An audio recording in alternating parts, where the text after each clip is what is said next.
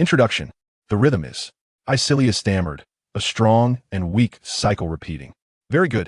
DeCao nodded, placing his right hand on the piano to begin playing. The music resonated throughout the parlor as DeCao nodded 3 times and declared, ready go.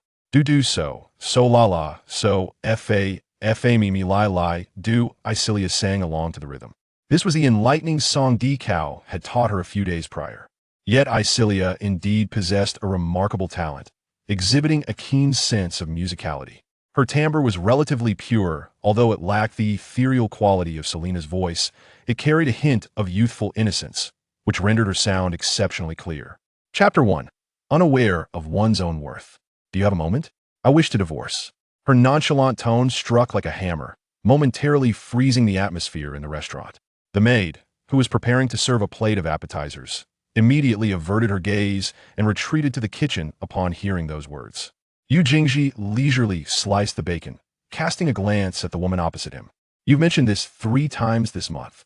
In the brief encounters since their marriage, they had met only a handful of times, and recently, it was particularly unusual. They had met 3 times in 1 month, each instance inevitably marred by discord.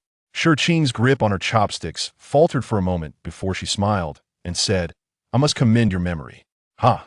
The tone, laced with sarcasm, resonated distinctly in their confined space, its mockery palpable. Shirqing feigned ignorance and continued. So, Mr. Yu, when would it be convenient for you? The newly implemented divorce cooling-off period means if we don't act swiftly, it will become troublesome by next month. Mr. Yu? The address amused Yu Jingji. He twirled his knife and fork, his tongue brushing against his molars, lifting his gaze with a hint of playful intrigue. Shirqing, you somewhat make me feel you are rather oblivious to your own circumstances. His manner of insult was remarkably sophisticated.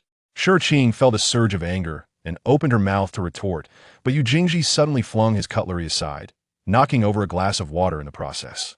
With a crash, it shattered on the floor.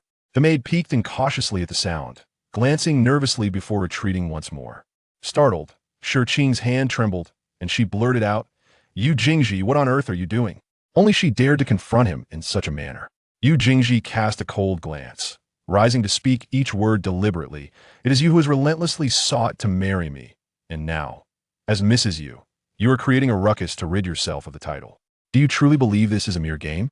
He paused, taking a tissue to wipe his hands at a leisurely pace, as if granting Shirqing the time to reflect on his words. After a brief moment, his sharp gaze shifted, the mole beneath his eye exuding an air of arrogance as he scrutinized her from above. I had stated from the beginning that the position of Mrs. Yu could be yours, but emotional connection was out of the question. Rules were established, requiring your compliance without any foolish antics. Do you believe you have adhered to that? Listening to what sounded like an indictment of her actions, Shirqing felt her heart plunge into an icy abyss, chilled to the core. The Shur and Yu families intended to unite in marriage. The bride was meant to be the beloved third miss of the Shur family. Yet overnight, she had transformed into an unacknowledged foster daughter.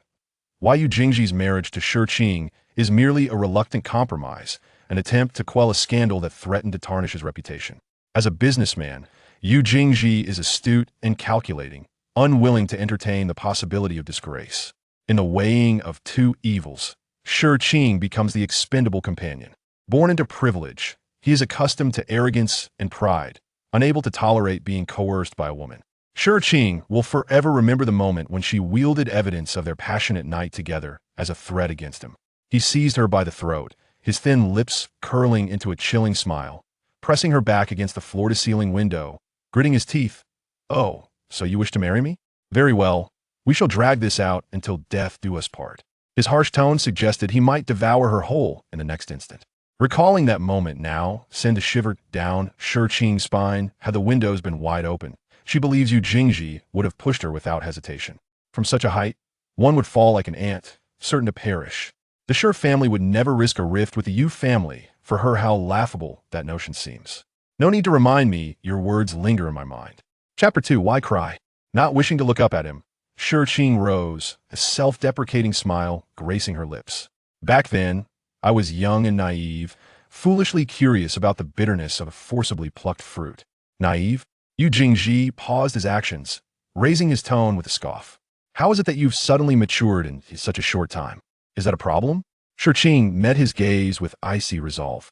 Having seen enough, I realize you are no more than ordinary. There are plenty of wealthy, handsome men outside. What's wrong with wanting a divorce to explore sweet love?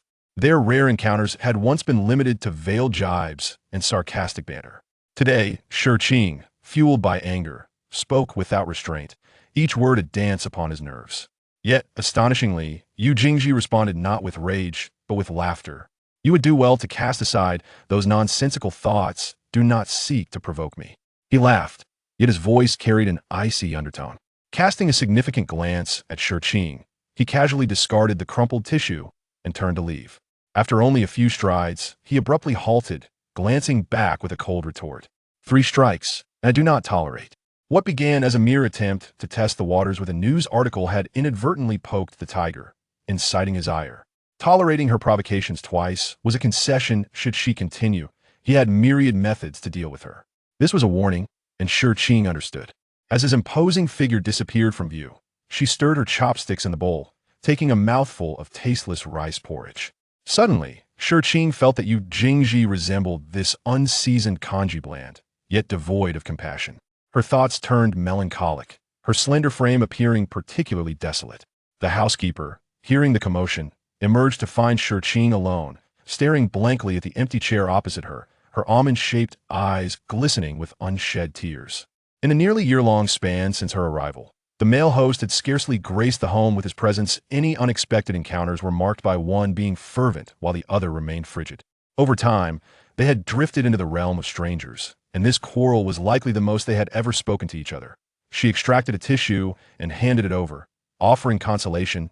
Madam, do not be disheartened. What couple harbors grudges overnight? Sometimes a little playfulness and humility can resolve matters.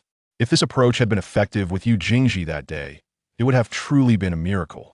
Shirqing waved her hand dismissively, forcing a smile as she surveyed the mess around her. After changing into appropriate attire upstairs, she grabbed her meticulously packed suitcase and stepped outside. Aunt Zhang, mistaking her intentions for anger, hastily dropped her cleaning cloth and inquired, "Where's the madam off to?" Without glancing back, Shirqing replied, "On a business trip." As Yu Jingji navigated through the bustling traffic, his phone suddenly buzzed. Upon answering, a robust voice resonated in his ear. "Tonight, bring Shirqing back to the BUN for dinner." Upon hearing those words, Yu Jingji's expression darkened further, and he immediately countered, "I've been accommodating you for over a month with only a few encounters. Is this request for a dinner too excessive?" "Excessive, you say? Nonsense, you little rascal," Yu Sheng retorted without hesitation. His loud voice prompted Yu Jingji to frown and hold the phone at a distance, allowing him to continue unabated. "Is your behavior not excessive? You've grown accustomed to being domineering outside, yet you return home to unleash your temper upon your own wife." Ah, so she had enlisted assistance to confront him. Yu Jingji narrowed his eyes, tightening his grip on the steering wheel, his anger palpable. "Grandfather," he called out deliberately, "why are you turning your elbow outward? Who is outside?" A question posed with full awareness. Who else could it be? With a touch of nonchalance, Yu Jingji pressed the accelerator, teasingly responding, "Shirqing, of course." Chapter 3. She is not worth it. With an exasperated tone, Yu Sheng wished he could leap through the phone to deliver a kick to Yu Jingji. Unwilling to engage in further banter, he issued a direct command, "I expect to see both of you at the BUN tonight." Yu Jingji flatly refused, "Impossible. I have a business trip." Aware of his grandson's obstinate nature, Yu Sheng conceded slightly, "Then let us wait until your return. How about this weekend?" It was not a question but a decree that brooked no opposition. Yu Jingji understood his grandfather's tenacity. It was hardly surprising that he had insisted on staying at Yangding No 1. "Let us discuss it later," he muttered, indicating his acquiescence. Yu Sheng, still uneasy, admonished, "Don't cause any more trouble, understood?" Without waiting for a reply, he abruptly ended the call. Yu Jingji tossed his phone aside, where it fell into the passenger seat. Frustrated, he rubbed his chin and murmured, "Shirqing, you really are something." Achoo! Shirqing rubbed her nose and turned a page of her book. Xiu Cheng, shifting her gaze from her iPad, draped a shawl over her, caught a cold. "No," Shirqing replied, gathering the soft fabric around her, teasingly adding, "Perhaps someone is cursing me." "Stop overthinking," Zhou Cheng replied, "I only just fell asleep at 2 this morning and had to wake early for a flight. I'm exhausted." So I'll take a nap. You should rest too. With that, she lay back on the bed and pulled down her eye mask. How could she not be tired? Since graduating, Zhou Chong had launched her own venture and now managed a leading MCN agency, ZM, a pinnacle achievement that came with its own sacrifices. Invited to Liaozhou for a conference, the occasion was, in essence, a meeting with brand representatives and investors. As a junior and friend, Shi Qing had been recruited by Zhou Chong right after her graduation, harboring no ambitions for fame, nor vying for resources. Yet, her strikingly beautiful and versatile visage set her apart, leading many brands to specifically request her collaboration. Which was the very reason Zhou Chong insisted on bringing her along without an assistant. As night fell, Shi Qing closed her book and retreated to her room, swiftly drifting into slumber. Surrounded by shadows, she found herself facing an endless sea, the wind tousling her skirt. Opposite her stood Yu Jingzi, impeccably dressed in a suit, exuding a handsome charm. They were embroiled in an argument. Shi Qing felt that Yu Jingzi's talent was being wasted in business. He ought to pursue a career in acting. With his looks and family background, he would undoubtedly rise to stardom. In the meantime, Zhou Chong received a phone call and left, instructing Shi Qing to explore the vicinity while awaiting the evening's banquet. Shi Qing sat in his seat, scrolling through Weibo, when an unfriendly voice pierced the air. What are you doing here? Chapter 4. I long to embrace you though familiar. Shi Qing pretended not to hear, her finger pressing refresh on her phone. Humph. Who cannot feign ignorance? Yu Jingzi, rarely bested, was invariably so due to Shi Qing. His patience was scant, especially around her. Observing her pretense, he snatched her phone and slammed it onto the table, retorting sharply. What news are you reading? You ought to get your ears checked. Their verbal duels were commonplace. Shi Qing glanced at the vacant table across from them, retrieved her phone, and toyed with it in her palm, her crimson lips curving into a provocative smile. Do you reside in Dongwang? The playful glint in her eyes momentarily stunned Yu Jingli, who then realized she was insulting him. This was, without a doubt, pouring oil on the flames. Shi Qing, do refrain from being so unperceptive. The restaurant was sparsely populated at that moment, and Yu Jingji's voice lowered, his displeasure unmistakable and tinged with intimidation. Unfazed, Shi Qing rose and leaned closer, countering, You are openly courting another woman right under my nose. Do you not intend to offer an explanation? What rendezvous? We were merely discussing a merger project. Yu Jingji glanced at his watch, then shot a look at Shi Qing, as if to say she was still dreaming. The implication was clear. My affairs are none of your business. Fortuitously, Shi Qing had a strong mental fortitude, otherwise she might have suffered a heart attack. Taking a deep breath, she crossed her arms and leaned against the table's edge, her posture accentuating her graceful curves. Clad in a red dress with dark hair and fair skin, the striking colors melded beautifully, exuding an exquisite charm and allure. One could not deny Shi Qing's physical perfection. Yet it did little to mask the sordid and hypocritical nature of her heart. Contemplating her actions, Yu Jingzi unconsciously clenched his jaw. Shi Qing, refrain from playing your schemes behind my back. Saying this, he grasped her chin, his breath icy as he uttered, You certainly possess a knack for winning hearts. Dong Tiu. Even Yu Sheng stands up for you. Taken aback by his sudden accusation, Shi Qing stared in confusion. What do you mean? Continue your charade. Yu Jingzi tightened his grip. The pain in her jaw made Shi Qing furrow her brow, and with both hands, she forcefully broke free, instinctively stepping back 2 paces. Why should she be misjudged for actions she had never committed? Her face flushed, she clutched her chest, breathing heavily. You must rectify your habit of hastily labeling others without discernment. With her resentful words left behind, she walked away, her figure gradually receding. Yu Jingji pondered her words as his assistant called to remind him of the upcoming meeting. Infuriated by Yu Jingji, Shi Qing sought solace by shopping in the commercial district, transforming her anger into an appetite for local delicacies. Upon returning to the hotel laden with bags, she found Zhou Chong sprawled on the sofa, applying a face mask. Surprised by her appearance, Zhou Chong exclaimed, Goodness, are you on a business trip or a vacation? Shi Qing shrugged, If I earn without spending, wouldn't that be a waste? Zhou Chong could only respond with a stunned silence. An outdoor banquet was held on the hotel as long. Liaozhou's climate was warm year-round. At 7 o'clock, the lingering warmth of the day still hung in the air, while stars twinkled against a backdrop of deep blue twilight. It was in this splendid setting that Shi Qing, adorned in a silk green dress elegant and retro, approached with an alluring grace, instantly capturing the gaze of all present. I told you to arrive earlier. Now everyone is staring at us, Shi Qing murmured softly, her lips barely moving. This is precisely the effect I desired. Zhou Cheng maintained his smile, whispering in a tone audible only to the two of them, "They are utterly captivated by your beauty." With a chuckle, Zhou Cheng guided Shi Qing to greet others, familiarizing themselves with the crowd. As the scene unfolded, he kept glancing around until his gaze suddenly brightened, fixating on a particular spot. Shi Qing took a sip of champagne and inquired, "Who are you searching for?" Yu Jingyi. Chapter 5. Wanting a child. Shi Qing's pupils constricted in apprehension.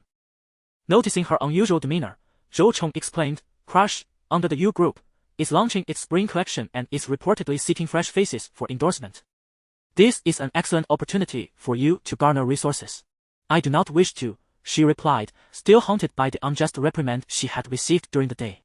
Moreover, if Yu Jingli were to see her, he would not only dismiss her as a spokesperson but likely want her gone entirely. "I am weary. I shall take a moment to rest over there." Zhou Cheng, accustomed to rejection, did not relent this time. Outside the crowd, Yu Jingzi instantly spotted Shi Qing being led away, her expression a portrait of resistance. He seldom involved himself in her affairs, unaware of her professional pursuits, believing she was merely visiting Liuzhou for leisure.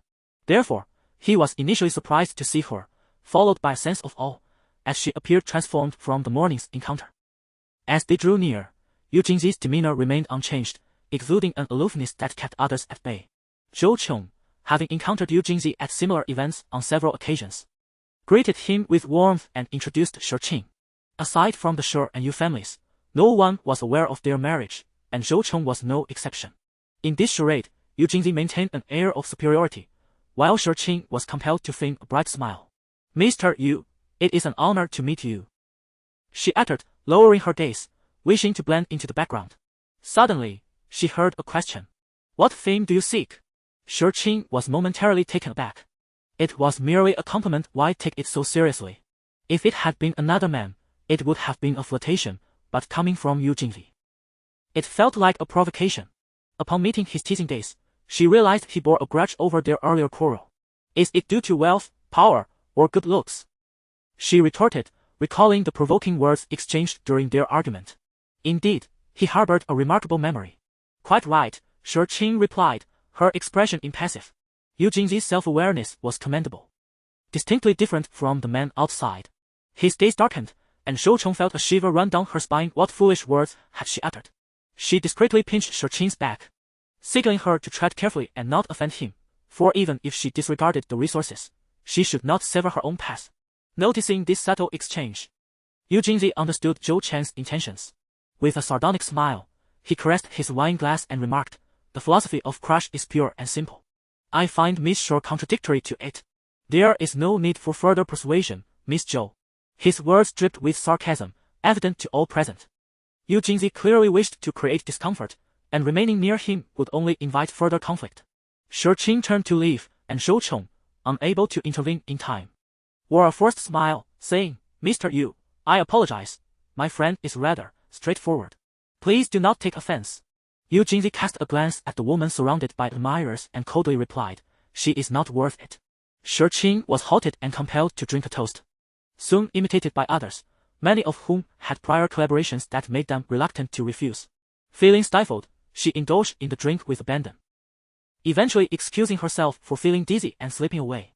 After approximately 10 minutes at the hotel, Shi Qing's mind grew increasingly muddled, and she found herself unable to focus as she pressed the button for her floor. Suddenly, a hand reached out. "Miss, which floor? Let me assist you." In a daze, Shi Qing felt she had encountered a kind soul. After a moment of thought, she said, "The 9th, thank you." She rubbed her eyes, failing to discern the illuminated number, and thereafter kept her eyes partially closed. Ding! The elevator doors opened. "Miss, we have arrived." A gentle hand patted her shoulder, and as Shi Qing stepped out, she suddenly turned back and bowed deeply. "Thank you, sir. You are truly delightful." The man chuckled softly, his voice somewhat muffled. Shi Qing could not quite decipher it. Squinting her eyes, she finally realized he was wearing a mask, and the hood of his sweatshirt obscured his face. She offered him a polite smile and disappeared around the corner, supporting herself against the wall. At 10 o'clock in the evening, when Yu Jingli beheld the woman slumped at his doorway, a fleeting impulse to strangle her surged within him. Chapter 6. A wife. "Hey, get off me. When he saw her slumped with her head tilted, Yu Jingzi furrowed his brow and unceremoniously kicked her calf, saying, "Shurqing, don't add to my troubles here." Awakened by the pain, Shurqing opened her bleary eyes and gazed up at him. The backlight combined with her inebriation made his face appear shrouded in a haze. Yu Jingzi, observing her like a fool, opened his mouth to shoo her away, insisting she leave as soon as she regained consciousness. Hearing his reprimand, Shurqing struggled to rise, stepping on the room card beneath her foot. With hands on her hips, she huffed, "You are so rude. What business do you have sitting at my door?" Yu Jingzi opened his mouth to respond but thought better of it. There was little to be gained in conversing with a drunkard. He simply grabbed Shurqing and shoved her aside, swiping the card to open the door. Just as he stepped forward, she grasped his forearm firmly. "You shall not enter my room," she declared defiantly. The strong scent of alcohol wafted from her. And Yu Jingli recoiled, pulling his arm back to lean against the doorframe, his finger pointing at her red nose. "I warn you, do not act foolishly.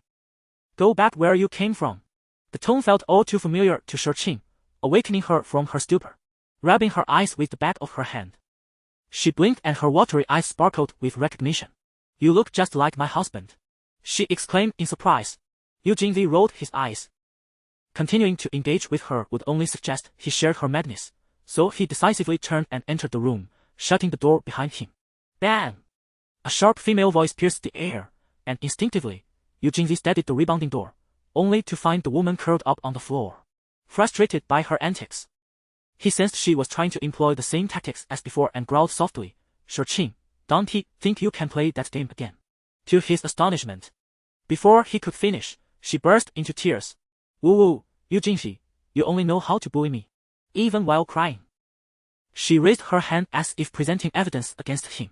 Her slender, pale fingers were swollen and bruised, and Yu Jingzi was taken aback, though he quickly dismissed it as her own fault. Shurqing wobbled before him, her tear-streaked face a picture of misery. "It's all your fault, it hurts so much." She pitifully waved her hand, pleading, "Come on, blow on it." Yu Jingzi remained unmoved, his jaw clenched tight, revealing his displeasure. In her drunken state, Shurqing disregarded all propriety and instinctively leaned into him, persistently demanding, You say you're sorry, and I will forgive you." Yu Jingzi would never apologize. He attempted to push her away, but she clung to his sleeve, quietly sobbing in a state of utter grievance. An oblivious couple passed by in the empty corridor, staring at the pair for a while before whispering among themselves. The gentleman kindly advised, "Buddy, your wife is so beautiful. Why are you angry with her? You should cherish her. Just coax her and everything will be fine." Yu Jingzi shot a cold glance at the meddling intruders, then firmly grasped Shurqing's shoulder and hauled her back inside, kicking the door shut behind them. As she was dragged, Shurqing nearly tripped over her skirt, exclaiming, "It hurts, it hurts." Yu Jingzi paid her no mind, fearing that if others saw, rumors would spread, and he certainly had no intention of dealing with her further. He forcefully grasped her and pressed her against the window, compelling her gaze downward at the towering buildings below. After a brief moment, they turned to face each other, their eyes glinting with a frosty intensity. "Behave yourself and refrain from causing a stir. Should you continue to provoke me, I shall cast you down," he threatened ominously. His words were fierce, yet Shurqing remained silent, her gaze fixed intently upon his face. Yu Jingzi furrowed his brow and inquired, "Do you hear me?" Shurqing paid him no heed, her fingers abruptly tightening on the fabric of his waist. Her fervent eyes lingered on his crimson lips as she murmured softly, "Yu Jingzi, I wish to kiss you." Chapter 7. Be more proactive. Upon hearing the words, her expression changed, momentarily leaving her uncertain as to whether she was genuinely intoxicated or merely feigning. The woman made a move to kiss, but Yu Jingzi deftly pushed her aside onto the sofa, a fleeting look of disdain crossing his face. "Leave!" He loosened his tie, furrowing his brows as he glanced at the motionless figure sprawled on the couch before striding into the bathroom. Shurqing's head collided with the armrest, and she felt a wave of dizziness wash over her. Suddenly, a sharp pain coursed through her hand, and she could not discern whether it was due to an injury or something else entirely. Unable to hold back, tears fell onto the coarse fabric beneath her. The following day, in the waiting lounge, "Where did you go last night?" Shurqing felt a pang of regret at the question. Who could have known she had mistakenly entered the wrong floor, standing at a door with the same number as Yu Jingzi's, only to succumb to intoxication and fall asleep. Shurqing feigned slumber with her headphones on, pretending not to hear. Zhou Chong, undeterred, reached over to remove them, probing, "You're not secretly dating, are you?" Otherwise, why would you have left early and returned later than me? Can your keen perception really be deceived? Shurqing replied with a hint of sarcasm. Zhou Cheng, unimpressed, retorted. Your acting skills far surpass my observational prowess. Sipping her coffee calmly, Shurqing explained, there as an observatory at the hotel, I lost track of time while stargazing. Regardless of whether Zhou Cheng believed her, she swiftly changed the subject. I apologize for what transpired yesterday. I misspoke in a moment of confusion. Understanding the gravity of the situation, Shurqing knew that ZM was not solely her responsibility. The case involving her crush could lead to others succeeding. As her quarrel with Yu Jingli had left her at a standstill. Zhou Cheng, however, remained unperturbed. Noting that Yu Jingli had no intention of engaging in a proper conversation the previous day, Shurqing found it peculiar. Their exchanges always seemed laden with hidden meanings. Could it be? Zhou Cheng interjected with astonishment. You're not involved with Yu Jingli, are you? Coughing, Shurqing nearly choked on her coffee. Her cheeks flushing as she stammered, what nonsense are you talking about? After all, how could there be any animosity during your first meeting? Was there really any reason for such veiled sarcasm? Zhou Cheng analyzed sagely. At that time, they had merely obtained their marriage certificate. Yu Jingli had declared he did not wish for their relationship to be publicized, effectively keeping the world in the dark until today. Shurqing seized the opportunity to distance herself from him, arguing, is he so remarkable simply because he is a capitalist? Why should he mock others without allowing a retort? He merely stands atop the social hierarchy, possessing a lineage that others can only aspire to. As her indignation grew, Zhou Cheng realized that these two were hardly lovers. They seemed more akin to adversaries. Just as she contemplated advising Shurqing to remain calm, her peripheral vision caught sight of a tall figure. His piercing gaze fell upon them, his expression darkening. Oblivious, Shurqing continued her tirade against Yu Jingli, calling him a bully. SHH. Zhou Cheng hastily covered her mouth, forcing a stiff smile. What a coincidence, Mr. Yu. Shurqing's heart sank as she turned to see Yu Jingli observing her with an air of superiority. I have a few matters to discuss privately with Ms. Sure. The implication was clear. Zhou Cheng should make herself scarce. Yet, Zhou Cheng felt uneasy leaving Shurqing alone, fearing a confrontation might escalate uncontrollably. Please wait for me outside. Shurqing offered a reassuring glance, and only then did Zhou Cheng depart, her heart racing as she passed by Yu Jingli. The enmity between them seems irrevocably established. As if she foresees the arduous path that ZM will inevitably traverse. In the compartment, only the atmosphere between the two remains taut and charged. Yu Jingli casts a sidelong glance at the upright figure of Shurqing, hands casually tucked into the pockets of his trousers, as he saunters closer, taking the initiative. Such grievances. Were they not all chosen by you, ever since the day you resolutely decided to marry me? Observing the fleeting dimness in Shurqing's gaze, Yu Jingli inexplicably feels a twinge of vindictive pleasure, his tone becoming even more frigid. To scheme against me will exact a toll. Chapter 8. The body must be flexible indeed. He not only harbors grudges but also seeks retribution for the slightest offense. What once seemed a fleeting pleasure now brings forth tears. Facing his piercing gaze, Shurqing rose and spoke to him in a gentle tone. If you have any grievances, direct them at me. Do not involve others. She remained indifferent, for although the Sure family relied on the Yu family, they were not without strength. And she dared not jeopardize Zhou Cheng's hard work. How fortunate it would have been had she realized this sooner.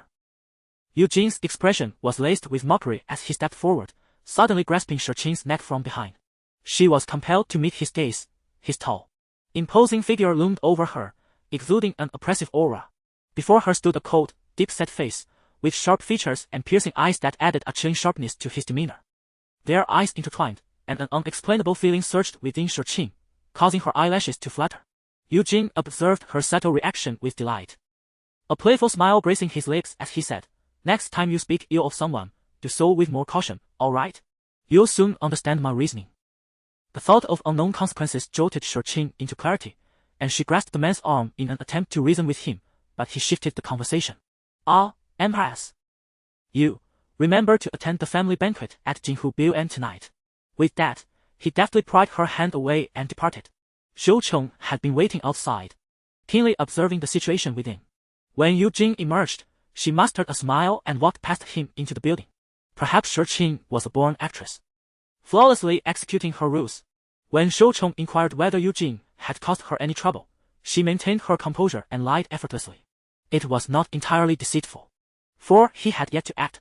His threats were merely verbal for now. The flight was scheduled for 9 in the morning. Traveling from the southernmost tip of the country to the north, arriving at their destination in the afternoon. Sun City was not like Liaozhou by late November. The cold was biting. Shirqing, who had always been sensitive to the chill, donned her down jacket immediately upon disembarking, giving Zhou Chong, who still wore shorts, a thumbs up. As they exited the airport, they inevitably encountered Yu Jing once more. He was heading towards a Rolls-Royce parked by the roadside when he suddenly answered a phone call. Standing tall and poised, presenting a cold profile to those around him. As they passed by in their vehicle, Zhou Chong nudged Shirqing with her elbow, eagerly asking, "What kind of woman do you think could control a man like Yu Jing?" This question piqued Shirqing's curiosity as well, and after years without an answer, she jested. "Why don't you go and ask him?" "Oh no, I'd rather not," Zhou Chong replied, her face contorted in resistance, fearing he might retaliate harshly. Indeed, not everyone could withstand Yu Jing's sharp tongue. Shirqing glanced outside, and their eyes met just as Yu Jing looked over. She quickly averted her gaze and sat up straight. She then pondered, what could he possibly see through the closed window? Perhaps it was merely an accidental glance. After dropping Zhou Chong off at home, Shirqing closed the car door. The driver turned to her and inquired, "Miss, do you recognize the license plate of the car behind us? It has been following us the whole way." At this, Shirqing turned back, but her phone rang. Before she could speak, the voice on the other end said, "Get out of the car." "What?" Confused, Shirqing heard the voice insist, "I am behind you." Thus, it was highly likely that the call had come from Yu Xing, as he was one of the few who complied with Yu Jing's orders. Upon entering the rear seat of the Rolls-Royce, Shirqing exchanged a silent glance with Yu Jingzi. Both enveloped in a moment of stillness as the vehicle glided towards the western suburbs. Jinhu Biuan, the ancestral residence of the Yu family, nestled amidst mountains and water, exuded a serene beauty, now inhabited solely by Yu Xing and a handful of servants, while the younger generation of the Yu family resided elsewhere. The car traversed the lawn and entered the courtyard, where Shirqing alighted first, making her way towards the house, though she was soon outpaced by Yu Jingzi's long strides. As she ascended the final step, a figure suddenly burst forth from the entrance, causing Shirqing to instinctively halt. A delicate figure, clad in soft pink, leaped into the embrace of the man, rising on tiptoes as her arms entwined around his neck, her voice a sweet, melodious chime laced with uncontainable joy. "Ah, brother Jingji. You have finally returned. I have missed you so." Chapter 9, Your Heart Yan Xin. Yu Jingzi, slightly taken aback, discreetly pushed her away and asked with a faint smile, "When did you return to the country?" Although reluctant, Yan Xin had no choice but to release her grip, secretly pouting before her expression transformed into a radiant smile. "Just the day before yesterday. I waited for you here all day." She spoke without a hint of grievance. Yu Jingji, akin to a doting elder brother, gently patted her fluffy head and inquired, "Where's Yan Sui?" "Who knows?" Yan Xin frowned, lamenting, "My brother always disappears without a word, never informing the family of his whereabouts. I haven't seen him for half a year." Yu Xing, a comrade of Yan's grandfather, shared a long-standing friendship with the Yan family. Yu Jingji and Yan Sui grew up together, treating Yan Xin like a sister. As the two reminisced about their time apart, Shirqing felt like an outsider. Yet the beauty was impossible to overlook. Yan Xin, naturally curious, tilted her head and asked, "Jingzi Gij, who is she?" Just as Shirqing wondered how Yu Jingli would respond, a booming voice interjected, "She is your Jingzi Gij's wife. You should address her as sister-in-law." Yu Sheng approached, leaning on his cane, and cheerfully beckoned, "Qingqing, come inside, it's freezing out here." Shirqing greeted the stunned Yan Xin with calm indifference while guiding Yu Sheng inside. Yu Jingzi playfully pinched Yan Xin's cheek, reminding her, "You're standing there like a daisy, letting the wind blow." The man took long strides, prompting Yan Xin to snap back to reality and dash after him, eagerly asking, "When did you get married?" Yu Jingzi pondered for a moment, "Almost a year ago." As he paused, Yan Xin seemingly heard the sound of her heart shattering. She widened her eyes in disbelief, questioning, "Why did no one tell me?" "Now you know," Yu Jingji replied, his eyes narrowing, continuing his pace. "But that's not the same." Suddenly learning this news, Yan Xin's elevated spirits plummeted, and she lost her appetite for dinner, concocting an excuse to leave after making Yu Sheng laugh. Yu Jingji escorted her to the car, and unable to resist, Yan Xin blurted out amidst the engine's roar, "Yu Jingji, do you like that girl named Shirqing?" "Little brat, how dare you speak so boldly?" Yu Jingzi playfully flicked her forehead. At 18, Yan Xian was 10 years younger than Yu Jingli, and to him, she was merely a child. You still haven't answered my question, Yan Xian complained, covering her forehead and gazing at him with affectionate eyes, persistently seeking an answer. Being still young, she had been pampered by the Yan family since childhood, leading her to be unable to mask her emotions. Her feelings of joy and anger clearly etched on her face. After encountering Shurqin, she suddenly wanted to go home, unlike the previous time when she stubbornly refused to leave until Yan Sui scolded her. Yu Jingli, accustomed to the intricacies of the business world, could easily discern the underlying reasons for her behavior. You should focus on your studies and refrain from fixating on love affairs, he replied, his demeanor shifting to one of seriousness, his expression tinged with a commanding authority. Moreover, this is my matter. As a younger sister, you ought not to pry. The implication was clear, yet Yan Xian interpreted it as a reprimand for meddling.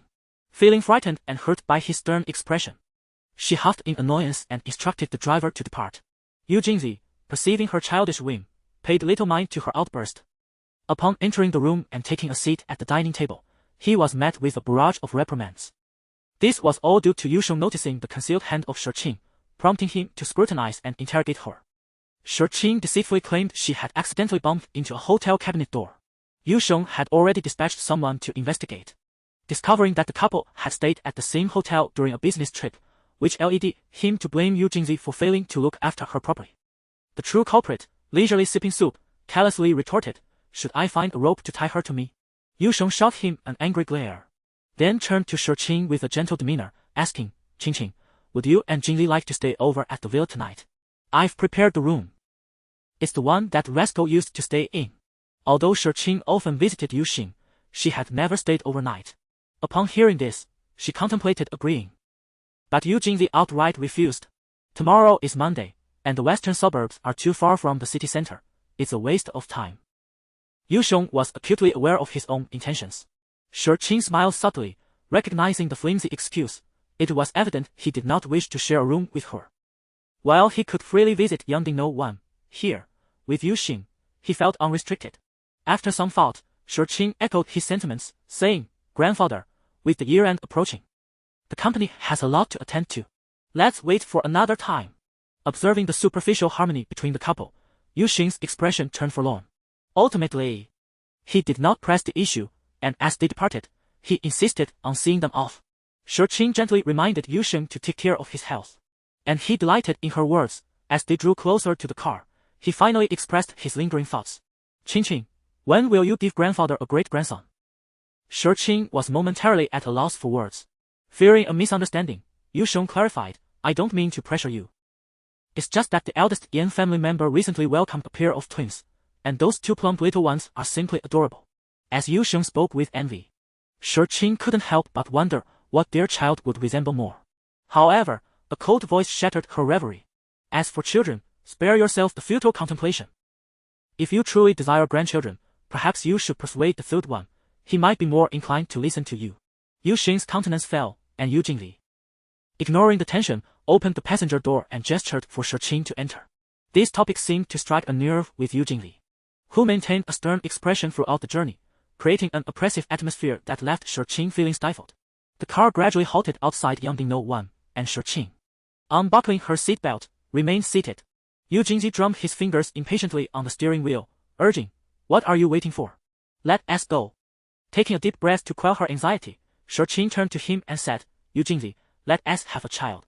Her tone was earnest and sincere, as she, deeply ensnared in her emotions, sought to bind a man's heart with the prospect of a child. Yu Jingzi, as if he had heard a ridiculous joke, relaxed his brow, and a low chuckle echoed in the vehicle. "Who gave you the courage to say that?" He lightly stroked his brow as if contemplating, then suddenly cast a sidelong glance at Shurqin, his eyes darkening. "As you're you, madam, you should not entertain such thoughts. Get out of the car.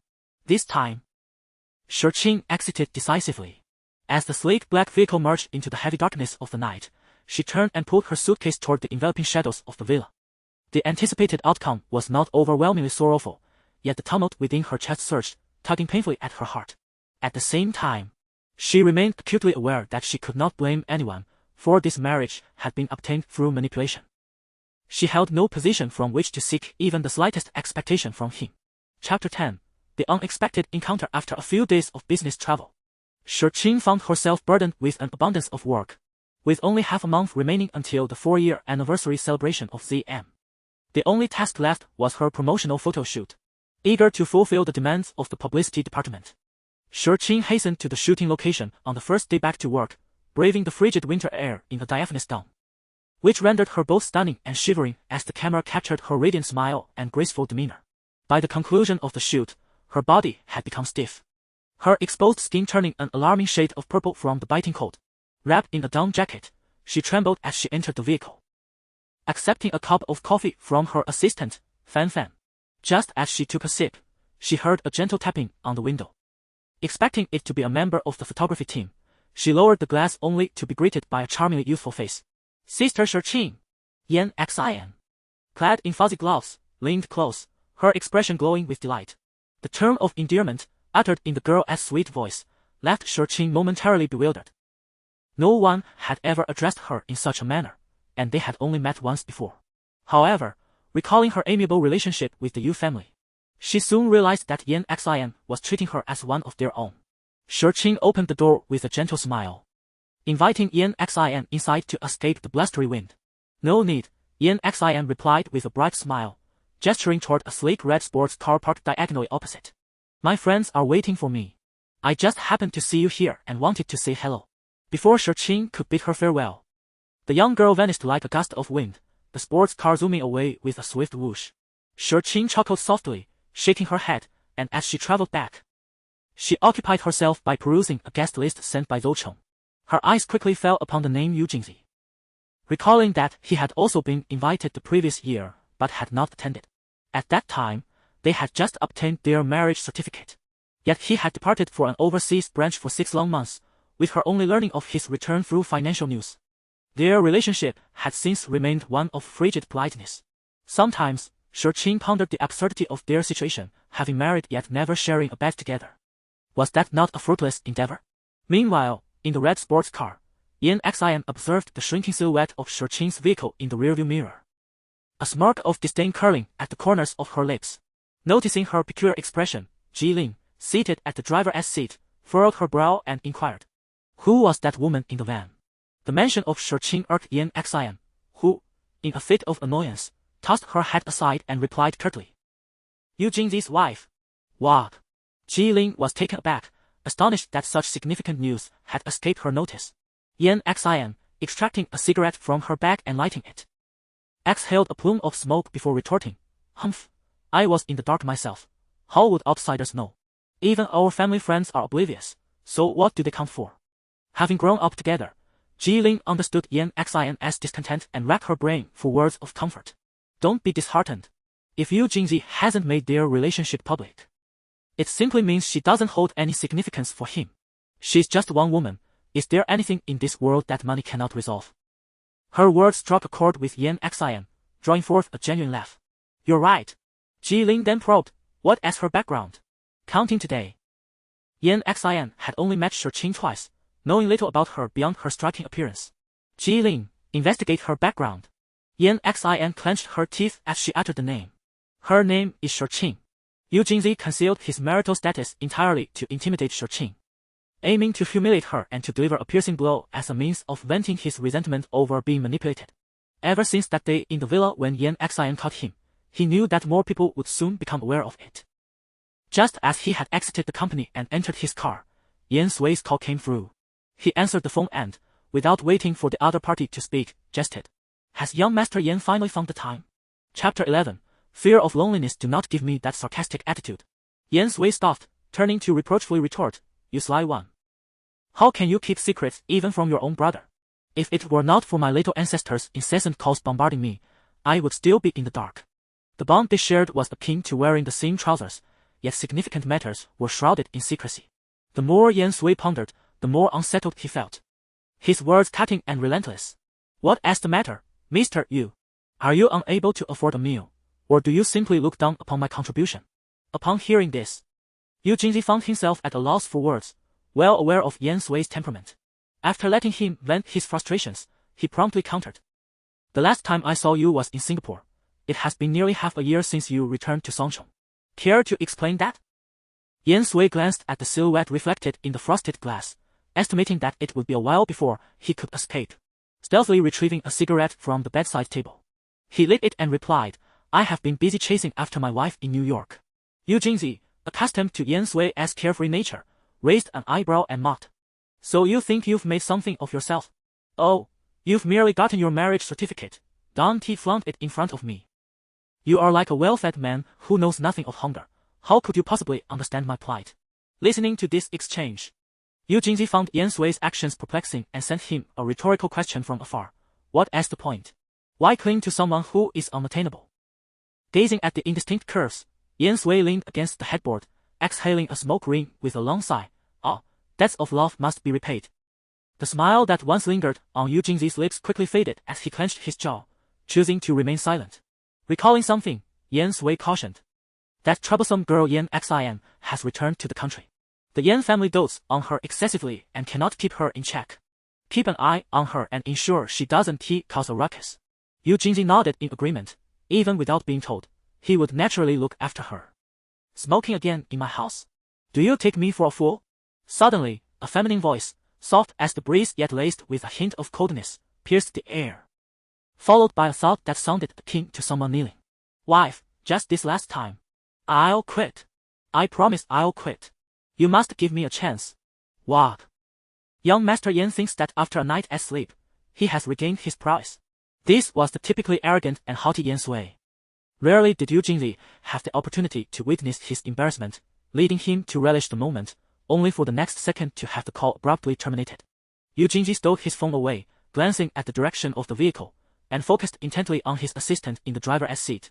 What about the video?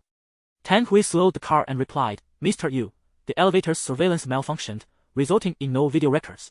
We could only see that as he began to utter another word. Tang Hui realized his oversight. Through the rearview mirror, he caught a glimpse of his boss's unchanging expression and sighed in relief before continuing. The corridor's surveillance shows Miss Shore leaving alone. It appears she may have taken a wrong turn. Your room numbers are the same. And she was unable to open the door, collapsing on the floor. Malfunction. A wrong turn. What a coincidence. We need to investigate this further. Yu Jingzi interrupted Tang Hui, dismissing the matter. No need to worry about it. Understood. Tang Hui noticed his boss slowly closing his eyes and accelerated towards their destination. The car came to a halt at the entrance of Mingdu, and Yu Jingzi followed the attendant down the familiar path. Exiting the elevator, he walked along the carpeted corridor, where the silence was punctuated only by the muted sound of polished shoes against the floor. Mr. Yu, we have arrived, the attendant announced, stepping aside to push open the heavy door with a courteous gesture. Just as Yu Jingzi took a step forward, the door diagonally opposite was suddenly flung open with a bang. A girl burst out, clutching a bottle of wine, seemingly taken aback by the presence of others. She froze momentarily, looking up. Her hair was disheveled as if she had been tugged at, and there were visible handprints on her face. That face! Yu Jingzi's pupils constricted instantly, his gaze fixed on the girl without blinking. The girl, feeling the intensity of his stare, took an involuntary step back, and then, pressed against the wall, she dashed past them as if fleeing for her life. Yu Jingzi turned his head to look, still engulfed in shock, when a hand landed on his shoulder, and a questioning voice reached his ears. Third brother, that girl looked remarkably like your ex-girlfriend. Chapter 12. A dismal experience. Yu Jingzi brushed aside the elbow resting on his shoulder, casting a sidelong glance at the young man. Is his gaze already faltering at such a tender age? Humph, let him stubbornly hold his ground. There was an unmistakable resemblance, after all, otherwise. Why would he fixate on the girl with such a predatory stare? Zhao Xi, feeling somewhat disgruntled, withdrew his hand and leaned against the doorframe, adopting an investigative stance. With a glimmer of gossip in his phoenix eyes, he audaciously inquired, Third brother, you can't still be pining for that artist, can you? The artist's ex-girlfriend was a cellist, whom Zhao Xi had encountered during his visit to the United States to see Yu Jingli. Later, he learned that the two had parted ways, with the surprising twist being that it was Yu Jingzi who had been cast aside, a topic that had elicited quite a bit of laughter from everyone. Your tongue is a fine instrument, I hope you wield it sparingly, Yu Jingli remarked coldly, his gaze piercing yet devoid of anger. Growing up under Yu Jingzi's formidable presence, Zhao Xi felt both respect and trepidation. He ran 2 fingers across his crimson lips, conceding defeat, and promptly pushed the door open to invite him inside. Yu Jingli waved his hand dismissively, indicating his refusal. Having finally secured a meeting, Zhao Ci sought to persuade him. Oh, come on, since you're already here. Why not sit for a while? Yu Jingji, expressionless, replied, you have dampened my enthusiasm. Observing the nonchalant figure departing, Zhao Ci chuckled as he ran a hand through his hair in a faint gesture of indifference. Ah, it seems he has struck a nerve. Is it truly an unshakable past affection? Yu Jingli stepped through the revolving door, idly toying with his phone while waiting for time to return. Suddenly, a flurry of hurried footsteps mixed with curses approached from behind. Such occurrences are not uncommon in entertainment venues. As the commotion drew nearer, Yu Jingli remained oblivious. Until his elbow was jostled, causing his phone to slip from his grasp and shatter upon the ground, the screen fracturing into a spiderweb of cracks. Who the hell dares obstruct me? Yu Jingzi slowly turned, his sharp gaze locking onto the insolent man. The man, bald and somewhat portly, adorned with a gaudy gold chain, exuded an air of greasy affluence, while gripping a girl by the arm indeed, the very same girl they had encountered in the corridor moments earlier. The girl, recognizing Yu Jingji, lit up with urgency in her reddened eyes. Sir, please help me. In response, the bald man responded with a slap across her face, eliciting a pained cry from her. Releasing her, he pointed menacingly at Yu Jingji, demanding, you did best get lost, smartly.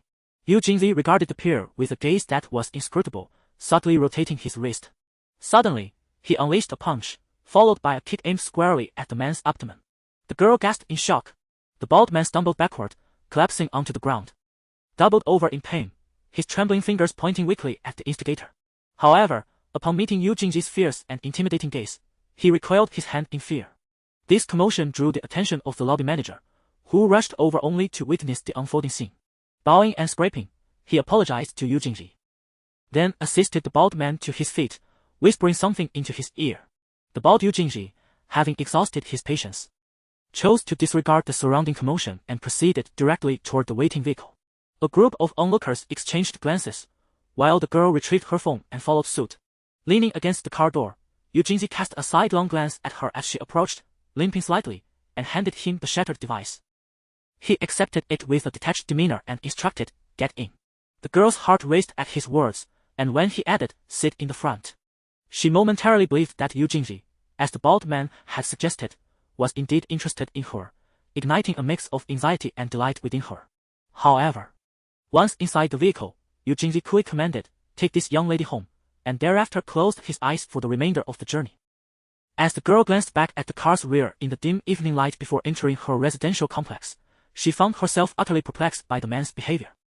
Unbeknownst to Yu Jingji, his impulsive act would soon lead to unforeseen repercussions. The following day, entertainment news revealed the marital status of the CEO of Huawei, accompanied by a short video of him allegedly vying for a woman in Mingdu. Upon the release of this information, it rapidly ascended to trending status, igniting fervent discussions among netizens. At that moment, Si Qing was taking a break after finishing her video recording when her assistant, Fan Fan, rushed over with her phone in hand, exclaiming, Sister Qingqing, quick, look. The CEO of Huawei is issuing a clarification statement. Si Qing, momentarily taken aback, could only watch as Fan Fan played the video, and a familiar voice resonated from the device. Yes, I have a wife, and I am immensely grateful for her presence in my life. Chapter 13. No turning back. Upon hearing this phrase, Shi Qing's heart skipped a beat, and she quickly reached for the phone that Fan Fan was holding. On the screen, Yu Jingji appeared as impeccably dressed as ever, exuding an air of elite sophistication. He lounged on the sofa by the floor-to-ceiling window, legs crossed in a relaxed posture. His gaze, cool and piercing, bore into the camera, emanating a haughty demeanor that felt less like a statement and more akin to a reprimand. His deep voice resonated through the room. I have no intention of occupying public resources. Both Mrs. Yu and I are ordinary individuals with a strong relationship that will only flourish in the future. There is no need for excessive discussion of all private matters. He advised those who had launched personal attacks against Mrs. Yu to be cautious, warning that further transgressions would not be met with leniency. As for the distorted and fabricated rumors, he expressed no desire to clarify, stating that the company would take direct legal action to substantiate the truth. The 35-second video, posted on the official Huawei Weibo account, featured the person involved personally refuting the claims. The content, though succinct, was imbued with an undeniable sense of authority. Just minutes later, the comments surged past 10,000. igniting a fervent discussion among netizens. What misconceptions does the CEO harbor about ordinary people? This is quite ostentatious. Is this what a domineering CEO looks like? So cool. So arrogant, I love it. For heaven's sake, let us be a little more realistic. He has a wife and they share a strong bond. You can't be serious. It's just an urgent PR stunt, and you all believe it. Ha ha. I agree with the previous comment. While it appears to be a defense, it feels rather forced. Besides, a wife is a wife, and a sweetheart is a sweetheart.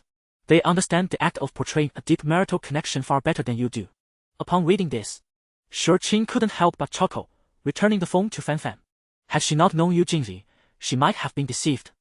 The camaraderie and favoritism embedded in his words spoke volumes, making the declaration of loyalty unnecessary. Shurqin sent Fanfan off to buy coffee and took to the internet to piece together the incident as background.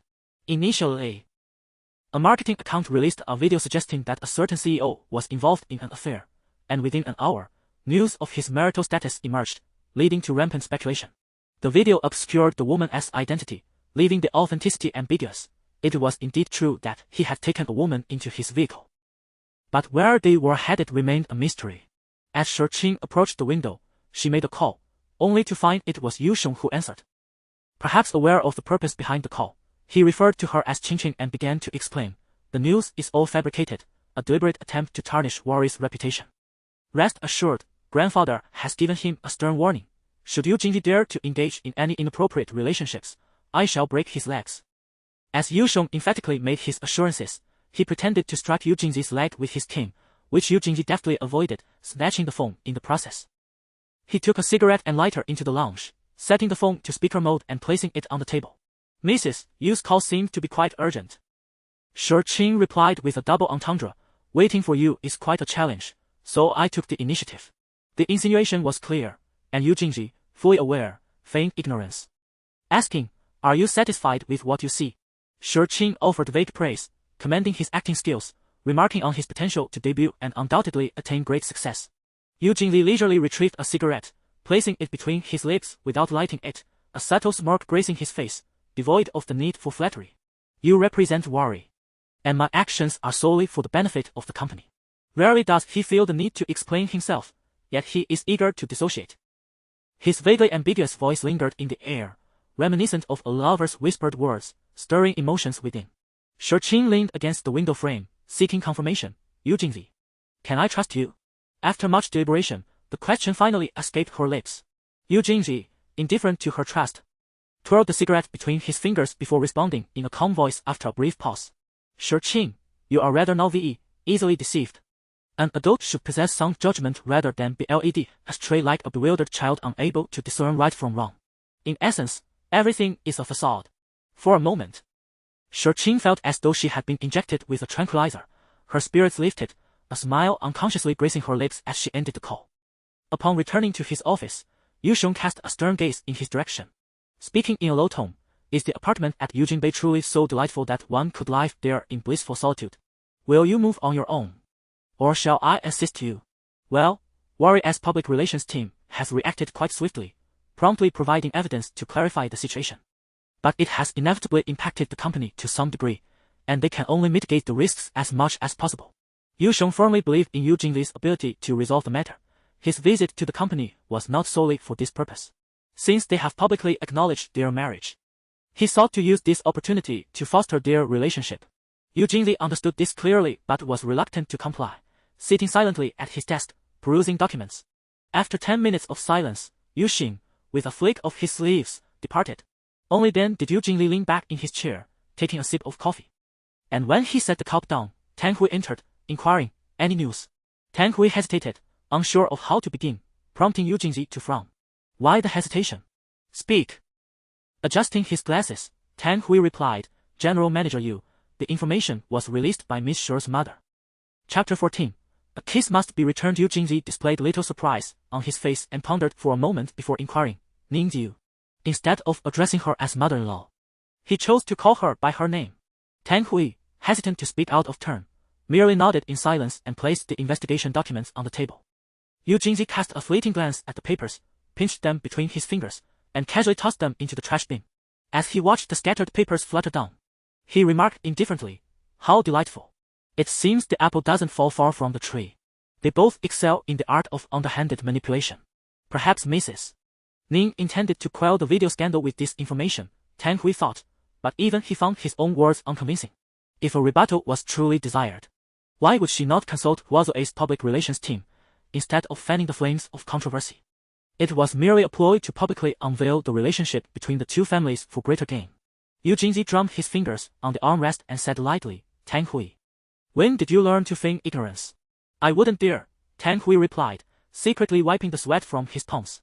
He then continued. It is evident that this matter is directed towards the Nanshan project. That piece of land, adjacent to the Huancheng Lake, is a former prestigious site, worth its weight in gold. It cannot be acquired merely with money. This is Huazuo's flagship project for the year, into which they have invested considerable effort. Yu Jingli paused, a sardonic smile playing on his lips as he responded, is it truly that enviable?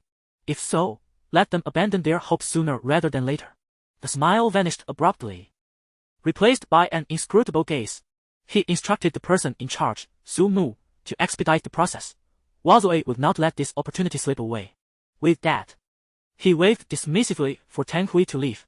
However, Tang Hui remained rooted to the spot, a look of distress on his face as he said, Mr. Yu, the old gentleman instructed me to ensure the move is completed before his departure. In the midst of internal family conflicts, outsiders have no place to interfere. Tang Hui felt the weight of his predicament. Being an employee of the Yu family was indeed a challenging endeavor. Yu Jingzi leaned back in his chair, turning away. His legs crossed. He rubbed his lips thoughtfully, his deep voice resonating. Do as he says. Move. I am curious to see what tricks they can conjure under my watchful eye. The residence at Yangdingno 1 was arranged by Yu Sheng. Situated in a prime location with high privacy, intended as a marital home, yet it was occupied solely by Shirqing. Seizing the opportunity during the weekend, Shirqing visited the flower market to select some blooms, hoping to infuse her home with a sense of warmth and liveliness. Just as she neared home, a phone call prompted her to turn back. Upon entering the CAF, Shirqing felt as if she had stepped into a warm embrace, and the chill of the outside world dissipated as she made her way to a table in the corner. Taking a seat, she greeted cheerfully, Mom. In stark contrast to Shirqing's genuine delight, Ning Jiu's expression was far from pleasant. She glanced at her watch and then fixed her gaze on her daughter. Her tone laced with reproach, You're 5 minutes late. Ning Jiu, nearing 50 yet impeccably maintained, bore no signs of aging, holding a high position in the company. She competed fiercely with the Shi family for power and influence, exuding an air of cold authority that created an unbridgeable distance between them. Shirqing's smile faltered, and she quickly adopted a respectful demeanor. I apologize. There was a bit of traffic on the way. Ning Ziyu, uninterested in pleasantries. Cut to the chase. The reason I called you here today is to discuss the Nanshan project with Yu Jingli. Now it made sense. It truly was her style to seek a meeting without a valid reason. Shirqing calmly declined. We never interfere in each other's work matters. To be precise, it is about refraining from interfering in each other's affairs. Upon hearing this, Ning Jiu slightly furrowed her delicate brows, which was why she had allowed Yu to whisper sweet nothings. This statement greatly displeased Shirqing, who tightened her fingers. Although she was not involved in commerce, she understood the importance of acting within one's means, and was even more aware that Yu Jingli would not heed her advice, but rather develop a distaste for her, perceiving her as self-serving. Ning Jiu's obstinacy was something Shirqing could comprehend, pondering how to dispel her intentions. Is it truly such a laborious task for you? In Ning Jiu's eyes, silence had morphed into rebellion. Her words dripped with disdain, suggesting that merely being recognized as someone of high status was enough to make one aloof. This revelation struck Shirqing profoundly.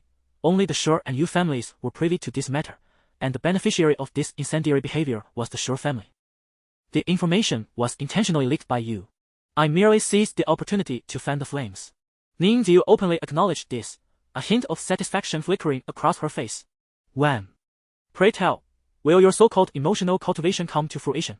Observing Shirqing's pallid complexion, Ning Jiu retrieved her purse and rummaged through it while offering her counsel. Regardless of whether Yu Jingli had a woman outside, you must find a way to capture his heart, otherwise all my efforts to see you wed into the Yu family would be in vain. Raising her gaze, the harshness in Ning Jiu's eyes was unmistakable. If one's methods are lacking in firmness, then one must adopt a gentler demeanor, occasionally relying on external forces. With that, she produced a small brown vial, slowly sliding it across the table. How does she perceive her? As a mere tool, or perhaps a meticulously chosen pawn? It was evident what it contained. And having suffered from her previous missteps, Shirqing would not fall prey again. Fixing her resolute gaze upon her, Shirqing declared, "I shall not commit the same error twice." She rose abruptly, only to be halted by Ningjiu's grip on her arm, forcing the vial into her hand. Ningjiu looked up with a gentle smile, addressing Shirqing. "You have always been obedient and sensible. This time, you surely won't disappoint your mother, will you?" Shirqing averted her gaze, gritting her teeth as she gently put her hand away and departed at a brisk pace, her high heels clacking loudly, an audible manifestation of her repressed emotions. As she rounded a partition, she inadvertently collided with the shoulder of an approaching figure. "My apologies," Shirqing murmured, glancing up to meet the gaze of a young girl with striking pink hair, her expression laced with arrogance. The moment Jilin recognized Shirqing, her impatience faded, and she swallowed her initial retort, replacing it with a nonchalant, "It's fine." Watching Shirqing exit the CF, she proceeded to their designated meeting spot, only to suddenly spot a familiar silhouette concealed among the greenery, and mischievously approached to deliver a playful slap. "What are you hiding from? Everyone is waiting for us on ENXIN." Swiftly covered Jilin's mouth, hushing her in a low voice, "Be quiet." She turned back to sneak another glance through the foliage before pulling her companion away. Shirqing discarded Ningjiu's ulterior motives into a nearby trash bin, feeling an inexplicable sense of relief.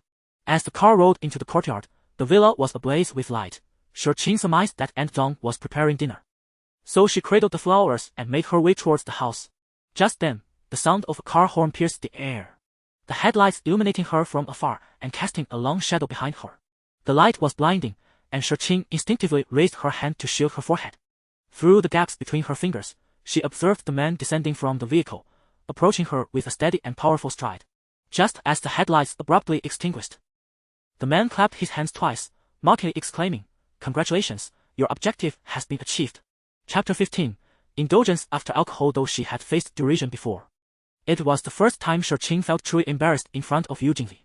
It was evident that he was aware of everything, even if she was oblivious. The fact that Ningjiu had conspired against him was undeniable. Shirqing tightened her grip on the flowers she held, took a deep breath, and lifted her gaze to Yu Jingli. "I apologize for not discussing the news with you. It was inappropriate of my mother." "Enough," Yu Jingji interrupted abruptly, casually slipping his hands into the pockets of his coat, his tone rigid. "Don't give me this hindsight nonsense." Just then, the door swung open, and a voice reprimanded from behind, "You rascal, why are you being so fierce?" Both turned to see Yu Sheng standing at the entrance, his face stern as he glared at something. Shirqing was taken aback by Yu Xin's unexpected arrival and approached him with surprise. "Grandfather, why didn't you call? There's no one at home." "Oh dear, you young people must have your weekend dates. Besides, I don't need anyone to keep me company. I'm perfectly fine watching television," Yu Sheng replied with a cheerful laugh, completely shedding the earlier anger, as he happily entered the house with Shirqing. Yu Jingzi suppressed a wry smile, following slowly behind. He truly understood this old man too well, famous for his double standards and penchant for mischief. The usually quiet Yunding Yihao was particularly lively that night, and Shirqing's joy overshadowed the displeasure from her encounter with Ningjiu. To cater to Yu Xin's palate, the dishes were all rather bland. Shirqing, not being picky, found it agreeable but noticed Yu Jingli had hardly touched his food. She inquired, "Is the dish not to your liking?" Yu Sheng paused his chopsticks, feigning indifference as he glanced at the soup bowl beside Yu Jingli. "Don't mind him. He's quite particular about what he eats." "It's not that I'm picky, it's just a bit too bland," Yu Jingli replied, casting a resigned look at Shirqing. "Eat your food, I'm not hungry." He then served himself some soup, took a sip, and found the taste rather peculiar. "Why does this soup taste strange?" Yu Sheng retorted, "You're such a fuss, it's good enough to drink." He then shifted the conversation, reminiscing about his days with comrades. Yu Jingzi raised a finger to halt him. "Fine, I won't nitpick, just don't start your stories." He had heard these tales since childhood, to the point where his ears felt calloused. Yu Sheng huffed in dissatisfaction at Yu Jingzi, while Shirqing gently reassured him, "Grandfather, I haven't heard these stories, please tell me later." Hearing this, Yu Sheng brightened up again, childishly teasing Yu Jingji, "Your granddaughter-in-law is the best." Yu Jingji chose to ignore him, continuing his meal. Ironically, the one who claimed not to be hungry ended up finishing 4 bowls of soup. As night fell and the chill settled in from the distant western suburbs, Shurqin invited Yuxing to stay over, which pleased him greatly. They sat together in the living room, the television providing a background hum as Shurqin trimmed flower stems for a vase, engaging in light conversation with Yuxing. Meanwhile, Yu Jingli remained absorbed in his phone until he suddenly felt a wave of heat wash over him, assuming the villa's heating was set too high. Noticing Shurqin and Yuxiong were unbothered, he removed his outer coat, leaving only his shirt. After responding to an email, he was suddenly enveloped by a penetrating heat. His throat parched as if on fire. He lifted a glass of water to his lips, only to realize it was futile. As he raised his hand to unfasten a button, a sudden physiological reaction caused Yu Jingli to realize something was amiss when his fingers brushed against the second button. He lifted his gaze towards the two individuals nearby, who were engaged in cheerful conversation, and clenched his fists, his expression darkening. Abruptly, he stood and ascended the stairs. Hearing the commotion behind him, Shurqin turned to see a long figure disappearing around the corner. Observing this, Yuxiong quickened the rhythm of his hand on the cane.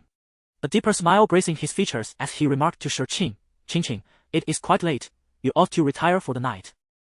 Shurqin thought to himself that it was only 8:30, hardly late at all, but recognizing that his elder had different habits, he acquiesced and prepared to assist him to his bedroom, only to be met with a firm refusal. "There's no need for that. I shall remain on the first floor, nothing will happen to me. You should go upstairs and rest," Yuxiong insisted, asserting that his legs were still quite nimble. Shurqin, unable to argue but still uneasy, waited for him to tidy up before giving Aunt Zhang a few instructions, then ascended the stairs with a bottle of flowers in hand. As he passed the guest room, he noticed the door slightly ajar, a warm yellow light spilling out. Reaching out with one hand to push the door open, he was met with a sudden force that pulled it wide, revealing a tall figure that blocked the light completely. Yu Jingzi stood at the threshold, drenched in his clothes. Shurqin stared at him in astonishment, just about to inquire what had transpired, when he noticed two streaks of bright red flowing from beneath his nose. Chapter 16. The license to love. Crimson blood flowed to his upper lip, and Yu Jingzi tasted the metallic tang, prompting an inward curse as he turned and entered the bathroom. Leaning over the wash basin, he lowered his head to rinse. The blood cascading from his wound sent a jolt of panic through Shurqin, who hastily set down the vase and rushed to find the damp towel. Just as she was about to press it against the back of his neck, he swatted her hand away. "Leave! Don't mind me." Yu Jingzi's voice was low and gravelly. Noticing something amiss, Shurqin asked with concern, "Are you feeling unwell? Should we go to the hospital?" "No need," Yu Jingzi forced out the words. And only when he felt the bleeding subside did he brace himself against the basin, attempting to steady his breath, though it remained labored as his blood surged restlessly. It was evident who was responsible for this, and Yu Jingzi clenched his fists, turning to Shurqin. "Why are you still standing there? Go!" Shurqin's gaze remained fixed on him, her eyes ablaze with intensity, her shirt soaked and clinging to her form, droplets cascading from her hair, making her appear both disheveled and wild. Her cheeks were taut, palms gripping the edge of the basin as if stifling something deep within. In the confined space, she observed the fierce rise and fall of his chest, the sound of his rapid, heavy breathing resonating in her ears. These unusual reactions quickly led Shurqin to understand his predicament, and vivid images flashed through her mind. With a calm demeanor, she discarded the towel and pressed her hand against his face, feeling the scorching heat that seemed to threaten to consume him. At the moment her soft hand made contact, Yu Jingzi felt an instinctive urge to pull away, but the coolness of her touch caused him to hesitate, like a novice yearning for intimacy, unconsciously leaning closer. Pleased with his response, Shurqin leaned in, whispering seductively, "Yu Jingzi, let us take this further."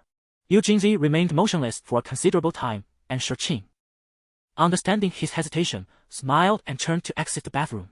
Suddenly, a hand reached out and grasped her wrist, pulling her into an embrace. In an instant, she was lifted off her feet and drawn back inside. Before she could react, the door slammed shut behind them, and she found herself pressed against the door. Her body suspended as Yu Jingzi's arms encircled her. Instinctively, her hand rested on his. Yu Jingzi remained utterly unfazed by her brazen demeanor. After licking his wound, he lifted his gaze, bringing his face mere centimeters from hers, breathing heavily, his crimson eyes piercingly fixed upon her as if he wished to consume her whole. This unfamiliar expression stirred an inexplicable sense of unease within Shurqin, prompting her to avert her gaze. Yao Jingzi grasped her chin, compelling her to meet his steady stare, his chaotic breath brushing against her cheek. In a husky voice, he uttered, "Shurqin, you have triumphed." He found himself ensnared by desire. yet unwilling to be governed by it. He inquired, "What terms do you seek from me this time?" At that moment, it felt as though a bucket of icy water had been doused over her, despite being enveloped in his searing embrace. Did he believe that history would repeat itself?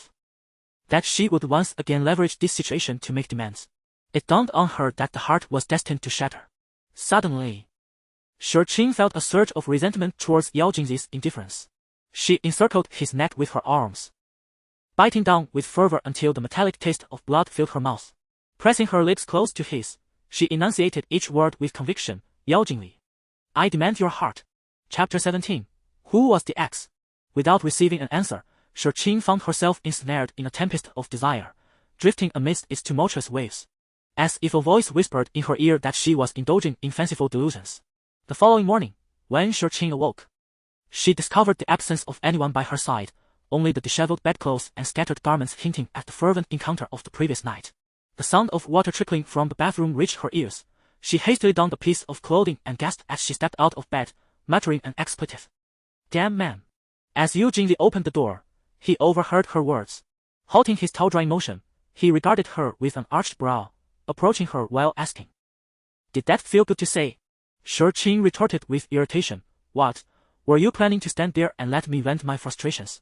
Faced with his relaxed demeanor, her anger intensified, and unwilling to concede, she stood tall, adjusting her waist tie and deliberately articulating, "To clear heat and detoxify. It seems I sacrificed myself for a noble cause last night." Yu Jingji's amusement at her eccentric logic was fleeting. He replied coolly, "That was merely fulfilling your spousal duties." Truly, a man's words can be deceitful. Shurqin tugged at him forcefully, forcing a smile as she said, "Oh really? Your words last night certainly made me feel like a mere puppet." With that, she coldly laughed, her spirits plummeting. As she brushed past him, he grasped her wrist. Shurqin, disinterested, turned away to ask, "What, do you wish to discuss our feelings?" Each word dripped with sarcasm, reflecting her inner turmoil. Yu Jingzi listened, his expression darkening slightly yet remaining silent, releasing her with an authoritative tone. "Remember to take your medicine." Indeed, they had been reckless the previous night. Without any precautions caught up in the heat of the moment, they had forgotten all prudence. Now, memories flooded back. Shurqin, as if provoked by Yu Jingzi, turned and approached him with a radiant smile, her fingers grazing his slightly exposed chest, her icy touch teasingly intertwined with a soft inquiry. "What if I don't? Do you think it would happen on the first try? Do you prefer boys or girls?" She had no desire to discern the truth behind her words, nor did she care to threaten him. Such a possibility was non-existent. Yu Jingzi discarded the towel, seizing her mischievous hand and fixing her with a cold, piercing gaze. "If it happens, then terminate it." His words struck deep, each syllable a dagger to her heart. Shurqin's smile widened, her eyes glistening with unshed tears as she lightly remarked, "Yu Jingzi, do you realize you resemble a scoundrel who turns his back once the pants are up?" Unfazed by his menacing glare, Shurqin scoffed lightly, inching closer as she declared in a monotone voice, "No need to worry during the safe period." However, her words trailed off abruptly as she unexpectedly raised her right hand and delivered a sharp slap. Yu Jingli's head turned from the force of the blow, his expression icy as he cast a sidelong glance at her. Having struck him in a fit of rage, Shurqin felt no joy in her action. Maintaining a neutral tone as she stated, "You deserved that slap." The sudden confrontation left Yu Jingji feeling that Shurqin's audacity had crossed the line, her brows furrowing in anger. She had never noticed before how bold he could be. It seemed as though he spoke as if he knew her well. Yet, it was not too late to witness this side of him. Shurqin responded with an air of nonchalance. Yu Jingji wiped the blood trickling from the corner of his mouth with his thumb, casting a dark glance in her direction as he remarked, "I shall teach you how to write the word regret." With that, he turned away with a sense of detachment, leaving only the resounding echo of the door slamming shut. Chapter 18. Kneel at my feet. After that day, Shurqin had not encountered Yu Jingzi at Yangding No 1. Were it not for the sight of the unhealed bite mark on her neck while gazing into the mirror, she might have been convinced it was merely a figment of her imagination. Of course, she was not so submissive as to procure medicine. She was allergic and wished to take a gamble. She felt no remorse for slapping Yu Jingzi. In hindsight, she believed it was too lenient, but soon thereafter, she savored the bitter taste of regret he uttered. Shurqin endured 3 hours in the snow to film a 30-second advertisement, only to be unjustly accused of unprofessionalism and replaced at the last moment. The brands that had once favored her followed suit, adhering to their contracts while claiming false pretenses. Consequently, her scheduled projects were abruptly cancelled, and her calendar was systematically erased. Capital is indeed the ultimate authority, and Shirqing found herself powerless, especially with the malicious intent of others fanning the flames. Although she recognized that Yu Jingji was attempting to teach her a lesson, she was unwilling to capitulate. For 3 days, she sat in the office, awaiting a phone call that would inform her that the job had indeed fallen through. When Zhou Cheng entered, she was reclining on the sofa, laughing as she bid farewell to someone, adding a casual remark about future collaborations. Still able to laugh, are we? Zhou Cheng queried. Why not? Shirqing replied indifferently, twirling her fingers as if casting a fortune, dramatically proclaiming, the world is unpredictable.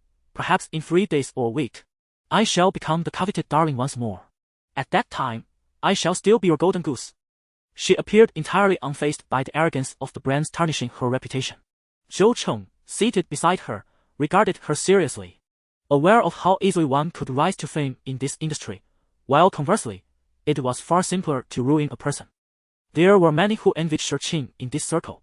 Her meteoric rise to fame had inevitably attracted scrutiny and resentment. This deliberate targeting must surely have a puppeteer behind it, Zhou Cheng stated, her brow furrowed.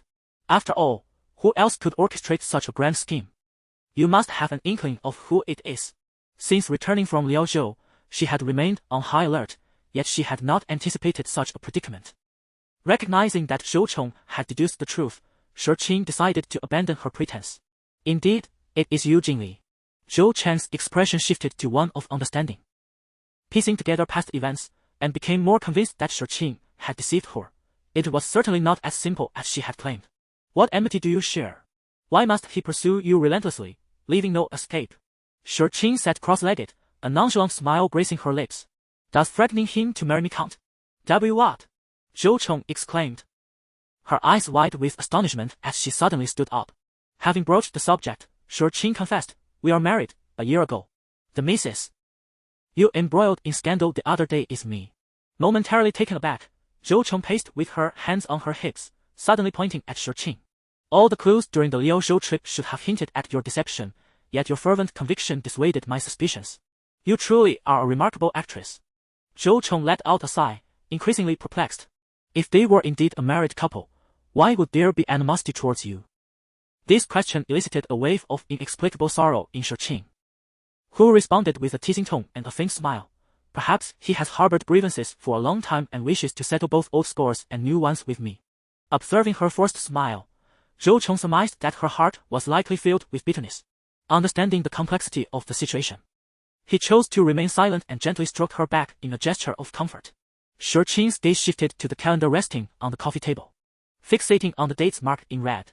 She then remarked, while acknowledging the reality of their marital bond, that the depth of their affection was indeed shallow. Chapter 19.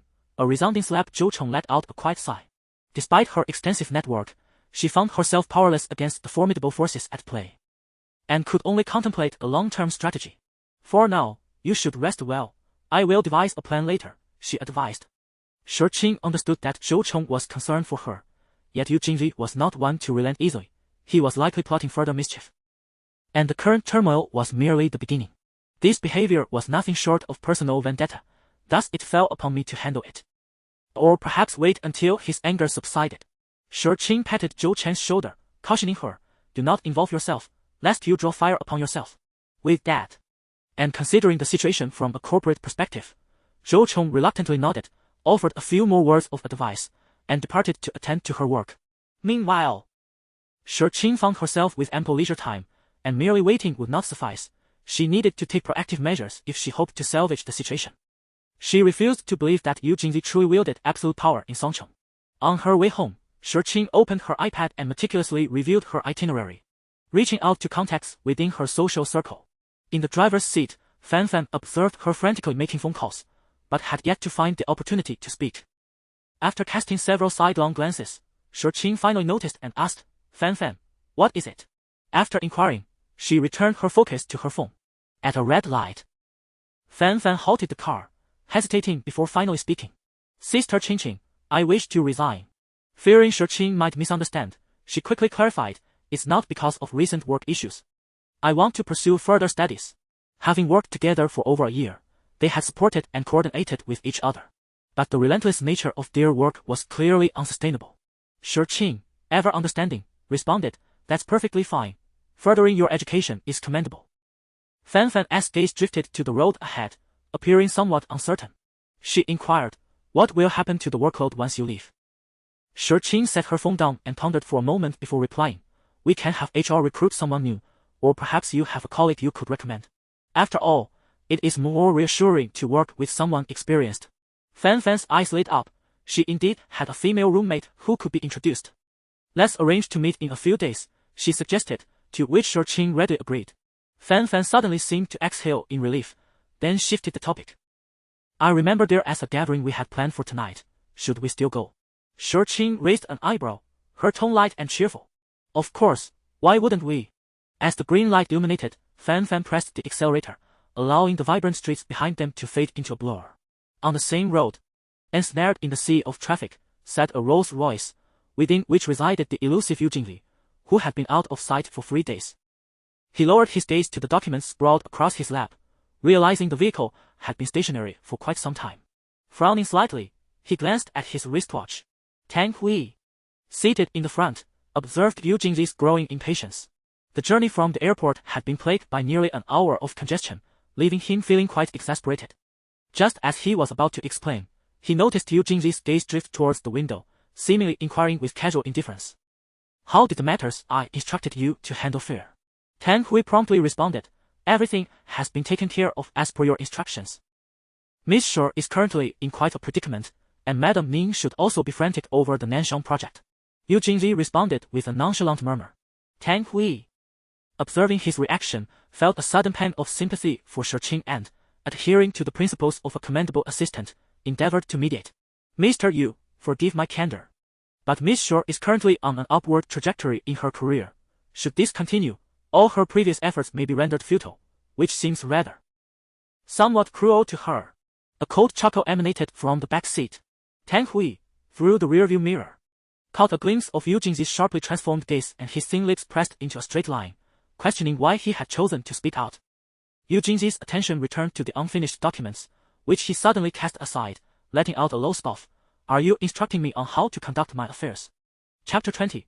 A deep sorrow. Upon hearing the words, Tang Hui felt a wave of embarrassment wash over him. He turned and said, "I apologize, Mr. Yu. The one providing the funds is the boss. He lacks the courage for such a venture. It was merely a fleeting moment of compassion. Moreover, as husband and wife, is it truly necessary to be so harsh with one another?" Eugene rested his chin on his hand, remaining silent. As the atmosphere in the car plunged into an icy silence, Tang Hui, feeling intensely awkward, drove in contemplation, fearing that his year-end bonus might be in jeopardy. As the vehicle approached the villa, dusk had already settled in. Eugene entered the house, where a maid emerged from the kitchen, respectfully greeting him. "Good evening, Mr. Yu. My surname is Song. It's a pleasure to meet you." Since that fateful morning when he had a dispute over Yuxing's indiscretions, he had replaced the maid he had previously assigned. Eugene cast a brief glance at the middle-aged woman before nodding slightly and ascending the stairs. After a dusty return, he headed straight to the bathroom to freshen up. Just as he had changed into clean clothes, his phone rang. Before he could utter a word after answering, a cacophony erupted from the other end, mixed with the sound of someone shouting hoarsely. "Hello, is this you, Eugene? This is Yan Xin." Eugene slowed his descent down the stairs, frowning as he inquired, "Where are you? Are you alone or with friends?" "What friends? Just Aicilia," came the slurred reply, clearly indicating that she had indulged too much in drink. Aicilia's irresponsible behavior was truly deserving of reprimand. Eugene fastened his button with one hand, walking briskly as he spoke in a low tone. "Where is Aicilia?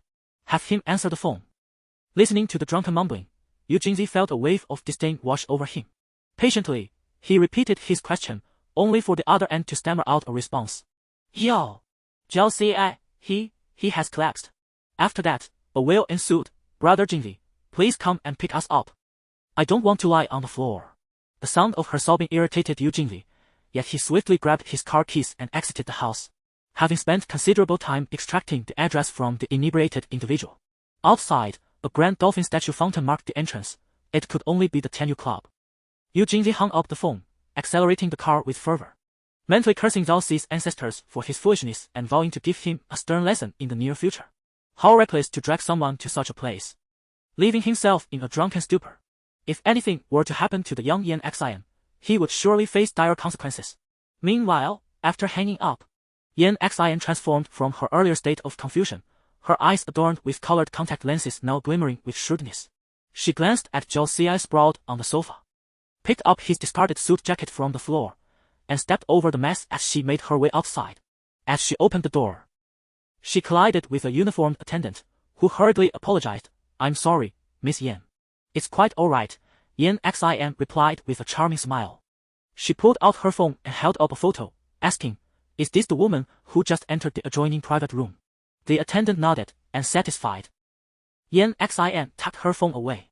She retrieved a card from her handbag and handed it to him, saying, "The password is 6 zeros, it's just a small token. Please keep your lips sealed." Seizing the opportunity, the attendant had not anticipated that a casual glance at a beautiful woman would lead to such a windfall. Gratefully accepting the card, he responded enthusiastically, "Of course, thank you." As she passed by the private room, she glanced through the slightly ajar door and caught another glimpse of the profile of the person in the photograph. Suddenly, she smiled, and he blushed deeply, realizing the moment and hurriedly departing. Shurqin seemed to sense something and turned her gaze in that direction. The man seated beside her inquired, "Miss Shur, what are you looking at?" "Nothing," she replied, offering him a polite smile before seamlessly steering the interrupted conversation back on track. "President Chen, I hope you will consider me for the advertising spokesperson position for your company next quarter." President Chen lifted his glass, taking a sip while gazing intently at Shurqin's face, remaining silent and noncommittal for an extended moment. An onlooker, overhearing their dialogue, interjected with a knowing tone, "Miss Shur, lowering your standards makes earning money far easier." Chapter 21. Irresistible. Upon uttering those words, the lively atmosphere of the private room fell into an abrupt silence, with all eyes, both male and female, turning towards the elegantly poised Shurqin, each expression brimming with anticipation. The whispers circulating about her recent misfortunes had reached everyone, and her unexpected presence tonight sparked surprise. However, her demeanor remained polite yet aloof, and some were eager to assume the role of life coach, seeking to temper her spirited nature. Shurqin followed the sound and caught a fleeting smirk at the corner of a man's mouth. Instantly discerning his ill intentions, he was the very one who had repeatedly made things difficult for her since her arrival. Though not entirely naive, she was far from being a seasoned veteran.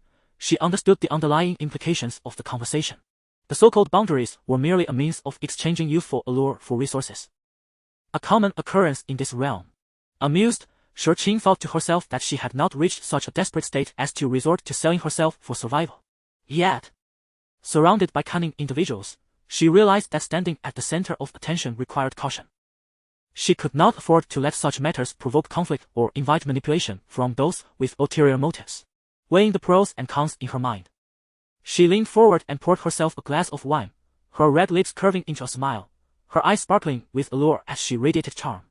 Money could be regained, but once her boundaries were discarded, they would be lost forever. She turned to the man beside her and lightly clinked her glass, asking, "Mr. Chen, do you think I'm right?" Before he could respond, she downed her full glass in one go, adding, "Mr. Chen, it's all quite casual." Just as she set her glass down, a persistent voice interrupted, "I've heard that Miss Shur is a graduate of the Conservatory of Music. Surely she must possess a remarkable singing talent. I wonder if we might have the pleasure of hearing her perform tonight." Shurqin met the gaze of the man who had posed the question, recalling that she had no prior grievances with him. Why, then, was he fixated on her? Before she could ponder further, the microphone was thrust into her hands. It seemed she had little choice but to comply. With a sense of trepidation, Shurqin approached the karaoke station and perched herself on a high stool, selecting the top song from the interface. As the familiar prelude began to play, she found herself momentarily frozen, inadvertently entering at the wrong beat. Lost in her own world, she sang with her back to the audience, her voice trembling towards the end. As the music ceased, a profound silence enveloped the room, punctuated only by the flickering lights. Shurqin, feeling a wave of awkwardness, began to gather her cascading hair, poised to relinquish the microphone when a deep male voice resonated through the air. "Sing it again." Taken aback, Shurqin turned towards the source of the voice and beheld a man lounging casually on a single sofa. his chin resting on his hand as he regarded her from the shadows. His features were obscured by the dim light. Yet she realized he had not been present when she first entered. Perhaps the music had drowned out his arrival. The man who had previously encouraged her, seeing her hesitation, chimed in, "The boss has asked you to sing again, so do it." He then turned to flatter the man seated nearby. As Shurqing scanned the room, she noticed everyone else was utterly still, as if captivated by the newcomer. Casting another glance in his direction, she resigned herself to sing once more. The man on the sofa rubbed his chin thoughtfully, his narrowed eyes scrutinizing Shurqing as her voice, imbued with emotion, reached his ears. "Why do I find myself constantly reminiscing about the past, while you seem to remember nothing at all? The bonds of affection have faded. Yet I cannot help but cherish you." The melodic voice resonated through the private room, drawing no attention to the slender figure lingering by the door. Listening intently to the familiar sound, Yu Jingzi paused for a moment, casting a cold glance inside, a hint of derision curling at the corners of his lips, before he turned and entered the adjacent room. Chapter 22. Reckless assistance pushing open the heavy door. Yu Jingzi was met not with a clear view of the room, but with the cacophonous wails of a song that made his brow furrow in displeasure. Observing his discomfort, a nearby attendant hurriedly extinguished the blinding lights and silenced the deafening music. Without the musical accompaniment, Yan Xian began to shout into the microphone, her voice a chaotic outburst as she scrambled to find Zhao Xi, who remained unresponsive on the floor. Yu Jingji, indifferent to this comical display, approached the sofa with a stern demeanor and kicked Zhao Xi twice, noting his utter lack of intention to awaken. He gestured for the attendant to assist. Seizing the swaying Yan Xian, he began to lead her away. Squinting uncomfortably, she queried, "Who are you? Where are you taking me?" "Ah, it's too late to ask now," Yu Jingvi replied, intent on frightening her with a jest about selling her off. Upon hearing this, tears cascaded down Yan Xian's cheeks, her cries reverberating through the grand hall as she clung desperately to a marble pillar, pointing an accusatory finger at Yu Jingvi. "Don't touch me. What's your name? I'll have Yan Sui teach you a lesson." Yu Jingvi, disinterested in a futile exchange, grasped her hand and pulled her into his embrace. "Behave, and I shall take you home." To an outsider, their familiarity might have appeared as a wealthy young man abducting a damsel. Having driven himself, Zhao Xi was to be taken home by someone else, and Yu Jingzi placed Yan Xian into his own vehicle. As her incessant murmurs began to irritate him, he turned and admonished her in a low voice, "Be quiet, do not speak." Yan Xian nodded vigorously, her head bobbing as the engine roared to life, her body slumping against the back seat.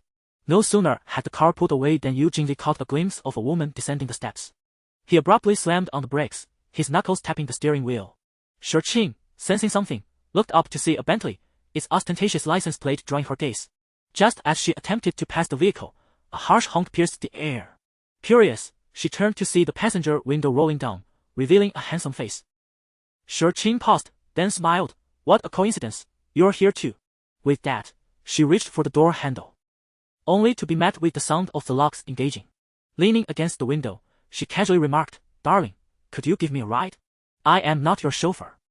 Yu Jingji retorted, and with that, the car sped away, leaving only the flickering taillights in its wake. Was he merely showing off his vehicle in her presence? What a heartless individual. Shurqing shook her fist at the departing car and pulled out her phone to summon a ride. During her journey home, she pondered who that person had been. Once the song ended, he had vanished from the private room, and realizing that lingering would yield no further developments, she chose to leave. The Zhu family from Song City, she resolved to inquire with Zhou Cheng another day, as she was sure she would have the answers. Expecting Yu Jingji to be home upon her arrival, she searched the house but found him absent. Resigning herself, Shurqing proceeded to wash up and climb into bed. Though sleep eluded her, she turned on the light and retrieved a dark red velvet box from the innermost drawer of the bedside table, holding it in her palm. Just as she lay down, the bedroom door opened, and Yu Jingji entered, draped in his coat, heading straight for the walk-in closet without a word. "Wait!" Shurqing called out to him. Yu Jingji turned around and asked, "Is there something you need?" Shurqing approached him and inquired, "Do you remember what day it is today?" Noticing his look of bewilderment, Shurqing felt a flicker of hope extinguish within her. She smiled at him and solemnly stated, "It is our wedding anniversary." Upon receiving the answer, Yu Jingji appeared to awaken from his stupor, leaning against the doorframe of the cloakroom and playfully retorting, "Did you like the gift I gave you?" Recognizing he was referring to her decision to resign from her job, Qing's smile deepened. You truly only know how to play this game.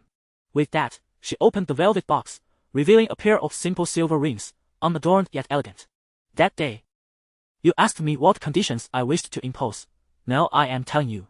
She extended it towards him, undeterred by his momentary astonishment, and continued, Yu Jingji. You owe me a wedding. Indeed, their marriage had been hastily consummated, leaving nothing but 2 certificates in its wake. After a 3-second silence, Yu Jingji finally met her gaze and replied gravely, Very well. Chapter 23. This is provocation. It must be said that Yu Jingji is truly a man of action. The following day, someone came to visit Qing to discuss the details of the wedding.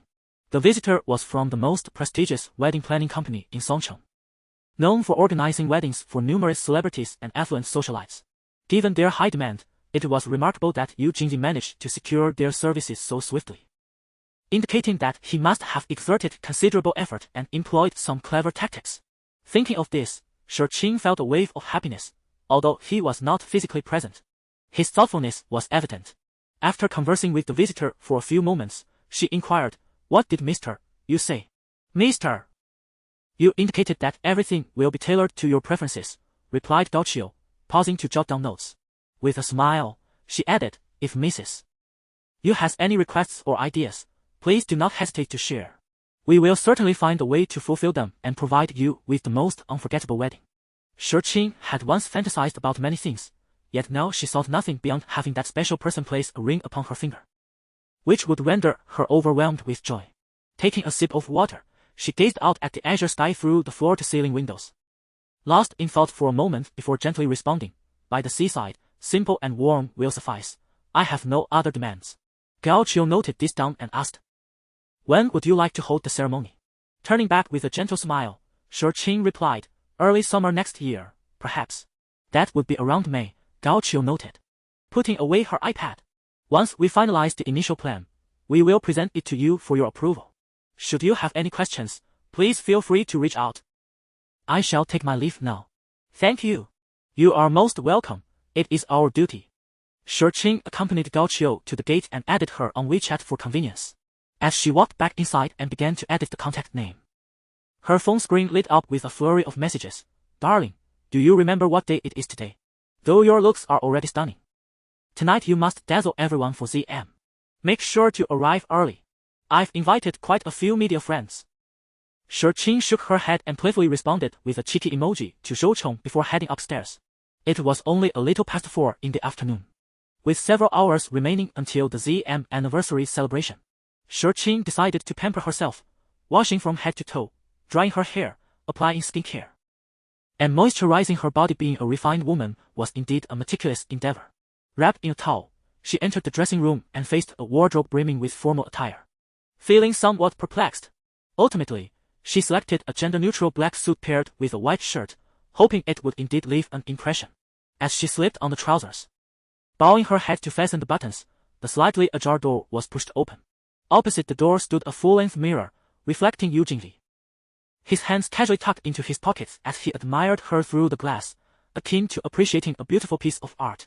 Originally intending to change into an outfit, he found himself captivated by the sight before him. As Qing reached for a shirt from the rack, she inadvertently caught sight of a pair of long legs in the mirror, startling her. She quickly turned around and met Yu Jingji's unwavering gaze. Though they were married, Qing felt a twinge of shyness. Yet, Yu Jingji's unabashed scrutiny showed no sign of retreat. Qing's face flushed a deep crimson as she hastily donned her white shirt, fumbling to fasten the buttons. Just then, she heard footsteps approaching, accompanied by a man's low, teasing voice. You've already engaged in much bolder affairs, yet here you are, flustered merely by a glance. Chapter 24. Farewell to beauty. Upon hearing Yu Jingji's teasing remarks, Qing's initial embarrassment evaporated entirely, and she confidently adjusted her attire in front of him. Draping her coat over her arm, she sauntered away, lightly chuckling as she whispered in his ear, Indeed, one cannot compare to your wealth of experience and extensive knowledge. The jest, though playful, unexpectedly struck a nerve with Yu Jingli. He swiftly grasped Qing's slender wrist and pulled her back before him, towering over her as he remarked, It's mutual. Your previous visit to my bed was not your first. As anticipated, despite Yu Jingji's relentless ridicule, he could not gain the upper hand. Caught off guard by his sudden mention of that incident, Qing hesitated before retorting. What is this? Do you still cling to some notion of virginity? Yu Jingzi paid her no heed, instead sneering coldly. Doesn't that indirectly suggest you are rather worldly yourself? Upon hearing this, Qing felt a lump in her throat, as if a stone had lodged itself in her chest, making it difficult to breathe.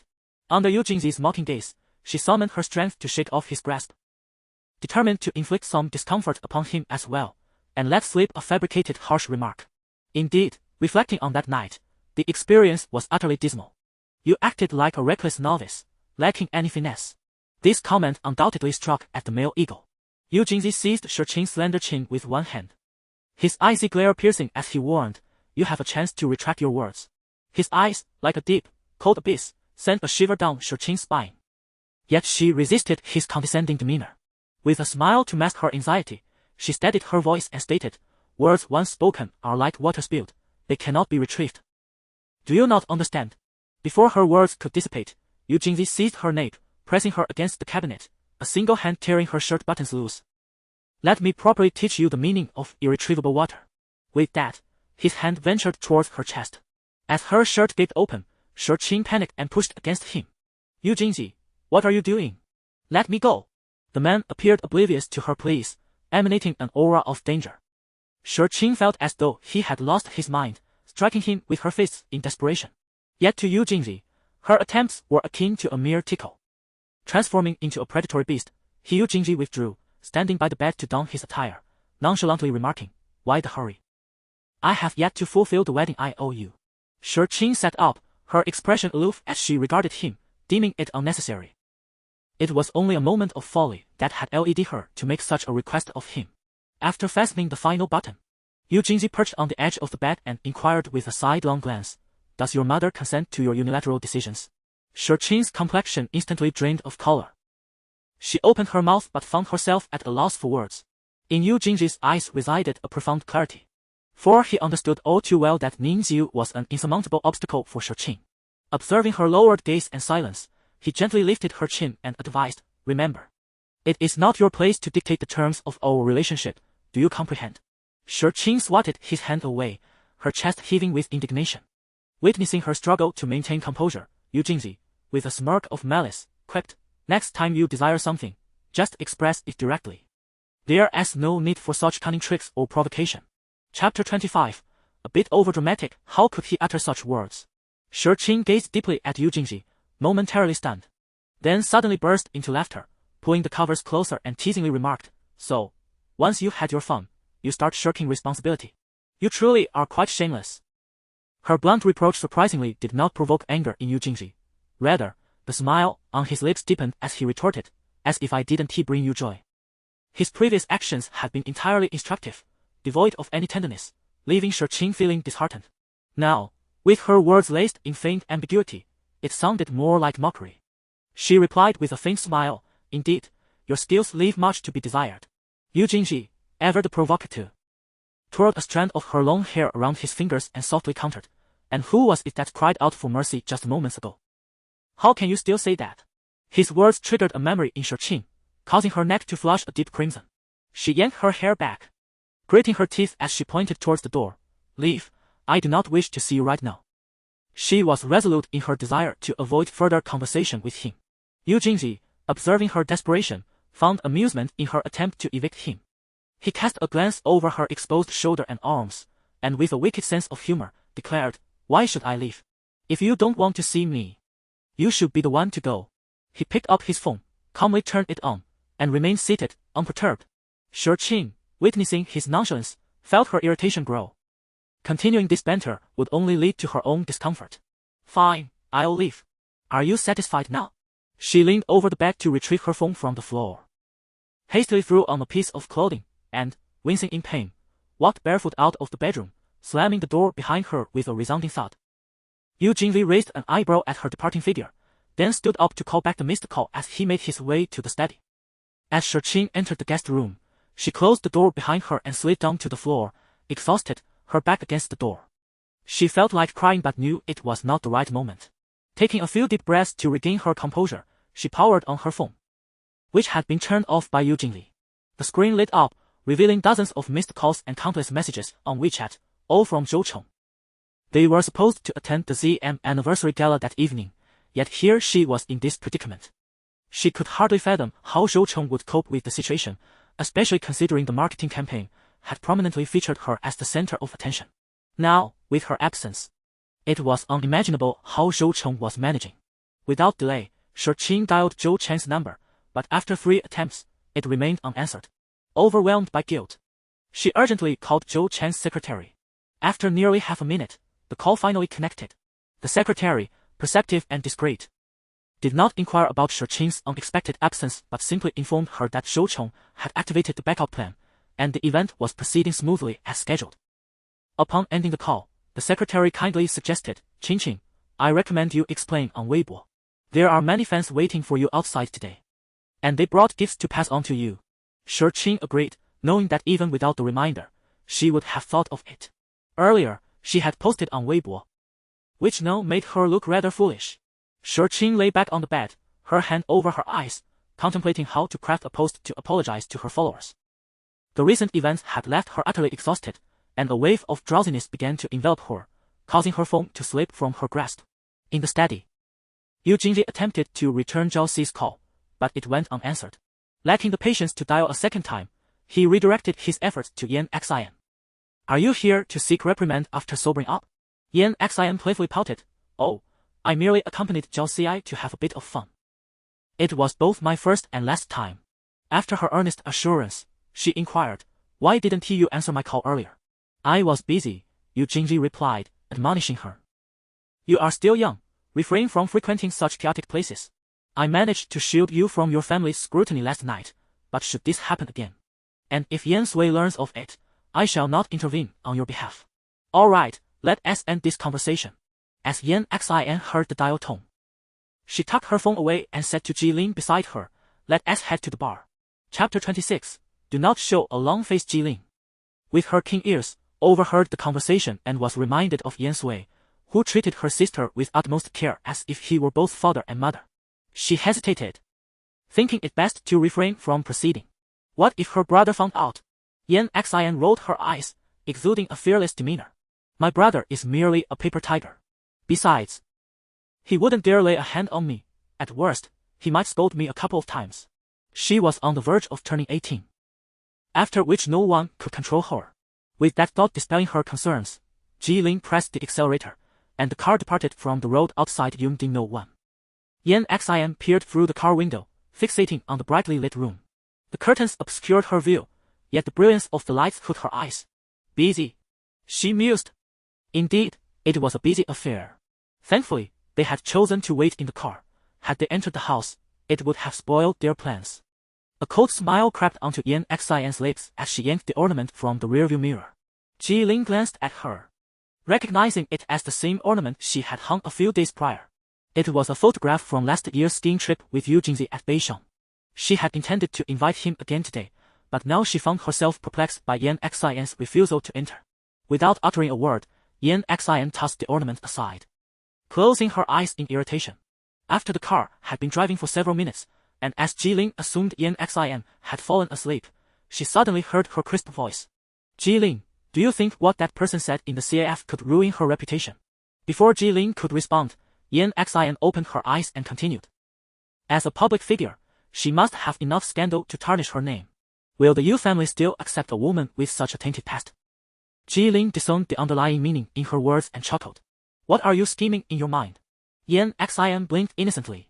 What ill intentions could I have? I merely desire a man. There was nothing in this world that she could not obtain. If something eluded her grasp, it was simply due to insufficient monetary effort. Yan Xian gazed at the distant street lamp, her eyes gleaming. Suddenly, she recalled the day Yu Jingli had discarded Shi Qing by the roadside, revealing that his wife held little significance in his eyes. This thought brought her a sense of relief, as her emotions ebbed and flowed like the wind. Yan Xian felt uncomfortable sitting in the passenger seat and began to criticize the car. With a grand gesture, she declared, Do you fancy this car? If you do, take it. Yan Xian was always generous, often gifting extravagant items without hesitation. Although the Ji family enjoyed considerable wealth, Jilin was taken aback by her friend's brazen offer to simply give away a car, reaching out to tap her forehead. Are you out of your mind? Looking for a fight? Yan Xin feigned an attempt to strike Jilin, casting her a sidelong glance while a grin lit up her face. Earlier today at breakfast, I merely mentioned it in passing, and my brother promised to gift me an Aston Martin for my birthday this year. Once I reach the appropriate age, I can indulge as I please. Jilin raised her thumb in admiration, thinking Yan Xin was utterly extravagant. Yet, she had the illustrious family background that allowed her to squander freely, surrounded by a family that indulged her every whim. What others might toil a lifetime to attain was but a jest from her lips. The following morning, an unusual atmosphere enveloped Cloud Peak No. 1. The two individuals who would typically sit across from one another now occupied opposite ends of an elongated dining table, each pointedly disregarding the other. The astute housekeeper, sensing the tension, promptly served breakfast before retreating to clean, deliberately steering clear of the couple's brewing conflict.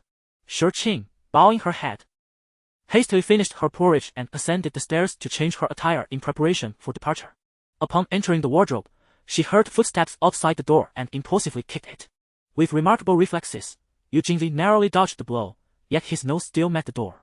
The abrupt incident at such an early hour ignited his temper. What is this?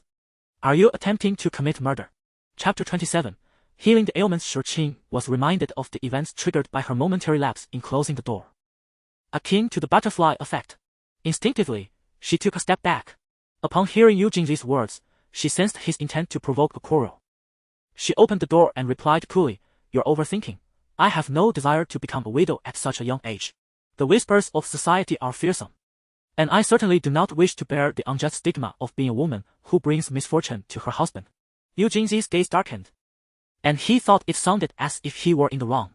He lifted his head, removing his hand from his face. Only then did Shurqing notice the crimson flush at the bridge of his nose, realizing that her earlier action had unintentionally hurt him. A pang of guilt struck her. But recalling how he had treated her previously, her sympathy dissipated. Adhering to the principle that one must take responsibility for their mistakes, Shurqing offered a sincere apology. "I'm sorry, it was unintentional. I didn't realize you were so close." Yu Jingli remained unamused, his smile devoid of warmth as he retorted, "Whether it was deliberate or not is of no concern to me. Next time, perhaps you'll get a taste of what it's like to be in close contact with such an object." With that, he slapped his palm against the doorframe, shouldering past Shurqing as he entered the room, selecting a tie from the cabinet while treating her as though she were invisible. Shurqing leaned against the wall, listening to his receding footsteps, sighing and shaking her head. She felt as though Yu Jingli were akin to a firecracker easily ignited and all too willing to cause harm to those nearby. Taking a seat on the solitary sofa by the full-length mirror, Shurqing retrieved her phone to message Zhou Cheng. While awaiting her response, she composed a Weibo post. "Apologies to everyone for my absence from last night's ZM 4th anniversary celebration due to personal health reasons. I am deeply grateful and remorseful to those who attended and have continuously supported me. My sincerest apologies once again." Shurqing boasted nearly 10 million fans across the internet. Yet her ambition was not particularly strong, nor was she particularly invested in her career. Thus, most of her followers were drawn to her beauty. Zhou Cheng had often remarked that being able to thrive on looks was indeed a talent, and even if she was merely perceived as a beautiful vase, she could still uphold ZM's reputation. This was indeed the case, yet at present, her beauty had encountered a bottleneck, forcing her to take a hiatus. Shurqing preferred to avoid the comments, completing her routine and exiting the application, only to find no responses. Since last night, it was as if she had vanished. What if something had happened? Initially, she intended to reach out before seeking Zhou Cheng, but her imagination conjured up alarming scenarios, prompting her to hastily don her outing attire and drive off in a hurry. 40 minutes later, Shurqing arrived at Zhou Chen's apartment in Huaxing Garden. Standing at the door while on the phone, she pressed the doorbell. Soothing melodies resonated from the bedroom, and Zhou Chen's head emerged from the covers, eyes closed, her arm flailing to the left in search of her phone. In her search, she encountered something hard and, with great effort, turned her bleary eyes to the left. "Awake!"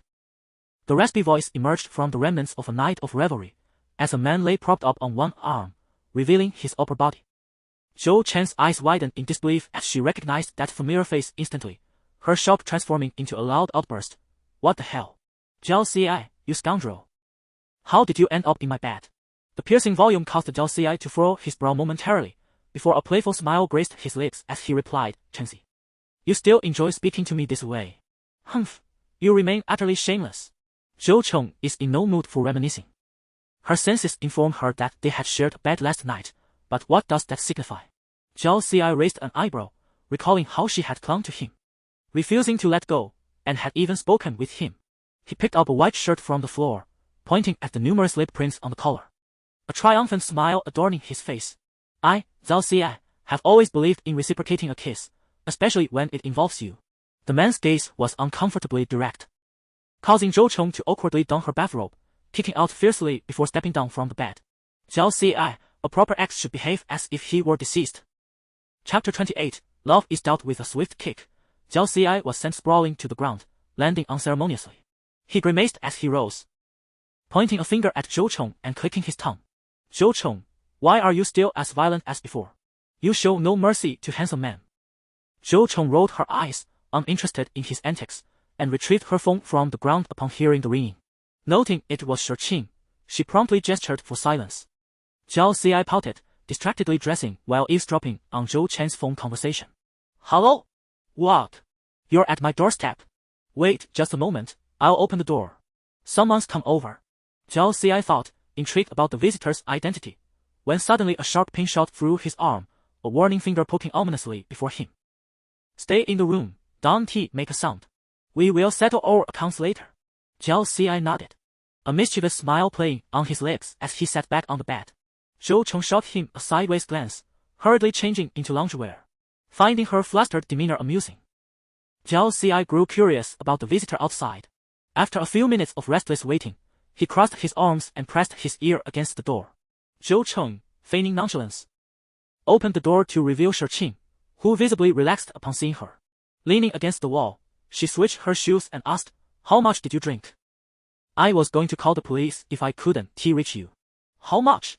The kind that leads to reckless behavior, Zhou Cheng thought regretfully, lamenting her decision to drink more than she should have the previous night. A man hidden in her home left her feeling uneasy, so she deflected with a casual remark. What happened to you last night?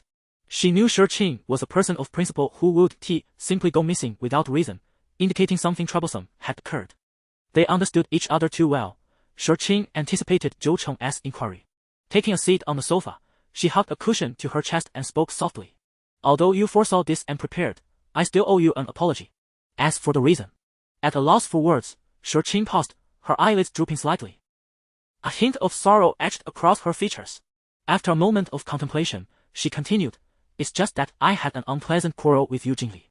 Zhou Cheng assumed it was work-related tensions that had sparked the argument and reassured her, don't worry about work, I have ways to handle it, trust me. After a firm pat on her chest, she placed a hand on Shirqing's, exclaiming, your hands are freezing. It's as if you've been submerged in ice water. I'll get you a glass of water, she said, already rising to her feet. There's no need, Shirqing interjected, pulling Zhou Cheng back down. I've always been like this, I'm quite accustomed to it. Shirqing pressed her lips together, and after a brief moment, a beautiful smile graced her face. With a determined gaze locked onto Zhou Chen's eyes, she stated, Zhou Cheng, please introduce me to a formidable lawyer in Songcheng. Upon hearing this and recalling the previous conversation, an ominous feeling settled in Zhou Chen's heart. She swallowed hard and asked, what do you need a lawyer for? I wish to divorce you, Jingli. The words slipped from Shirqing's lips effortlessly, accompanied by a calm smile, as if accepting the necessity of legal proceedings. Zhou Cheng was momentarily taken aback, scratching her head with a serious expression as she said, I can help you find someone, but are you absolutely certain about this? After all, divorce is no trivial matter. Shirqing nodded resolutely, picking up her bag in preparation to leave. As she reached the elevator, Zhou Cheng opened her mouth, intending to say something further, but was interrupted. That's enough, no need to see me off, Shirqing waved her hand, a look of relief washing over her as she smiled at Zhou Cheng outside the elevator doors. If being together is a torment, wouldn't it be better to part ways sooner? As her words lingered in the air, the elevator doors closed, leaving Zhou Cheng in disbelief. Before she could even process Shirqing's marriage, she was already contemplating divorce. Little did she know, she was not alone in her astonishment, in the bedroom. Zhao Xi's jaw nearly dropped in shock. The person outside was none other than the sister-in-law he had never met, and he had overheard a monumental secret. She actually wanted to divorce their brother. Chapter 29, Are You Jealous? Upon leaving Huaxing Garden, Shirqing drove directly to a time-honored tailor shop on Y West Road. A month and a half prior, she had commissioned the master tailor here to create an outfit for Yuxing, and today was the day to retrieve it.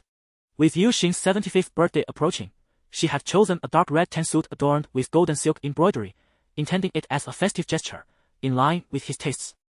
However, plans often fall prey to unforeseen circumstances. Had everything gone smoothly, by the time of Yuxing's grand celebration at the end of the lunar December, she and Yu Jingli would have likely been divorced. Nevertheless, with the new year just around the corner, she decided to present the suit as a New Year's gift instead. After settling the remaining payment, Shirqing expressed her gratitude to the master tailor, admiring his craftsmanship, and took the box in hand as she prepared to visit the Mirror Lake Villa. The sleek black Audi merged into the flow of traffic heading toward the western suburbs. And along the way, she stopped at a pastry shop favored by Yuxing, purchasing a few treats. In the depths of winter, daylight wanes early. And given the overcast sky, darkness enveloped the villa by the time she arrived. Upon entering, Shirqing noticed the living room was empty. A cleaning maid approached her. "Young madam, you have arrived." Shirqing handed her the items and inquired, "Where is grandfather? I don't see him." Usually, Yusheng could be found on the first floor enjoying a comedy show. The maid accepted the beautifully packaged boxes of varying sizes and replied, "A guest came in the afternoon. The old gentleman has taken someone upstairs to the study." Shirqing nodded, gesturing to the boxes in her grasp, and cautioned, "These pastries are quite sweet. Be sure not to let grandfather eat too many at once." "Of course," the maid replied with a smile. "The old gentleman will surely be delighted to see you. Please have a seat while I fetch some water and prepare some fruit." As the maid headed to the kitchen, Shirqing removed her scarf and settled onto the sofa. Just as she took a sip of the water that was brought to her, Yusheng and his guest descended the stairs. Yuxing, upon spotting Shirqing, beamed with joy, his steps lightened with glee. He promptly patted the shoulder of the middle-aged man beside him and cheerfully introduced, "Shao Mu, this is my granddaughter-in-law, the wife of my second grandson." Turning to Shirqing with a warm expression, he added, "Qingqing, this is Uncle Mu, a rather distinguished lawyer." Shirqing, with grace, greeted, "Hello, Uncle Mu. I am Shirqing." Mu Feng nodded in acknowledgement, then turned to Yusheng with a gentle smile, remarking that the old gentleman was as generous as ever. Noting that DeCao law firm was indeed a leader in its field. As their conversation flowed, Shirqing's mind fixated on the name DeCao. DeCao law firm. If it is a leader, then the lawyers there must possess remarkable skills. "You arrived at just the right moment, Qingqing. Please sign this document so I can escort Xiaomu to Yangding No. 1. Yuxing's sudden interjection snapped Shirqing from her reverie. Accepting the folder he handed her, the words equity transfer caught her eye. Shirqing was momentarily taken aback, her expression one of disbelief as she looked at Yuxing. "Grandfather, what is this for?" "Oh, this is merely a 10% stake in Huarua, just a small token of my affection." Yusheng waved his hand dismissively, thrusting a pen into Shirqing's grasp. "Wasn't it your wedding anniversary a few days ago? Consider this a little gift from your grandfather." "Is this what you call a small token of affection or a trivial gift? A 10% equity stake is far from insignificant.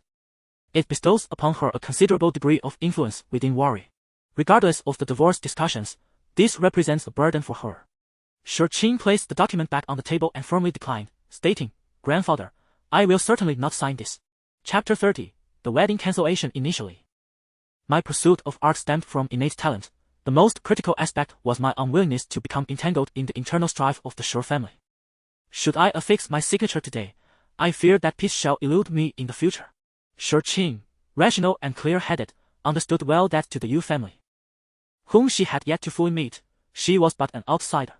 It was inevitable that an outsider, inexplicably granted financial authority, would become a target of hostility. During their year of marriage, Yusheng had treated her with kindness, a gift she felt unworthy to accept. Yuxing, advanced in years and with a frail heart, made Shirqing anxious about broaching the topic of divorce, fearing it might provoke an emotional upheaval. Thus, she gently declined in a tone of jest. "I am but a musician. What do I know of business affairs? Should I sign this, I fear sleepless nights await me." As she spoke, she playfully tugged at Yuxing's sleeve with the innocence of a child. "So please do not burden me with this, grandfather." Shirqing's response was anticipated by Yuxing, who exchanged a knowing glance with Mu Feng on his left. "Very well, you have certainly had a long day, Shao Mu." The old gentleman was courteous. Mu Feng caught the subtle wink from Yuxing. Relieved, Shi Qing took a sip of her water just as a servant approached to announce that dinner was ready. Yu Sheng had intended to invite Mu Feng to dine with them, but Mu Feng, being a devoted family man, explained that he had promised his wife and daughter to join them for dinner that evening. Upon hearing this, Yu Xing's face lit up with delight as he bid him farewell.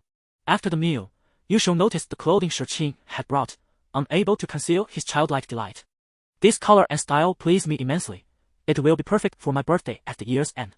Shi Qing merely smiled, choosing to remain silent as she prepared to depart. Yu Sheng insisted on escorting her to the car, beginning to lament the behavior of Yu Jingli. That insufferable rascal. How could he not accompany you today? I shall teach him a lesson another day. I did not inform him of my visit, and besides, the company's affairs are quite complex. He has little time to spare, Shi Qing replied calmly, fastening her scarf at the door.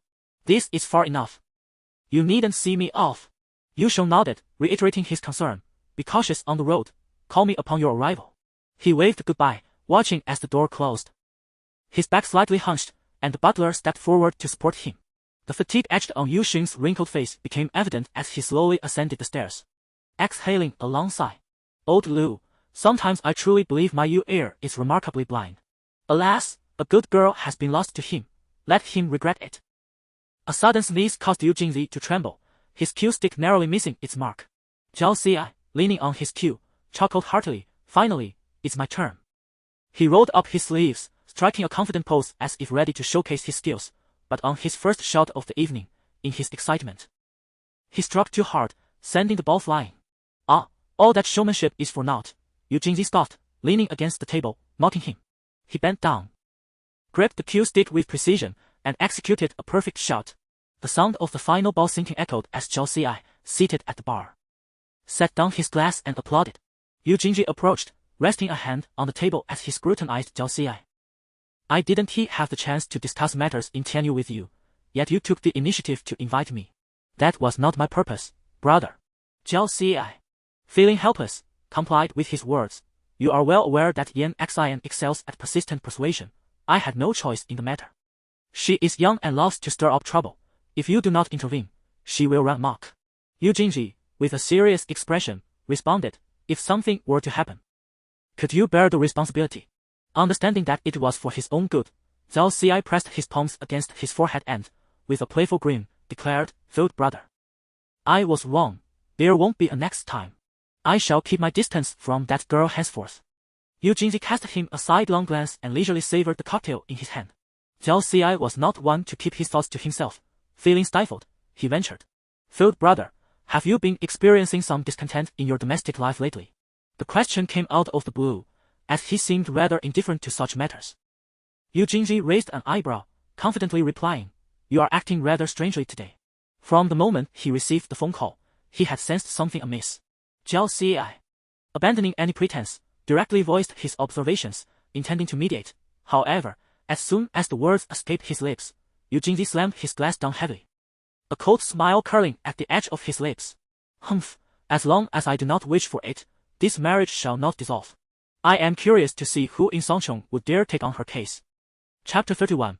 A gamble. The sharpness in Zhao Xi's words made him feel as though he was inadvertently causing trouble despite his good intentions.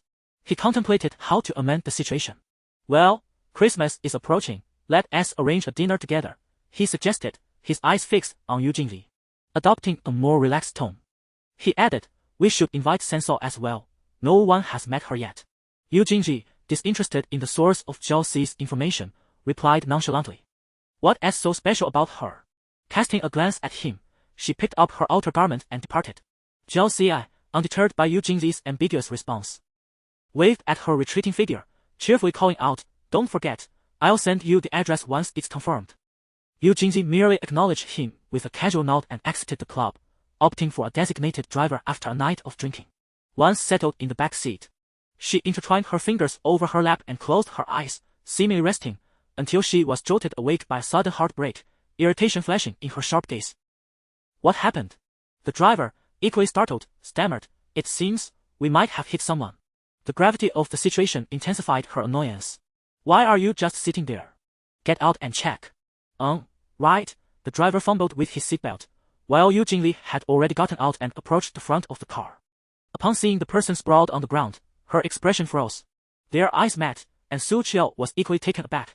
Recognizing Yu Jingji, she hurriedly scrambled to her feet, clutching a rope in her hand. Suddenly, a small, fluffy creature darted out, revealing a little teddy dog behind her. The driver, trembling with anxiety, quickly distanced himself from the incident, exclaiming, "Miss, this isn't my fault. Your dog ran straight into the car." Su Qiao shook her head vigorously. "No. It's not like that.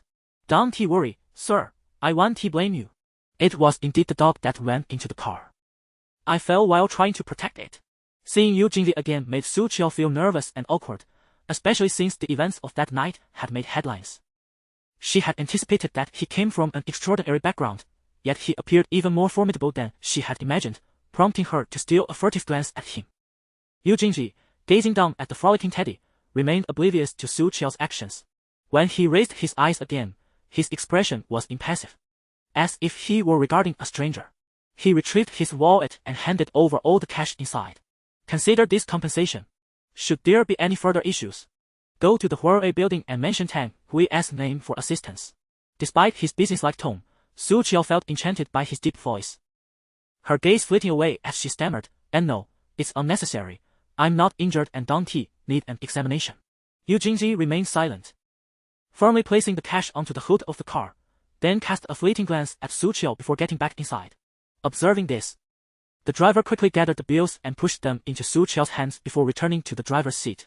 With a swift departure, the Bentley vanished into the night, leaving Su Qiao momentarily stunned, rooted to the spot. A chill breeze rustled past her, and she felt her heart racing uncontrollably. She hastily stuffed the money into her coat pocket and touched her cheek, feeling the burning heat. In her mind, she thought, "It's over for you, Su Qiao." After spending the night in the guest room, Shi Qing did not return to the master bedroom. Today, she woke earlier than usual to prepare for her day at the office.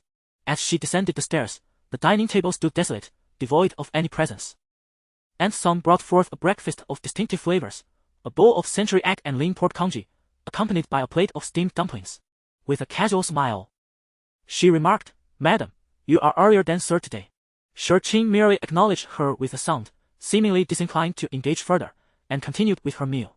Once the congee had cooled, she spooned a few mouthfuls into her mouth, only to be struck by an unexpectedly strong and somewhat fishy taste. It was unlike anything she had experienced before. Could it be that her sense of taste had faltered?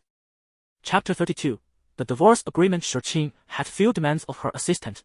She only requested a sharp mind, devoid of any ill intentions. After a brief half-hour conversation, she found Su Qiao to be sincere and experienced, and thus, their arrangement was established. Having exchanged WeChat contacts, Shi Qing accompanied Su Qiao to the door, where she noticed Zhou Cheng approaching from a distance. Once inside the break room, Shi Qing opted for heated milk while Zhou Cheng prepared coffee, remarking, "The new assistant is quite attractive.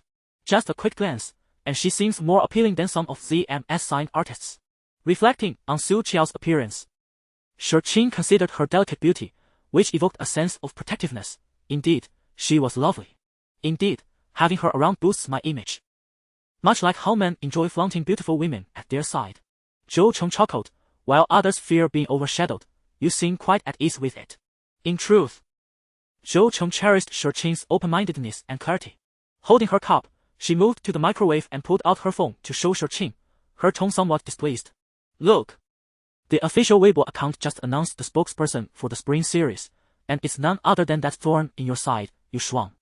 Shi Qing casually reached for the milk, barely glancing, and replied, "That's great, congratulations to her." Zhou Cheng recalled Yu Shuang's haughty demeanor, a lump forming in her throat. "You may not care, but she is likely plotting how to flaunt her success in front of you. She has done it before."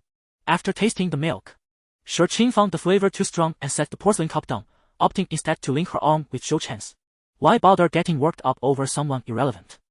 How about I treat you to dinner tonight to celebrate the holiday? I assume you have no plans." "Plans?" Zhou Cheng suddenly remembered a text from Jiao Ci earlier that morning, inviting her to dinner, which she found absurd. "We agreed to act as if it never happened. We'll be strangers if we meet again. I don't know how he got my number, but I've blocked him." Zhou Cheng responded readily, "All right. But you better treat me well."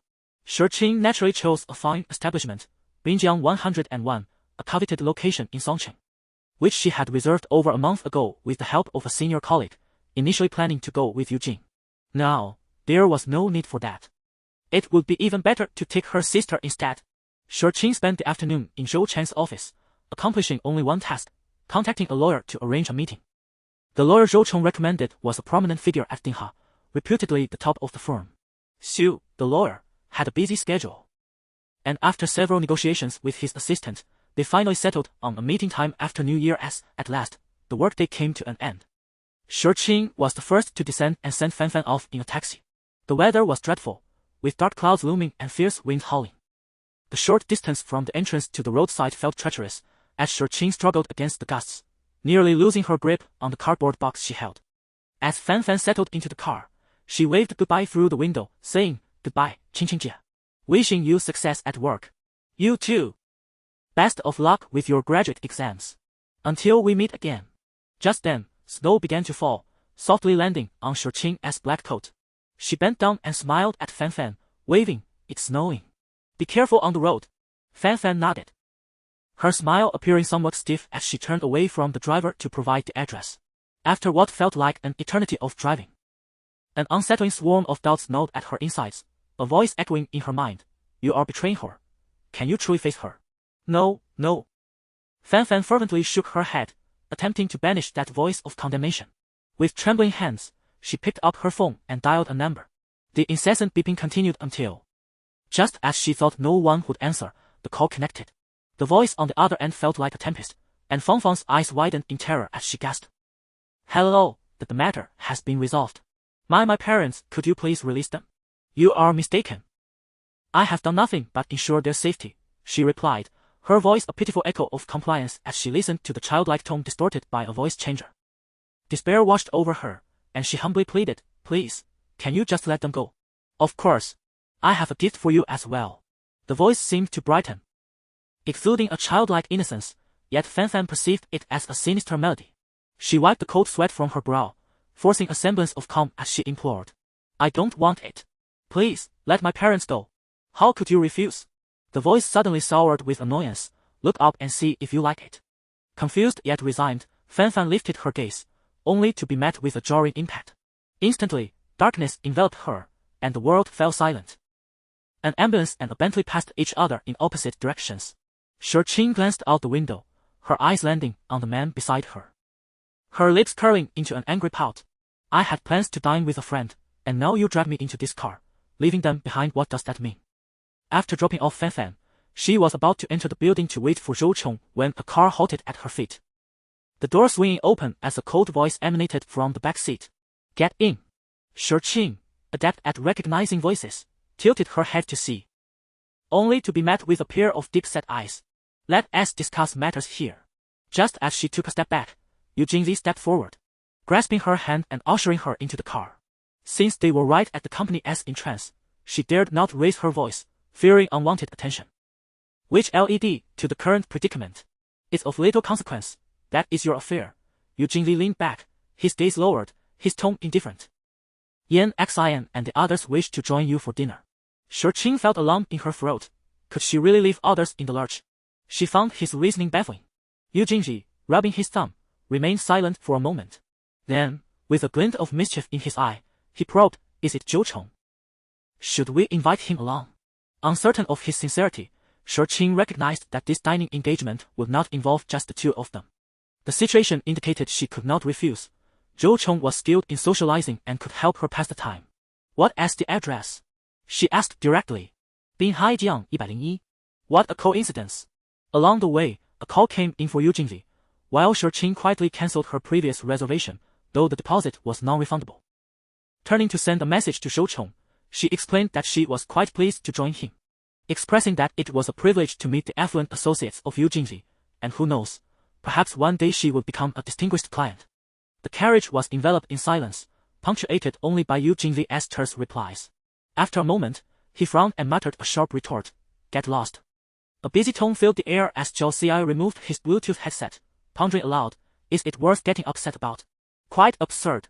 From the passenger seat, Yan Xian, engrossed in her game, chimed in, "Zhao Ci, you always delve into such nonsense. Jinxie Ditch wouldn't he appreciate it?" "Ouch." Zhao Ci playfully swatted her on the back of her head.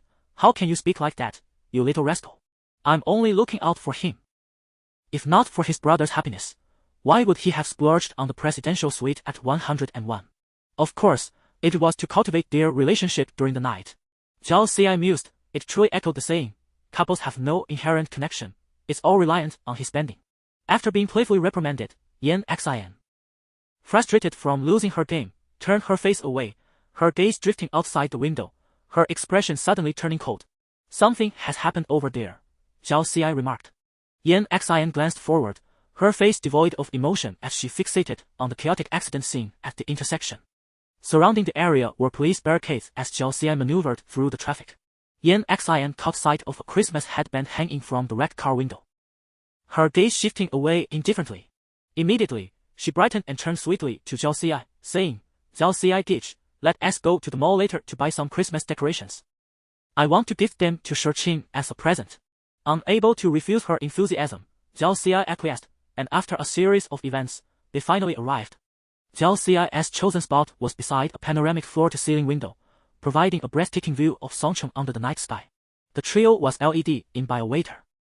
And as they settled down, their gazes collided. Zhao Xi halted, thinking, what the? This woman had the audacity to deceive me about her absence. Zhou Chong internally echoed, damn. How did I run into this insufferable rogue? Is it too late to leave now? The undercurrents between them surged, while Yu Jingli surveyed the scene, his understanding deepening. Although Zhao Xi had spoken that day, he knew he could not outmaneuver Yu Jingli. A mere probe revealed all secrets. Resting his chin on one hand, Yu Jingli observed the carefree Yan Xin joyfully presenting an unsuspecting Shurqing with a gift box, addressing the still-standing Zhao Xi. How much longer do you intend to keep me waiting? It was then that Zhao Xi realized he had fallen into Yu Jingli's trap. Given Zhou Cheng's straightforward nature, she would undoubtedly heed his words. Zhao Xi raised an eyebrow and exchanged a knowing smile with his brother, deliberately taking a seat opposite Zhou Cheng. After placing their orders, he launched into a self-introduction to Shurqing, then turned to cozy up to Zhou Cheng. Out of courtesy, Zhou Cheng forced herself to engage with him, and they conversed merrily, complemented by the chattering Yan Xin, making for a lively dining experience. Shurqing ate quietly, occasionally exchanging a few words with Yan Xin. Suddenly, her face lit up with joy as she exclaimed, Sister Shurqing, this shrimp tastes so good, you must try it. Eager to share, Yan Xin picked up a piece with new utensils, her eyes sparkling with anticipation as she awaited Shurqing's reaction. Shurqing hesitated to pick up her chopsticks, feeling somewhat awkward. She had tasted the dish upon its arrival and detected a hint of seafood's fishiness. However, since everyone else seemed to be enjoying their meal, she chose to attribute it to her own palate. With good intentions, the food was served in her bowl, and she forced herself to swallow it down, following it with a generous gulp of water. Yu Jingzi, holding a wine glass, cast a sidelong glance at Shurqing's actions, dismissively averting his gaze. As the gathering neared its conclusion and the guests prepared to depart, a group of men and women descended the spiral staircase from within. The leader, a tall, slender figure with a shaved head dressed in leather, caught everyone's attention. The two groups collided in the foyer, momentarily pausing in unison. Yu Jingzi thrust his hands into his pockets and indifferently nodded his chin in greeting to the man. Zhao Xi, on the other hand, strode forward and kicked at him, exclaiming in irritation, Liuzi, when did you return to the country? You didn't even bother to let us know. The man, unperturbed, simply smiled wider. Shurqing stood to the side, watching as Yan Xin dashed over to the man known as Liuzi, exclaiming in delight, Su Jing, is that really you? Who else would it be? Su Jing replied, ruffling Yan Xin's hair affectionately before turning his attention to the others, warmly inviting them to sit together downstairs. Since it had been a long time since they had last met, aside from Shurqing and Zhou Cheng, the rest were already familiar with each other, and without much hesitation, they transitioned to the next venue. As they strolled along the spacious corridor, Shurqing and Zhou Cheng lagged behind, with Yu Jingzi leading the way. Su Jing, walking beside him, nudged him with his elbow, and with a playful expression, whispered, Third brother, before I returned, I ran into Ainsley in New City. I heard she might come back next year for a concert. Someone nearby, having heard the familiar name, interjected loudly, Su Jing, why are you bringing up your ex? ISNT, that's just reopening old wounds. Initially, only a few had caught the comment, but with the loud outburst, those in the know chuckled softly. Unfamiliar with Shurqing, The others assumed the two unfamiliar girls were merely friends joking around. Before Yu Jingzi could respond, Zhao Xi interjected, cursing. So you think you're the only one who can talk, huh? Chapter 33. Play enough and depart. To broach such trivial matters in the presence of the legitimate wife is nothing short of inviting trouble. Realizing the atmosphere had shifted, the individual offered an apology. Yu Jingzi, without turning her head, replied coldly, in the future, mind your words. The crowd continued to move forward, but Shurqin slowed her pace, finding the situation rather dull and awkwardly lingering in place. She decided to halt altogether. The time allotted to him was 3 years. After which, the other 3 divine beasts would inevitably come knocking, leading to an unavoidable bloodbath. It's of no concern to me, I'm not particularly invested, she remarked. In stark contrast, Yan Qinruo smiled radiantly, seemingly unaffected, and turned to leave. Nan pondered that, in such a myriad of cultivation realms, failing to attain the dialectical height would lead one into a frenzy of misguided notions. Given the current stance of the Grand Elder, he would certainly refrain from divulging his true intentions. Upon hearing Akuan's words to Mu Wufeng, the lord of the Yi family exhaled a sigh of relief. Had Akuan revealed everything the Yi family had done to him, the consequences would have been dire. Even if one possesses great wisdom, even if meditation reveals the truth, succumbing to greed and indulgence will inevitably lead one astray into the demonic path. In contrast to the god of thunder's negligence, the son of nature proved to be far more earnest, genuinely swearing an oath as per Sheng Huixian's directive. Is the soup to your liking? Si Ruiyuan, suppressing a surge of anger, closed the door and approached the two, inquiring coldly.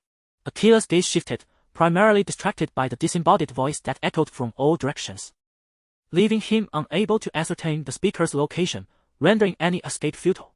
Wu Nian was taken aback by Mu Yanshu's words, feeling somewhat vexed by his habit of delivering such blunt remarks. The great sage of demons and gods had departed, leaving behind a trail of blood, seemingly gravely injured. As some noted the clues left by GMO before his exit, Yi Luo merely nodded, embodying trust. Yi Luo trusted Aolong, and Aolong reciprocated that trust. In this moment, desperate measures dictated that the lives of the unwell and weak must be sacrificed to save others. After arranging for the inebriated Park Changqi, Mu and Swad agreed upon their departure time for the following day, then split into 2 groups. Mu and Yi sent Qing, Su, Lolita, and Gianna back to Qing's residence, while Swad escorted Sheer to the Royal Academy of Magic. As Mu and the others stationed a multitude of earth dragons outside the passage, a powerful roar resonated from afar. With a flick of his hand, a jade bow soared into the air, momentarily flipping to unleash a cascade of vibrant rainbow light, extinguishing the encroaching green flames. The bow emitted an intense suction, as if a great whale drawing in water, seeking to engulf the ghostly flame-infused bone pearl. Cheng Yilin's company had already gained considerable fame, and within Cheng Yilin's establishment, they ranked among the elite, thus receiving abundant resources. Upon stepping out of the threshold, Qing Yan was enveloped in a disorienting sensation, as if the preceding events were merely a figment of his imagination, utterly devoid of reality. Her name was Lu Jing. The Zhou family had bestowed a dowry of 200,000 yuan upon the Lu family, and thus, Lu Jing became the wife of Shou Yang. I am Ichiro Mureishi, a physician specializing in neurology, and I shall be at your service henceforth. The doctor, who identified himself as Ichiro Mureishi, bowed once more. The elder grew increasingly irritable, perhaps sensing this shift, and took measures to restrain his son's burgeoning restlessness. Dong Ji initially maintained a cordial smile, yet upon hearing Dong Wang's inquiry, his expression nearly faltered. On the verge of collapse. Their relationship must be quite intimate. The sect leader surely holds GCN in high esteem, to the extent of gifting a fabled sword, regarded as a second life. Chapter 34. Please sign here. This phrase proves remarkably useful. Yu Jingji was momentarily taken aback, rendered speechless for 2 seconds. When disagreement arose, he began to dismiss others, asserting that if he were not permitted to intervene, then they could leave. After speaking, he fixed his gaze on Shurqin. Yet he refrained from instructing the driver to stop. The driver, perceiving the tension as mere bickering, instinctively raised the partition, creating a barrier against the faint remnants of conflict. He contemplated that employing such a barrier against a demonic king would be akin to using a sledgehammer to crack a nut. At the end of summer, Xiao Mo climbed into a taxi with a sense of anticipation, the fare totaling merely 22 yuan. Having previously earned some money, this amount was hardly a concern. Upon hearing this, the Ling Emperor shook his head in disapproval, gestured for Yu Xinpingshi to step aside, and slowly reclined on the bed, turning his back to Yu Xian. Internally, the Ling Emperor wrestled with his emotions, reluctant to part with his youngest son. Wei Shenjin's face flushed crimson, though the words had not originated from him. His anxious glances betrayed his discomfort, culminating in an irritated glare directed at the unruffled instigator. Upon hearing the words of the Snow Thunder Leopard Demon Saint, Pan Cheng chuckled softly. In truth, Pan Cheng had long since reached an accord with the Wolf King, agreeing to support the Wolf King's ascension to replace the Poison Dragon King as an elder of the Demon Race Alliance. Particularly since the Poison Dragon King had lost all dominion and had allied with the Southern Zhongbu Alliance. Accustomed? Have you truly grown accustomed to this? When have you ever witnessed such things? Lin Zongming's gaze sharpened, his voice cool and profound, although his tone was not heavy. It exuded an air of authority that commanded respect. As the demonized wasp approached, I raised my sword, executing a whirlwind slash that traced an elegant arc through the air. That is imperative, as long as you ensure those free demons do not disturb me, the wild boar spirit muttered broadly. With a sigh, I arched my foot and kicked a shard of tile into the air, shattering it, and with both hands, I caught every fragment, utilizing them as concealed weapons, launching them one by one towards Meng Sanbao. Yuan Shao, Chao Chao, and others drew their swords, following He Jing as they dashed out of the residence. He Jing led Yuan Shao, Chao Chao, and other generals directly towards the southern gate of the palace. The guards, sensing the precarious situation, hastily stepped aside, allowing passage without obstruction.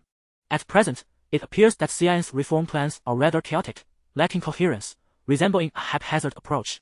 However, for those with discernment, it becomes evident that when Xian's series of reform initiatives are interwoven, the essence of his entire reform philosophy becomes clear. Never mind, I shall withdraw money tomorrow, after all. He has toiled for so long, Su Yuyang mused, resolving not to dwell further on it. Wang Kai remarked that whether it was the G virus or the progress with Blood Orchid, it all constituted good news. According to tradition, good news warrants celebration. A sentiment shared across both Huaxiao and other nations alike. Su Yuyang quickly shielded his face, while Lin Miao seized the opportunity to approach the doorway as Su Yuyang placed down the bowl. Upon witnessing this, Lin Yang could no longer remain on the ground feigning benevolence. He sprang up in fury. Nini gazed at Bai Ishu's wrist, aware of her injury, yet also cognizant that it was self-inflicted. Certainly, I wish to take this opportunity to deal with the Jade Emperor. However, at present, the rescue of Piomio must take precedence. The sword energy of the 8 desolations cannot harm him, and I am well aware that his cultivation far surpasses mine. Engaging in combat would be futile. It would be far more prudent to extract useful information from him regarding the ghost-faced man and intelligence on Longxian. Lord Rong, you must recognize that Empress Dowager Qian and the Emperor have already shown considerable leniency toward me. Should I provoke them further at this juncture, it would be akin to the old birthday celebrant hanging himself in a fit of dissatisfaction. Upon hearing the Empress Dowager's remarks, the Emperor contemplated for a moment and grasped her intent. It was evident that the Empress Dowager feared she might lose her composure, which would hinder her control over the situation and her own adaptability. Hence, she intervened on his behalf to acquiesce to Li Hongzong. Chapter 35. Utilitarian Value. The hospital consultation room. Miss, congratulations on your pregnancy. What? Shi Qing exclaimed, grasping the doctor's arm in astonishment.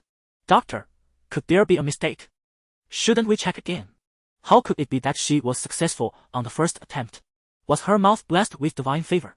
As things progressed at this pace, although it would take a considerable time to escape this core of the star, at last, a glimmer of hope was visible. How dare you say otherwise? Why are you smiling so insincerely? Nancy felt a tumult of emotions, fearing that Hai and Wang Yurui might perceive something amiss. The streets bustled with carriages and pedestrians, and the inns and taverns were lively, creating a scene of prosperity. Dong Fang stated, the matter has been clarified.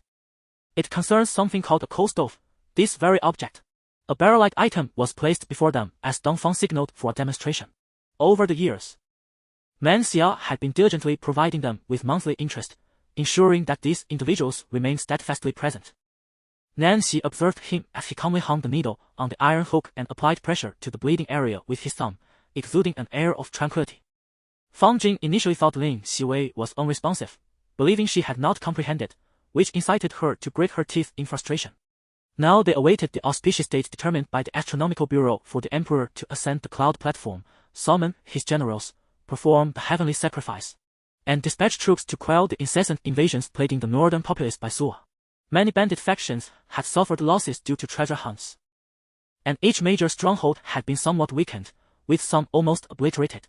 At this juncture, the most formidable of them all, the fierce tiger stronghold, was effortlessly swept away. After all, most individuals are inherently fearful of death. In the face of overwhelming strength, surrender comes without hesitation. Meanwhile, upon learning of the defeat of the horse demon lord, Prince Peng did not elaborate further but swiftly dispatched messengers to the tiger and bear clans, commanding them to mobilize their forces without delay to avoid missing the opportunity for battle. After all, at this moment, In Chang's troops had not yet returned to Sanmexia. If they were to flank him from both sides, they would undoubtedly breach the defenses. Lin Yi was still recuperating in bed when the Dragon King had gathered all members of the Divine Dragon Special Forces within the room for a tribunal assembly. On the very day of her return, Tang Yi was sent back to the Ghost Needle Sect for recovery. Given that the base of the Divine Dragon Special Forces was a military zone not easily accessible to just anyone, what has caused such a change in demeanor? This is not the style of young Master Song, Lin Zhao remarked, his tone seemingly cordial yet laced with sarcasm. However, he had yet to engage directly with Tan Zhongkang and was unaware of his true capabilities. Thus, adopting a more humble posture was prudent. Moreover, he had no intention of defeating Tan Zhongkang today, as he would soon require assistance from others. How embarrassing it would be for the mayor if he left his opponent utterly vanquished. As Luo Qian pondered the situation, she first recalled the rampant rumors, followed by the spectacle of a man performing a melodrama at the gates of the Luo residence. Who in the capital city was unaware of her, Luo Qian? How could you claim to understand? You manipulate people with such finesse. One might think you are truly formidable. I ought to learn from you, Li Wenyan remarked, laden with implication. At this moment, Qing and I, who had kept her eyes closed with her face pressed against Zhao Xin's chest, finally opened her eyes. Upon realizing that they had safely landed, she immediately turned her head, tilting her face upwards in excitement. It had been over half a month since Shao Linshao received the news about the extravagant gamble. Yet she had been unable to focus her attention on the matter. No one had anticipated that this grand wager would require obtaining qualifications in advance. As Luo Qianer emerged from the dilapidated temple, she was unexpectedly confronted by a servant sent by the Luo family to search for her, leading to her disheveled return to the Luo residence. Chapter 36. Entangled with you. The other end fell silent. After a moment, Shi Qing said, I'll hang up, and ended the call. Overwhelmed by thoughts, Shi Qing tossed and turned, unable to find sleep. The following day, adhering to medical advice, she returned for blood tests, her eyes betraying her fatigue. When the results arrived in the afternoon, and she sat before the doctor, a smile of congratulations from the physician inadvertently lifted the corners of her mouth. In that instant, joy overshadowed her concerns. However, Gu Xingguo revealed another aspect. The new Jiu Middle School commune would still focus on self-sustaining development, prioritizing the growth of self-sustaining initiatives. This elicited a quiet derision from Lin Baishan. The distinctive quality of the Hei medicine was akin to the nurturing warmth of a gentle jade, promoting recovery in a soothing manner, particularly suitable for those whose bodies had been exhausted after fierce battles. That gardener, why does he act in such a way? Li Jing sighed as she gazed at the still-blooming cornflower. Is traveling by sea truly safe? Why not take the overland route? Lu Jiping inquired, filled with confusion. After enduring a lengthy class, the moment the bell rang, he hurried to the entrance of Class 2, where In Ro Ro had already begun her lecture. It seemed In Ro Ro commanded significant respect, as nearly the entire class remained in the room. But didn't he Xiaobite mention endocrine substances earlier? The war demon felt unjustly accused and defended himself. Due to the impossibility of Beaufort accepting Desai's proposed unconditional surrender as a means of achieving peace, the physical and psychological traumas inflicted upon countless civilians and prisoners of war continued to linger and intensify.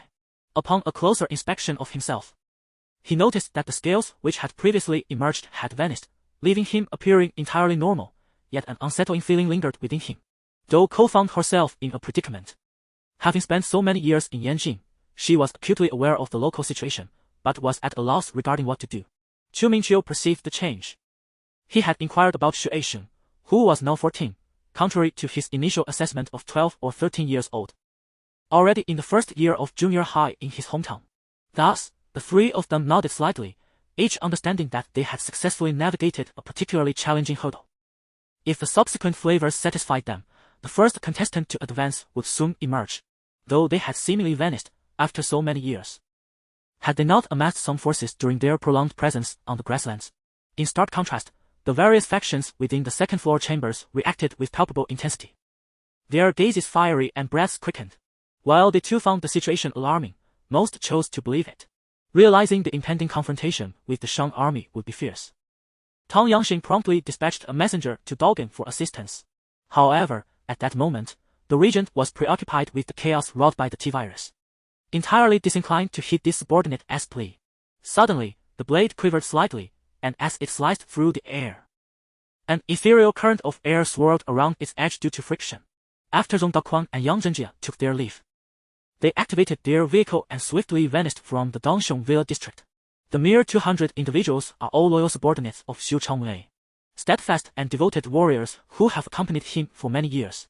Although the army is now on the verge of disintegration, these loyal confidants remain unwaveringly faithful to Xu Changwei. Fortunately, Yang Shao reacted swiftly, raising his sleeve to shield himself, thus avoiding any repercussions. The two robust men beside the young man in the blue robe also displayed remarkable agility, swiftly swatting away the debris. Yet, I found myself losing interest in this bloodthirsty spectacle, as all my thoughts were consumed by Shao Yu. Theoretically speaking, this was an entirely superfluous action, for at this moment, what they were protecting was none other than the most formidable force of Asgard. Chapter 37. The mundane banter. Zhao Xi languidly leaned against the driver's seat, transforming the supercar into a semblance of an antiquated tractor. After a night of relentless gaming with Su Jing, he finally managed to catch a brief moment of rest, only to be bombarded by his assistant's incessant calls urging him to head to the research center. Overwhelmed by fatigue, Zhao Xi took a sip from his Starbucks, cranked the car's music to an ear-splitting volume, and rubbed his face while humming along with fervor. The atmosphere shifted abruptly for the Moon Maiden. Her countenance paling as nausea gripped her, fingers tightening around her sleeve. It was not just I who heard the approaching footsteps. The ravenous Crazy Blade and the Phantom were equally engrossed in their feast of barbecued delights. The Skull King's consciousness could hardly withstand the full force of the God of Destruction's assault, resulting in immediate disintegration and obliteration, his colossal form shattering and plummeting. Even the scythe of death he wielded crumbling alongside him. Traversing a long corridor, several doors ajar emitted streams of light. Su Junin treated her servants well. The maids and attendants need not endure the chill of the corridor, remaining indoors by the fire, awaiting their next command. The more capital one possessed, the broader the scope of business one could engage in, leading to greater profits. Those who endure hardship truly ascend to greatness, a truth well understood by all. Which is why they persevered, clad in tattered garments, toiling day and night in the dungeon. However, across from him, Zhao Hong's face turned an ominous shade. And in a sudden outburst, he hurled a teacup at Sun Yi, who deftly evaded the projectile, ignoring the fact that he was donned in a provocative short skirt. Zhao Hong leapt onto the table, launching himself at Sun Yi, raining blows upon him. At this moment, approximately 80% of Song Guaiguo's estate lay in ruins. Half of it utterly flattened, with piles of debris towering like mountains. Blood surged forth instantly. She opened her mouth to utter something, yet her words were muddled. It remained uncertain whether she was inherently mute, had her tongue severed, or had ingested poison that robbed her of speech. During the Spring Festival, internal security vulnerabilities in the telecommunications facility resulted in unstable website access. We are diligently addressing the issue and appreciate everyone's support. As Yi Zhenzhen journeyed along, her heart brimmed with regret for not encountering his Eisen. Thus, she resolved to pay her respects to the esteemed Empress Dowager, requesting the palace maid guarding the gates of Changning Palace to relay her intentions. Upon hearing Li Yan's commendation, Qin Yu instantly puffed up with pride, his eyes gleaming with satisfaction, momentarily forgetting how effortlessly Li Yang had countered its previous formidable strike. After all, one is but flesh and blood, no matter how formidable Gu Shou may be. At this moment, gazing into the mirror, the exquisite features reflected a conspicuous weariness. Jin Xin observed Jinha's serious demeanor and promptly acquiesced. In light of the recent incident involving the monk's medicine, Jinha feared retaliation from the Duchess of Liang, thus discreetly assigning someone to monitor the movements of the Liang residents. While the information may not be entirely specific, a general understanding could still be gleaned. Chapter 38. Unapproachable indeed. How did she know? Shi Qing set down her phone and took a bowl of mango cheesecake, scooping a spoonful and bringing it to her lips. Of course. It was my grandfather who informed me. Is that so? Yu Jingzi cast a skeptical glance her way. Shi Qing waved at the servant, and once they departed, She cradled the bull, her expression revealing. It is not as simple as it sounds. If a divorce were possible, it would have happened long ago. Why wait until now? Back then, your sister could not bear to part with Li Ying and Lilian's 2 children, and now, with the addition of the still infant Selena, she is even more reluctant. Xia Qinsheng, in frustration, drained his cup of murky wine and set down the porcelain bowl. This girl has a way of downplaying even the gravest matters, which particularly pains Cheng Ruoxi. Du Feng acted with intention, however. The Pion pill he offered was merely a diluted version, while the truly renamed Shell pill was an even further diluted concoction, reducing its potency significantly.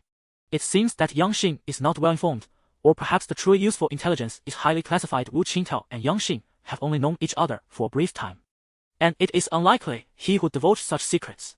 If Chu Feng's response does not meet his satisfaction, he would not hesitate to let Chu Feng perish here.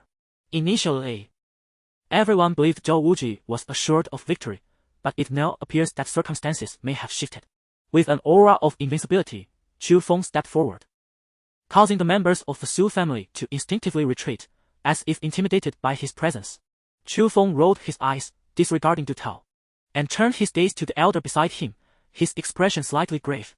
What is this? This is nothing short of slander. She did not touch his belongings. So how could that imply her intentions? Idly wondering, Hong Feng habitually strolled along the shores of Tianjin Lake, immersed in the ceaseless gusts of wind.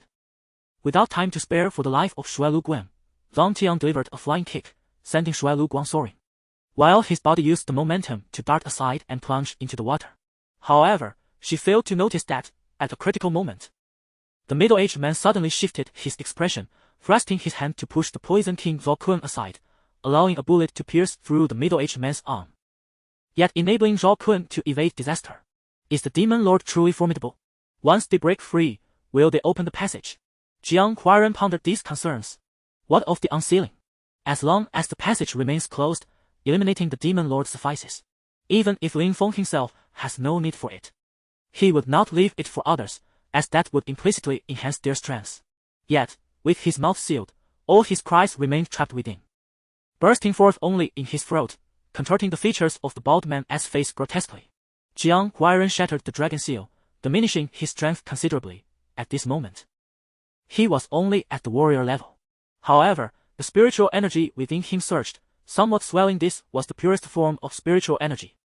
And what Jiang Huairen needed was to rebuild his foundation. He did not commence immediately but instead contemplated, selecting the most suitable incantation for himself. At this moment, the large yellow creature appeared to sense that something was amiss. Yet, it whimpered in fear, burying its head low, as if desperately seeking a place to hide. Zhang Tian thought it best to return to the City of Magic first, hoping to discover alternative means to reach the realm of the demons. This question had occupied his mind incessantly over the past few days, yet no solution had come forth. A few months prior, after leaving the royal palace, she had indeed felt a significant enhancement in her abilities. If Zhong Yumo could have truly imparted his martial skills to her, then his descent would undoubtedly lead to his demise. Chapter 39. The situation narrowed as their gazes collided, sparks ignited between them, each unwilling to yield. Ning Ziu's eyes seemed to bore into Shi Qing, her frustration palpable. Unable to express her ire openly, she discreetly nudged her under the table, signaling her to temper her conduct. Shi Qing, however, remained indifferent, turning aside, while Yu Jingli unexpectedly raised his hand to wipe away the non-existent traces at the corner of her mouth, offering a thoughtful remark. Let us dine first. Tell me what you fancy, and I shall serve it to you. I assure you it will be to your liking. After all, this was his domain, and avoiding conflict was preferable. The question of victory was secondary. Engaging in a brawl would undoubtedly wreak havoc on the island. Yan Puyo had pushed the concept of using strength to break the stalemate to its limits. Had it not been for their obligation to safeguard the 4 hostages, whose demise would signify their failure, forcing them to relinquish their pride was no simple task. Undeterred by the lethal threat before her, Li experienced a moment of transcendence, her mental prowess surging forth, amplifying the effects of her mixed magic twofold, astonishingly rendering part of her mental energy semi-liquid in this critical moment. Upon catching the scent, Lu Huan immediately realized that yet again, I must be concocting some peculiar creation. It was only after King Wu of Shou vanquished the tyrant Shou that the Duke of Shou replaced shamanic rites with propriety, effectively relegating the shaman clan to the annals of history. Before him, Chengmu resembled an unassailable mountain, utterly unshaken. Is it a person? Chen Mo murmured. Having witnessed an abundance of base human nature over the past 3 years, he understood all too well that the greatest caution should be exercised toward humanity itself. Finally, Sarah concluded her opening remarks, and Darui, already impatient, swiftly drew 2 arrows and knocked them onto his bowstring. Listening to the discussions, Su Yingning couldn't help but chuckle inwardly. Though her exterior remained one of feigned victimhood, the announcements regarding connections were predominantly from top-tier brands, never before so grounded as on this day. Upon hearing such a response, Chongzhen laughed heartily, patting the delicate back of Empress Zhou. Simultaneously, feigning support against evil, Zhu ignored the proceedings and, upon hearing Yuan Tiangong's words, immediately rushed to stand before the Taoist of 100 damages. According to the Iron Sword sect's esteemed martial arts lineage, Muse and Taoist could have widely recruited disciples, elevating the Iron Sword sect to prominence. Gu Oil spent her idle hours indulging in dramas, particularly enamored with the generals Zhao Yun and Bai Qi. Chong Yaotai expressed great satisfaction with Zhongwei Garden. Residing in such a luxurious apartment offered significant advantages in terms of safety. Akin to Wily Zhouji had always lived in properties he developed in his past life. At this moment, Chong Yaotai also prioritized the safety of his family and himself, making Zhongwei Garden an undeniably excellent choice. As the conversation drew to a close, Sheng Yu had firmly established himself in the lead, guiding the discussion among the teachers. Although Yan Ting had indulged his appetite for conversation, he remained vigilant amidst the barrage of arrows, wielding his large blade with dexterity, skillfully breaking through the rain of projectiles. As the first sound echoed, almost simultaneously, Chongming's phone chimed with a new message. Xian and Shichen exchanged glances, their expressions shifting subtly as if recalling some shared memory. Their faces a tapestry of conflicting emotions. In the next moment, Bai Qiu's figure swayed unsteadily, akin to a drunken soul, struggling to maintain her footing. Hobua Shikijuo's derisive roars echoed, accompanied by relentless stomping upon the earth beneath him, attempting to provoke Gisdom into revealing himself. Since Harvey embraced the path of the spellcaster, he has grappled with a significant flaw, a lack of comprehensive understanding of fundamental magical principles, exhibiting a pronounced bias in his studies. It is akin to Harvey learning calculus without first mastering addition and subtraction, fully grasping the essence of a poem yet being unable to articulate its verses. Chapter 40. What are you feeling? Inside the carriage, a profound silence enveloped them, so still that the sound of their breathing resonated in the air. Shi Qing found the atmosphere stifling and tedious. She pushed Yu Jingzi's shoulder with considerable force, yet he remained unmoved, which incited her irritation. Are you not bothered? If there's nothing to say, just drive us home. Do you intend to sit here all night? I refuse to accommodate such whims. Her crimson lips moved animatedly. Mo Qingwu's choice sparked a newfound respect in Lin Beicheng, along with a sense of joy for her. As Su Lingyu changed into her training attire, she caught sight of Tan Chen's sculpted 8-pack abs, causing her to involuntarily swallow. Despite their past encounters, she had never truly appreciated the perfection of his physique until now. Meanwhile, Yang Xian found it curious that, logically, as long as Di Lingshao remained alive, there should be no retaliation against his family. Upon returning to the dining table, he transformed into a student, apologizing, "Sorry, my family has some matters to attend to. Since the dishes are served, let us eat." After Su Sansheng exited his room, he began to explore the true core of the Xing family as stronghold. Perhaps due to the ongoing conference, the patrol teams of the Xing family were notably abundant. Yu Xinhai remarked in awe, 100 million worth of items, given freely. Just this generosity alone is something I cannot emulate. A vast black blade began to take shape above their formation, enveloping the entire team. At that moment, he and Bai Yujing paused briefly, while Qi Weiwan, Wei Xing, and others caught up. She could not help but notice that these two roommates had deliberately sought excuses to distance themselves, fearing the potential repercussions of being seen with her. Behind them, Jin Lian's eyes flickered with a green flame, reflecting the turmoil within his heart. Colonel Kelly's gaze remained fixed on the battlefield ahead, where his soldiers fought valiantly amidst the chaos. It was not that these individuals were unwilling to join the ranks of the Wangjian sect, but rather the conflict between Hizi and Taoist Huang piqued their curiosity. Although merely in the game world, she perhaps had been genuinely regarded as a comrade by the members of this guild. Qiao Xiu showcased the mark on his palm to Aicilia, a remnant from the undead in the bone forest, some of whom had tasted the flesh of the judge. Could you please let me wear it? Wang Meina pleaded with an innocent gaze at Gujinan, holding his warm clothing. Now, am I qualified?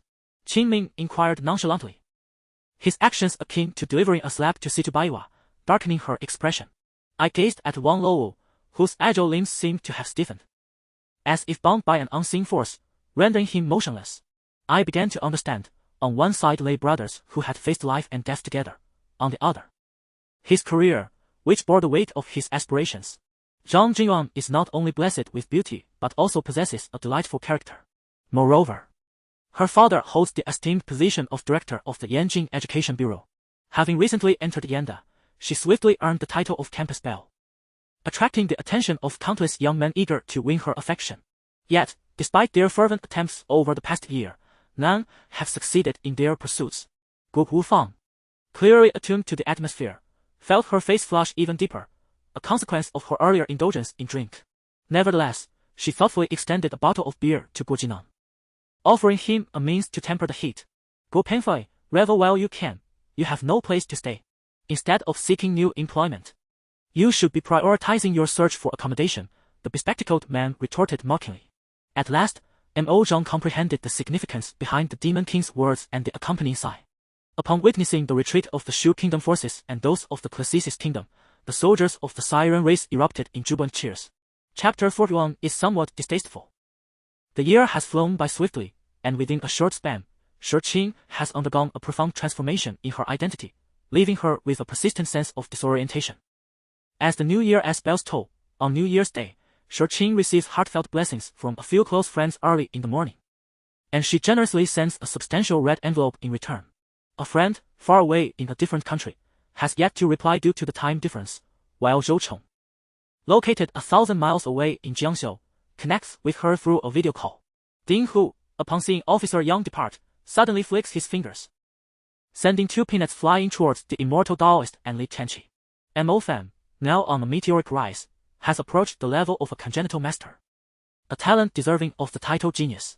Yi Laxing is helped into the room and, upon sitting down, collapses onto the table. His maid, Qi Luo, is startled and hurriedly instructs a servant to prepare a hangover remedy. Yi Lushang does not linger, offering a few words before departing. Many cancer patients often succumb to their fears. If they were offered hope, they might extend their lives for a while longer. Gu Xianqing, unable to defend himself, lets out a dreadful scream as he is cleaved in two. The fire phoenix opens its mouth once more, engulfing Gu Xianqing in a fiery embrace, with flames consuming him while he cries out in agony. The cloaked figure, filled with dread, rushes towards this scene in desperation. Yet, he does not cease running, for he yearns to life. For many, the term living is merely a commonplace expression, but for Tanfeng at this moment, it embodies an intense and wild desire. On the other hand, Lu Ling watches as Yi Chuan places her hand on her face, seizing the moment when Lu Ling is distracted. Yi Chuan abruptly lifts Lu Ling as bends, revealing a pink scar. A peculiar light emanates from his left wrist, gathering at the index finger of his right hand before suddenly shooting forth, causing 2 water dragons to transform back into gentle rain, softly cascading down. The sound of gunfire erupts as bullets rain down fiercely. Some bullets narrowly miss Shao Yunfei's head, grazing just millimeters away, creating a tension-filled moment between life and death. Lu Jingjing, serving rice, discreetly observes Zhang Xiaodong, having never witnessed someone with such an insatiable appetite. Initially, Qian Qian's ransom was set at 30 taels. Yet these 2 individuals escalated it to 250 taels before concluding the deal. Upon learning the truth, Tao Ying, in despair, set fire to the villa that Zonglei had gifted her that evening before jumping into the Huangpu River. Simultaneously, Wallace notes that their father demands all players, including the goalkeeper, to possess the ability to hold and pass the ball. Her words seem to be a mere jest, and without waiting for a response, she confidently opens the car door and steps out. Su Shishio completely disregards those around her as she strides down the vibrant red runway, accompanied by her best friend from youth, sharing laughter and conversation, radiating a sense of positivity. However, upon reflection, she finds solace in knowing that the Pei family desires her to marry Pei Mi without delay. Upon seeing the steaming chicken soup wontons, Xiao He feels a surge of emotion, nearly moved to tears. Jiang Xi was engaged in official duties when she was momentarily taken aback by the news of Yi Chei's arrival. She had yet to decide whether to permit him entry when he barged in unannounced. The cries of despair and chaos were still far from reaching their peak. Yet Li Xian had already mastered the art of conveying the sinister sounds through whispers. As long as the distance was not excessive, the sounds would not dissipate on their own. Regardless of the truth behind Yu Feng's claims, the genuine bond between Qi Yu and Qiu Douyang was undeniable. She had successfully secured the presence of the man who had been lurking by her side, the national master, Yu Jinyuan, who had, indeed, long been aware of her true gender. Amidst the sudden commotion, murmurs began to rise, and it was at this moment that Qiao Dongyang was escorted out by the police. Conversely, TT Communications, renowned for its significant presence in the instant messaging sector, was ranked second in market share but remained considerably behind the leading entity, Penguin. The disparity was stark, with Penguin's scale being several times that of TT Communications, evident in both user registration numbers and metrics such as MU and DU, where it was overwhelmingly surpassed. Chapter 42. The restless heart of a wandering mind. The affluent woman has once again come to my aid, the destitute painter. The typically indifferent tone of her voice now bore a hint of warmth. Sure Chin, focusing on the road while donning her headphones, smiled and remarked, "This is merely a way to curry favor with you. When you become the contemporary female Van Gogh, I shall be your supporter." No. Van Gogh's fate was rather tragic after returning and taking a few days to recuperate. Yi Cheng and his companions bid farewell to the Lin family and set forth toward the horizon. Naturally, this had to be done discreetly, otherwise they might find themselves facing repercussions. Li Chua cast a glance at Bai Lingling, who was still wearing one of her garments, her cheeks flushing crimson as memories of her riding on Yi Cheng surfaced. However, Ji Shengyu's gaze remained fixed intently upon Zhong Rongfang. "Are you all right?" he murmured, his primary concern lingering on this matter, even after just awakening. Under normal circumstances, I would boldly tell my father that I had successfully pursued DeCao, and that my own affairs were none of his concern. But now, it was different. If he truly became anxious, I knew my father was not to be trifled with. Lu Yihan observed his younger brother on stage, a faint smile gracing his lips. Had he shed tears? This must be a positive development for him. A person who did not comprehend the essence of tears had finally wept, and these tears now symbolized not sorrow, but joy. The words of apology had yet to escape Yu Xian's lips when he suddenly felt a sharp pain in the hand gripping Lu Nian's arm, causing him to release his hold abruptly. Fang Bai paused, having heard tales of this criminal, recently revisited through a police account. "Silence!" Li Weiqi exclaimed, feeling a wave of frustration. As a 23-year-old man, he found himself inexplicably embroiled in a second marriage. Who was to blame for this predicament? Su Ishuo furrowed her brow, sensing the strangeness of the situation. If Su Taishan's suspicions were accurate, why then had Bai Lingling shown no improvement in her abilities? Originally, the white light emanating from the Xianyun sword harmonized with that of the Yuning sword, revealing a subtle brilliance. Following their fusion, their power had intensified, earning them the esteemed title of the mightiest sword across the three realms. It had been over 3 months since my mother had conceived, and allowing Hong Shao and Hong Ling a few days of rest should pose no issue. As I contemplated this, I noticed Gu Ping approaching. Zhang Yunhua observed Zhang Zonger in a prolonged silence, a thin layer of sweat forming on his back. He worried that if this stalemate continued, they might miss their opportunity. However, he reassured himself that since the official was resting at his aunt's residence, they would surely meet in the morning, allowing him to breathe a sigh of relief. Just as he weighed these thoughts, he heard Zhang Zonger request Bai Hu to bring forth some refreshments and tea. Qiu Shuang wiped the sweat from his brow, anxious for his well-being, and hurriedly said, "Brother Qin, if you cannot continue your practice, then do not force it. You have already mastered the first 3 levels of the Luohong Bo Tianpeng, which is quite remarkable." In the next moment, he swiftly appeared before the middle-aged man, seizing his collar with a firm grip. If it were truly a matter of urgency for Cheng Jijia, he would have already taken the initiative to approach Cheng Chuyang himself. Moreover, the officers of the Imperial Guard in Chaoga, much like the desolate remnants of Yin, gathered curiously to witness the unfolding spectacle, which left the valiant Wang Huangfeihu of Songgu perplexed. Was it not reminiscent of the morning's Grand Court Assembly? Yet, given the exhaustion of the fourth master, with Li Yu vigilantly watching over his slumber, it was inconceivable that he would remain oblivious. However, there was no public acknowledgement of this. After all, the fourth master must have his reasons for wishing to keep it concealed, and he would not endanger himself. Consequently, not only the common folk but also the officials within the court, along with the influential families and sects in Tianjin, expressed their discontent with the actions of the D clan, particularly given that the war had already been lost. Should further conflict arise, who could predict the outcome? Chapter 43. The foolishness of words. The words spoken, though veiled in insinuation, were nonetheless quite direct, lacking any vulgarity, merely labeling someone a mad dog. Zhu Qian's gaze turned somewhat frosty, yet a smile lingered at the corners of his mouth. You err. After a year apart, your wit has certainly sharpened. Are we that familiar? Yu Jingli replied without so much as a glance at Zhu Qian. He held the second position in the Yu family, only surpassed by Yu Xing. Even if you have opened the box and discovered my diary inside, why do you still wish to read it? As she walked, the incessant derogatory remarks fell upon Zhou Ji's ears, yet she seemed oblivious, her expression neither joyful nor sorrowful, as if the words were not directed at her. She kept her head lowered, wondering aimlessly. What has transpired? Jin Sei looked around, perplexed by the bustling palace attendants. Even if the empress had passed, news should have emerged from the inner chambers. At this moment, the students in the room erupted in excitement, clamoring to acquire the imperial package. Including Xiao Lu and her friend, who had previously settled but now rose again, eager to exchange for the imperial package to dine. What can you do? Do not forget that Li Yu has that old fellow backing him. Li Chu scoffed, his eyes as dark and cold as a black hole, exuding an unsettling aura. The following morning, as Jiu stepped out of her room, she overheard Yi Ting mention that the Empress Dowager had awoken and inquired whether she wished to pay a visit.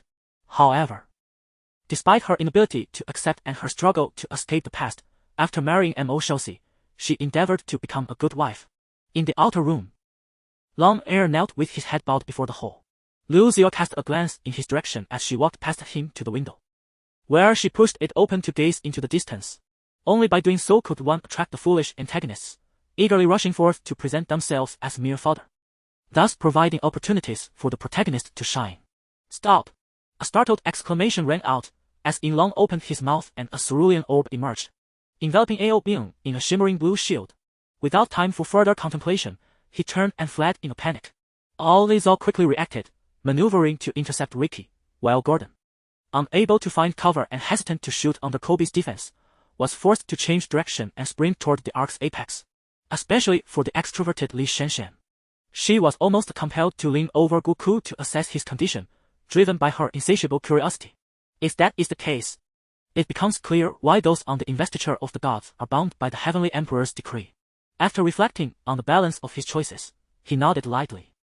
This was a matter of selecting a path with options. He could choose not to compromise.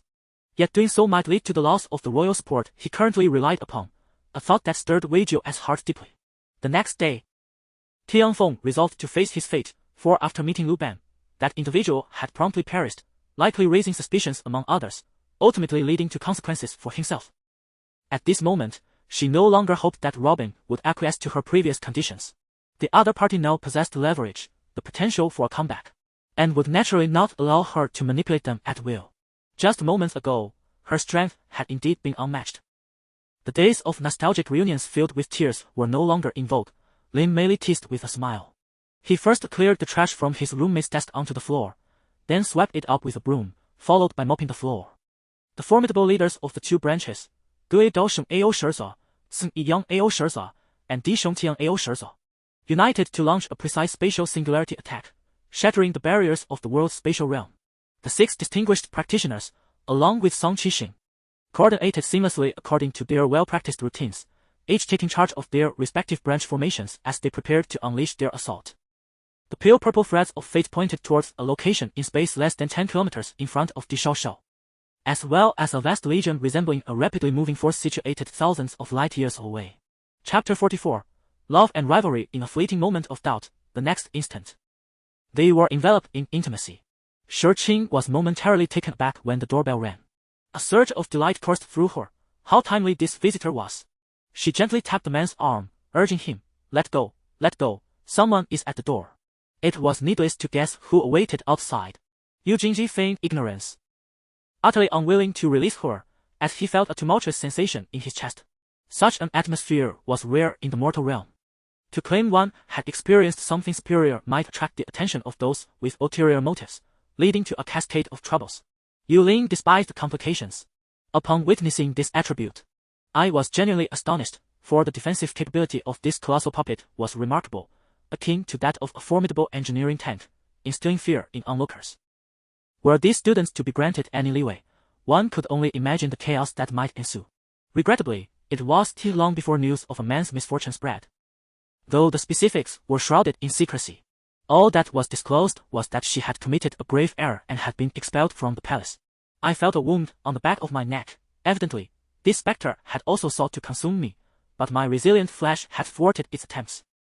Particularly when observing Zhao Gan, despite having been on the battlefield before, he had merely followed in Xiu Chen into combat, unburdened by concern or worry, solely focused on vanquishing foes. Furthermore, your airy proclamations held little value for Yi Xinyan. Were she to discover that you employed her methods merely to offer light praise, she would surely curse you, albeit silently. By the way, having spoken at length, I realized I did not yet know your name.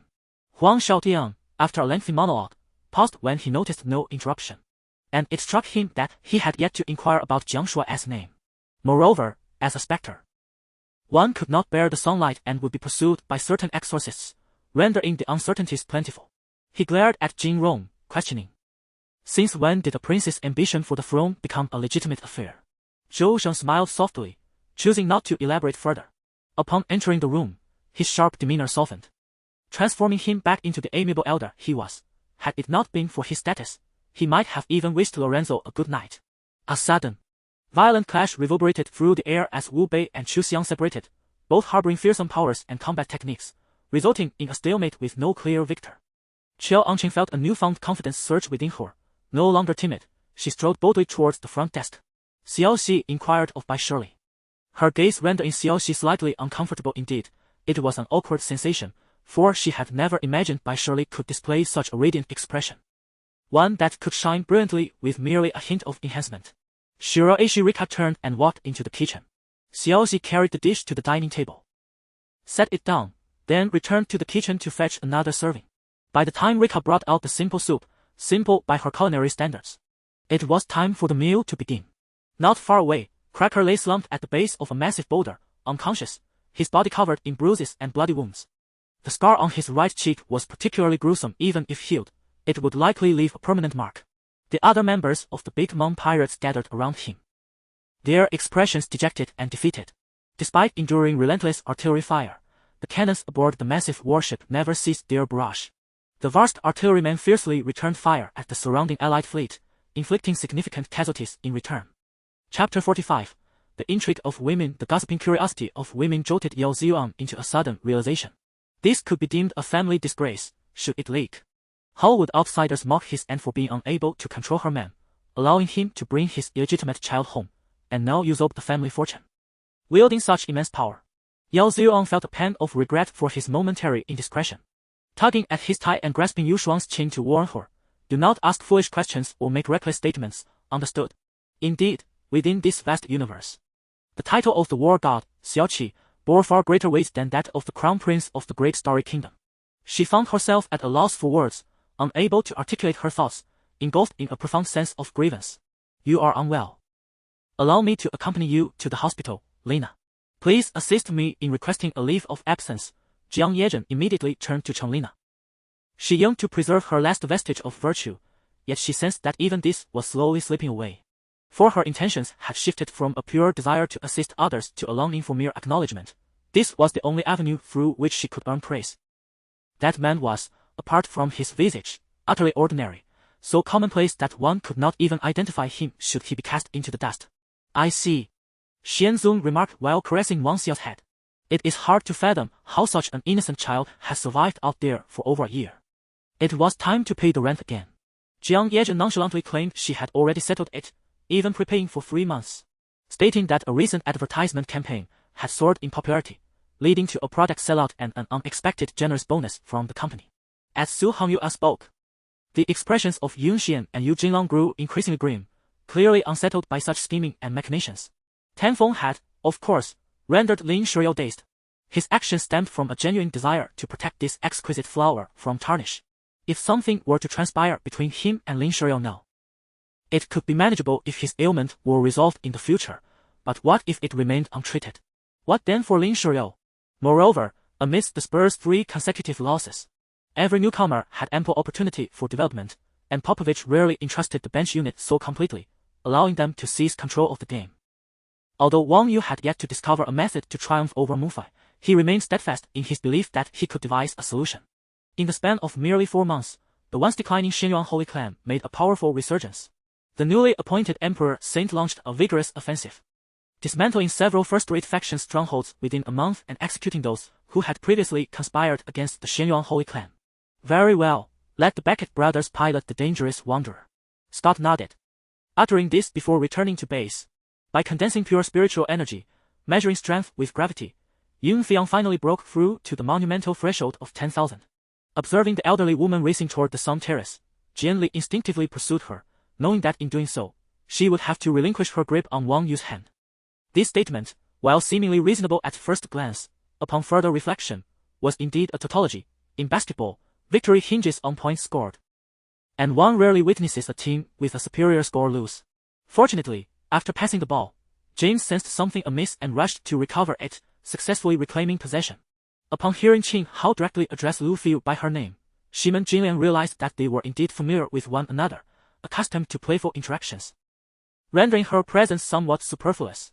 Oh dear, Donggu, doesn't this mean we are essentially greenlighting Brother Du? A tongue chuckled, her tone tinged with sarcasm. Yet, beneath her jealousy, her eyes sparkled with intrigue. Did the Yin discern that Bei Tianyi held a unique regard for Jun Chuo? Surely. If he were to discover that his wife was attracting so much attention, it would surely vex him. With a gentle smile, Long Yin took the fair maiden's hand and proceeded towards Jinghua Lake, while the hidden Wu Qiu hurriedly made arrangements. Chapter 46, a lesson in discretion. For the first time in his 30 years of life, Master Zhu suffered a setback at the hands of a woman. Shi Qing's mind momentarily stalled as he heard Yu Jingzi inquire, "What do you mean by disappeared? Clarify." In his line of sight, Zhu Qian, clad in a nightgown, wore a mischievous smile as consciousness returned to him. Shi Qing's immediate reaction was to hang up the phone, then calmly and nonchalantly remarked, "Well, I must first pay my respects to your father and mother, Summer. I cannot neglect my duties, especially since my sister has already gone." Previously, he had been unable to do so due to time constraints. However, the ground was littered with the bodies of fallen soldiers from the Yi Kingdom, evidently caught off guard in a sudden ambush. "I am aware of this. He excels in political maneuvering. But when it comes to gentleness, he ought to acknowledge me as his master." Hu Peitong chuckled upon hearing this. Observing the scene, Ling Guan burst into laughter. And the magic circle of the fourth incantation instantly manifested around his right fist, followed by a powerful punch directed at the pale barrier. Several major media outlets that had prepared helicopters for a live broadcast benefited greatly. The hovering helicopters swiftly pursued Li Jia's soaring figure, weaving through the skyscrapers of New York, increasingly drawing nearer to Wall Street. As his fingertips finally grazed a golden dove fruit, a series of fragmented images flickered in his mind. Zhao Laozhen sought an audience with Lang Hui, who, initially reluctant, reconsidered upon acknowledging the other's status as a notable figure and granted him an audience in his office. Upon entering, Zhao Laozhen immediately began to voice his grievances. Meanwhile, the bullets from a Beretta were repelled by droplets of water infused with powerful ripples, while more droplets surged forward, targeting the shadowy figure of Xi Ying. The incantation. The Crimson Flame Dance can unleash a strong yang energy. With it, my odds of locating Ming Zhao have increased, the prince declared. Lang Shao advised the relevant parties to ignore the provocateur, asserting that such a rogue would only become more audacious the more attention he received. The Monsanto representatives, realizing that the Central Plains province was unyielding, devised a nefarious plan to corrupt the provincial standing committee members, and aimed his pistol at Sturban. Yet he bore several wounds inflicted by a lightsaber. Glaring at the diminishing blood level in the upper left corner of his vision, he finally collapsed to the ground, unwilling to accept defeat. The Danya sect was evidently lagging behind, but fortunately, other sects had also slowed, with various screens displaying Qi training apprentices struggling against the trials. The Qing army was surveilling the Ming forces, who were likewise observing their opponents. Li Guiyang received aerial reconnaissance reports, deducing that the Qing army was undergoing widespread troop rotations, prompting him to swiftly deploy bomber squadrons according to the original strategy. Previously, he had employed this tactic to easily evade pursuit, but today, it took 2 attempts to finally shake off his pursuer. "What transpired that day was not my doing," Wang Feng stated sincerely, shifting the conversation as he gazed at Lu Hong. Before Hong Xian could inquire further, Xi Su and Zong Jichun descended from the sky, compelling her to retreat with a heart full of unspoken thoughts. Upon returning home, Hu Lingman had yet to dine, and given the late hour, she was uncertain whether takeout was still an option. The act of dressing for Jin Chang carries with it a certain significance. Typically, whenever he personally assumes the role of a host, he invariably adorns himself in a simple white tan suit, This choice not only affords him a sense of ease in movement but also lends an air of solemnity, akin to that of a memorial service. Lady Li gazed at Zhong Gangyin in terror, hastily signaling him with her eyes. She understood that merely being safe at this moment was already a fortunate circumstance.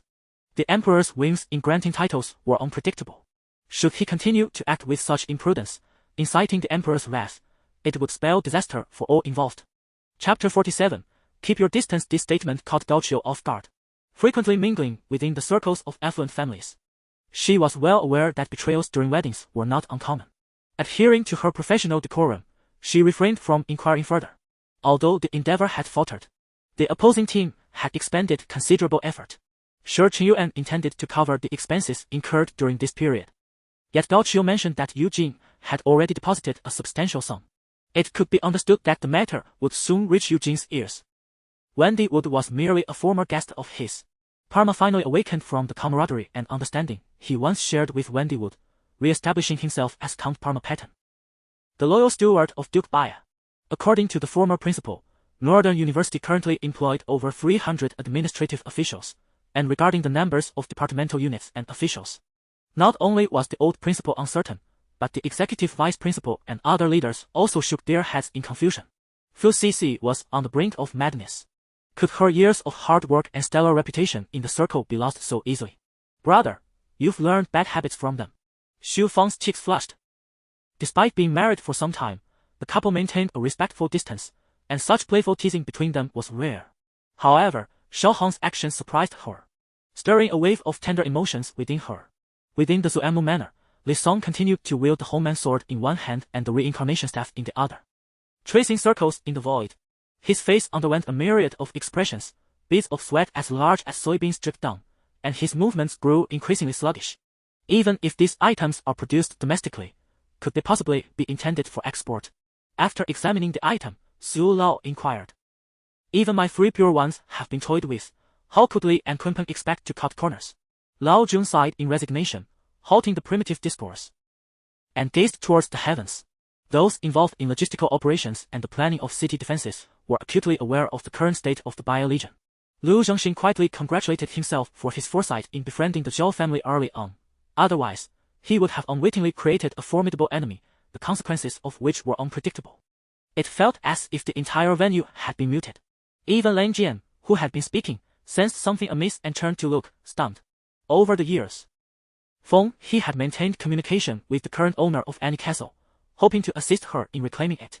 Despite her relentless efforts, she repeatedly encountered obstacles. Initially concerned due to Xian Yu's inquiries, everyone suddenly experienced a moment of enlightenment upon hearing Shao Jintang's words, their faces reflecting newfound clarity.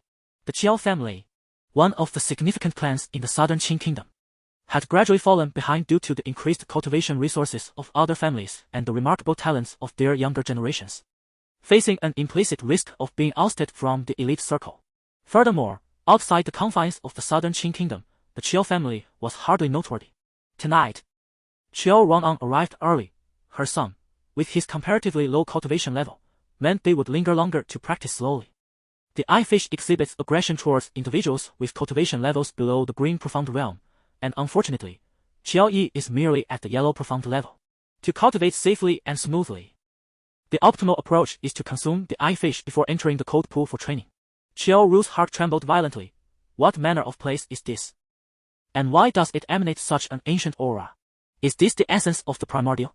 At that moment, the image of the figure clad in green within my heart swiftly transformed from that of a devil to that of an angel.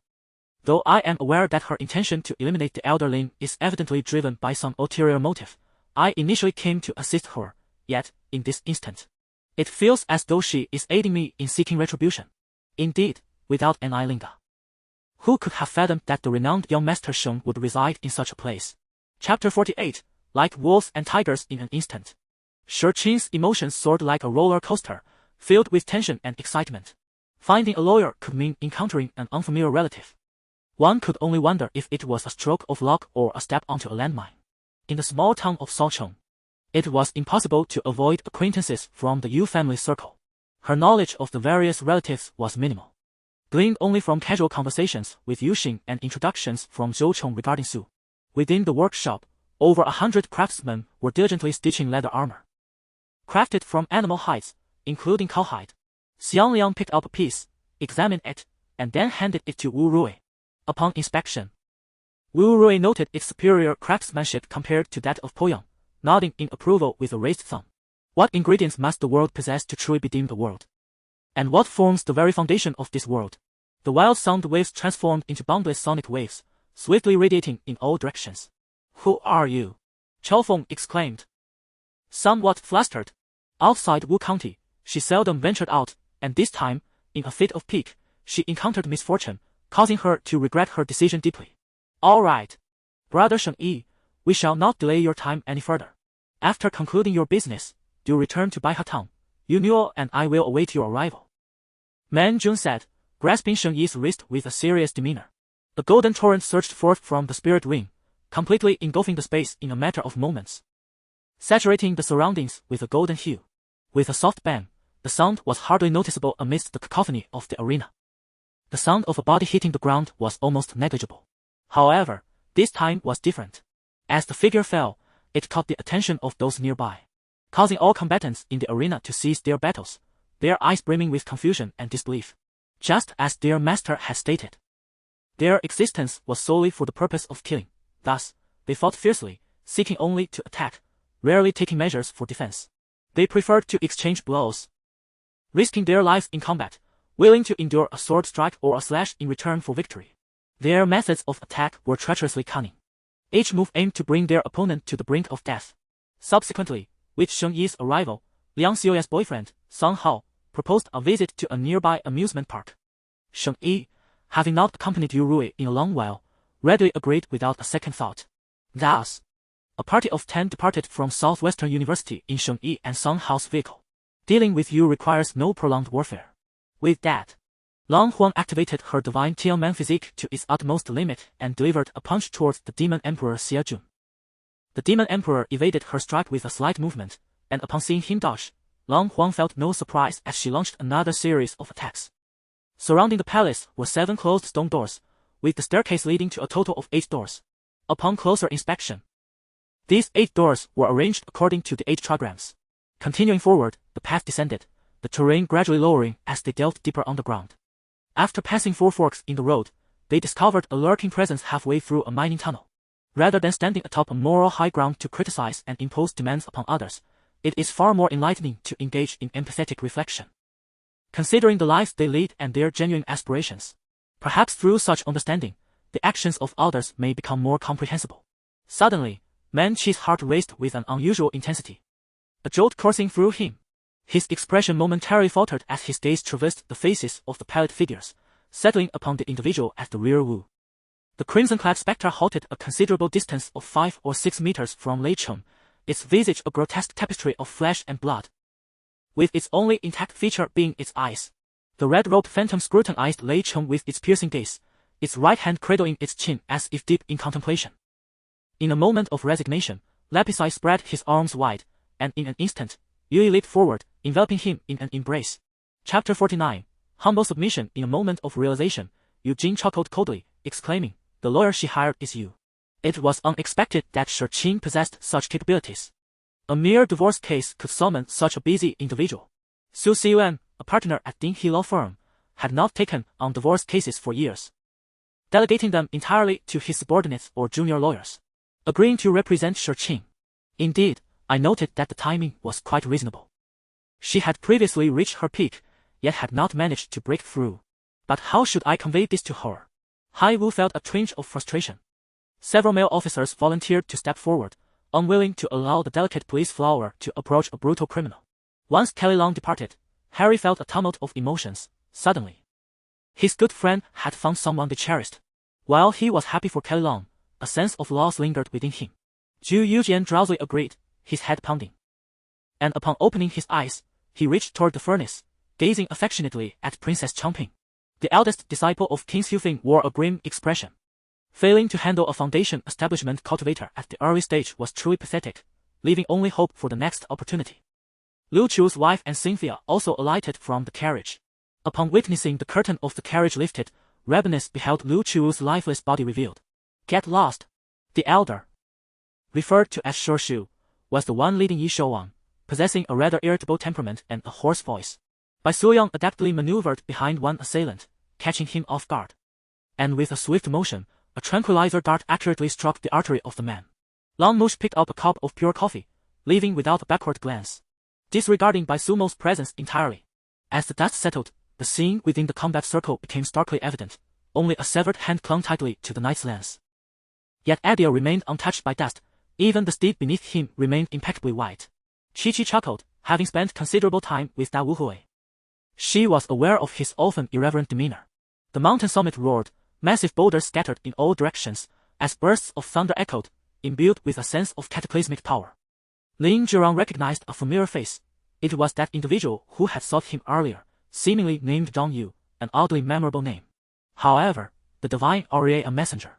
Summon Nightshade to the majestic general's residence to escort the prince to me. I am curious to see who is so impatient. The ominous number -160 floated above Zhao Nao's head. Despite it being merely a standard strike, Zhao Nao, left with but a sliver of vitality, was swiftly dispatched. The matriarch contemplated the futility of his presence and permitted him to depart. Indeed, once Zhuo Xin left, the oppressive atmosphere in the central hall dissipated considerably. And it seemed that Dong's family was equally pleased with his exit. Meanwhile, several million miles away, various cultivators were utterly astonished by the commotion in this locale. Who would dare to create such an uproar within the domain of the elven race? Did they not fear drawing the ire of the ancient beings of the elven lineage? Yet, despite their astonishment, the prospect of a grand battle unfolding compelled them to hasten towards the mountains, eager not to miss the spectacle. Chapter 50 reveals a profound double standard. What actions did Ningjiu undertake? Shi Qing, preoccupied with her own faults, refrained from inquiring further, ultimately attributing the situation to her own shortcomings. Constrained in place, she nonchalantly resumed her activities, delicately applying face cream with her fingertip, her tone soothing. Allow me to extend my apologies. I am truly sorry. After a few days of engagement, as matters were settled, Yu Luoxin glanced at the time, realizing it was time to return to Shanghai.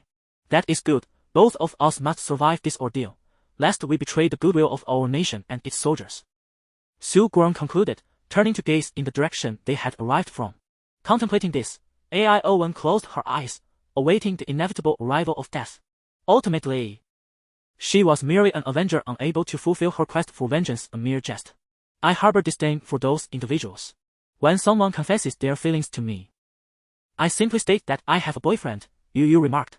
Two figures emerged from the forest. Leading was Mr. Morkin, Norway's only son, Albie Morkin, followed by a green-haired individual whom Fran had never encountered. Clad in black robe attire, the green-haired figure bore a grotesque scar across his face. Observing the fallen trees before him, Chongshi found it impossible to reconcile them with the dense woods surrounding the square in his memories. The jungle from Fudan University displayed remarkable patience. Despite several opportunities to strike, he opted instead to wait for the AD to provoke the opponent. If his memory served him correctly, merely 10 seconds prior, the Wild Eagle had employed a novel strategy to launch a second wave of attack on the website. This new method proving far more lethal, incisive, and swift than the monotonous data streams. Baka Yalu. Those wretched Chinese. Some Japanese officers cursed vehemently as they surveyed the bombed, pockmarked thoroughfare. Where will you stay? Damimi inquired when only she and Su Wang remained. Yun Shirtian's words trailed off. Yet the implication rendered the kneeling ministers below nearly mute with trepidation. In an instant, Yun Shirtian's thinly veiled anger dissipated, and instead of lashing out, he allowed Luo Yu to hastily lead him away.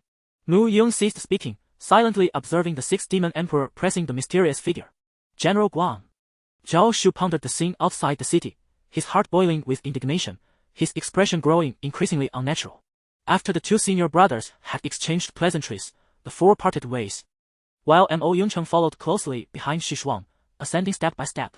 Among the competitors was the red-scarfed young ghost who had sought to form a team with Yu Wei, while the other was a blind elder, also adorned with a red scarf emblazoned with the words certain victory.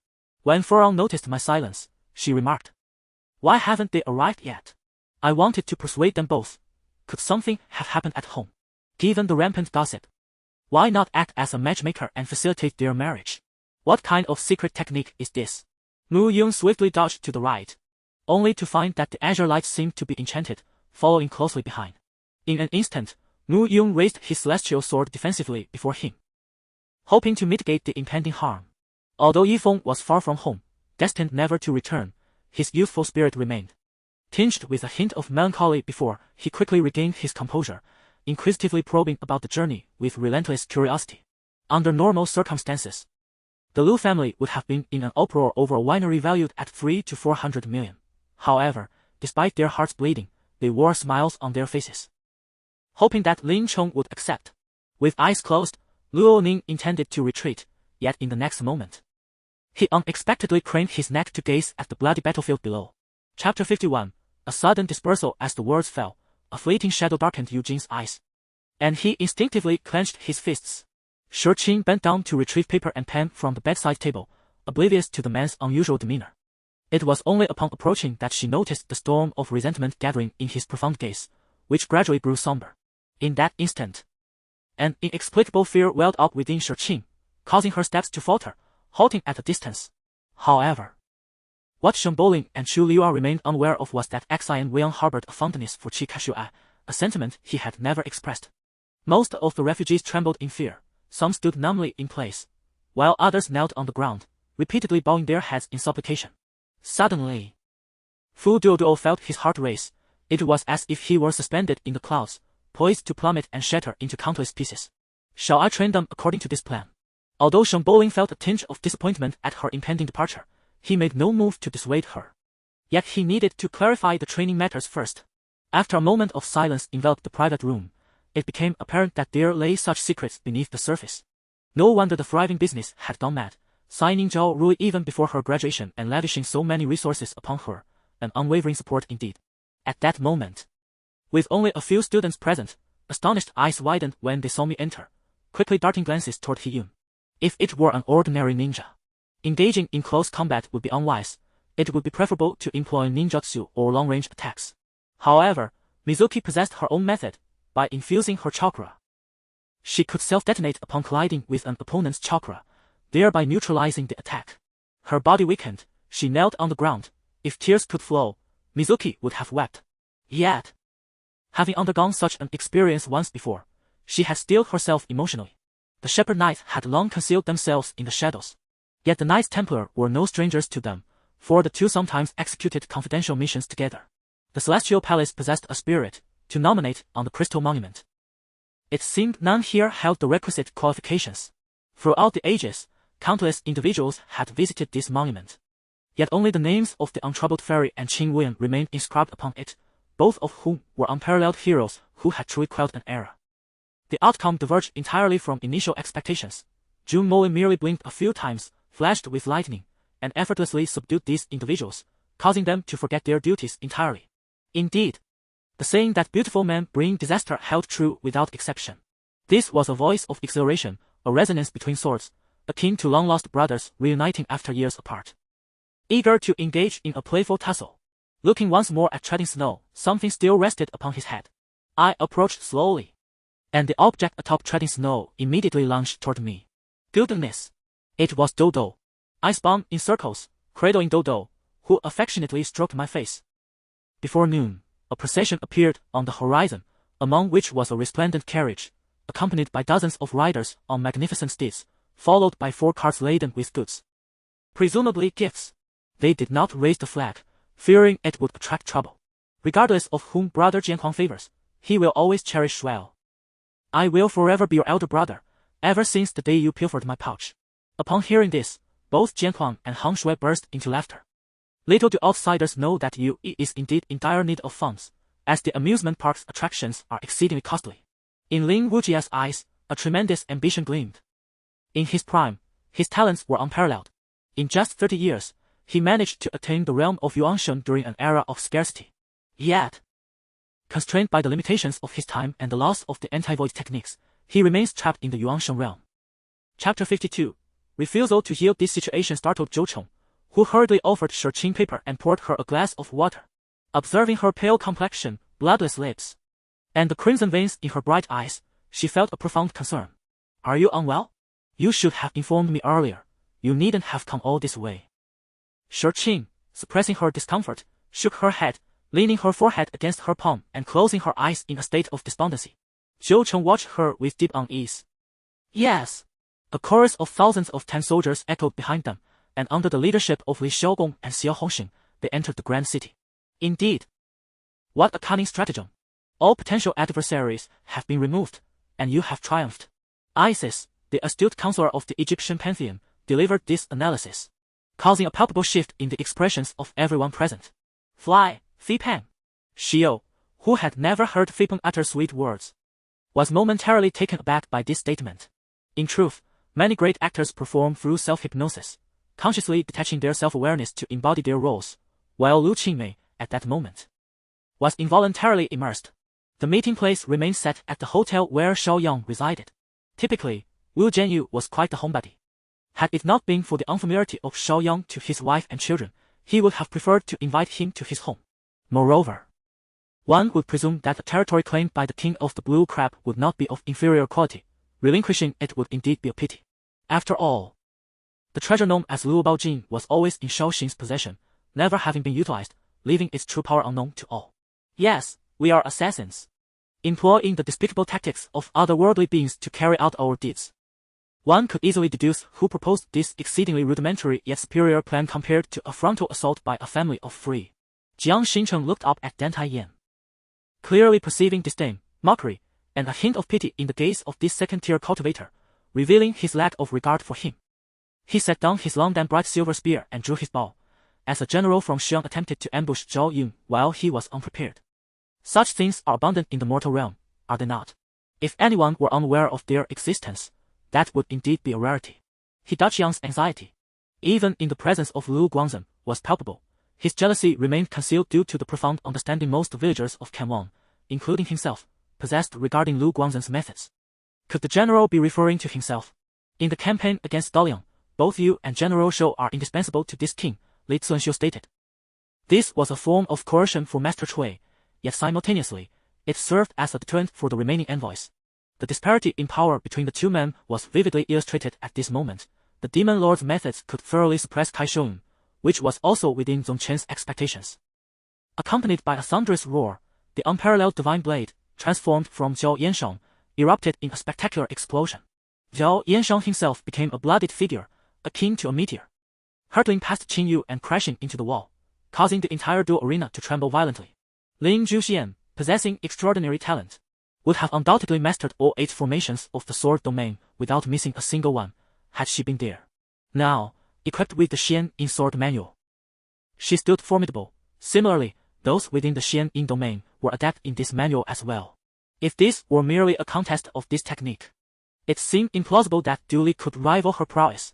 Meanwhile, after the traitorous leader accepted Lu Guangzhen's bribe, his loyalty to Lu Guangzhen only intensified, rendering him impervious to persuasion. In the restroom, Sun Qian whistled contentedly, lathering soap over his body, relishing a delightful bubble bath. Chapter 53, The Art of Insult. As Chengzhu departed, Zhou Chong embraced his credentials and exclaimed with glee, "At last, I can escape the clutches of my uncle. No longer will I be subjected to the peculiarities of those matchmaking candidates. What a relief." Shi Qin's dry eyes suddenly sparkled with curiosity. What peculiarities? I am intrigued. That's a long story, to be discussed later. After all, no matter how precious or rare the Tianxin grass may be, it only holds significance for those in need. Since that night of candid conversation, he had noticed that Xiong Chushi's gaze towards him had become somewhat evasive. Perhaps due to her embarrassment upon regaining sobriety. The Weaving and Dyeing Bureau served as the administrative office for officials managing textile affairs, while the dyeing and weaving workshops operated in Nanjing, Suzhou, and Hangzhou, each with its own organizational structure. Li Shimin, too, pondered quietly. One must remember that his peach blossom grove was originally slated for completion last year. At one moment, he perceived Xiong Guangda as a tragic figure akin to Hu Xuan. At another, he recognized the nascent capitalism as profoundly flawed, yet he felt uncertain about how to address this dilemma.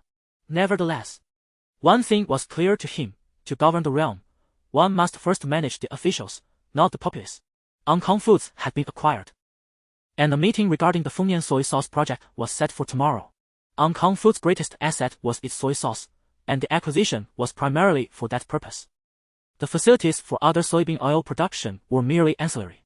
Upon observing Zhao Xiang's demeanor grow increasingly frosty, Boss Du felt no concern. What threat could the ire of the weak pose to the strong?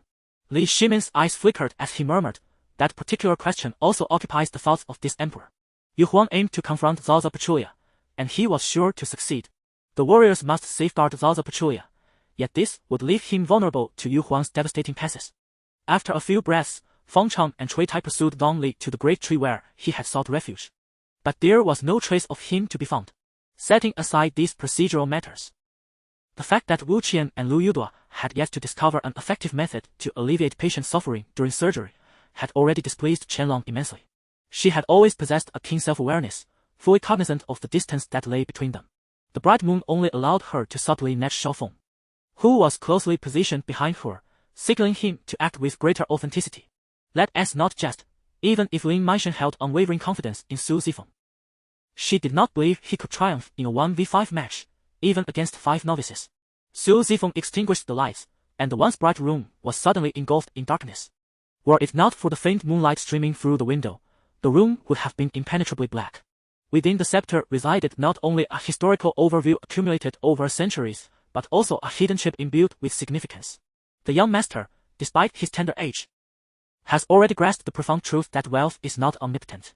There are certain matters that cannot be resolved through monetary means, such as the cornea of the eye or the torment of illness. With countless individuals awaiting their chance, he is unwilling to deprive others of their opportunities. Nor would he resort to coercive purchases. As the room darkened, the brilliant light from outside seeped through the cracks, seemingly slicing the darkness into segments. While speaking, Qianlong gently took the jade pendant from Shao Yan's hand and adorned her neck with it, subsequently tucking the pendant into her garment. Xiang Yan felt an immense sense of relief. Since their redemption, they had harbored no ulterior motives, otherwise today's resolution would not have been so effortless. Ning had long since adopted a skeptical demeanor, intent on fully discerning the capabilities of both individuals, for they were his targets. Chapter 54. Inexpressible Yu Jingzi's words always had the uncanny ability to irk Shi Qing, who, in a fit of anger, flushed crimson and furrowed her brows, indignantly exclaiming, "Yu Jingji, you are simply..." Suddenly, her words were interrupted by a sharp knock at the door, followed by Zhou Chen's muffled voice resonating through the thick door panel. Noticing Chen Xinhai's stunned silence, Murong Yunfei, who understood the gravity of the moment, grew anxious. Realizing that if they missed this opportunity, it would never return. Long Biao obediently lay beside his grandfather, quietly listening to the soft snoring emanating from him. Feeling a sense of nostalgia for the long-ago times he had spent sleeping so closely to him, today felt strangely unfamiliar. "Oh, you, so beautiful. Had I not discovered him, you might still be enjoying such leisure." Li Xin contemptuously regarded Li Ren. "If you cannot grasp it, it is simply due to insufficient time. Henceforth, you shall remain in seclusion and refrain from wandering about. Do you understand?" Gao Itao's tone grew impatient, as if he believed the disciples of this ancient academy were utterly dim-witted. Wang Feng released Lao Zhao without further inquiry and hastened towards the instructor's office. Contrary to his usual decorum, Wang Feng entered without announcing himself, startling the instructor, who was pouring water, causing hot water to splash across the table. Time passed slowly within the realm of cultivation. Apart from the occasional meals delivered, Lan Hongxiang and the others immersed themselves in intense seclusion, striving to elevate their cultivation levels. "Brother, fourth brother." As she gazed at Shao Jun and Shao Sui, Shao Lei's voice trembled slightly.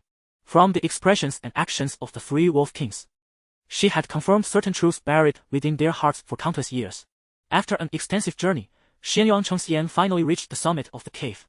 Before him lay a vast expanse of misty clouds, and a gentle breeze swept by, bringing him a refreshing sensation. Glancing around, he noticed the Wolf King standing at the precipice of the peak. "Brothers, you go ahead," he hastily informed the young wolves. Suddenly, Xianyuan Chengxian halted, warily observing the rear. His hand already grasping a beast tooth, poised for battle. The Beast King spoke, his hand trembling slightly. The axe blade drew a shallow wound across King Maisai's neck, blood trickling down the edge. However, what puzzled Qin Yu was that Xiang Weiwei did not quietly undress and sleep beneath the covers of the large bed. Instead, she was incessantly fiddling with something. Yet, she reflected upon it, feeling no guilt towards heaven and earth, utterly perplexed as to why she would suffer such retribution. Even if she had erred in some manner, why did the heavens not punish her, but instead take away her child? Zhang Hao cast a sidelong glance at old Mo. In the early stages of Golden Core, he was indeed considered a master in Wangyuan City. However, encountering oneself, his meager strength was insufficient for a contest. With a motion, The Batian sword emitted a green radiance. I scrutinized Chen Shi's complexion. It was indeed far from favorable. To be frank, a patient who constantly seeks to be coddled can be quite a headache. I took Chen Shi upstairs and sought cold medicine for him. From that day forth, Li Lingfu's condition worsened, while Yang Guang received an imperial edict from Li Longji summoning him back to the capital. Due to his perception of being slighted by Li Yuebing, Wu Si chose to address her by her name rather than the familiar sister Li. A cough suddenly interrupted Man Baishan's musings on how to claim the lotus lantern for himself, jolting him awake. He met the disdainful gaze of Mir Tian, scratching his head and offering an awkward chuckle. The forensic team has been organizing materials these past few days and will be busy all day tomorrow. So I will not be attending, Cheng Jinsong explained. Cheng Dong began to feel increasingly restless. However, the looks cast upon him by Yu Tingwei and Ku Xiangbao, along with the self-absorbed demeanor of the Zhu father and son, left him in a most uncomfortable predicament. This prickling sensation at his back truly filled him with unease. Chapter 55. Do not forgive Yu Jingzi, compelled by circumstances, halted abruptly and raised her gaze, casting a fleeting glance at a face that was both familiar yet unwelcome. Her expression hardened into one of cold indifference and piercing intensity. Whether she left voluntarily or was ejected by security, the outcome seemed the same. Liu Ying, believing her years of mingling with influential figures had fortified her psyche, soon realized this was merely a facade, a pretense that collapsed under scrutiny. The flow of external information had been obstructed, leading to a significant decline in the combat effectiveness of all personnel within the magical realm. For the first time, the entire front of the magic world had to retreat slowly. Even the accuracy of long-range strategic weapons diminished drastically, resulting in aimless assaults on the enemy's rear, with the effectiveness of such actions remaining uncertain. In the presence of Lu Yang, Wang Xiong maintained his customary decorum. To an observer, he appeared quite normal. Yet he exuded an unmistakably different aura.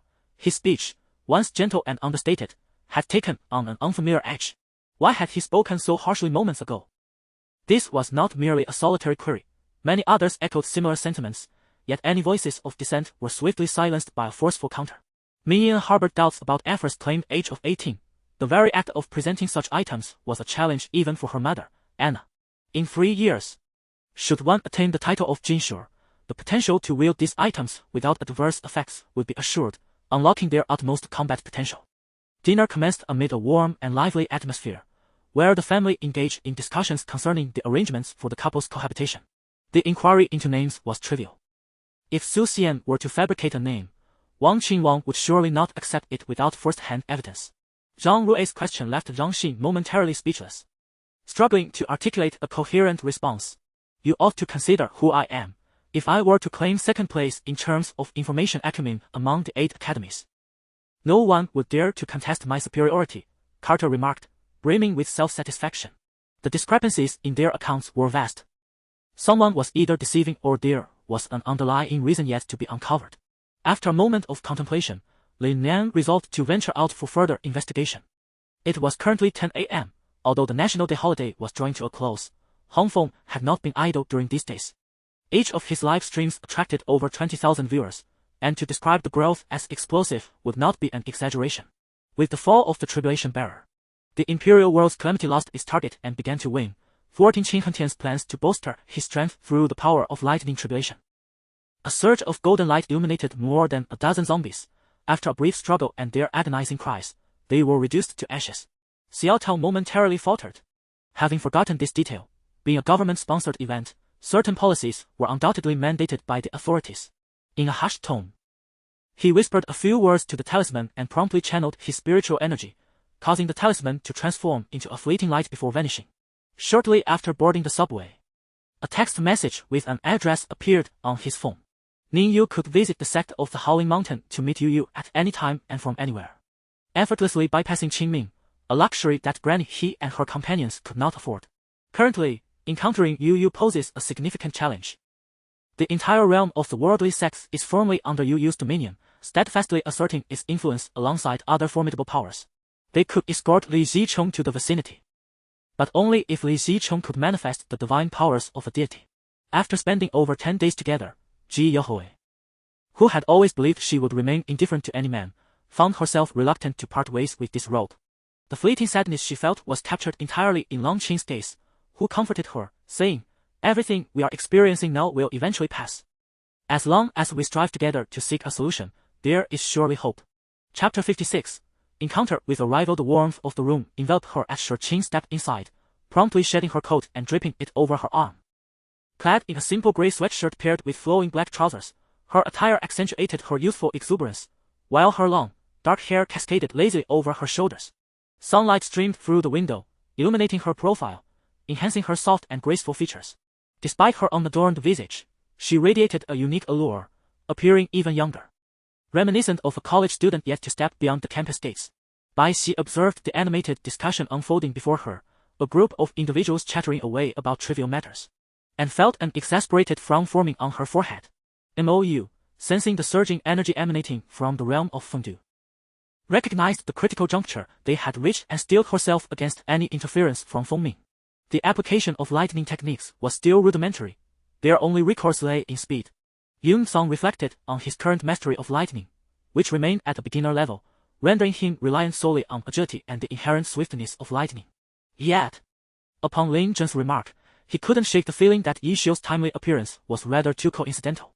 Li Lingyang and Dong Yan were equally astonished. Having witnessed Yun-song's growth during their previous encounter with the Wind God clan, they now felt a sense of nostalgia as they observed his silhouette, realizing he had truly come into his own. Indeed, a sharp weapon must endure countless trials, and they resolved to let this battle serve as a crucible for the human tribes. As Abel gazed upon the one-eyed giant and the orc, both charging forward with sturdy logs in tow, his expression transformed into one of determination. He glanced at Mou, noting her poised stance against the majestic lion spirit while she monitored the battlefield from the ethereal array of spiritual energy. The healing from the spirit phoenix allowed her to remain calm amidst the chaos. Startled by Feng Ren, the two disciples turned pale, hastily nodding in acknowledgement of the situation. They were well aware of the implications and, even if granted tenfold courage, would never dare disclose such matters to the outside world. Though the spear had struck the massive beast with precision, its dense fur had thwarted any damage, provoking the creature's ire. Isn't third brother right beside? Sister, follow my lead. Gu Qingxiu attempted to voice her thoughts, only to be interrupted by Gu Qingwang. Despite having established a protective barrier around Su Gu and the others, the distance between them still left Si Yechen feeling uneasy.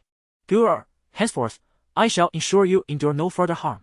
Trust me. Si Chenwai's gaze was imbued with sincere conviction, devoid of any semblance of deceit. Gu Jingwa observed from a short distance, initially intending to depart, yet her curiosity about the man's identity compelled her to halt. Once she settled, Shao Qinyu finally relaxed, lying back and closing his eyes, though the stormy expression on his face told Su Lu that he was indeed displeased. As she turned to converse with Lu Kongming, she was unexpectedly seized by him, his lips crashing against hers with fervor. What? At this moment, Lin Shorshor gazed in astonishment at Xia Yu looked intently at Xiao Ningxiang, her curiosity piqued. It was evident that Su Yuan showed no regard for Luo Zhuechen, as he candidly voiced a harsh truth and then shamelessly posed a question to Lin. Although he had spoken little since entering, she had already discerned the subtle hint of concern in his words. The two old fellows, their hands morphing into claws, suddenly seized Xia Yu's collar before she could react and forcefully yanked it. My friend, surnamed Run and named Qing, had passed away 7 or 8 years ago. At the age of either 27 or 28, Lin Ying spoke without reservation. In an instant, the two factions clashed, and with a swift whoosh, an arrow shot forth.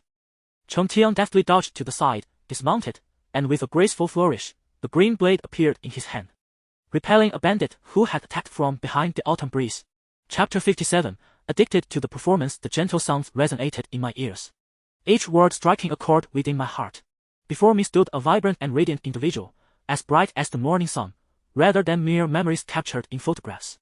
This moment, long awaited, had finally arrived. Sure Ning, a voracious reader, well versed in classic literature, found himself at a loss for words to articulate his current emotional state.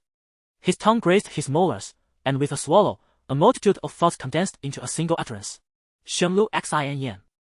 It was one of the abilities of the Izumaki clan, a technique accessible only to those possessing exceptional perceptive capabilities. Having never experienced a father's love, the fleeting reunion with his father brought an overwhelming sense of sorrow at their imminent separation. Contemplating this, Long Shujia exhaled softly and raised his gaze, realizing they were about to undergo security checks. As the crowd regained their composure, Hattori Rai also vanished before their very eyes. Yi Suiyun silently lamented the situation. Realizing that just as the truth was about to be revealed, the perpetrator had escaped. What on earth happened, Brother Jiao? Chen Jifeng inquired with a softened tone. Filled with urgency. Who do you think you are? This is not a place for you to meddle. The security personnel encircled Qiu Wan, emphasizing that the Tan family operated by their own protocols, refusing outside interference. Although the method he contemplated would burden him with countless deaths of blood, even jeopardizing his own fortune, Long Yiming was regretfully expelled, deprived of the chance to personally touch Qin Wangru's petite, towering version of Mount Everest. Enrique had previously seen it on television, but today was his first experience in person. He had heard that Li Mu excelled in extraordinary styles. However, during this Olympic session, Li Mu had scarcely showcased his talent, and to his surprise, he became the inaugural performance subject for Li Mu at the games. As he surged into the central tent, Li Su was no longer the naive youth he once was. The teachings of Yang Fuzi, Su Dian, Sun Jiu, and the blacksmith began to intertwine with his very essence. Long Aotian, I, Yi Yun, respect you, but today I shall demonstrate my strength, Yi Yun declared with fervor. Near the stone forest, not far from the mercenary city, a cloud of dust suddenly appeared, and a figure swiftly vanished behind a massive rock. Lu Yu, frowning with visible irritation, struggled to comprehend why Yu Ruoqing had disregarded his advice to escape. Boom! Li Su felt a myriad of stars erupting above him, bright and overwhelming. His throat turned parched, and his body involuntarily trembled. Hee, you truly guessed it, I had just drawn my gun, he chuckled, revealing a light machine gun he had brandished with a flourish. A day later, the principal leaders of the 11 counties and districts under Qinxiu gathered in the conference room of the Fudong County Committee, presided over by Zheng Qiming. What is the matter? Have you come to a realization? Zhang Xiufeng asked, a triumphant smile gracing his lips as he regarded the man before him. During the previous match when Lu Yu was present, they did not ban this hero, nor did the opposing Lin Tian team select it. The ministers of the Qin dynasty had indeed harbored doubts regarding Su Fu's deception of Emperor Shi Huang, yet at that time, the emperor had already begun to exhibit a certain obsession. Who would dare to voice their concerns? The only course of action was to fulfill the emperor's directives with utmost quality and efficiency in order to preserve their own lives. She truly admired her own acting prowess, having honed it to remarkable heights under the training of a certain individual. Ji Fulei detested being described as cute. Her exquisite visage bore no semblance to the word cute.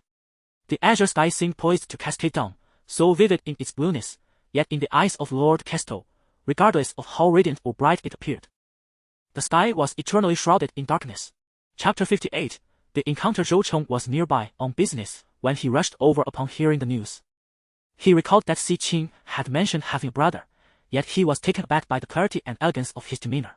Observing the siblings, he noted their dissimilar features, yet their beauty was undeniable, each more striking than the last. It seemed the family's genes were remarkably favorable. Bringing his thoughts back to the present, Zhou Cheng invited the two to get into the car. After brief introductions, they drove directly to a Chinese restaurant. Upon hearing Li Song's flattering remarks, I realized that this individual was actually the deputy director. At that moment, a sense of elation washed over me. I had not anticipated that even a deputy director would personally visit me. Surely, I was the only one in the world fortunate enough to have such a distinguished figure come to inquire about my health. Even if you wish to hurt her, what could you possibly achieve? Xiao Luo frowned, recognizing the man as overestimation of his own capabilities. If he intended to harm her, she would have long been stripped bare or collapsed in agony. Mei shook her head, stating, no, we have never even held hands, so how could we marry? She hesitated, as if deliberating whether to share something further. I remained silent, merely casting a calm glance in her direction. At that moment, Xiao Luo charged forward, forcefully colliding with Long Qianyu. Dan Ti, you possess the ice silkworm silk. Aaron Ti, you impervious to apologies. I refuse to believe that such a collision would leave you unscathed. Wang Rui sternly called out, addressing her with a serious tone. Even disregarding the fact that Min En is a princess, can a mere girl engage in private dealings with a man so casually?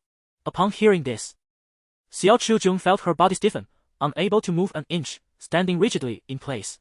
Compared to her aggressive tactics, Yong Lu clearly possessed a superior skill set.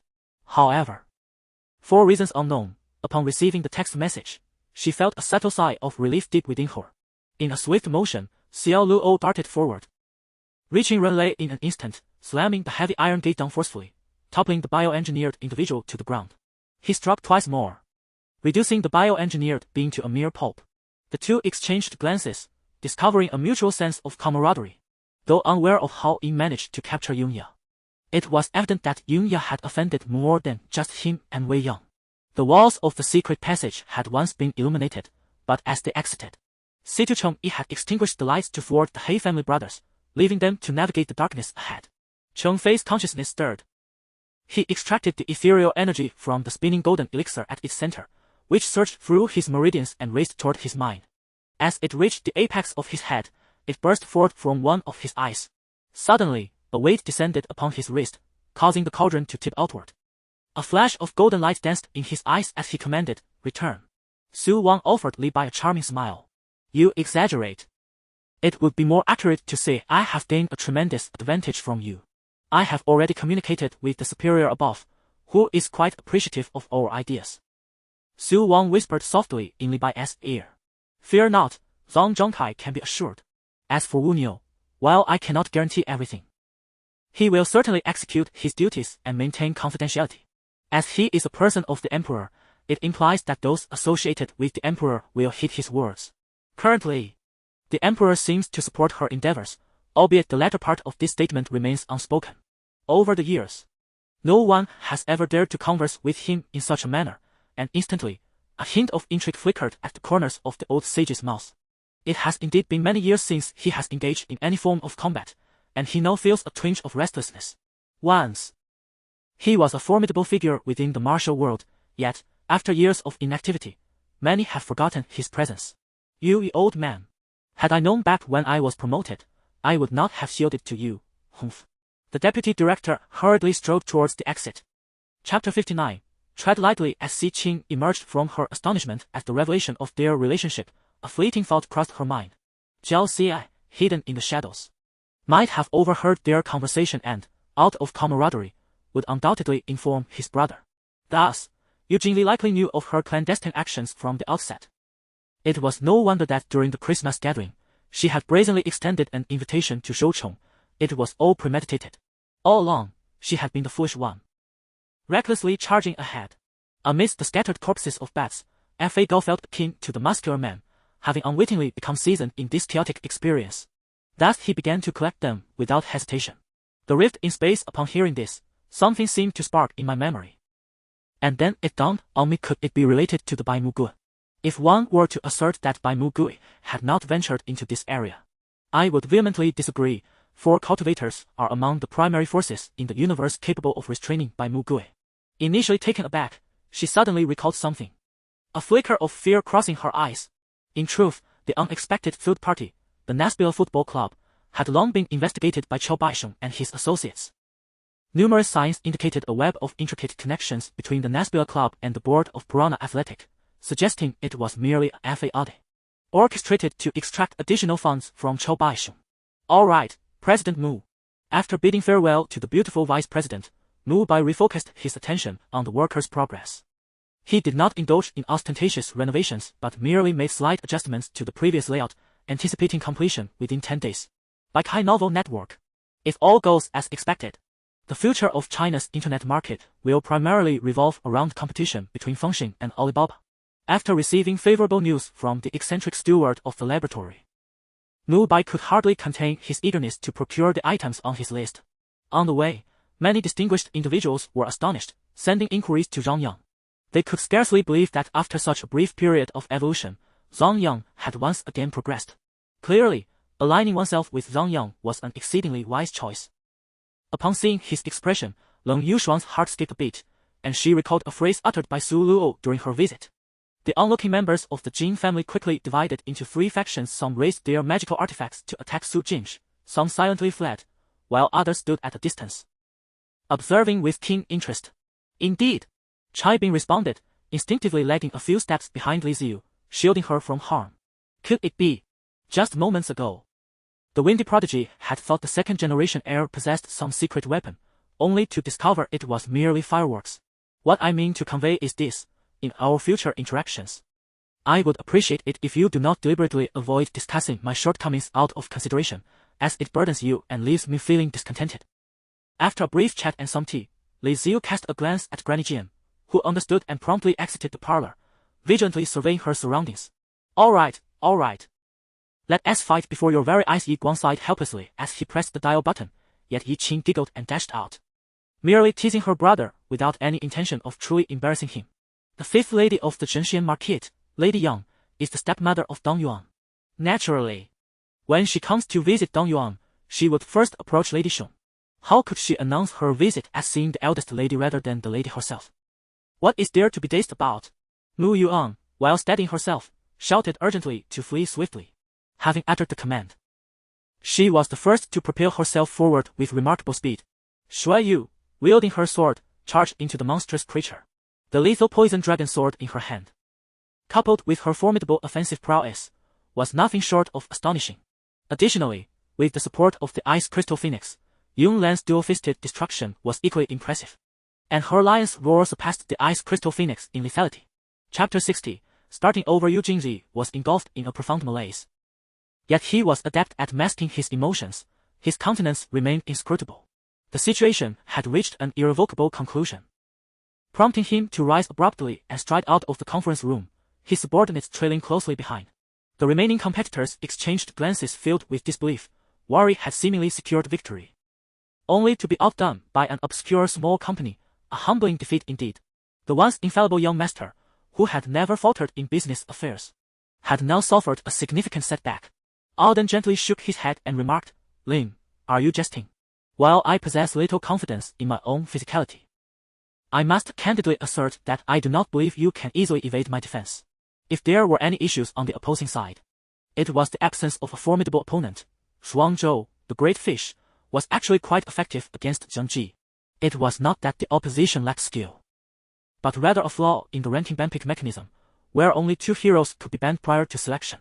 Luo Huayu gasped in shock, instinctively clutching her neck, unable to maintain her composure any longer. Fear seized her, prompting her to retreat in terror. Thus, an evening meant solely for Qi Kashuai to check on Chu Liu's progress transformed into a session where everyone sought her counsel on various matters. Ultimately, all present emerged with heightened confidence in Shui Yunjian, which naturally spurred them to exert even greater effort. Now, with the introduction of the virtual cinema feature by Tian Dingxin Company, professional film critics like UCC could effortlessly conduct their work from the comfort of their homes. Li Tingting wept uncontrollably before turning and fleeing outside, while Qin Tianchui's lips curled into a sardonic smile as he swiftly followed her out of the ballroom. Before Fu Duoduo could utter a word, Yu Shi embraced her waist, feigning anger as he questioned, What manner of man is your husband? How could such an error occur? Their identities were genuine, indeed being mother-in-law and sister-in-law. He proceeded to recount the events that had transpired at home over the past few years. Upon entering the company premises, Ling Tong was struck by the vastness of the space, far exceeding her expectations. She even observed a considerable area left vacant, the purpose of which remained a mystery. While the artifact was powerful, the three were evidently unable to fully harness its might, highlighting the greatest disadvantage of hastening the new era. Boom! Boom! Boom! Sima Yuan gazed at the fleeing demonic cultivators, and with a mere flick of his finger, the air around him warped, causing the ground to collapse. The chaotic spatial force obliterated those demons into oblivion. Beside him, Hikaija extended his hands in unison, although he was uncertain of the true objective of this operation. He had already surmised Lu Yansong's intentions. During his years in Yanjing, Song Ruijia had cultivated a general understanding of the officials in the ministries. Recognizing that Wu Houbo was a young official with substantial power and a promising future, the Beijing office had previously engaged in professional exchanges with Wu Houbo. Though no close ties had been established, perhaps this was a fortuitous opportunity. Fans of SX in Goryeo demand a public apology from Qin Tan, along with compensation for various losses, while calling upon the Ministry of Foreign Affairs to intervene and seek justice for SX. However, from Bao Feiyang's perspective, at least up to now, he does not perceive the involvement of Jiangbei Shipbuilding Corporation in Haizhou City as detrimental to the development of Haizhou Shipbuilding Industry Group. Approximately 300 demonic warships cut through the defenses of the non-Mei fleet, comprised of thousands of trident warships, as if they were a sharp sword. Subsequently, thousands of mainstay warships surged forward, followed closely by thousands of Tortoise King warships. By Haijun, cease your arrogance! Lu Yansong bellowed, suddenly unleashing the sword of immortal slaying with remarkable swiftness.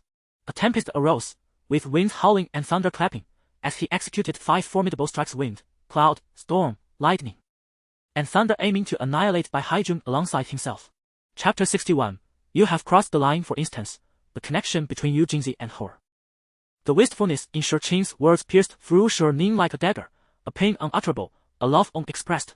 Indeed, the desire to be forthright clashes with the inability to do so.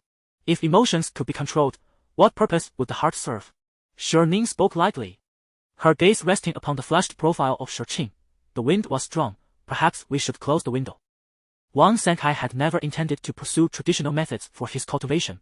After all, could one truly rely on gaming to ascend over millennia? The air was imbued with a delightful fragrance, and Chong Yang twitched his nose, feeling invigorated, a sensation unparalleled even during his most focused breathing exercises. Following Liang Yan's subtle cue, Lu Li entered the room. The young couple was engaged in their evening preparations, one smoking while the other tidied up. Amidst his busyness, he glanced at the clock on the table. It was already past 10:30. Even Mr. Fat was taken aback, unable to fathom that Wang Sankai would utter such illogical statements. Simultaneously, dark energy enveloped the heavens, the demon emperor splitting the universe asunder, exuding the formidable might of the ancient demon ancestor, intent on devouring the purest of holy spirits.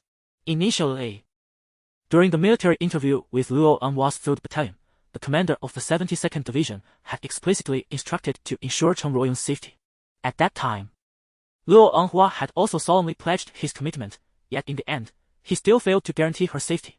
In the past, Yi Feng had exchanged for 10 German-made 88mm anti-aircraft guns, 4 of which were stationed along the eastern defensive line, each positioned within a circular concrete fortification, providing substantial protection for the artillery.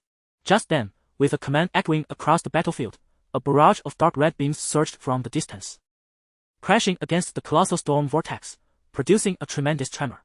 You may speculate, but in his current state, it is certainly untenable. I shall return him shortly.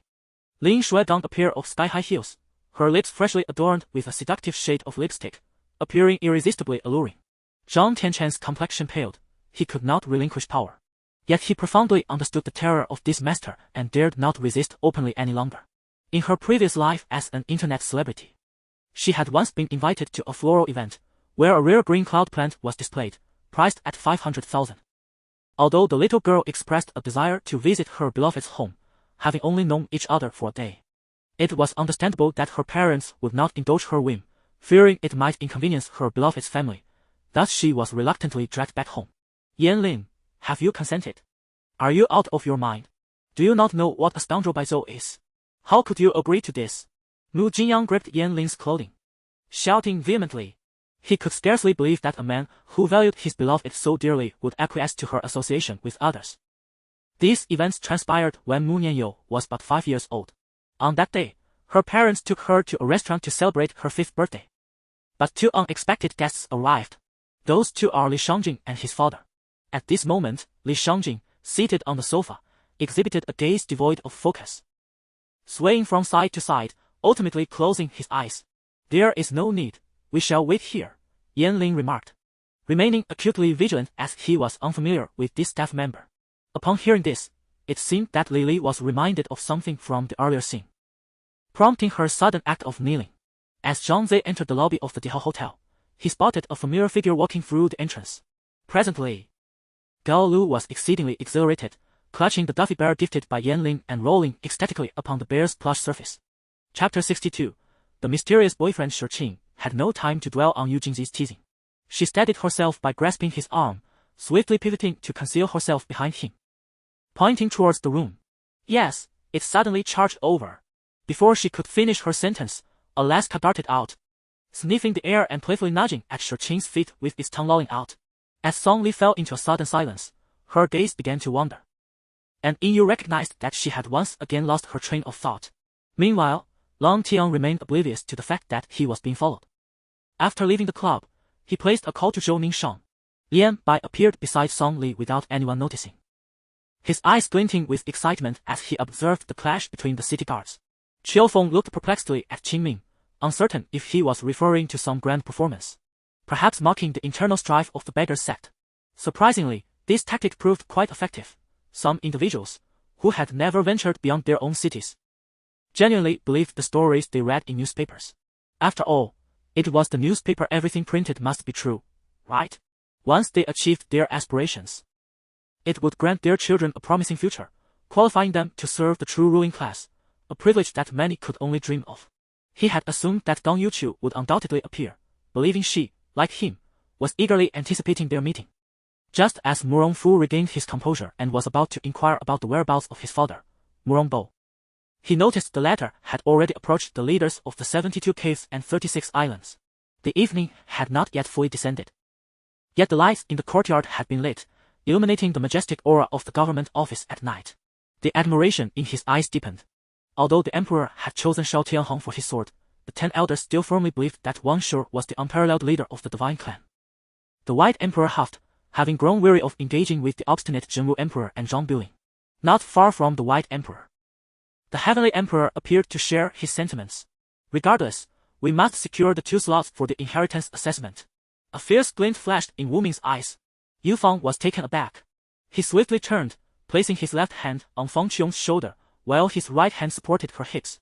Using Fang Qiong's momentum, he propelled her forward, and she soared onto a massage bed inside. With a resounding clash, Liu Laodo displayed unparalleled ferocity, cleaving a Japanese samurai sword in 2, then effortlessly bisecting the intruder. Lin Ran allowed her to tend to her own wounds, feeling uncomfortable watching her struggle. He wished to intervene, yet her gaze remained fixed on him. As long as she approached, she would remain motionless, leaving him with no choice but to let her be. I ran to the highest point of the valley, shouting, "Shuai! Shuai! Shuai!" All that responded was the desolate echo of my voice and the startled cries of birds taking flight, leaving no trace of life.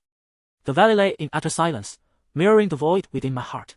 As the leading cavalry advanced a few dozen steps, they encountered a throng of pikemen, their long spears standing erect like the quills of a porcupine. From the military truck descended a contingent of soldiers, each adorned with steel helmets and clad in verdant uniforms. Approximately 50 individuals emerged, their expressions inscrutable yet exuding an air of readiness for imminent action, effectively obstructing the village road's exit. Suddenly, Fan Zhou pushed aside Sophie, raised both hands, and, tilting his head, proclaimed in impeccable English, "Fan Zhou, the Lord commands, you have a wife, you must love her, in sickness and in poverty. You shall not forsake her." Upon finishing his declaration, Fan Zhou picked up his sewing kit and walked away with composure, leaving Sophie and Baron Fasimir in a state of stunned silence. Chapter 63. What do you love about me? Without hesitation, Su Qiu cleverly took her place in the back seat, recalling that Yu Jingli seemed to dislike having anyone sit beside him that night. Sitting upright, she focused intently on the back of the man's head, feeling an inexplicable mix of delight and nervousness. "Mr. Yu, thank you." Yu Jingli appeared to be oblivious to her words, offering no response. Su Qiu bit her lip. It is a strict regulation that police officers must be free of tattoos. The higher-ups have turned a blind eye to the training, merely acknowledging his efficiency. As for the reason behind the tattoo, the wound was rather large and unsightly once it healed without stitches, making it impossible to bear. Thus, a tattoo was chosen to obscure it. The late-night city of Songyuan was destined to be stained crimson, as Bushan, disguised as an assassin, prepared to return. Dongfang Yi's soldiers began to encroach into the city from the 4 corners. "Now tell me, do you have a special method to deal with the pests that you want me to stop?" "Naturally. This pertains to those mages who have condensed the essence of the laws. If you have yet to achieve such a feat, it is best to remain quiet and not overthink your involvement. Do not claim that the system is so powerful it could have long since crushed him. For there are many unfortunate realities in this world, an inherent contradiction indeed." "Shut up. If you cannot articulate anything of substance, then refrain from speaking. It is common knowledge that your mouth serves merely to eat." The burly man with sunglasses, incensed by the words of the man with yellowed teeth, turned and chastised him, while the man with a slicked-back hairstyle chuckled quietly, having grasped the situation sooner. "Do you want me to take a stroll through the northern desert? Have you lost your senses? The Toba family has placed a bounty on my head throughout the cities of the northern desert. Even with your presence, I fear I would enter walking and exit lying down. No way, no way. I refuse to go, even if it costs me my life." By the end of his tirade, Dongfang Yi shook his head vigorously, akin to a rattle drum. Perhaps this encapsulates the limitations that arise as one ascends higher. It is no wonder that epochs must change. The prospect of immortality seems increasingly dim, weighed down by premature aging and decline.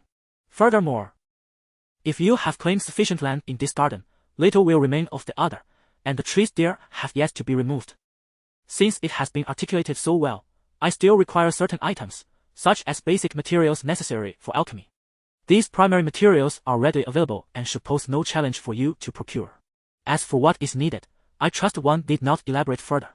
To restore one's normal form, one must seek out a certain anomaly from the dark realm capable of reversing age.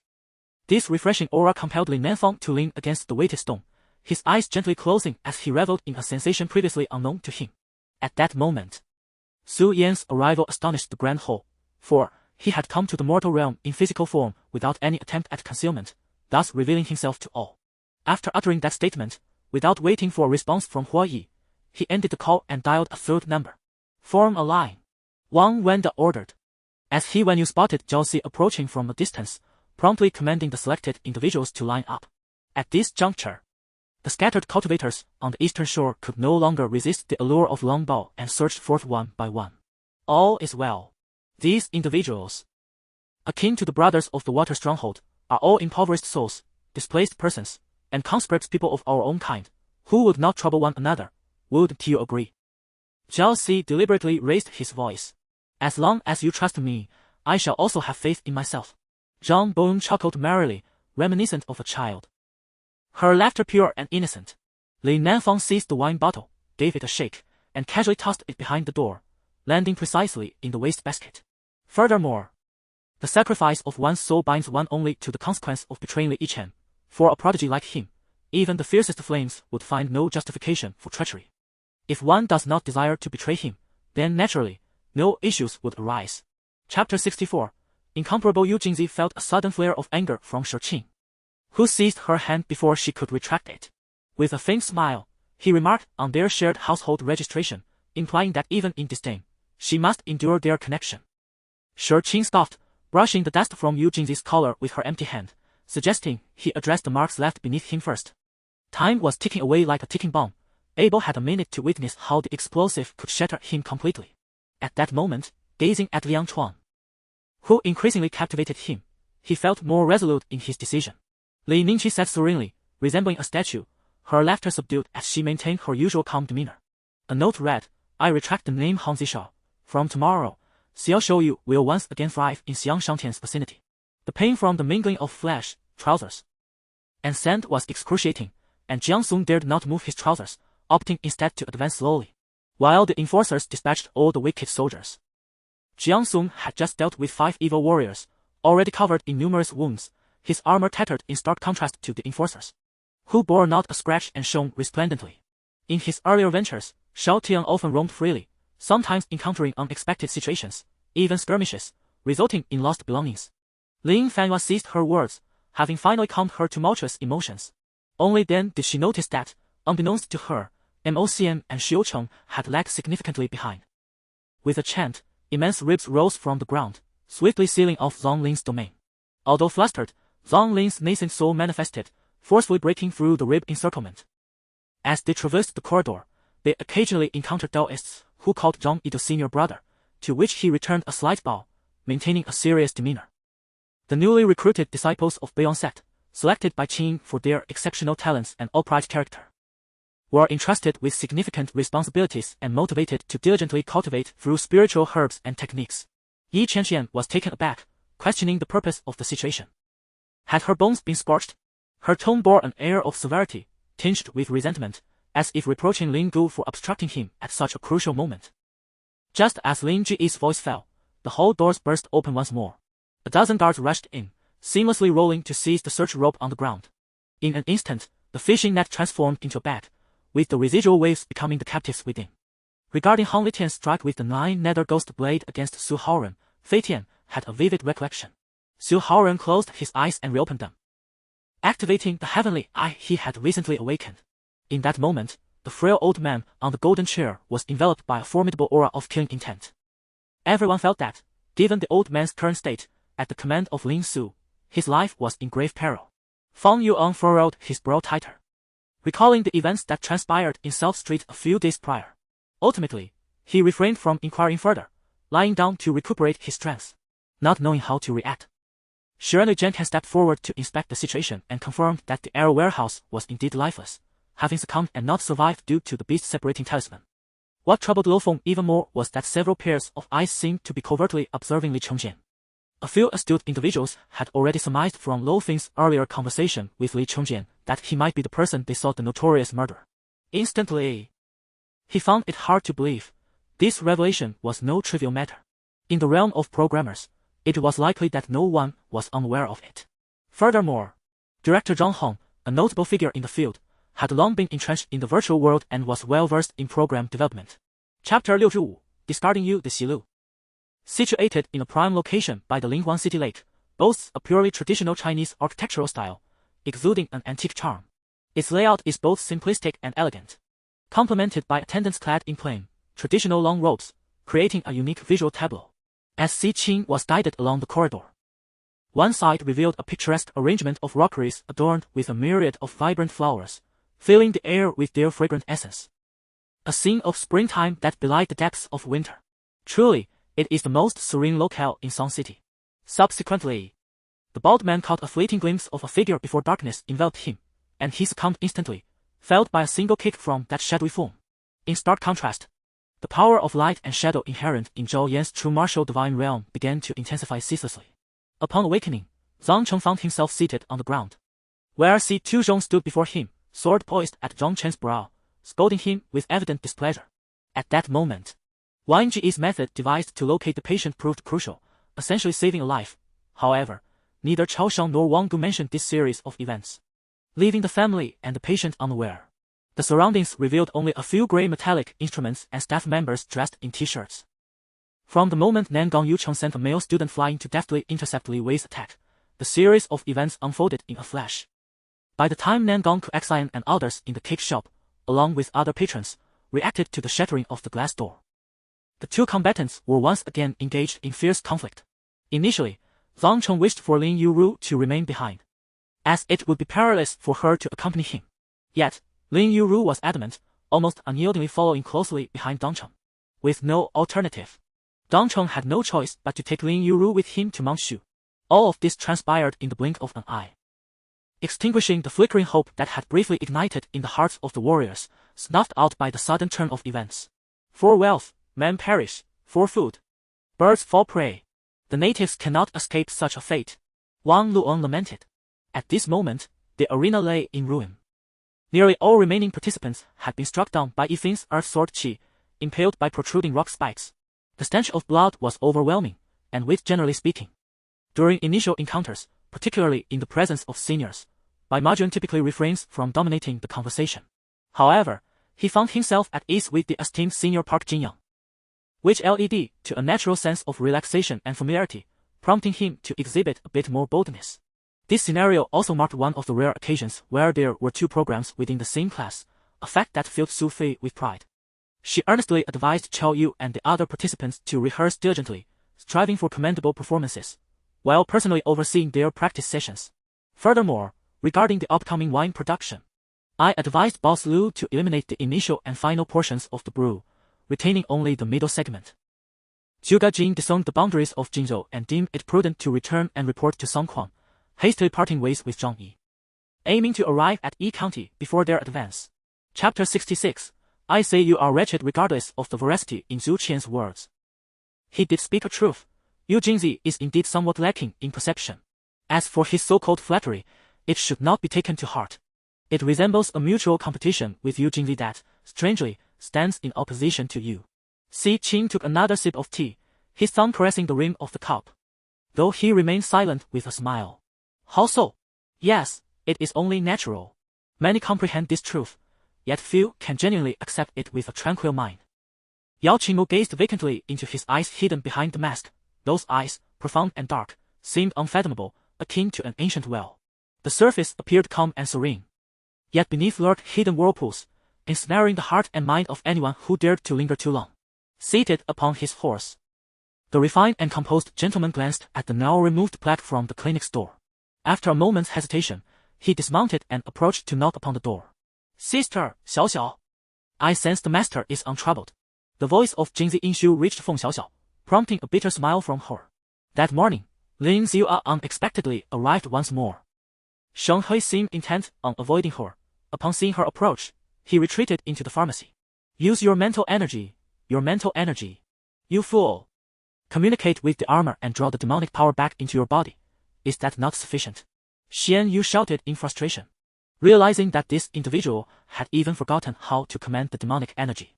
Indeed, overwhelming strength can easily lead one to lose oneself. Is it a desire for a prolonged existence? Why return to become a queen in a cold palace? Wouldn't a quiet disappearance allow for a longer life? Li Rui opened his mouth, eager to inquire about the matter. However, as the words neared his lips, he swallowed them back forcefully. Interrupting another speech is a grave breach of etiquette, especially when the interlocutor is a senior from Shuaishuni's sect. Thus, he ought to present himself as a serious listener. The dark bloodline earned its name due to its opposition to the light. Individuals of this bloodline bear a character for conceal within their names, standing in contrast to the holy. Hence, they are referred to as the Yin bloodline. Under the formidable assault of the luminous orb, the Grand Elder's body soared like a kite severed from its string, breaking through the roof of the Gu Wang Ho and flying toward the inclined sky. Such jest is hardly amusing. Kang Yixian ascended the stairs clutching flowers, deliberately refraining from turning on the lights upon returning home. As anticipated, he remained stationed downstairs, only departing when the lights illuminated the space. Su Jinli was taken aback. Typically, the ceremony of a princess conferment merely required the primary consort to present herself at the ancestral temple, while the secondary consorts would generally partake in the ceremony a month after the auspicious date, to signify the distinction between legitimate and illegitimate offspring. Of course, Zaire knew that this silver travel flask was crafted from pure silver, capable of detecting demonic possession while simultaneously identifying whether they were shapeshifters or other creatures. Ai Yuren then bellowed, his long hair billowing behind him, as a surge of energy propelled the two assailants away. With a swift draw of his sword, he aimed a precise strike at their necks. Amidst the chaos, pain intertwined with confusion, and her sole response was to shake her head vehemently at him. He deliberately leaked the news of the commercial magnate Lu's invitation to the auction, fully anticipating that Han Taman would surely attend. Moreover, she could sense that this patient was rather extraordinary. If they were to leave just like that, it would likely lead to a fatal outcome. Thus, it is not difficult to discern that Xiao Er had, in fact, not watched the current production. At this moment, he even contemplated that, if necessary, he might be able to locate the elusive Magneto through the recently encountered green-haired Lorna. Upon hearing this, Nancy was so incensed that she felt as though she might vomit blood. In the past, her colleagues would whisper behind her back, but now they openly spoke, and their words grew increasingly offensive. Chapter 67, Indulgent Behavior. The Evening Tower, positioned at the northernmost point, offers a breathtaking view, allowing one to overlook the entire expanse of buildings from its lofty heights. The incomplete platform was supplemented by the two tardy arrivals, whose presence cast a palpable gloom over the once vibrant atmosphere. Su Xiyuan, aware of the situation, remained silent, fiddling with a red piece of paper while casting a sidelong glance at Yu Jingli.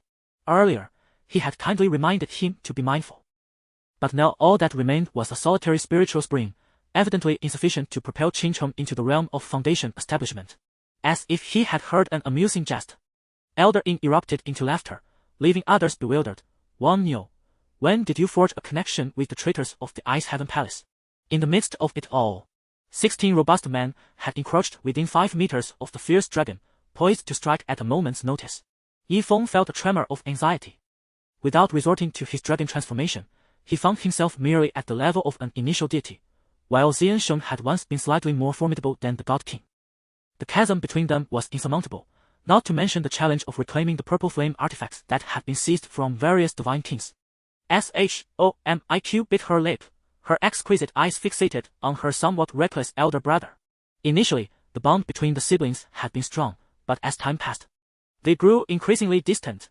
Shao Jianbing's intention to cultivate a successor clashed with Shao Zongshu's stubborn adherence to rules. The eye's periphery revealed a figure that was not entirely black. It appeared to overlap with the golden dragon, with golden scales emerging beneath the dark ones.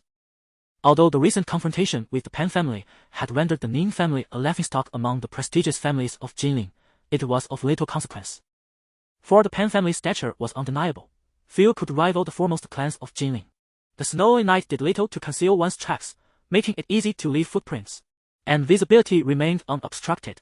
In this realm, divine beings and demons seldom coexisted peacefully. yet they harmoniously united their powers to activate the colossal story pool beneath them.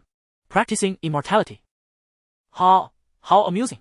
I had thought you incapable of humor.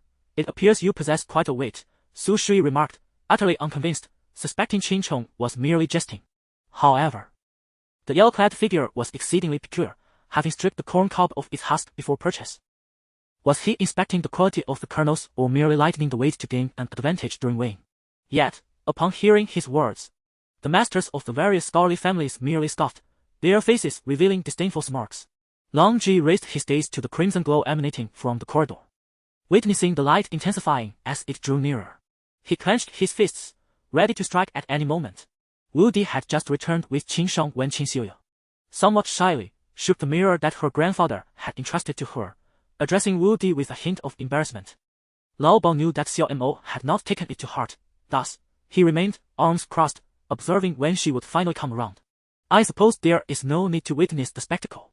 With a grand gesture, the flowing sleeves brushed against the crystal orb at the center, causing it to gradually expand until it erupted into a dazzling radiance that illuminated the entire room. The actions of the white-feathered figure within the crystal ball were clearly visible to all present. Gao Shan paid no further heed. At this moment, Wu Fan's soul had awakened. Gao Shan's movements mirrored Wu Fan's own, and Gao Shan's thoughts were synonymous with Wu Fan's. Observing this, an inexplicable recollection surfaced in Hui Zhu's mind, recalling the words of the disheveled celestial being. However, considering the mage's frail defenses, it was evidently impractical to confront the enemy head-on with brute force.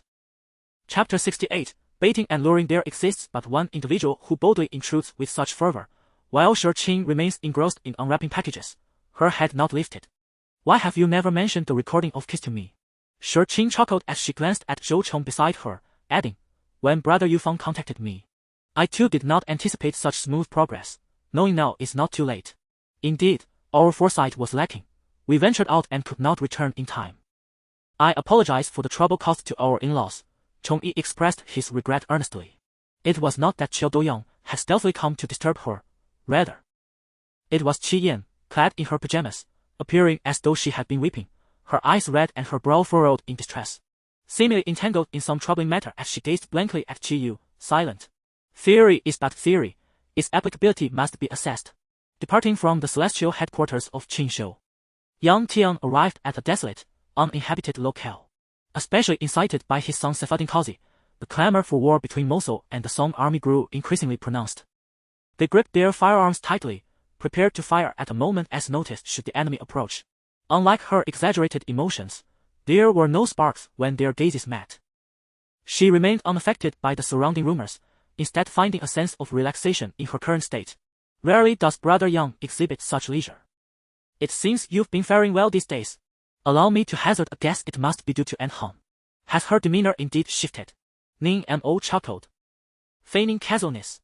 The implication of his words rendered Ma Tingting's cheeks flush crimson as she fixed her gaze intently on Wei Yang, causing an uncomfortable shiver to run down Wei Yang's spine. The Bible palm technique emphasizes a wave-like hand motion, progressing layer by layer. Alas, Guofu's cultivation was regrettably insufficient, diminishing its efficacy. Just as the six-tailed fox spirit approached my visage within mere centimeters, the jade pendant at my chest emitted a radiant glow, instantly obstructing the swiftly advancing tail of the fox spirit, preventing it from drawing any nearer. Reluctantly, everyone shed their unwieldy military training attire and returned to their quotidian academic life. After affixing the power-gathering talisman to Lu Chong, Zhang Tianling was the first to leap onto the initial wooden stake. It was only after the torrential rain ceased that the Public Security Bureau audaciously surrounded the inspection department building, subduing all inspectors within. Huang Xinling was relegated to the bench, leaving only 2 boys from Class 1 among the starters. Thank you for your acknowledgement. Our proposal to collaborate with food bloggers stems from practical considerations. Lin Feng likely comprehended Jin Fu's intentions. If the man were to perish, it would be the fortune of the children. If he survived, then he would resign himself to fate, indifferent to the outcome. I had long recognized that Lu Chong, despite his rugged exterior, harbored a surprisingly sentimental nature. As for Lu Yan, with such a splendid opportunity to spend time with Wang Shanshan, his agreement was inevitable. Once others departed, Zhang Yichen beside him scrutinized Mo Xiaokai with unabashed audacity. After glancing back several times, the sensation lingered.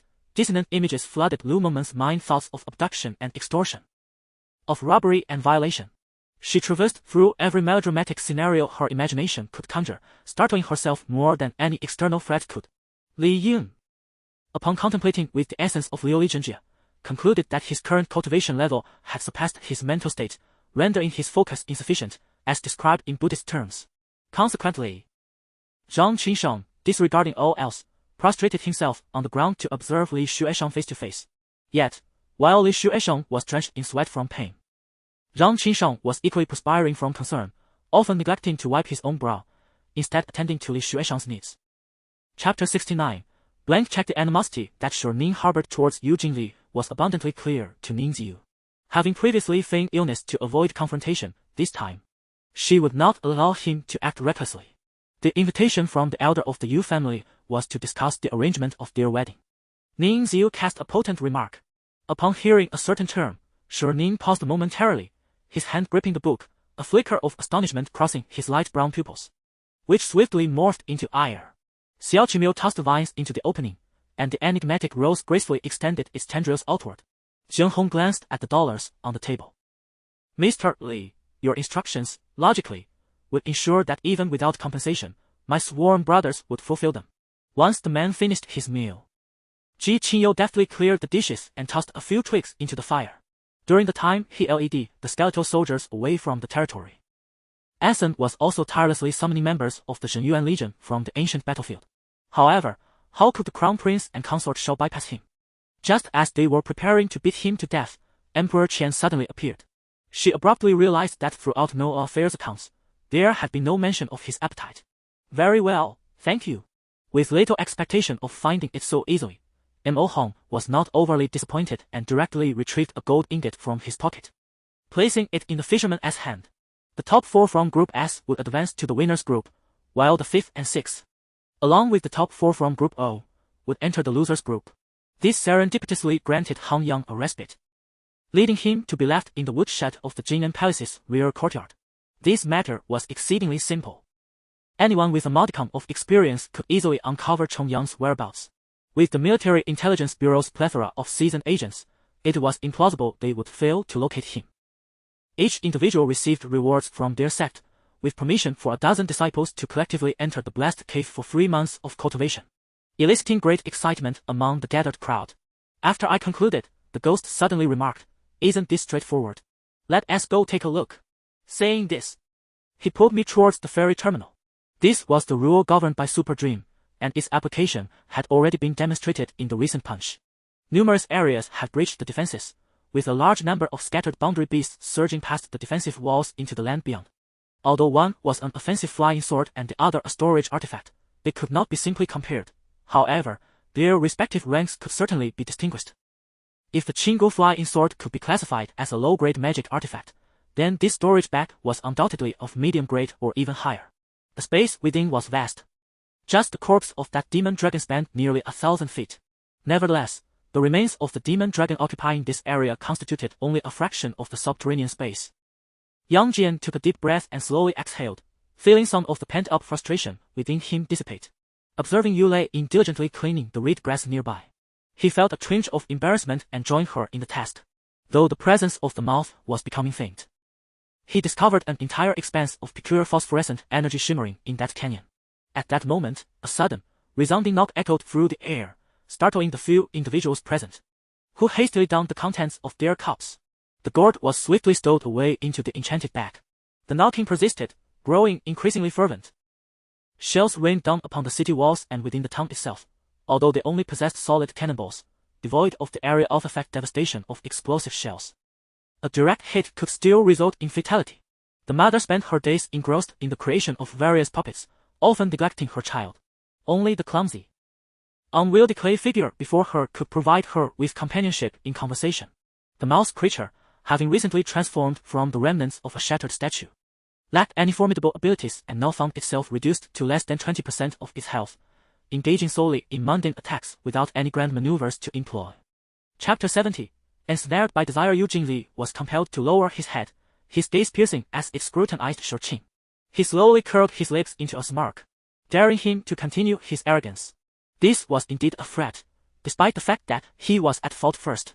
Shurqing, infuriated by this unreasonable demeanor, chuckled and remarked, "Are you so used to others fawning over you that you cannot bear a hint of firmness?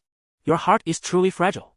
In an instant, the violent thunder blade erupted, obliterating the ice solitary hound, which was reduced to mere powder once the lightning dissipated. "Is that so?" Night Spirit tilted her head. Considering that since Ji-Haori had said as much, she need not ponder further, for she could never fathom that she was the cause of Ji-Haori's nosebleed. Lin Shuelu, seething with anger, immediately pinched his waist fiercely and fixed him with a glare. With no outsiders to interrupt, Ji-Haori lowered her head, unable to meet Lin Yi's gaze. While Lin Yi scratched his head, at a loss for words, rendering the atmosphere palpably awkward. Previously, they had remained unnoticed at the back, but the commotion had drawn attention to their striking appearance and demeanor, causing many to turn their gazes toward them. Night Spirit surveyed the individuals around, noting that while they wore police uniforms, the colors were exceedingly peculiar, as if steeped in blood for countless years, giving the impression that blood flowed continuously upon their garments. Furthermore, their bodies were cold, and their skin pale, unmistakably indicating they were not among the living. However, due to this incident, the assault plans of Lu Dan and Si Luo Ao had to be postponed, as they needed to ascertain how many individuals were in the rear and what preparations were in place. Otherwise, should a large-scale attack on Qinghu occur, the Han forces causing chaos in the rear would undoubtedly create significant trouble. The emergence of such a gap in defense posed a grave danger, suggesting that if not promptly sealed, it would only widen until it became a fatal wound.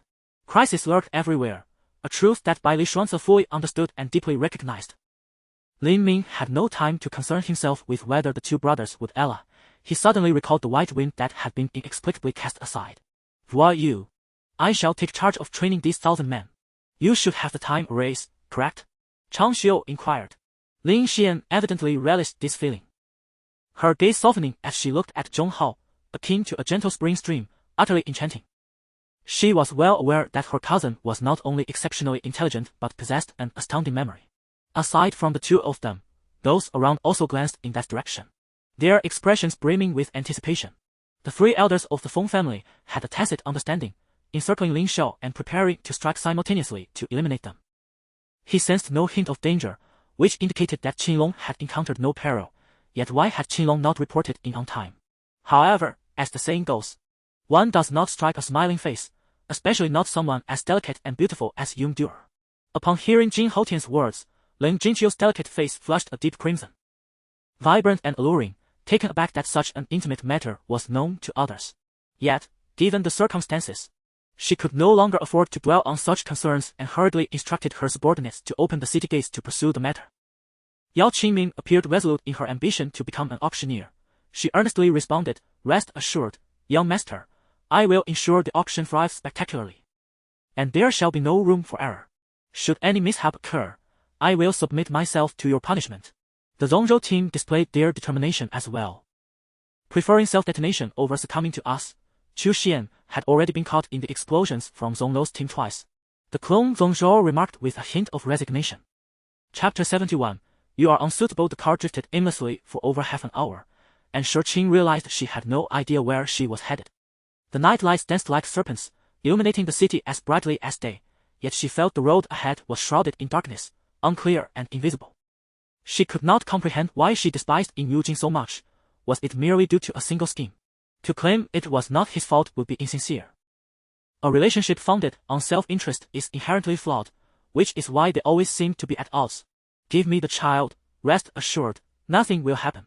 Lin Fan attempted to soothe the other party's troubled heart, proclaiming his prowess as a renowned physician, believing that nothing untoward could occur under his watch. He spoke with a calm demeanor, reminiscent of a sovereign, observing the transient nature of the world as if he were a king, indifferent to the affairs of the realm, knowing that he alone would emerge victorious in the end. The onlooking disciples could easily discern that the voice belonged to their master. When Ning Fuchen approached alongside He Wangyun, they hastily cleared a path for her. After a long while, the four emerged from the palace, lost and without purpose. "Thank you so much, Teacher Lin," Cheng Ruyan said, bowing deeply in sincere gratitude. "Since when did I require your report for my actions?" Yi Qingju's tone was laced with coldness. Chang Yu chose to keep the incident of being captured by the Demon King to himself, considering it a secret of the heart. Accompanying Huo Ruhai were two men, both in the early stages of merging, while Hua Ruhai himself had also reached that stage. Nan Gongji attempted to rise from the ground, only to realize she had no arms. Her anguished screams echoed, as she had already been on the brink of despair with just one arm lost, but now faced the harrowing reality of being utterly incapacitated. I don't know. Perhaps it's just some of your father's other friends. They must have only arrived a few days ago, which is why mother is unaware. The Prime Minister's wife restored her warm smile, absent-mindedly stroking Mo Nichang's hair. At that moment, Xia Yuanshan seized the opportunity, leaping from the ground, snatching a vase from the table, and charging forward to strike Lin Xiu fiercely on the back of the head. Did you see there were originally 2 guardians here, and they have since departed? Lu Yi inquired. Lin Feng and the others promptly notified Lin Lin's parents and dispatched someone to fetch them, understanding their anxious hearts, eager to reunite the family as soon as possible. Jiao Wan, you and Kang Xiu may leave. As for Ruobing, we 3 can handle it. Zixin directly issued an order for the 2 to depart. The monk felt an excruciating pain radiate from his hands, staggering backward several steps before ultimately collapsing to the ground, his steel blade flying from his grasp. Tan Tianchen observed numerous cultivators on the lotus pond, reveling in merriment with beautiful companions, occasionally inspecting ancient treasures, living a life of carefree indulgence. The incident involving Prince Star once again occurred at the Night Orchid Sea Bar, which is managed by Long Fiang and is ostensibly a property of the Long family.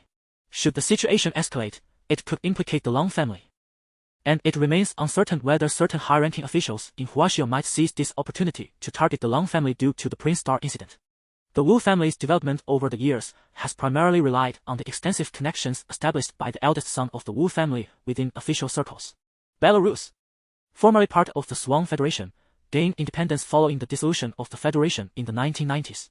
Its customs and lifestyle bear a striking resemblance to those of the Swan nation. This encapsulates the general context. He has searched for several prominent figures in this world, such as Liu Enhua and Lu Tianqi, and discovered that their social media accounts have remained dormant for quite some time, with only a handful of fans interacting beneath their posts. Chapter 72, A Harmonious Parting Flirtation. A mere bore. Shi Qing did not respond, impatiently shaking off the man's hand. Sir, please refrain from such advances. Observing Shi Qing's indifference, the man remained unfazed. After all, beautiful women, often proud due to their allure, were easily subdued when intoxicated. Ending up the scene in bed, he reluctantly withdrew his hand and took a seat on a nearby high stool, curling his fingers against the table. Upon hearing his words, Nan Yu released a breath of relief. As long as he was willing to change, there was hope yet. Instantly, Yue shyly lowered her head, but this time, she offered little resistance. The weather had abruptly turned colder, making it impossible to stand outside. The soldiers of the Song dynasty retreated to their respective tents, indulging in a grand night feast within their military quarters. Tang Huaijing was well acquainted with Nan Yu's previous routines. He knew all her habits, but was unaware that even eating had become a struggle for her now. Nan Yu herself felt lost. During better times, she often quarreled with him. In those years, Mu Qian frequently visited this area, especially the resort built by the Tanmin Group a few years back. Whether in India, Thailand, or Sri Lanka, any involvement in drug trafficking typically traced back to Myanmar. Mu Qian had been intimately familiar with this region for quite some time. After shutting the door, it wasn't long before Mu Xiu arrived, foregoing a greeting with Shui and directly bringing some breakfast. When Shui opened the door, a headache washed over her. Recalling, she thought that Fuang Shoufei was indeed excessively ruthless in his play. All she could do was shoulder the burden herself. The plump man was particularly amusing, his gaze fixed on me with a dazed expression, while Luo Shengxian was oblivious, intently observing the dice I rolled. Moments earlier, Yi Qing had executed a perfect shattering fist.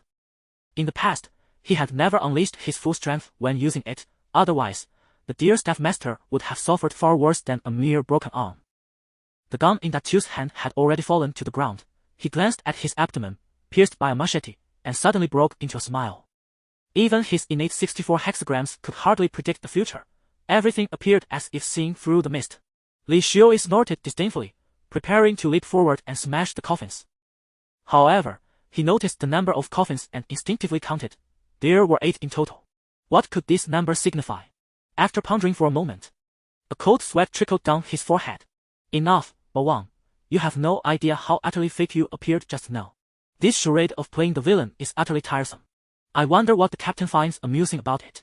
The youth wielding a bow and arrow sighed in agreement. Mo Duo walked ahead, and upon glancing back, he saw Long Ruoxing had returned to her usual demeanor, a bland smile gracing her face in joyous relief. 10 minutes after Song Ding had been detained by his second brother, word had spread throughout the underworld that the two had been summoned to the dance hall. Whether ordinary people or those from the underworld, there exists an instinctual urge to protect the concept of home, given the strength of the Angel Beast Safety Unit. It was a level above the demonic beasts lurking behind the Black Gears.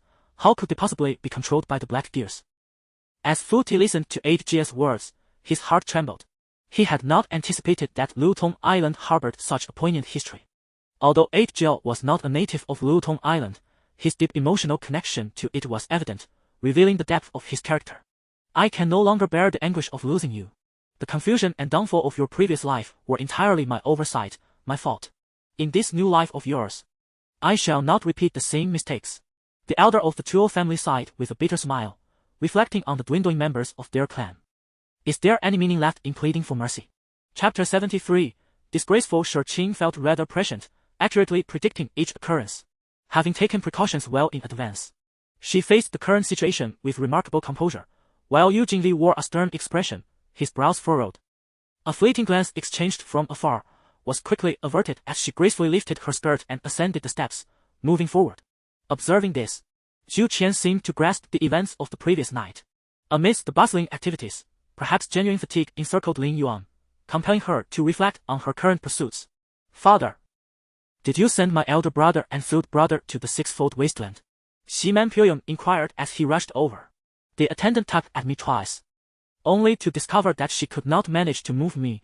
In exasperation, she ultimately relinquished her efforts.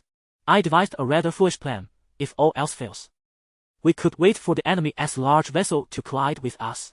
At that moment, the four of us would devise a means to leap aboard their ship and engage in hand-to-hand combat with the foes. I had long since labeled them as barbarians, and their antics no longer surprised me.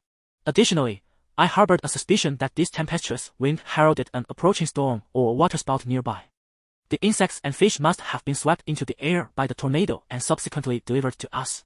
I shall dispatch someone at once. The Grand Elder had been eagerly awaiting the Dragon Emperor's words, believing that this situation ought to be communicated to the Ximen family to solicit their assistance. After all, it was only the Ximen family who could aid the Shonglong clan in resolving this predicament. Prolonging the matter was not a viable solution, especially since Yang Ying and her companions had sought the help of Ximen Lang multiple times regarding this issue.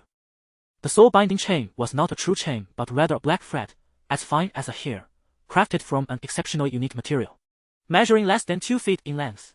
Song Weiyuan, accustomed to wielding influence in the marketplace, now found himself at the mercy of his father's scolding. Left with no choice but to bow his head in submission. A thunderous roar echoed from a distance, unmistakably the sound of a phantom beast. The horse-faced figure collapsed to the ground, his complexion swiftly darkening poisoned, beyond recovery. Clearly, if I incinerated the soul before me, the malevolent remnants would seize control of the corporeal form, thus exhibiting a far more formidable presence. Can one still serve as a mercenary after converting to the Holy Light sect? Isn't that a breach of doctrine? Chu Yun inquired with curiosity. I have promised Carlos, and I shall certainly uphold my vow. However, I wish to discuss one matter with you. I have heard that the team has acquired a goalkeeper coach. So to whom should Carlos defer? And Kono expressed, driven by fears of oppression and loss. Yi Tan had spent over 60% of the funds allocated for the construction of Songzhou over the past year to reform the military there. Although gunpowder and similar materials had yet to be revealed, it did not imply that other areas had seen no progress. If you do not disclose this to me, I shall leap from this vehicle and meet my demise. Jin Yuyan threatened. Both Vicinic and Fontano currently find themselves without a position, as the front line is overcrowded. Even Ranieri is unable to resolve this situation, which many refer to as a blessing in disguise. However, from Ranieri's perspective, it is far from a blessing. The second method, on the other hand, proves to be remarkably effective, primarily because the practitioner can claim to have undergone a comprehensive transformation from head to toe, both externally and internally. At a time when Emperor Li Shimin was feeling unwell, Du Ruhui appeared, offering to represent the emperor on a visit to Songzhou. He had heard that the medical school in Songzhou possessed commendable skills, and given his current health issues, this presented an opportune moment to address both matters simultaneously. If the physical afflictions inflicted by this discipline are deemed to be lowly, despicable, and unethical methods, then the mental stimulation represents the pinnacle of this discipline's techniques. Chapter 74. Within reach with a thought, Shurqin's head collided against the unforgiving wall, emitting a muffled groan of pain as that hand pressed down even harder, stifling her voice entirely. A series of noises triggered the motion sensor lights in the stairwell, illuminating the figure before her in stark relief against the backdrop of darkness. Shurqin felt her pupils constrict. Yet, in this precarious situation, no matter how Selena attempted to justify herself, Sheng Gutai would never believe her. She also found her own thoughts rather foolish. After all, her old classmate now owned a substantial company. Did he still need to commute like an ordinary worker? What lay before her was not a mere residence but a cavernous abyss, shrouded in darkness. The walls oozed a viscous, inky substance, slowly undulating with an eerie luminescence, as if imbued with a captivating allure that could draw one in. As she plunged into the water, Zhuo Rong floundered desperately. Yet her anxiety rendered her unable to reach the shore. That night, when he returned to hand over the keys, was it a definitive decision to sever all ties with me henceforth? This was indeed a positive turn, but amidst our tangled and crowded circumstances. Had your spirit ever beheld a flower? Just one. Have you ever seen it? I inquire only about a simple African daisy. Have you seen it? I do not even ask you about roses. Hong Yi posed his question with utmost simplicity, fearful that even a slight inflection could suggest a different sentiment towards Zhong Ying. At some point, Mother had changed into a sweetly styled long dress, her face radiating the enchanting glow of someone returning from a date. This did not seem to bode well. With such thoughts, Fang Yu made his way to the kitchen of the Drunken Moon Pavilion. Here, he felt invisible, entirely overlooked. And if he wished to eat, he would have to serve himself. Carrying the packed fried chicken, he barely took a few steps before encountering George, who evidently knew of his return. Lin Yu was well aware that Lu Mei's actions were intended to rescue him. A mere twist of a pistol could hardly pose any real threat to him. At that moment, however, a voice surged forth, intercepting the ice spear launched by Long Wushuang. Lu Yifeng unleashed his martial prowess, swiftly piercing the chest of a spirit corpse, subsequently sending another flying away. A white shadow darted towards Lin Fan. Executing an exceptionally fierce attack, Ouyang Ku's hand transformed into a blade-like form, glinting ominously. Witnessing this spectacle, General Kasa stood agape, having never encountered such a situation before. In the sixth layer of Qi refining, it was astonishing that Lin Yu could expel him with a single strike, rendering him devoid of any combat capability. The blood energy coiled around his fists, echoing with the sounds of ferocious battle, reverberating through one's very soul. Those two pairs of eyes shone brighter than the stars, purer than the moonlight, and more radiant than the sun. Throughout history, no one had ever possessed such extraordinary eyes. Once we emerge from the Qianchuan secret realm, do not forget to share a drink with us, Wen Qingyou remarked, stepping forward with a smile while brandishing his sword. Lin Yi raised his hand, casting a beam of azure light that enveloped the lecherous dragon. The green bronze cauldron also emitted a faint green glow tinged with patina, shrouding the lecherous dragon. Qin Zhonghai and Lu Yun observed the rebel troops as they fluctuated between motion and stillness, utterly perplexed by their actions. The two exchanged glances, uncertain whether they should step forward to offer assistance. Lin Hongfei, ever the provocateur, made a pointed remark that elicited an immediate change in Lu's demeanor. Was this fellow being deliberately provocative? Nevertheless, they did not entirely dismiss Gu Duochen's proposal. In unison, they resolved to implement Gu Duochen's suggested VIP system, aimed at selling online software to clients with high loyalty and wealth, thereby facilitating online gaming and gradually drawing players into the realm of network games. Chapter 75. A step away as the cold, sharp blade pressed against the carotid artery, Shurqin's heart leapt to his throat, and his breath seemed to freeze. In the eerily silent space, a sudden ringing pierced the stillness. Lu Ying, as if triggered by a nerve, snatched the phone from Shurqin's grasp and pressed the hangout button. The name that had been flickering on the screen vanished, and no one could fathom the gravity of the situation. The flicker of hope within Shurqin shattered like fragile bubbles. Yi Xinchen was merely 100 feet away and could sense the powerful aura emanating from this Lin Kun beastman lord. At that moment, the cultivators were engulfed in uncertainty. Yet they understood the importance of prioritizing matters, especially for those below the ascendant stage. Judging by his demeanor, slaying a being of the great Luo Golden immortal level seemed effortless. Behind the assessment tower of the 3 stages of martial arts, a vast platform hovered above a mountain, upon which an immeasurable high altar stood.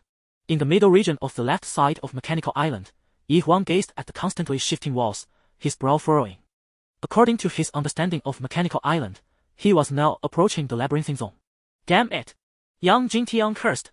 With the Earth Seal talisman in place, he dared not approach.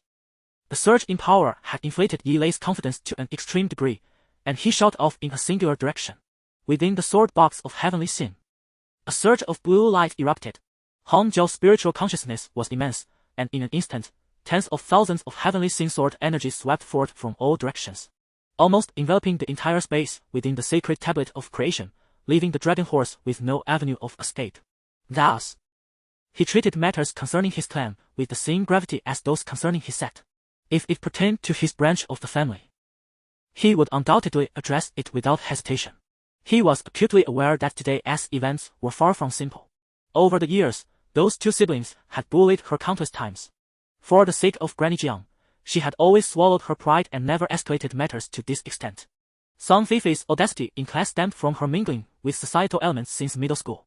Often, one could see outsiders waiting for her on motorcycles at the school gate after classes. In youthful ignorance, unafraid of anything, she had pulled the trigger.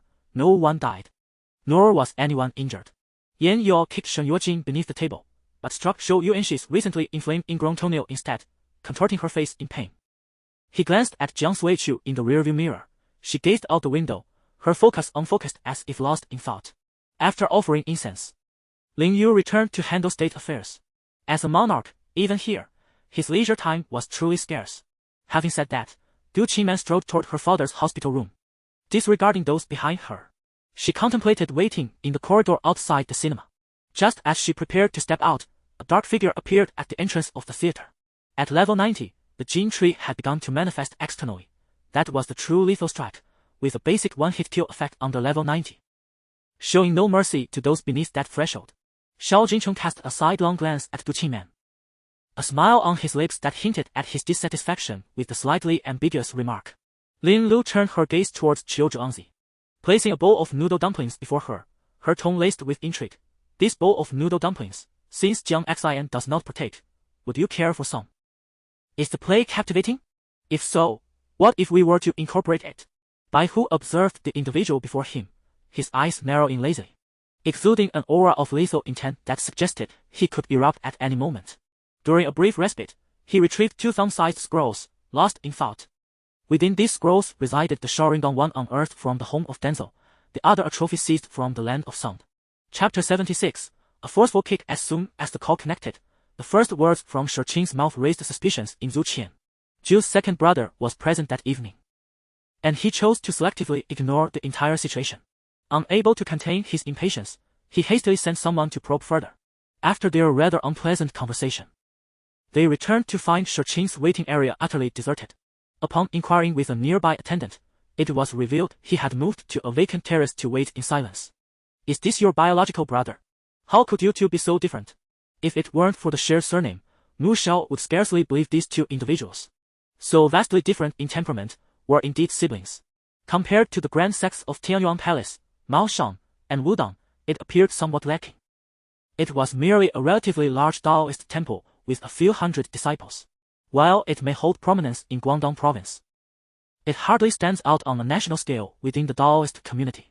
At that moment, Xiao Qiner approached, her gaze landing on Tancheng, who languidly reclined on the sofa, prompting her to bite her lip in contemplation.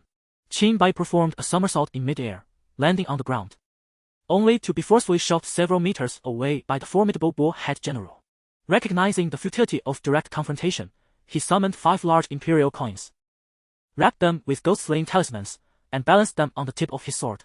Chanting the incantation, he charged once more at the bull-head general, aiming directly for his wound. It is said that the Mi family of Shuzhou, the Zhong family of Hebei, and the Wei family of Chenglu are among the wealthiest merchants, rivaling nations in their riches. Yet, I ask you now, is it true? Lord Wuyang pressed on with his inquiries. He observed Lu Zhangbei, who had not looked back as he ventured inside, beckoning a few bodyguards to follow him.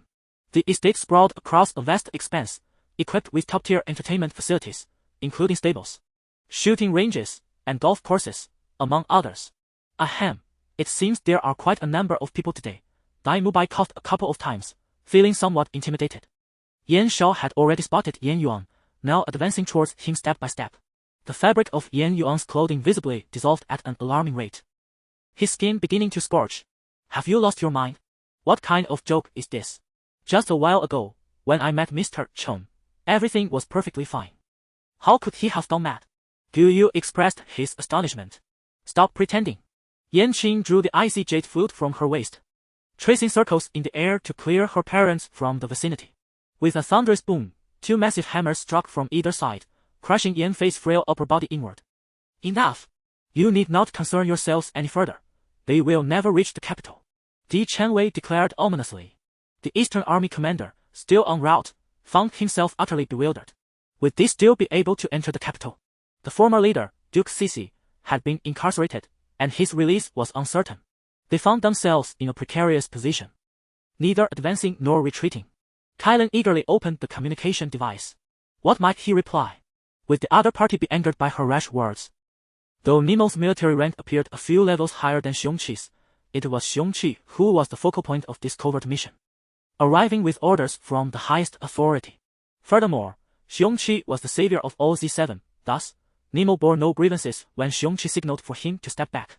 Li Qiutang closed her eyes to rest, feigning ignorance to her mother-in-law's words. If she possessed any courage, she should direct that statement towards Yuan Jinqing, and witness how Yuan would retort. She eagerly awaited the spectacle, noticing that those around Qiaoshe had donned masks, while Song Baifeng remained unfazed, palpating and diagnosing without any protective measures, merely burning mugwort. Moreover, a month prior, the old rope had completely disregarded and released them, under the pretense that they were already capable individuals, unworthy of adult concern. Zhang Yi was clearly cornering himself, leaving no room for reconciliation. Should he provoke Hao Yu, the consequences would undoubtedly be severe. Chapter 77, The disappearance. Yu Jingli had never been one to indulge in gossip, however. The matters concerning the Su family and Lu Ying piqued his interest slightly, prompting him to pay a modicum of attention.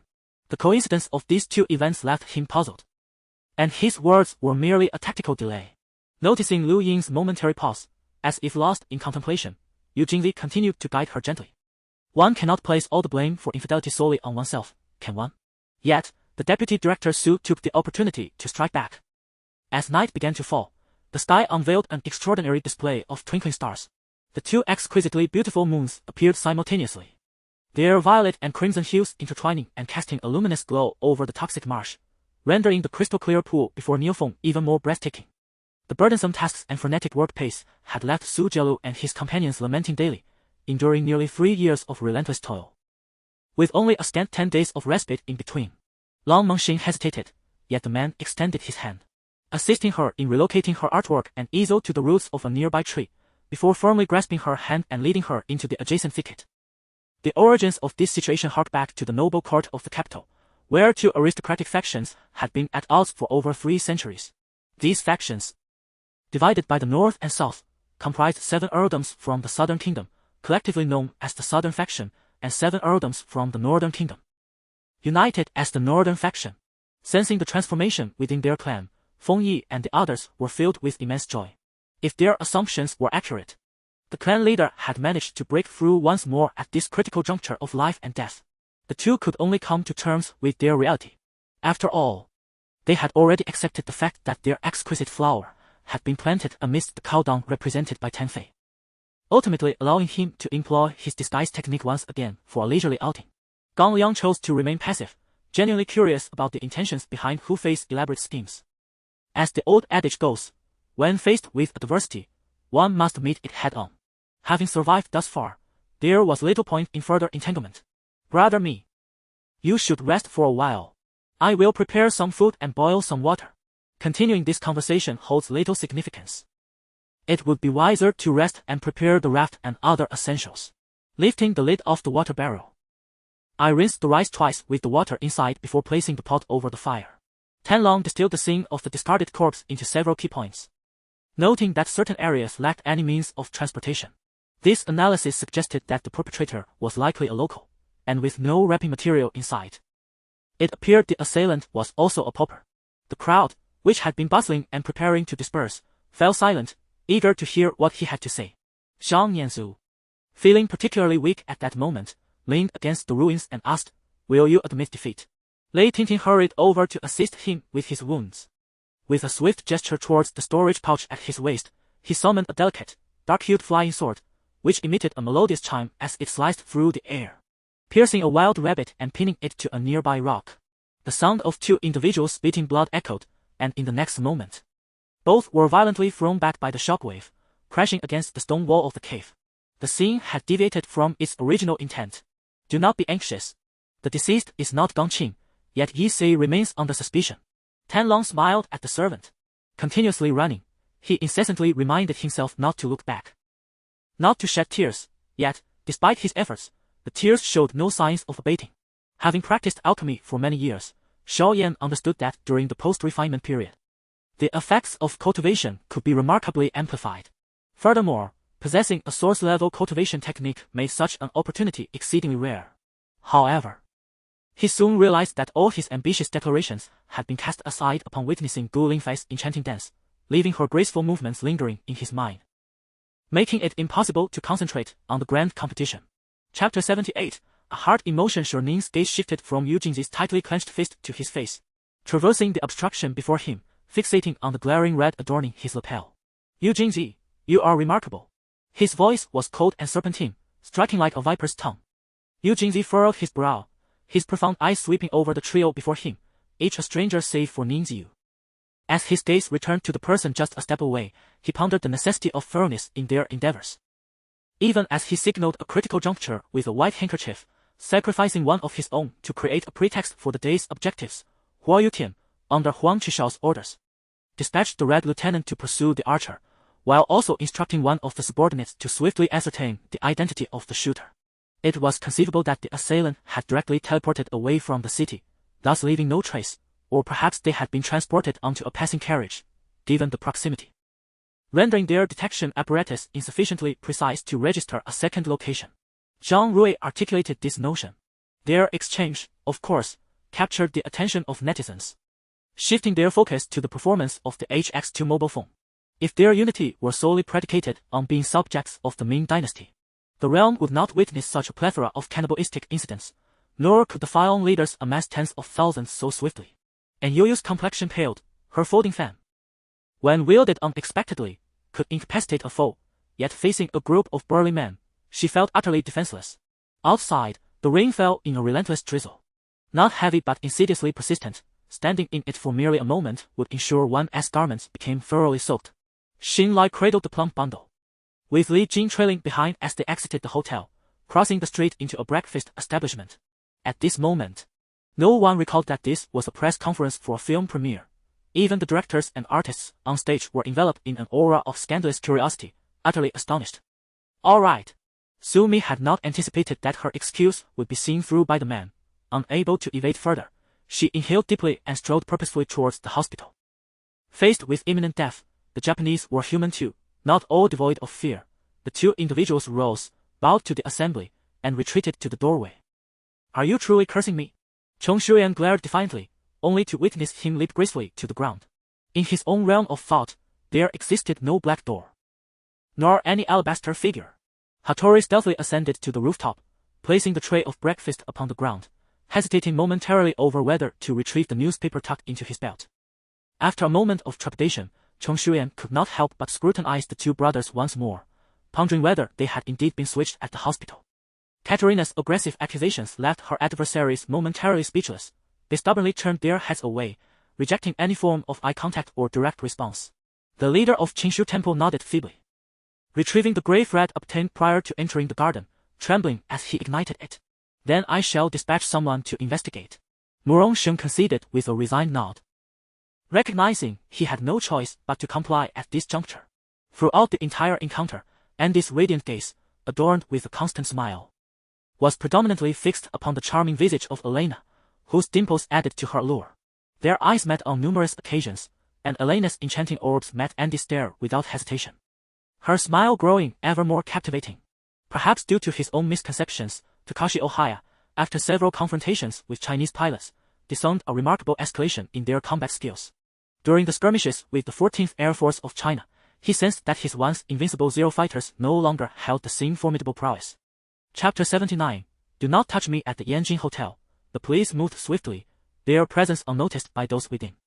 Zhu Qian settled into the back seat of a Range Rover, accepting a damp towel from Zhang Tian to wipe the dust from his hands. a remnant of his pursuit of Lu Ying. Moments earlier, in the surveillance room, he had sent a message to remind Yu Jingji, but it was too late. Lu Ying had been apprehended by the police before him. Upon reviewing the footage, he discovered the clothes and bag discarded by Lu Ying and dispatched personnel accordingly. I will ensure your master and senior brother are released, but returning to the Hongwang realm will not be an easy endeavor. Furthermore, it is crucial to note that Susanyu and the Moon Goddess will not relent easily. They may enlist the aid of a beast demon emperor, spoke Amaterasu. What is the matter?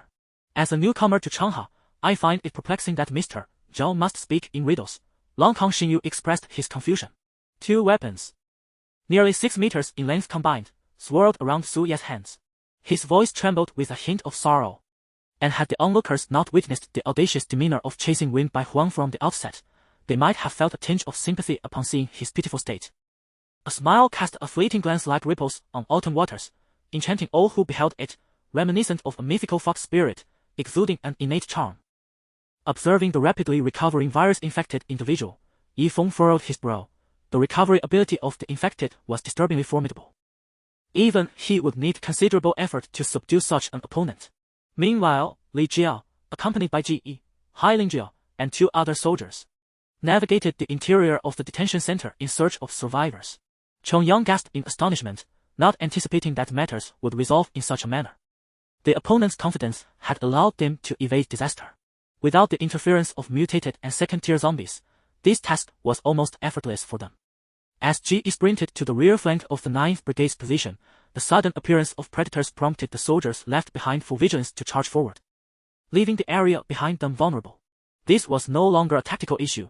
They were indeed on the brink of collapse. The White Tiger, exuberant, vanished with a bottle of wine, promising to save something special for Lin Tianyong next time, having memorized his scent. Longman himself was uncertain whom he could defeat with a single punch at this moment. As her body trembled slightly, the lantern slid from her grasp. And just as her legs began to give way, a pair of slender hands gently steadied her arm. Before Longman stood Denzo, whose condition was a stark contrast to Naruto's. His will was astonishingly feeble.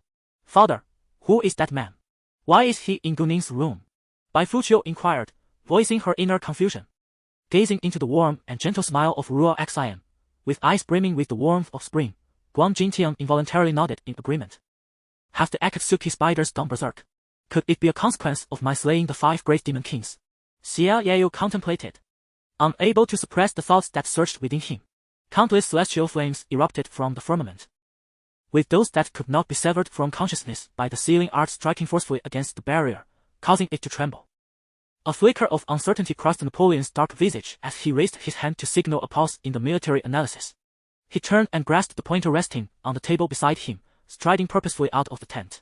Looking down, he beheld a colossal serpent with a human head, languidly stirring the depths of the sea, tirelessly functioning like a perpetual motion machine, creating an immensely powerful whirlpool. Upon the towering city walls, a group of unskilled elders remained oblivious, unaware that a man clad in dark red military attire had been observing them for quite some time. What is happening? Song Wukong inquired, having sensed a fleeting disturbance, yet he quickly fell silent again. What could this possibly signify? Chapter 80. I pursue you. After abruptly ending the call, Yu Jingzi smoked several cigarettes in succession, allowing the wind to disperse the lingering odor before returning to the hospital room. Sitting on the wall-side sofa, illuminated by the soft glow of a dim orange lamp, his gaze fell deeply upon the person lying on the bed, resting his chin on his hand throughout the night. The following morning, precisely on time, he sent a message to Tang Hui and, seizing the moment when the nurse came to check on the patient, slipped into the bathroom to freshen up. Tang Hui arrived bearing a multitude of items. Jiang Lingshi suddenly realized he had misspoken and hastily covered his mouth, shaking his head at the approaching butler Wang. Boss, we might as well move up to this clifftop too, to keep you company in the breeze. Dan Feng generously proposed. An eye for an eye, a tooth for a tooth. This has been the way since ancient times. A voice, grave and menacing, resonated from a one-armed elder of the extreme path, who had seen many years and bore countless wounds, with one arm damaged by an immortal artifact that remained unhealed. As for Huan Tiandao, he was even less impressive, merely a brutish figure given to violence. We are simply too weak compared to the Wanxia sect. It would be prudent to leave Heishan City and return to the Imperial Academy, Zhou Ang said with a resigned shake of his head. Jiang Lingshi recalled the bitter taste of the tea he had previously sipped, devoid of the fragrance his superior had claimed it possessed. Although theoretically, a cultivator with sufficient talent could master the three great laws, in reality, it was nearly impossible. Achieving excellence in even one area was exceedingly rare. Thus, he realized he could not flee just yet. He could either temporarily hide within the Chen-kun jar to avoid detection or emerge from the ground, feigning to be just another passerby checking the situation. The day slipped away, and by afternoon, Miao Xia and Qiu Yan exited their private room, agreeing to meet again another time before returning to their respective homes. Li Qifeng struggled to shake off the unwelcome thoughts plaguing his mind. Yet the word pieces echoed like an incantation, preventing him from finding peace. What had transpired remained a mystery to Nangxi, who, as a designated driver, neither could nor wished to know too much. A palpable tension filled the air as the prominent figures entered, their smiles gradually fading. Feng Maoxiu rummaged through her now-dead phone for a charger but could find none. Shuolin adjusted Nangxi's head, pretending to kiss her while casting his gaze towards the car behind them. He hadn't anticipated Su Biguan's overwhelming suspicion. It seemed they would not relent without substantial evidence. Feng Maoxiu maintained her silence, at a loss for how to respond to such a topic. Suddenly, a stone pressed against her arm, and she felt her strength swiftly waning. Prince Typhon's heart raced as he recalled intelligence regarding the magic restraining prison. Beside the hospital bed stood a luxurious concubine's couch, where Feng Ting leaned, having kept vigil for 2 days and nights. Her brows were tightly knit, and even with her eyes closed, the exhaustion and worry etched on her face were unmistakable. Wu Nan was all too willing to be persuaded by Mo Qingqing. The soldiers are predominantly young and vigorous, and in the face of scarcity, they are compelled to devise various means to procure sustenance, significantly enhancing their chances of survival compared to ordinary individuals. Will you not accompany me inside? Ming Wuyan inquired, noticing that he appeared reluctant to enter. I had anticipated that Ding Zhangbo would once again utilize his physical strength to restrain me. Yet he halted his movements and remained still, locking his gaze with mine in a silent exchange. However, this quest is far from straightforward. In his pursuit of Huoping, nearly half of the personnel he had placed within the Yan Kingdom have been lost, yet no information regarding Huoping has been returned. Chapter 81. The green above Su Xiwan often uttered some inexplicable remarks, which Yu Jingli feigned not to hear. I believe you have quite the opinion. He casually glanced away and then, with utmost seriousness, added, the bond between siblings is profound. It is best not to intrude. It was no wonder he remained so composed. Had it been another person of the opposite sex, the situation might well have been different. Su Xiwan understood this well. Lin Yangho gradually opened his eyes, only to find himself not in the wilderness, but in a rustic cottage constructed of wood and thatch. He mused to himself that he must have been rescued once again, secretly acknowledging his fortuitous survival. A shiver of fear still lingered as he recalled the monstrous beings he had encountered earlier. However, the green mist that had erupted from the flower had now ceased, for it had finally reached its moment of maturity. The encircled battle had transformed into a straightforward siege, devoid of any other tricks. Nonetheless, Lu Shenshen's seemingly reasonable explanation did not fully convince Shao Jing. A large question mark loomed over his head. Who exactly was she? Consequently, the Jielong Guild felt immense pressure to strengthen itself during the opponent's time of feasting. Only in this way could they avoid entrusting their fate to others. As the staff approached with smiles from afar, Chen Yaopianpian and Tan Long's perception of Gu Feng deepened. He proved to be far more formidable than they had initially imagined. Just as Director Li, with a troubled expression, wiped the cold sweat from his brow while secretly signaling to Mayor Zhao. The door to the emergency room where Song Fanlan had entered suddenly swung open. The doctors and assistants responsible for tending to the wounded emerged. This crystal was a rare treasure that Zhu Zhu had acquired from the third level of the crystal underground at the Star Formation set. Yet it had yet to transcend into the Dan transformation realm, leaving its true essence still too dense to discern its internal secrets. Lin Yangho's attention remained fixated on the two combatants, rendering him oblivious to another figure directly facing him. That enemy is indiscriminately throwing projectiles. What if one strikes true? Cheng Fei remarked. Surely, luck won't be that poor. The angle from Niushang Slope is absolutely advantageous. For every enemy that approaches, I shall take them down with my cannon. Colonel Huan asserted. Have her come over. I have a few questions to ask, Wang Yu said, rubbing his throbbing head. Just then, a familiar voice echoed in his ear. And simultaneously, his hand, which he had pressed down, was enveloped by a warm grasp. As he opened his eyes, the scenery trembled and he turned to find the person who had unexpectedly appeared behind him, embracing him, was none other than Zhe. With a firm resolve, Liu felt a wave of relief wash over her, a lazy smile curling at the corners of her lips.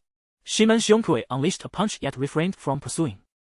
Standing with his hands clasped behind his back, he watched with a cold smile as the opponent was forced back several meters, ultimately leaning against an ancient tree. Uniting the 18 layers of hell with the Dizon realm was no simple task.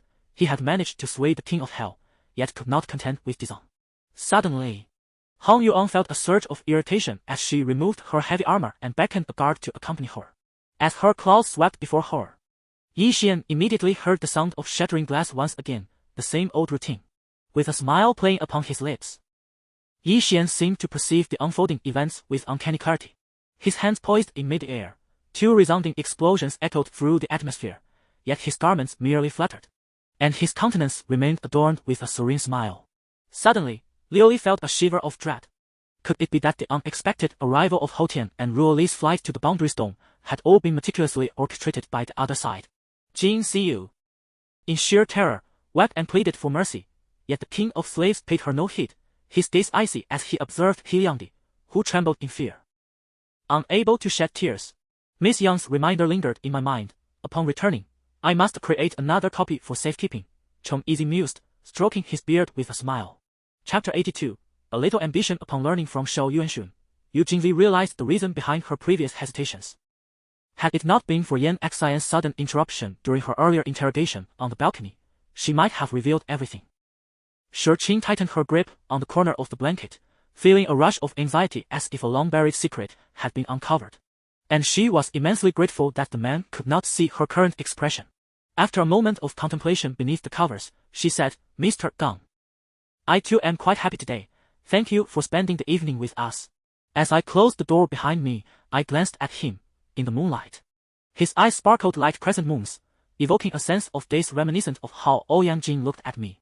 He Jiangshu, with reddened eyes, swallowed hard, wondering if he had misjudged him. Yet, why had he appeared so distressed just moments ago?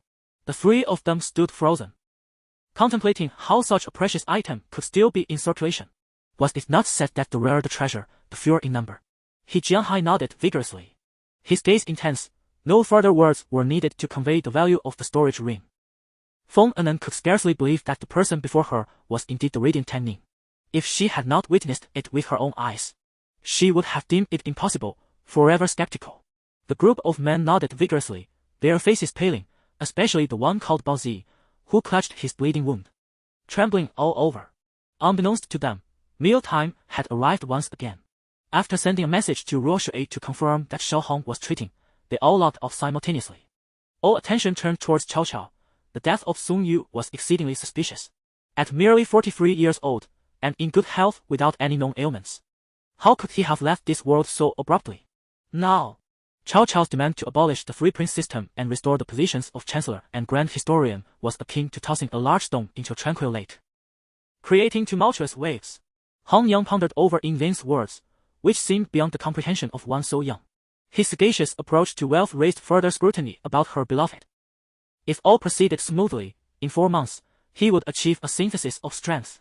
Although his realm remained unchanged, only the 9 young divine skill would remain in his meridians, allowing him not only to restore his powers but also to elevate his combat capabilities to a new level. Are you truly an imbecile? Did we not agree to keep our relationship with the great Yan a secret? The leader exclaimed in frustration. Even when faced with over 20 foundational stage cultivators, the demon general showed no sign of fear, ready to act at a moment's notice. There was no longer a need for military meetings, as the generals within the military district were already commanding their troops on the front lines. The greatest distinction between him and those talented cultivators lay in his possession of not only exceptional aptitude but also a heart unrestrained by convention. Nowadays, to hear a word of willingness from the emperor of the Tang dynasty to act on his behalf was indeed a rare and precious occurrence. A terrifying mental tempest erupted, with Zhao Zhu at its epicenter, unleashing its fury in all directions. At that moment, even the administrators dared not confront Zhao Zhu's psychic storm head-on, let alone the utterly defenseless ordinary soldiers. When Chu Gu made this request, Su Zheng's lips quivered involuntarily, thinking to himself that such a brother could not possibly be serious. To demand such a high level of skill, especially during an interview while drawing on the spot, was rather excessive, wasn't it? I have no idea, Su Yu said. Her cheeks flushed. Suddenly reflecting, She realized that she was somewhat uncertain about when she had begun to accept that troublesome character. The arrival of these two formidable demons was rather abrupt. There was no time to set up a spiritual formation, leaving her with no choice but to press on with determination. After a lengthy period of preparation, Lin Yu finally resolved to officially practice the transformation of spirit technique and construct a mental furnace within her psychic sea. Chapter 83. You have departed. Yu Jingli had anticipated that Shi Qing would harbor feelings of resistance, and in doing so, he would appear cruel. However, since she saw the truth, he felt compelled to disclose it candidly. The matter of children had never crossed Yu Jingli's mind, at least, given the current circumstances. He did not consider it a favorable situation, and Shi Qing herself had analyzed it quite lucidly. Having been unable to sleep the previous night, he found himself contemplating that the entirety of the responsibility lay upon his shoulders, and he could not blame her in the slightest. She had foolishly believed that Du Xiong cherished her, but if she were to regain her normalcy, would Du Xiong not offer her the world on a platter? Leng Mashan, Xiao Tian, and Man Hong had already descended, as the banquet was about to commence, and all guests had arrived. Ouyang Mashan was taken aback. She had never heard of two bodyguards of a national leader being granted simultaneous leave. Lin Fei struggled momentarily before conceding. All right. I surrender. She slowly closed her eyes, preparing to embrace death, but at that moment, she sensed something amiss, though she could not discern what it was. Following a commotion caused by Hao Tian, the crowd below exchanged glances, and for a moment, no one dared to make a bid. Questions arose regarding the division of the heavens and earth into 7 levels. Why was the highest tier in the earthly realm the first? Why was the heavenly realm as first tier the lowest and its 7th the highest? The concept of the heart of the Tao remained elusive. Ding Zhenwu no longer regarded the two and simply turned to leave, vanishing from the street in mere breaths. A week later, Tian Yaro decided to depart from Z country. Originally, Xiao Yuma had intended to accompany her abroad, but Tian Yaro, aware of the recent events surrounding her, graciously declined the offer. Zhu Yiming's expression was earnest, unexpectedly moving the sharp-witted media and live-streaming fans. Jiu Chuyong could no longer suppress her laughter. Indeed, no matter how charming Annie might be, she failed to capture his attention. At the very moment Bai Yin finished speaking, before Yang Yi could respond, another voice resonated from behind the group. Elder Huang, who was eavesdropping, had not caught much but was infuriated by the last statement he heard. After receiving a satisfactory response, Qin Feng bid farewell to his parents and wife the following morning, proceeding to the imperial palace to formally resign from Li Shimin and Empress Changsong, and once more embarked on his journey northward. Noting the silence, Yi Cheng reached out once more, this time grasping the black-clad figure the elderly man had turned to regard. You! Faced with such an affront, Wei Zong could scarcely endure it. He clenched his fists, ready to charge forward, yet his strength paled in comparison to Yang Yi's. Despite his struggles, he found it nearly impossible to advance a single step. Believe in our city, believe in our compatriots, they shall prevail, Palida asserted resolutely. As it was the royal garden, entry to the Furong garden was prohibited. However, the expansive area near Furong Pond served as a gathering place for the citizens of Changnan to revel and enjoy festivities. All activities during the Lantern Festival could be appreciated here. After a long separation, Ruilisai did not disguise her longing and enthusiasm for Tan Ming. As she embraced him, her leg instinctively wrapped around his waist, causing her skirt to bill wildly. At the main table sat an assembly of affluent individuals, well acquainted with grand occasions, who nonetheless praised the dishes with unreserved enthusiasm. Whether their compliments were merely polite conventions remained uncertain. However, witnessing even Rosenberg, the most qualified critic, express satisfaction left no room for dissent. Given that Li Duan, with his unparalleled celestial level cultivation, could vanquish the royal level Li Daofeng, it posed little challenge to similarly overcome Li Yao, who stood at a comparable royal level. The force was considerable, as a pristine white porcelain bowl struck Nan Likin on the head, shattering upon impact and leaving a gash from which crimson blood flowed, mingling with the unfinished soup and dampening his flaxen hair, dripping drop by drop. Tang Xinlang found the scene rather amusing. Once devoid of understanding in the matter, the expression of 0561 now exhibited an increasingly vivid display of emotions. Chapter 84. A reluctance to meet Yu Lu Ying had truly lost her will to life. The forensic examination and surveillance footage confirmed her suicide. What was even more unexpected was that, during her interrogation by the police prior to her death, she exposed Deputy Director Su for accepting bribes. After being entwined in an affair for so long, she naturally possessed a wealth of incriminating evidence. Could this be construed as her final act of defiance, ensuring that he would not fare well in her absence? The incident swiftly made headlines, with the protagonist being none other than Zhao Yao was moved to tears. Who would care for a motherless child, no matter how much she possessed? Could it ever compare to her son? Consequently, Chao Shuo himself was taken aback when Lu Bei, with the swiftness of a whirlwind, seized Jingzhou overnight. Having successfully soothed the irritable and proud individual, he finally obtained the stamped internship report, allowing Lin Chao to exit the office. Chao Shuo maneuvered a drone forward, only to discover that Zhang Liu, Yu Jing, and El Lingqi were struggling against 10 paper figurines. The camera, intended for capturing the scarf, was now primarily fixed on Wu Jing, occasionally shifting towards Wei Shi. What struck in Xiangxiang as peculiar was that, seemingly, no one audience included was aware of the severe imbalance in the camera angles. Thus, after the year-end settlement, the subordinates presented a whole box of imperial fruits to General Ming. Uncertain how much time had elapsed, Du Xi suddenly halted beside her. Su Wushuang's body lurched forward due to inertia. Fortunately, she was strapped in, or she would have been propelled out. Meanwhile, Wen Zihang found it challenging to pinpoint his strengths, as even his regular viewers struggled to articulate his skills. His choice of heroes was often arbitrary, and he remained unfazed by losses, laughing it off. "Where are you wandering now?" a voice inquired, seemingly delayed in response. "Find me a doctor with better skills by tomorrow." Upon ascending the stairs, her breath became labored. Yet she had no time to steady herself as she navigated the water-soaked corridor towards her room. After quenching his thirst, he unwrapped a sandwich and held it to my lips, seemingly intent on feeding me. Years of traveling with merchant caravans had aged him beyond his 40 years, rendering him quite weathered. His lean frame, lined visage, and keen, shrewd eyes were distinct features. Her words undoubtedly aimed to flatter Shao Yongtian. A man of his intelligence would surely grasp the underlying intent. As Jiang Yi approached the door with an air of authority, Jiang Jiayin's eyes ignited with fury. "You are undermining the friendship between Huaxia and foreign nations." Principal Long bellowed in rage upon encountering Xia Yan's attitude. Madame Li observed the weary countenance of Li Qingqing's father, anxiously seeking her, and felt fortunate that Li Feng had already departed. Otherwise, he might have assumed she was the one who summoned him. It was reminiscent of the gold rush that once ignited the American West, where countless wandering heroes and gallant figures, armed with swords, ventured into Iron Palm Peak, each harboring dreams of prosperity or seeking legendary martial arts secrets to dominate the pugilistic world. Moved by Hong Lin's lament, Yao Ling was deeply saddened for her dear sister. Unable to contain her tears, naturally becoming concerned for Hong Ling.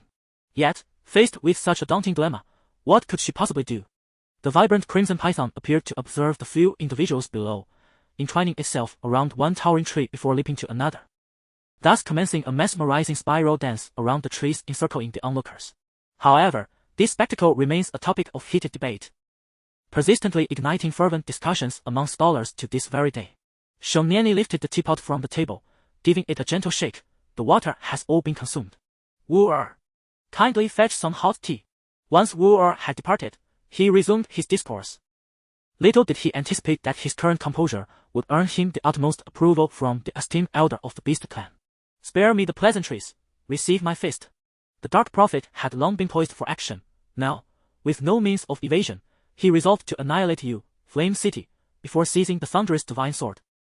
Chapter 85. Soiling Yu Jing's expression shifted dramatically, darkening more than the storm-laden sky outside, a tempest brewing within his gaze. Shi Qing, seemingly unfazed, leisurely sat up to meet his stare, further stoking the flames. "Mr. Yu, with such arrogance, will you not take your leave even after all I have said?" She was likely the first to audibly tell him to depart. Given his temperament, he ought to have stormed off in indignation, perhaps nursing a grudge against her in silence. "Pray, dear lady, kindly pass Jin Chai to him. Master Su is indeed a paragon of virtue, unparalleled in his musical prowess, perfectly complementing it." Her words were an intermittent murmur, her fingers gently caressing the strings, a palpable reluctance evident in her demeanor. Her veiled gaze was enigmatic, leaving one to ponder whether it conveyed sorrow or joy. During breakfast, no one afforded him a pleasant countenance. Tang Yao, naturally possessing a poker face, regarded everyone with the same indifferent expression. Madame Nandong, Lang Ying, cradled a cup of lemon tea.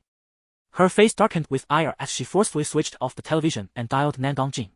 The news of Zhang Jun's taking in disciples had sent ripples through the entire cultivation community, though it remained confined to that sphere.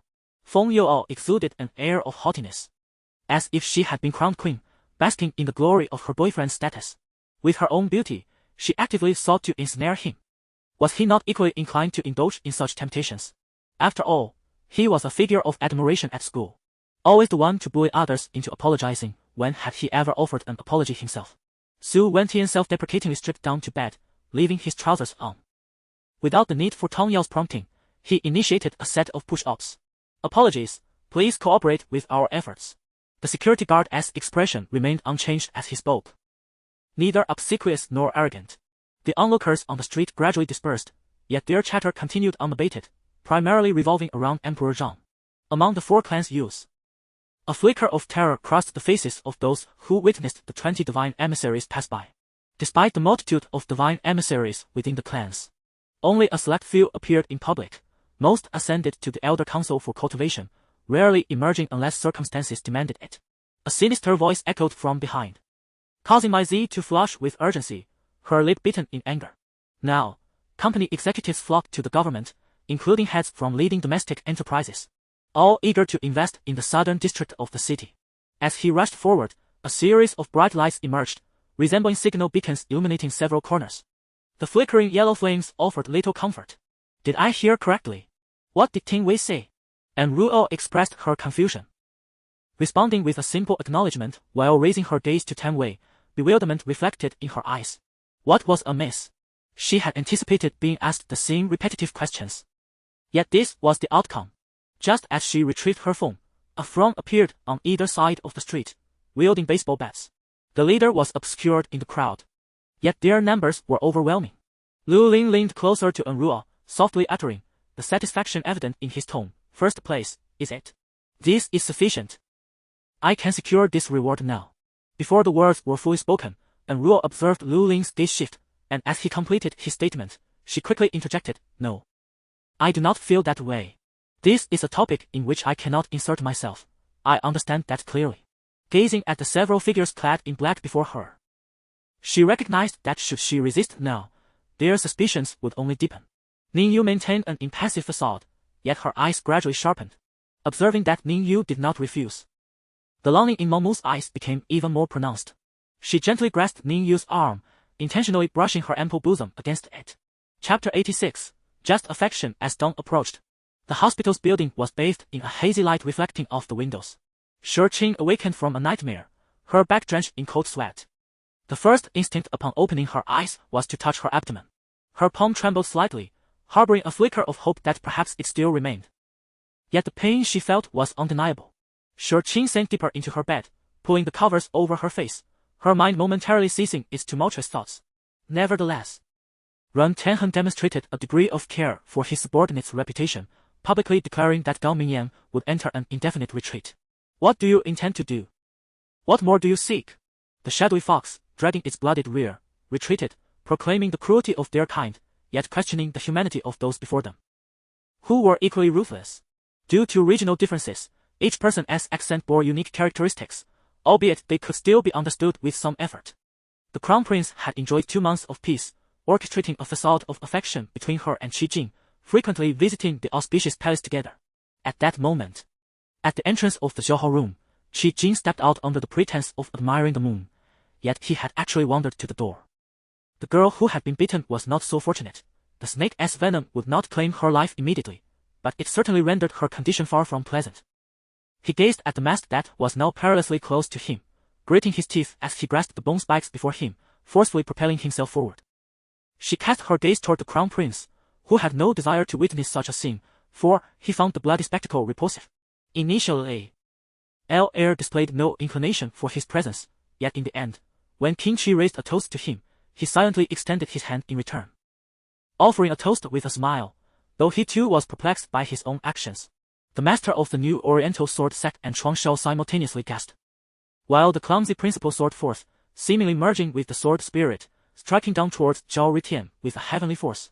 As the Saint Master Tuo disappeared without a trace, 2 formidable experts of the Divine Emperor rank, along with over a dozen powerful divine kings, ascended from the city of Qinshur, only to discover the area deserted.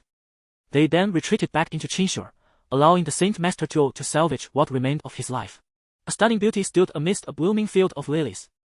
her skin as pure as the snow-white blossoms, yet the shadow at her feet writhed like a devil. As the two flew for 5 days, Wu Yi grew weary of the journey, insisting they descend and proceed on foot. You dear! The old woman had not anticipated the extraordinary skill of the newcomer, whose application of soft overcoming heart was executed with such seamless precision, far exceeding his expectations. The convergence of 10 distinct elemental forces resulted in a monumental chemical reaction. Fortunately, young Eun had achieved a harmonious balance among the powers, allowing them to both counteract and support one another, leading to an unexpectedly advantageous outcome. At this moment, far above the audience seats of the new Oriental sword set, Niu and the Lone Wolf simultaneously sensed a voice resonating in their minds. Upon exchanging cautious glances, they carefully surveyed their surroundings before settling into a contemplative state to respond.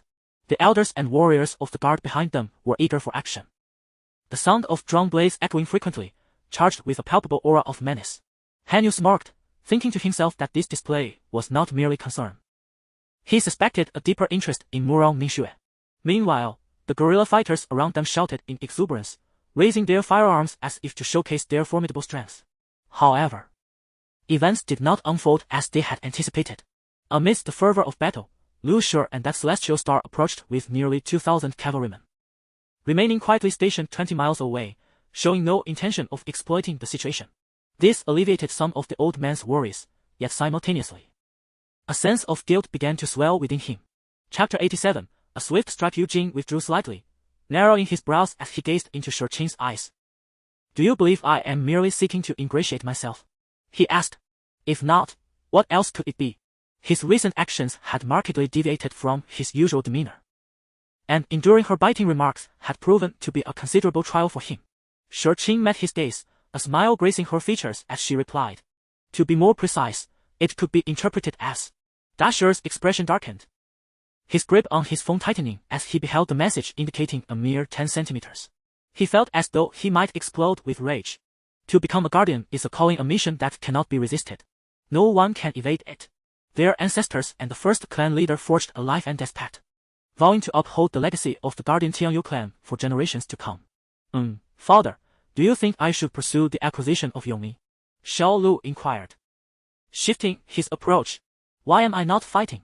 Although this was a military expansion, their team could compete in the Moldova League without any additional resources. If you refrain from participating, are you not merely slapping yourself? If it desired my demise, it would have had countless opportunities and methods.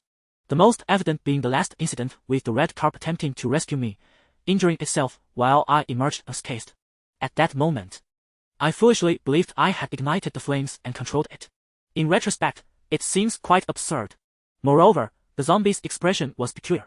Typical zombies lack any semblance of emotion. Yet, in the features of this particular one, Manchi discerned a hint of curiosity, a touch of yearning, and a flicker of confusion, an intricate tapestry of feelings. No. It is the frostbitten essence of this ice lotus. If administered solely to your senior brother, it may yield adverse effects. Thus, we require some counteracting substances for neutralization. Chong then felt a blush rise to his cheeks. Senior brother, we have located the place where the key can be used, a disciple rushed in, half kneeling before Tan Xiaosong. The grand door remained ajar. I did not hasten to enter but instead took a few steps aside, hoping to discern if anyone occupied the interior. However, the consultation desk was too elevated for me to see within. Xiao Lu leered through the thin fabric of his clothing, his gaze wandering, lost in reverie as his hands roamed behind him, his mind drifting into realms of fantasy. She had long harbored deep affection for Song's father. Yet he remained indifferent to her, rejecting the union entirely. The crystal puppets were indeed formidable, possessing extraordinarily resilient bodies and unyielding courage in the face of life and death. Eliminating 2 adversaries in one fell swoop was undoubtedly the outcome that Man Changsheng and his companion most desired. Furthermore, as each drop of ancient divine water was absorbed, his X-ray vision quivered, subsequently emitting a radiant blue light.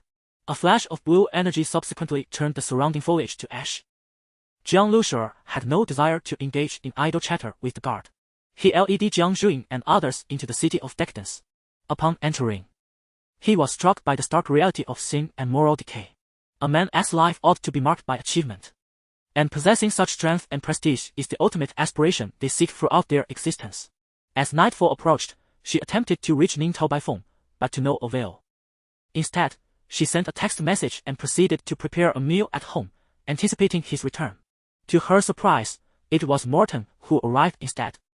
It must be said that, aside from the impressive combat abilities within the dragon team, there is also an enticing allure surrounding their hot pot.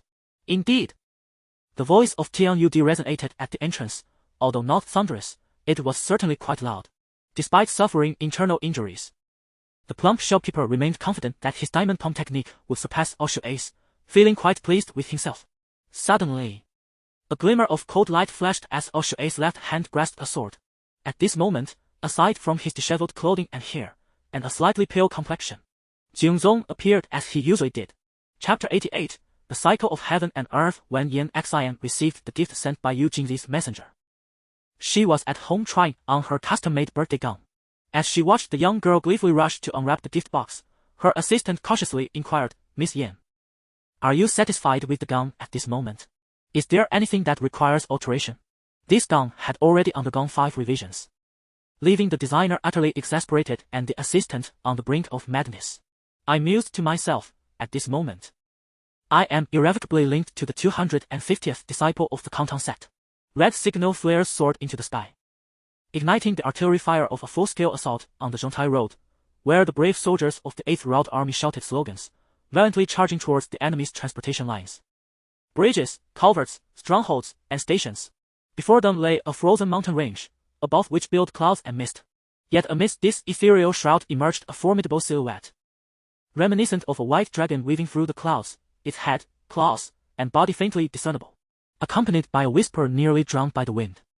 Lan Qi gazed wide-eyed at the towering buildings in the distance. Those structures were not characteristic of a magical realm. Rather, they bore a striking resemblance to the architectural style of Lan Qi's original world. Rest assured, those of us in this profession know how to survive. We will not hinder your progress. Wherever our assistance is needed, we will undoubtedly lend our utmost support, Lin Dong declared with a pat on his chest. The celestial bodies aligned, granting the new world the rhythm of day and night, the ebb and flow of seasons, and the variations of warmth and cold, light and shadow.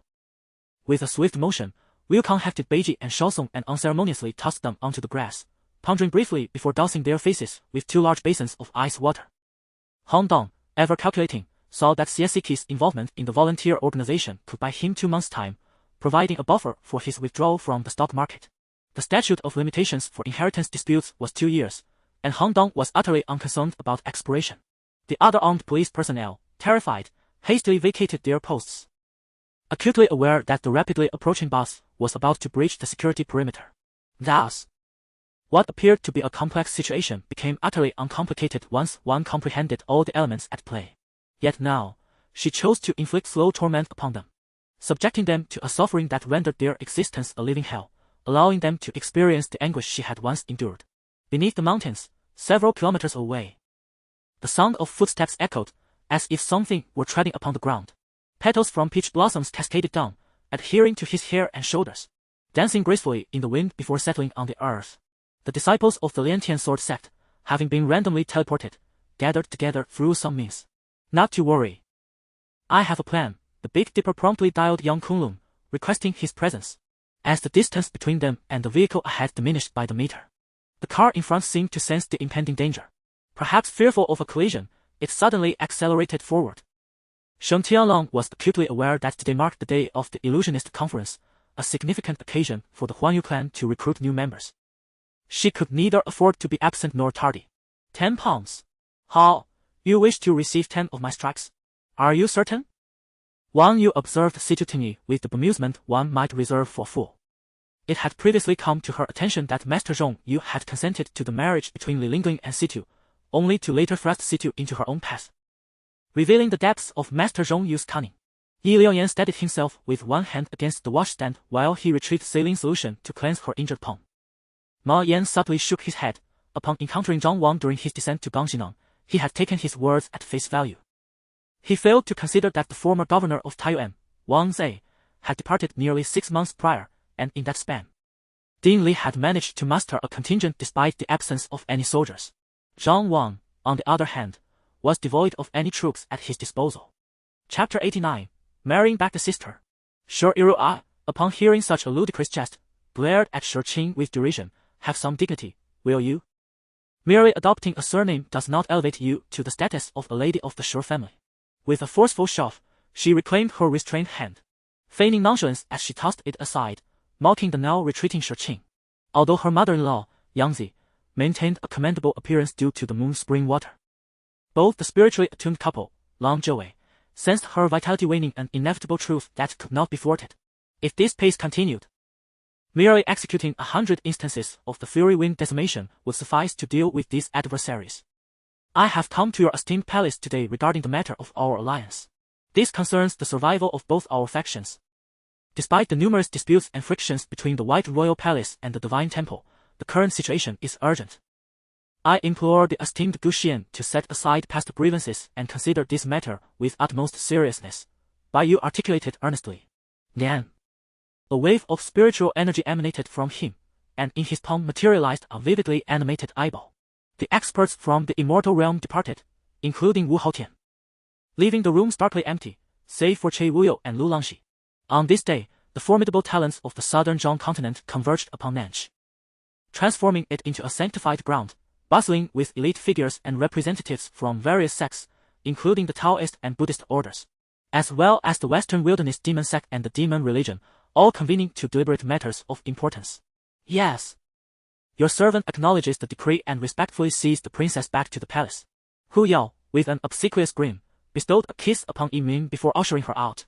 Once she descended the stairs, he turned to close the door, his excitement manifesting in animated gestures, muttering to himself in elation. Mu Shenqiong's ears perked up, a surge of anger bubbling within him, yearning to reprimand the staff member, yet finding their words irrefutable. This left him stifled, a flush creeping across his cheeks. From this moment forth, he vowed never to provoke this man in the slightest. This thought lingered in her mind, refusing to dissipate. Shadows emerged from the ground, transforming into tendrils that pierced Black Lin's body, scales fracturing in an attempt to pin him down.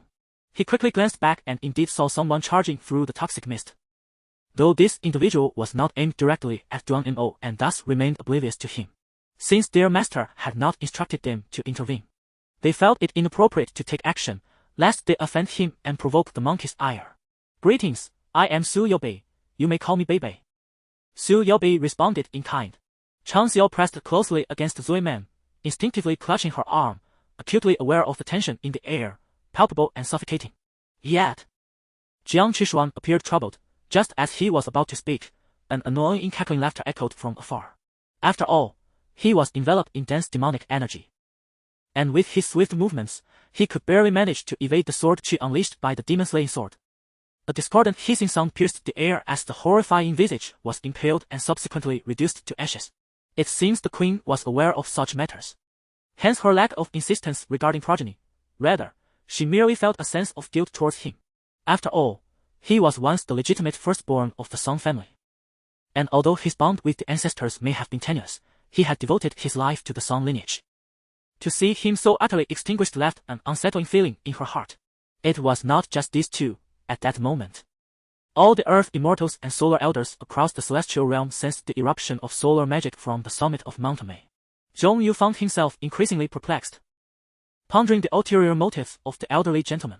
After a moment's hesitation, he approached the writing desk, opened the drawer, and retrieved a photograph, which he then handed to Uncle Chang. Chapter 90, Cherishing the Fragrant and the Delicate. These words left Shu Irua utterly astonished, her mouth agape in disbelief, while Shu Qing stood frozen, gazing at the man with wide-eyed astonishment. Yu Jingji met her gaze from above, a frown creasing his brow as he pondered. Then spoke in a deep voice, "You are Shu Irua, correct?" Upon hearing her name spoken, Shu Irua instinctively nodded, her voice trembling as she began, "Brother-in-law, I." The rice was served, and no one dared to touch their chopsticks until Huang Dadong made a move. At her command, Huang Dai promptly picked up a piece of pork offal and stuffed it into his mouth.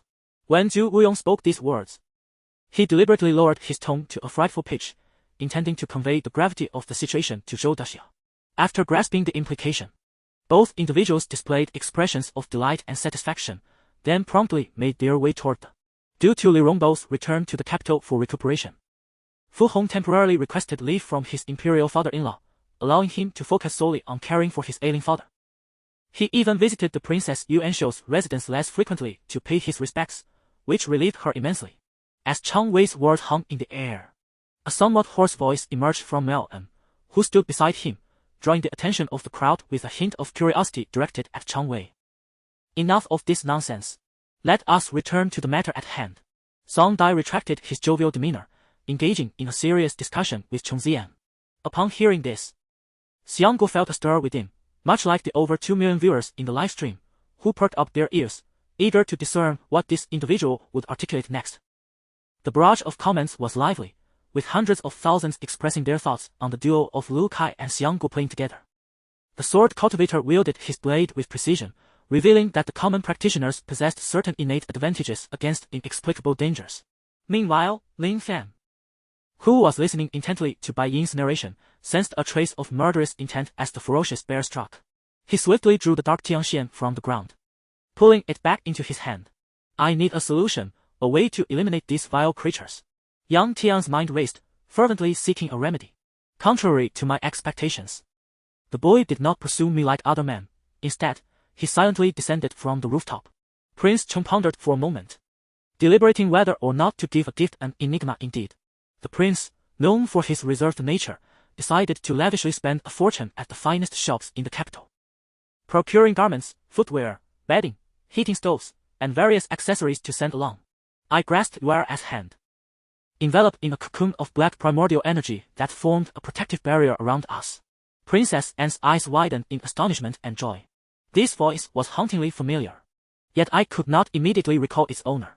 Surely, you do not naively believe that acquiring the 12% shares of my son Li Zhe will completely eliminate your troubles? Elder Li stated coldly, his gaze icy as it fell upon Li Zhe. At the fragrant lounge of Long Tongmi, he introduced more than 10 subordinates of rank to Feng Guwan. The gathering was filled with joy as the attendees were elated to meet the esteemed Feng Guwan, whom they had admired for a long time. Subsequently, Long Tongmi hosted a grand banquet to welcome Feng Guwan and wash away the dust of his journey. Unfortunately, the two elderly gentlemen, despite their wild antics, still remembered the kindness of their guide. Each time the ice butterfly stirred with intent, they managed to intervene in time. Even when it sought to fly far and take a detour, it would invariably encounter the howling winds of the water column, thwarting its path and leaving it helpless. Casting a gaze of apparent sorrow towards the two elders, it turned out that while this individual attacked Du Guhong, he secretly unleashed an invisible telekinetic force, attempting to seize control of the floating vehicle's steering wheel, all the while distracting Du Guhong with his overt aggression. The intricacies of the situation were indeed difficult for outsiders to comprehend, known only to the two directly involved. Chapter 91. How much to pay? Yu Jingzi guided the two individuals, who had besmirched their dignity, to their seats. As he observed Shi Qing's expression falter, he exchanged a glance of mild surprise with his companion. Out of the corner of his eye, he caught sight of Xiao Xi, who wore a self-satisfied expression. Affectedly lifting his cup to take a sip, he discreetly sent a message from beneath the table. Xiao Xi, attuned to Yu Jingzi's movement, promptly muted his device. 3 seconds later, he received a WeChat notification. Ahem, maintaining a neutral and orderly stance is fundamentally our position. However, indulging in a little chaos from time to time is permissible, Yu Yi remarked. His passive observation of unfolding events seemed to remain within the bounds of neutrality. He was merely an outsider regarding matters that did not pertain to him. Meanwhile, the inhabitants of the underground sanctuary were already in tears, horrified by the destruction of Yuzaki City displayed on the screen, a harbinger of their family's tragic fates. Lu Cheng, disregarding everything else, clung desperately to the mane of the ear beast, battling it for over 10 minutes before he finally felt exhaustion creeping in. Seeing that the spirit beast he summoned was nearly incapacitated, Qin Yi activated the spirit array, recalling the golden crystal beast and the black armored rhinoceros, and summoned another creature. Upon witnessing the brutal slaughter across the river, Su Mushua, usually composed and serious, felt a surge of rage and took a step forward, intent on charging in, only to be restrained by Long Xiuza. Speaking of which, this is our first conversation since we last met on the train, isn't it? Lin Xiao remarked, subsequently offering an apologetic smile to Xu Sun, as if to atone for having brought her on a fruitless errand. This encapsulates our situation. Chaldea was established to rectify the calamity that befell humanity. The notoriety of Edoran in Academy City, coupled with his frequent appearances at various events, meant that many recognized his visage. Although Satan Ruko did not follow the news closely, she possessed a profound understanding of Edoran. At this moment, Everyone took a moment to reflect upon their roommates, and, as if by unspoken agreement, 3 individuals gravitated towards one another. The president of the Black Bear base is online and awaiting you. Additionally, the core team at the Guashio base is in conference room No. 1, ready for your directives.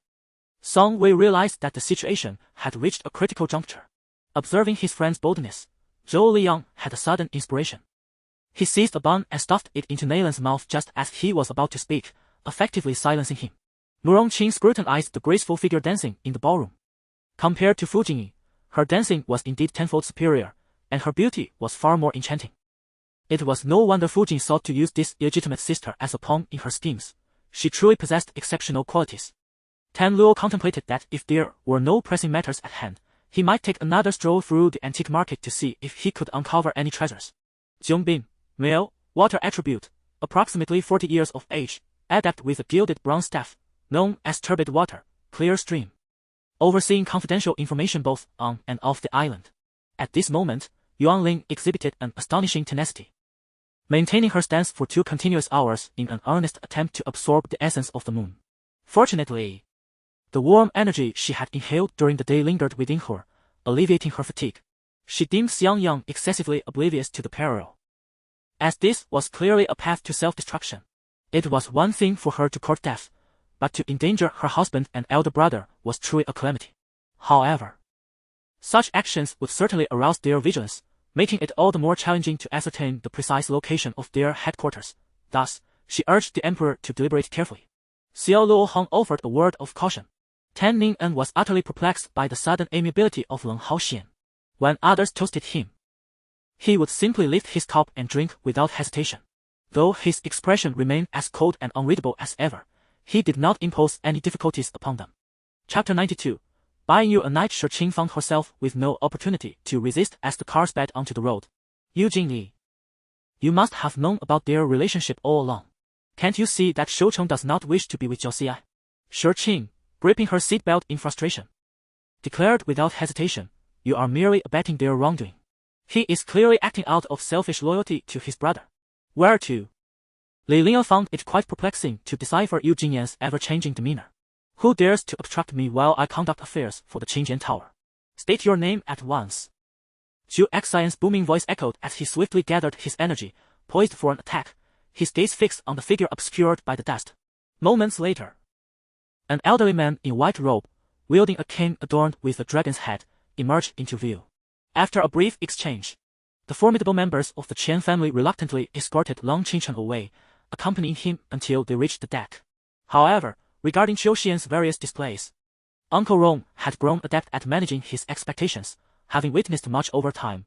Thus, he was no longer as astonished by Qiu Xian's exhibited prowess as he once was. The 2 individuals appeared almost deaf to their surroundings, their expressions unchanging regardless of the commotion around them. The main mountain harbored a terrifyingly enigmatic formation, specifically designed to target practitioners, making it a place that neither demon nor human cultivators dared to tread upon. Qiu Xian surveyed his surroundings and remarked, this matter is directed at me. During my absence, I hope Uncle Rong can keep an eye on where. I am uncertain of what mysterious figure I may have offended, but it seems that the forces behind them are quite formidable. I fear they. Qiu Xian refrained from voicing his concerns. After much delay, he finally emerged from the fitting room, donned in a professional attire, a shirt above and a body-hugging skirt below, but it all felt rather awkward to Sun Yan'an, leading her to conclude, it's too short to be safe. The impeccably sculpted stone began to unleash its magical energy throughout the courtyard, causing the flowers and plants to wither and fall in disarray, creating a chaotic scene. Ning Luchao and Shi Cheng were momentarily bewildered, due to their severe injuries. They had fainted and remained oblivious to the unfolding events. The formation diagram served as the core, harnessing the powers of both the Yin star and the Sun star. The laurel tree thrived in the essence of the Yin star, which constituted its very sustenance. Guang Guang was observing Su Xiling, her bright eyes filled with unspoken thoughts. After a long pause, the celestial demon silk danced gracefully, carried by the wind towards another direction, soaring into the sky. I demand gold or crystal stones. Her request was met with derision, her avarice and lack of discernment evident. Initially, befriending Yu Wei had ensured ample wealth. Yet now she had offended him while making such a trivial demand.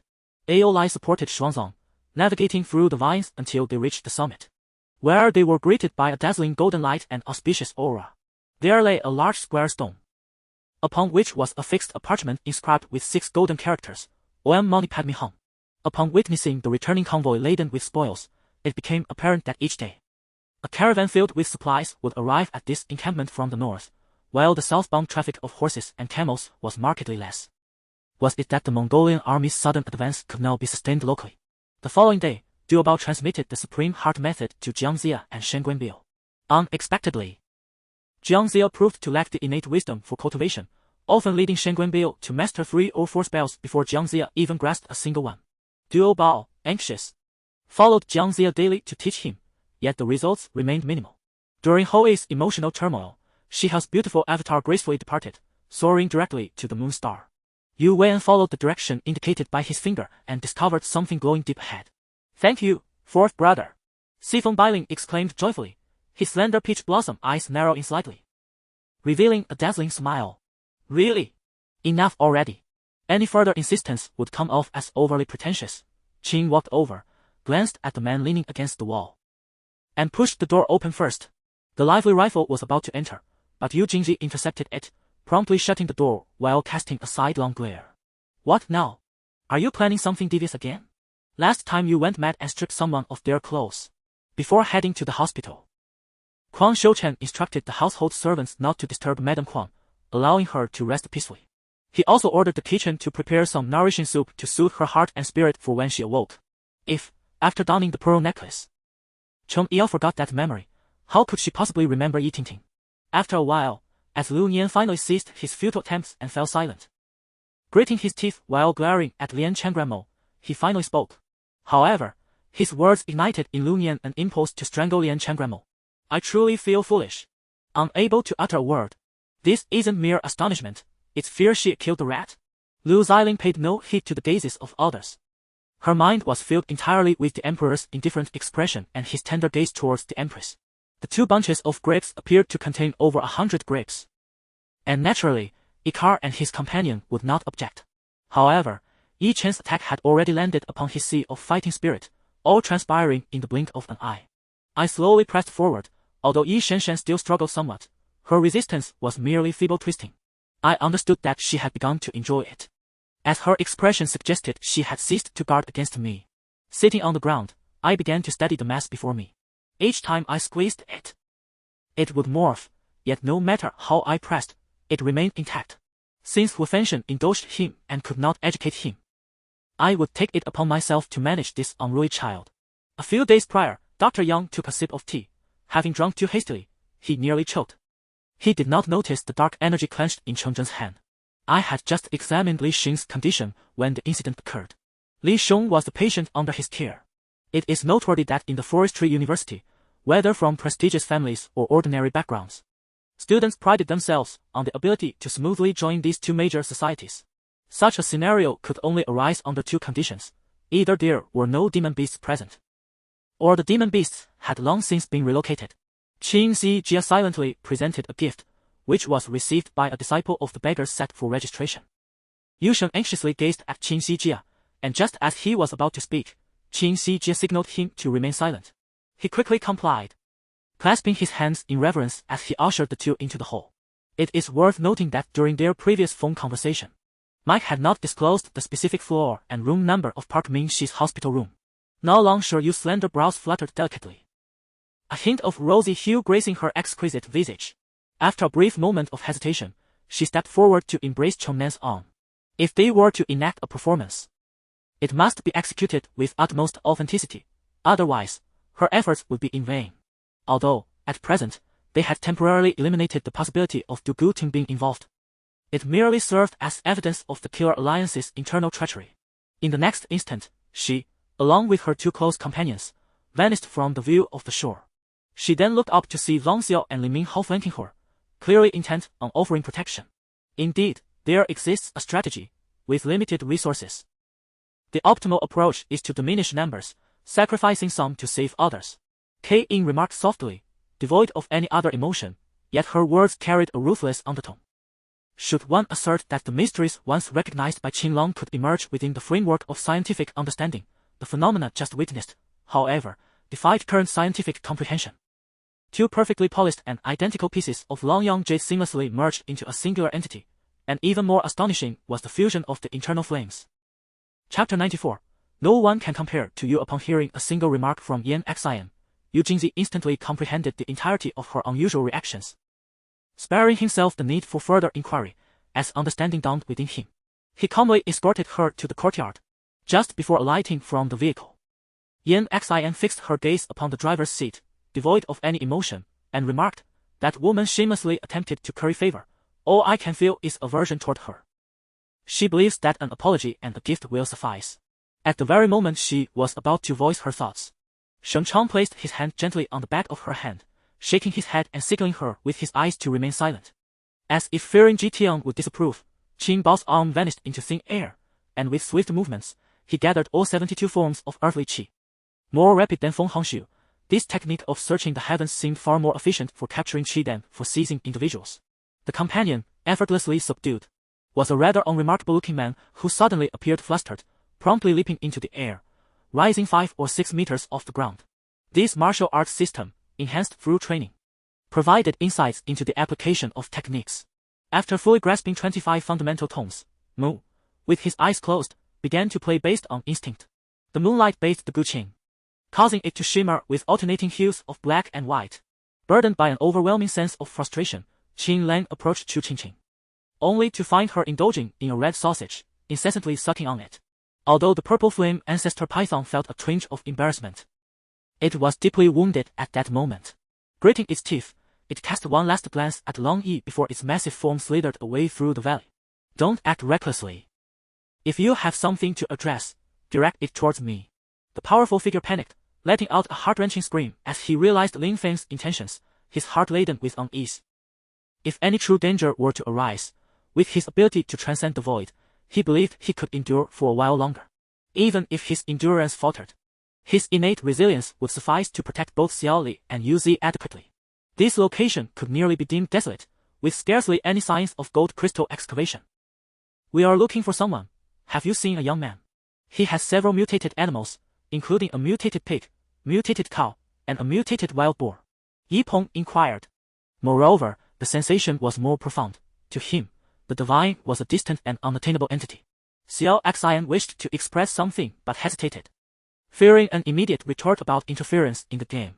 Meanwhile, the two security guards halted their steps, evidently seeking to afford the embarrassed duo an opportunity to regain their dignity. At that moment, their opinions were remarkably aligned, though their words were inaudible to outsiders. The celestial dialogue, being of heavenly origin, was beyond the comprehension of ordinary beings. However, their conversation remained concealed from Zhou Yun. 6 second tier and 1 third tier. Another voice interjected, while he did not specify the levels. Everyone tacitly understood them to be first tier crystal cores. Yet, who could have fathomed that he was merely an ordinary individual, stripped of his various accolades? He was just an unremarkable elderly man. The hand of the Pig King instinctively moved once more, but this time, the instinct was not driven by the desire for a hoof. Rather, it was provoked by a sudden and excruciating pain emanating from a certain part of his body.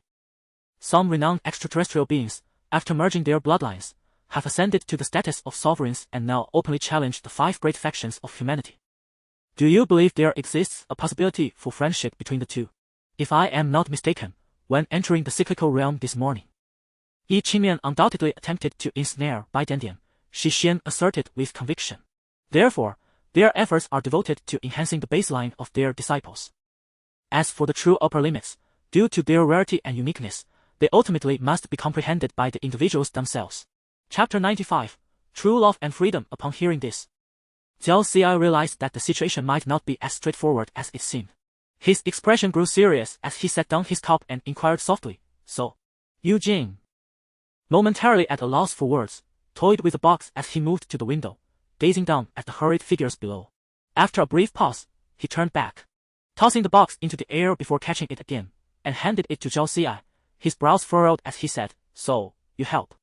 The crowd burst into laughter at Du Guyi's words, while Du Gumen's face flushed crimson, leaving her unsure whether it was due to exhaustion or embarrassment from Du Guyi's remark. Huan Zhenxiang felt an urge to slap himself. Richard had polished his image to such an extent that his words sounded as though he had crafted himself into an angel with feathers that were conspicuously absent from his wings, purely for the sake of ostentation. His tone, akin to that of a sage imparting wisdom, only served to deepen one in and the other's belief in their familial connection. Of course, there was also mean air. Chen Shao smiled at the envious Fang Yongming before clasping his hands together, and with a flourish, produced a unique lunchbox. Gu Chengchangzi was sprawled on the carpet, searching for toys to play with, while Chen Shao contemplated cleaning up. The youth smiled serenely and spoke of a certain place without specifying which. Yet the man's pallor on the hospital bed had already grown grim as he understood the youth's implication. Chong Ling Su reached out to tease the carved claw, and the white eagle lowered its head, rubbing its sharp beak against her palm while flapping its wings in delight. I think so too. I feel like I am just filling space. Another round. I can only say, I am far from enough. Chong Ling Su took a deep breath, realizing she had finally set foot on the Central Plains. As she was about to spur her horse towards the inn, she suddenly heard a familiar sound of camel bells. Although nearly 2,000 fiery red ants had attacked him moments ago, with over 1,000 magma arrows raining down, he had evaded most of them. Those he could not dodge were skillfully blocked. The dark eyes of the Lita clan deity reflected an incomprehensible astonishment. Why would the Wu Shuang deity act in such a manner? This was a truth understood by all. Even if one pointed to the blue system, there would certainly be a substantial surplus. Otherwise, how had the blue system sustained itself in the past? Bao, whether to kill or to scrape, I leave it to your discretion. The prince scoffed, puffing out his chest in a display of gallantry, yet the beads of cold sweat on his forehead betrayed his inner trepidation. Hungry? Comrade Hu Daming was not pretending. No matter how formidable he might be, a week without food or water was unsustainable, at least not until now. The camera panned around before suddenly locking onto a gaunt, elderly face in the stands, a man with gold-rimmed glasses intently watching the match. Wenger! The child's eyes seemed to speak, conveying the essence of cunning directly to Songmu. The referee awarded Chelsea a free kick just outside the right side of Leeds United's penalty area, a position rather close to the goal line, thus posing minimal threat. The players of Leeds United did not contest the decision, as the match had entered its final stages, and Chelsea's attack might well be their last opportunity. Jin Shao appeared remarkably relaxed. Shao Shiyun cast him a glance, feeling slightly discontented. However, as they rested in the sanctuary, their gaze was fixed upon the scene within the monitoring array, their astonishment rivaling that of Su Wenfeng being repelled by a single sword strike. Despite any lingering regrets they harbored, they could only muster the resolve to confront the battle head-on, hoping to vanquish their adversary in the shortest possible time. He ruled over Bilgewater with brutality, intimidation, and cunning, leaving in his wake a trail of death and desolation, which earned him a notorious reputation. As soon as his sails broke the horizon, even the most seasoned sailors would scramble desperately to evade him, a testament to his fearsome legacy. Chapter 96. You stir up hatred. The matter was determined by Yu Xin, and Yu Jin made no comments, proceeding entirely according to Yu Xin's directives. In truth, the date had been set well in advance, but was postponed by more than 10 days due to Shi Qing's injury. Yu Xiong had been mulling over this, deciding to finalize everything over the weekend when everyone was available, thus giving himself some peace of mind. As dawn broke, Shi Qing was still in the midst of her morning routine when Yu Xiong called to remind the two to arrive early, following today's encounter with Yi Xiu. Although the Black Bear Demon King did not have the opportunity to confront him directly, he indeed witnessed Yi Xiu's formidable prowess firsthand. This left Tu Lao Tu in such a state that he could not ascertain the origins of these eerie beings, indicating their extraordinary nature. In the early morning, the woods were shrouded in a thick fog. Reaching out, one could feel the dampness all around. Perhaps one might wonder, if Miss Nia possesses such remarkable powers, why does she not simply eliminate me, instead of employing so many beautiful women to erode my body and mind? Yet, Ling Tian stood firm, fully embracing the onslaught. His body drenched in blood, a picture of utter desolation, as he coughed up crimson. This surprise attack was intentional on Yi Xiu's part, executed while the adversary was distracted in conversation. The deep and enigmatic ghostly blade flickered with a chilling light that sent shivers down one's spine, and in an instant, a tempest of blades enveloped Yang Chong completely. Ahead, the void shimmered with translucent patterns, resembling glimpses of scenery viewed through glass. Tai Xian's divine consciousness emanated a tranquil and harmonious aura, steadying his mind as he began to channel his soul's power according to the incantation, instantly awakening the vibrant life force within the Nirvana flames. Soon after, A cacophony of unsettling sounds echoed from the spatial rift, as if something were descending from it, with countless dark specks growing larger and clearer in the eyes of those present. This round had encircled the bottom right corner of the map, centered roughly around a lumberyard, traversing land, sea, and islands, making it a particularly challenging area to conquer. The Iron Mountain, home to ancient tombs, naturally attracted numerous grave robbers over the ages. However, curiously, none who ventured within ever emerged alive. Subsequently, Lan Qi attempted to approach the wild rabbit again, and Lin Xiaowu did not intervene, merely turning her face away. Unwilling to gaze in Lan Qi's direction, the Binxiu wolf riders were light cavalry, while the tiger and leopard riders were heavy cavalry. In terms of speed, they were certainly outpaced by the Binxiu wolf riders. Su Manu's complexion fluctuated between shades of blue and purple, her fierce gaze akin to that of a starving wolf, fixated intently on her prey, Lin Xiaowu. Moreover, the latter half of the video proved to be quite exhilarating, featuring a team from the domestic CS, Go scene known for its strength, causing the video's popularity to surge dramatically. Her explanation revealed a unique nuance that caught Akra's attention, prompting him to furrow his brow in contemplation. Rest assured, my dear, I shall not hinder your progress. Not only will I enhance my own prowess, but I will also assist you in managing the infinite palace. Regardless of the circumstances, I will always stand behind you in unwavering support. Jiyu spoke to Sheng Wuyo with deep affection. Following the previous two matches, none present dared to underestimate Akra any longer. In fact, some harbored a subtle hope that Akra would continue to triumph, emerging as a dark horse and crafting a legacy unprecedented in history. Therefore, when Long Yu initially suggested marrying at the manor, they felt a tinge of disappointment. As they stepped onto the street, the winter market was sparsely populated. However, the scene on this particular street was in stark contrast, bustling with a throng of people, each shop seemingly overflowing with customers. Chapter 97. I said she was worth it. Within merely an hour after sending off the guests, the snow fell with increasing intensity, blanketing the lawn outside in a thick layer. Yu Sheng promptly invited the couple to stay. Recalling Shi Qing's preferences, he instructed that dumplings be prepared for dinner. With nothing else to occupy her time, Shi Qing accompanied Yu Sheng for a while before heading into the kitchen to assist, seizing the opportunity to learn a few culinary skills. Once she had distanced herself, Yu Sheng deliberately cleared his throat, and Yu Jing. Ah! The external world, one could only wonder what it was like.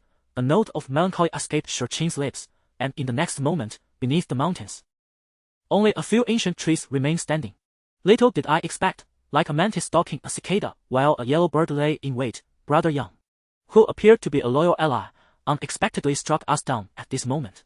Wang Ping, though somewhat short in stature, possessed an ordinary yet decent appearance. However, his eyes shone with an icy sharpness that would occasionally flicker like a blade.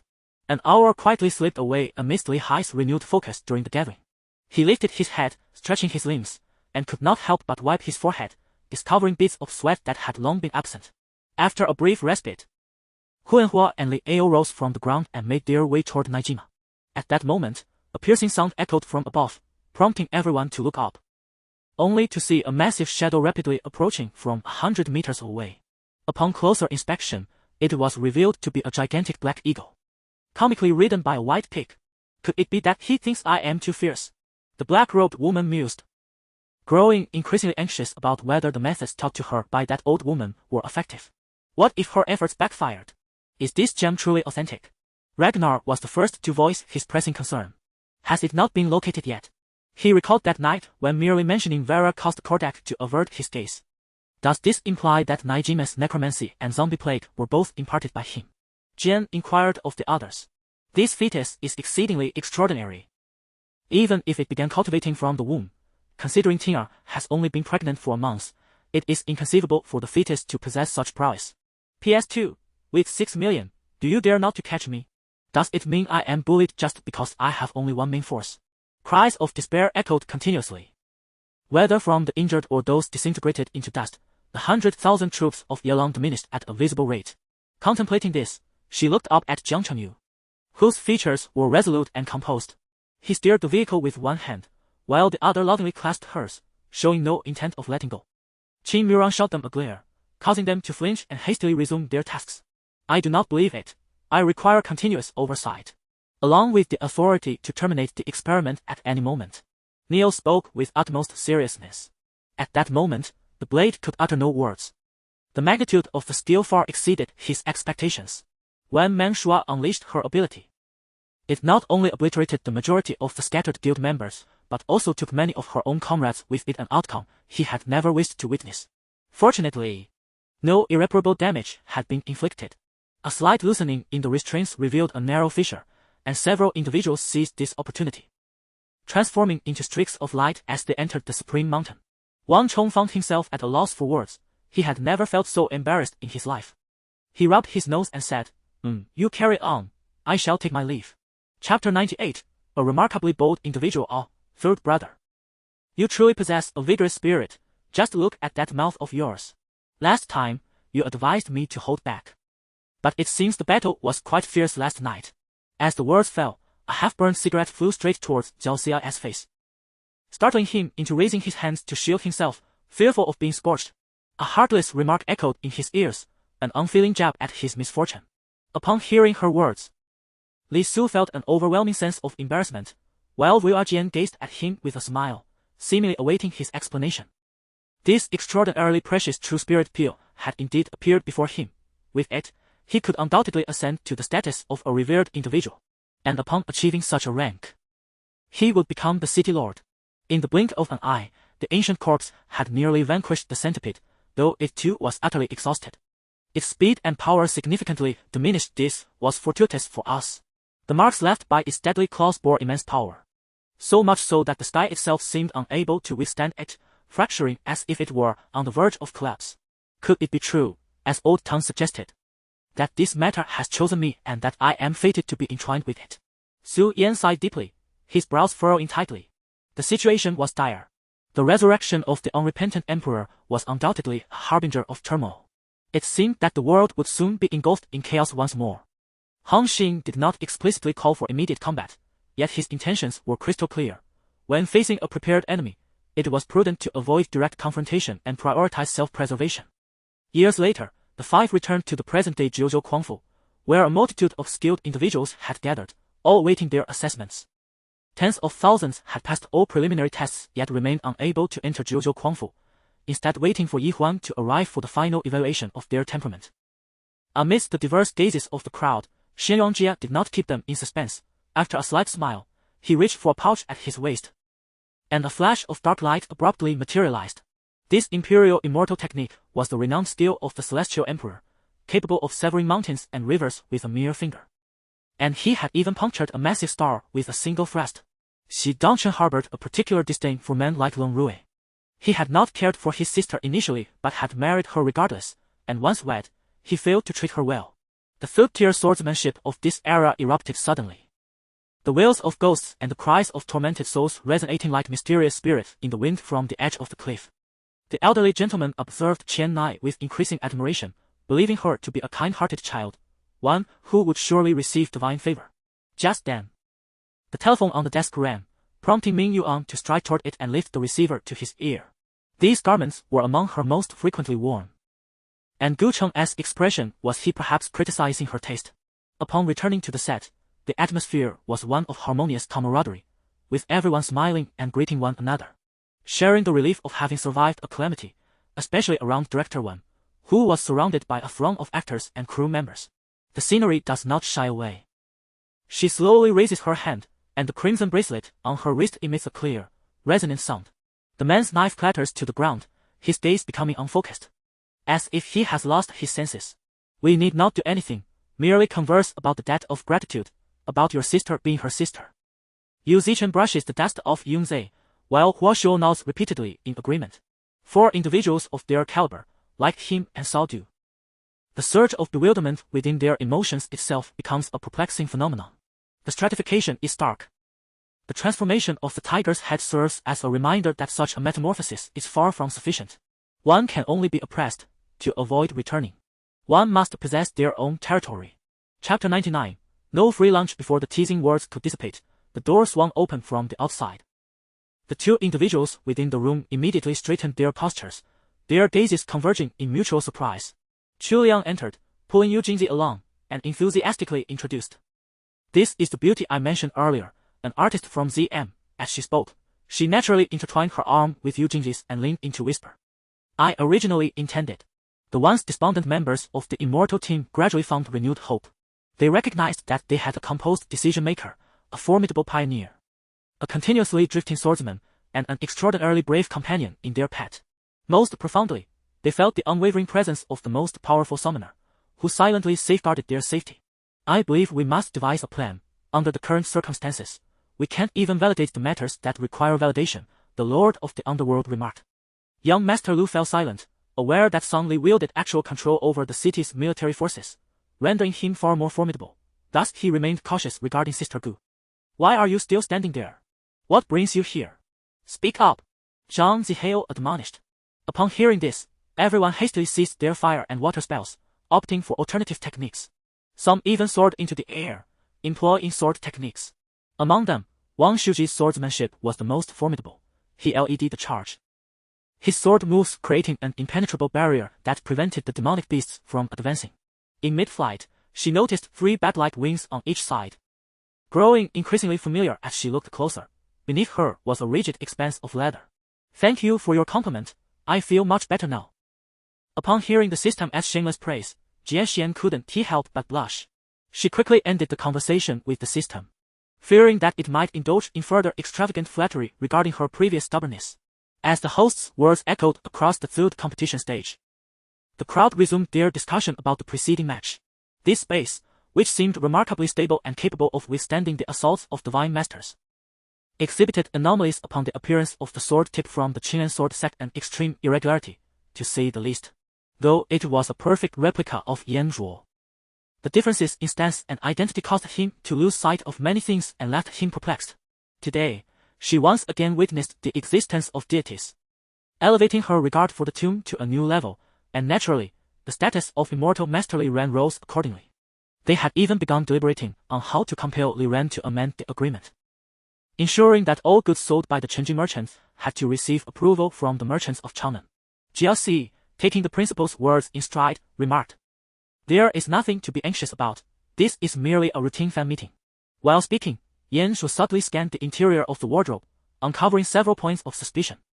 Who exactly is this Chu Ramei? And how do you know all this? A Ming inquired, pinpointing the crux of the issue. The coarse language instantly infuriated the bureaucrats, each of them glaring with wide eyes. Had it not been for the consideration of the weapon at Li Ran's waist, they would undoubtedly have rushed forward to retaliate with their fists.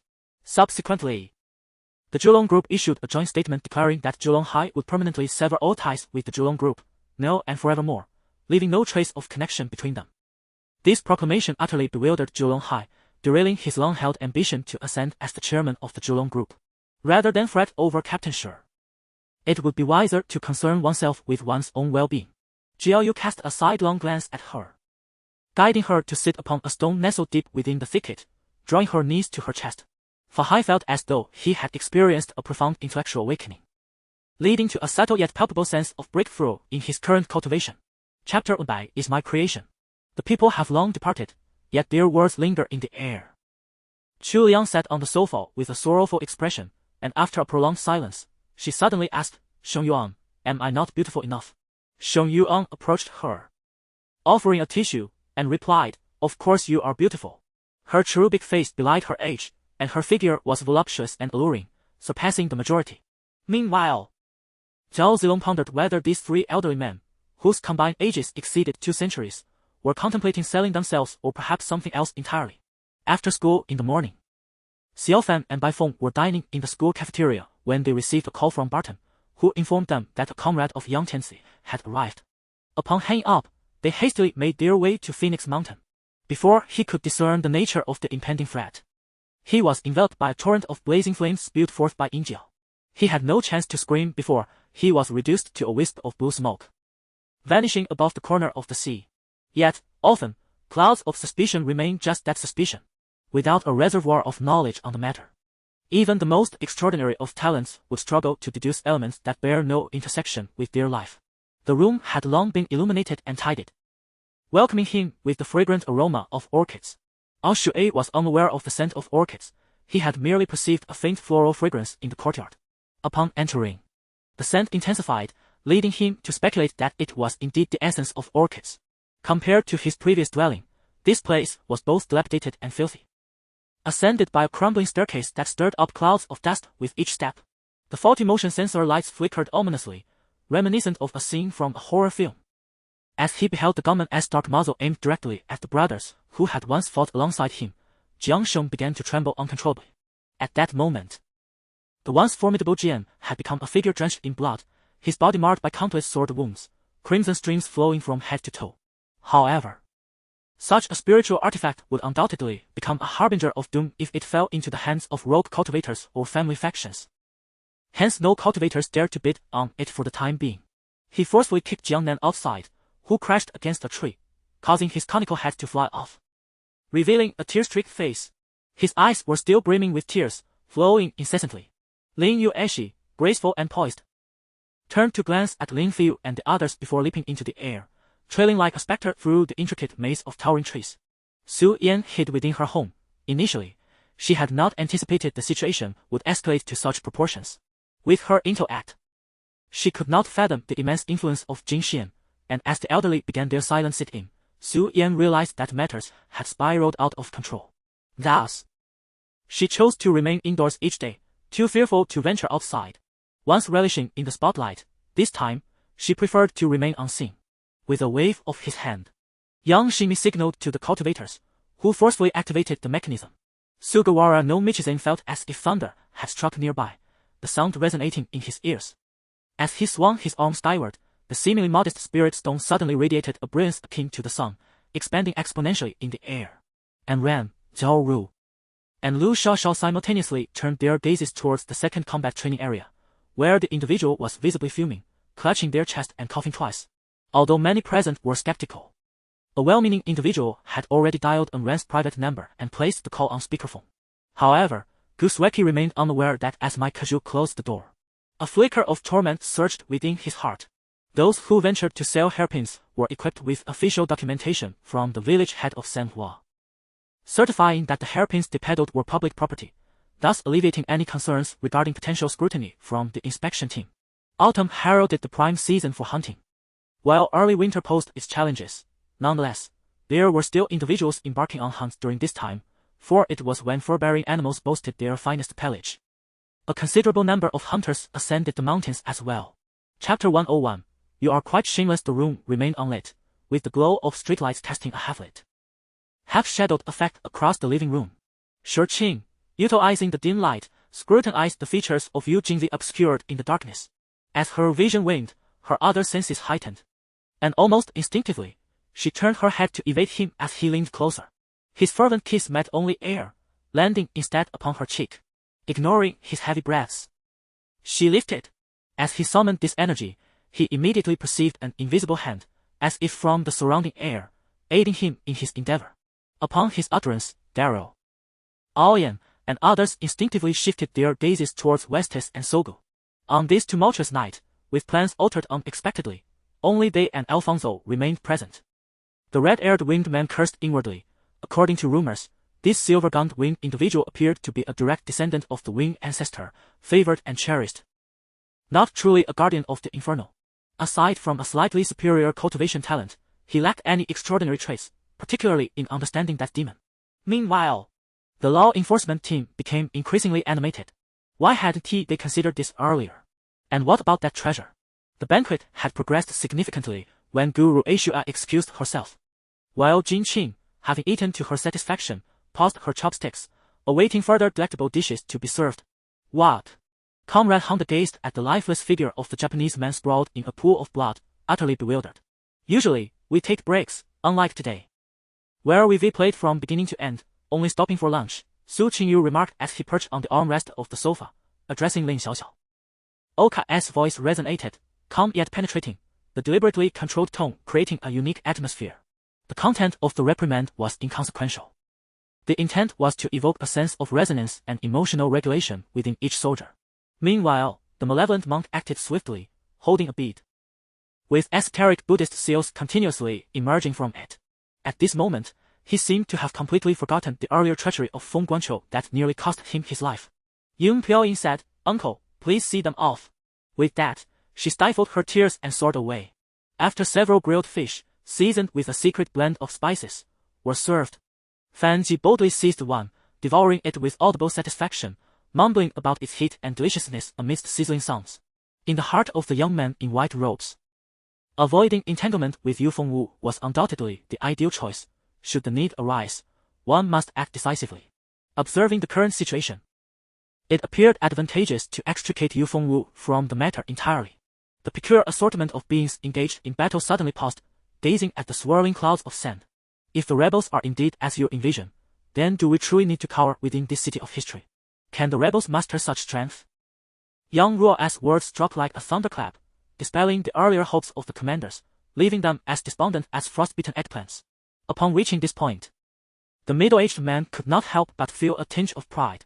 He cast the long-prepared fragments of pig and horse brains into the water tank, instantly captivating the purple-red tadpoles, which voraciously scrambled for the morsels. Within mere minutes, tranquility returned to the tank, as the tadpoles, thoroughly satisfied, languidly floated in the water.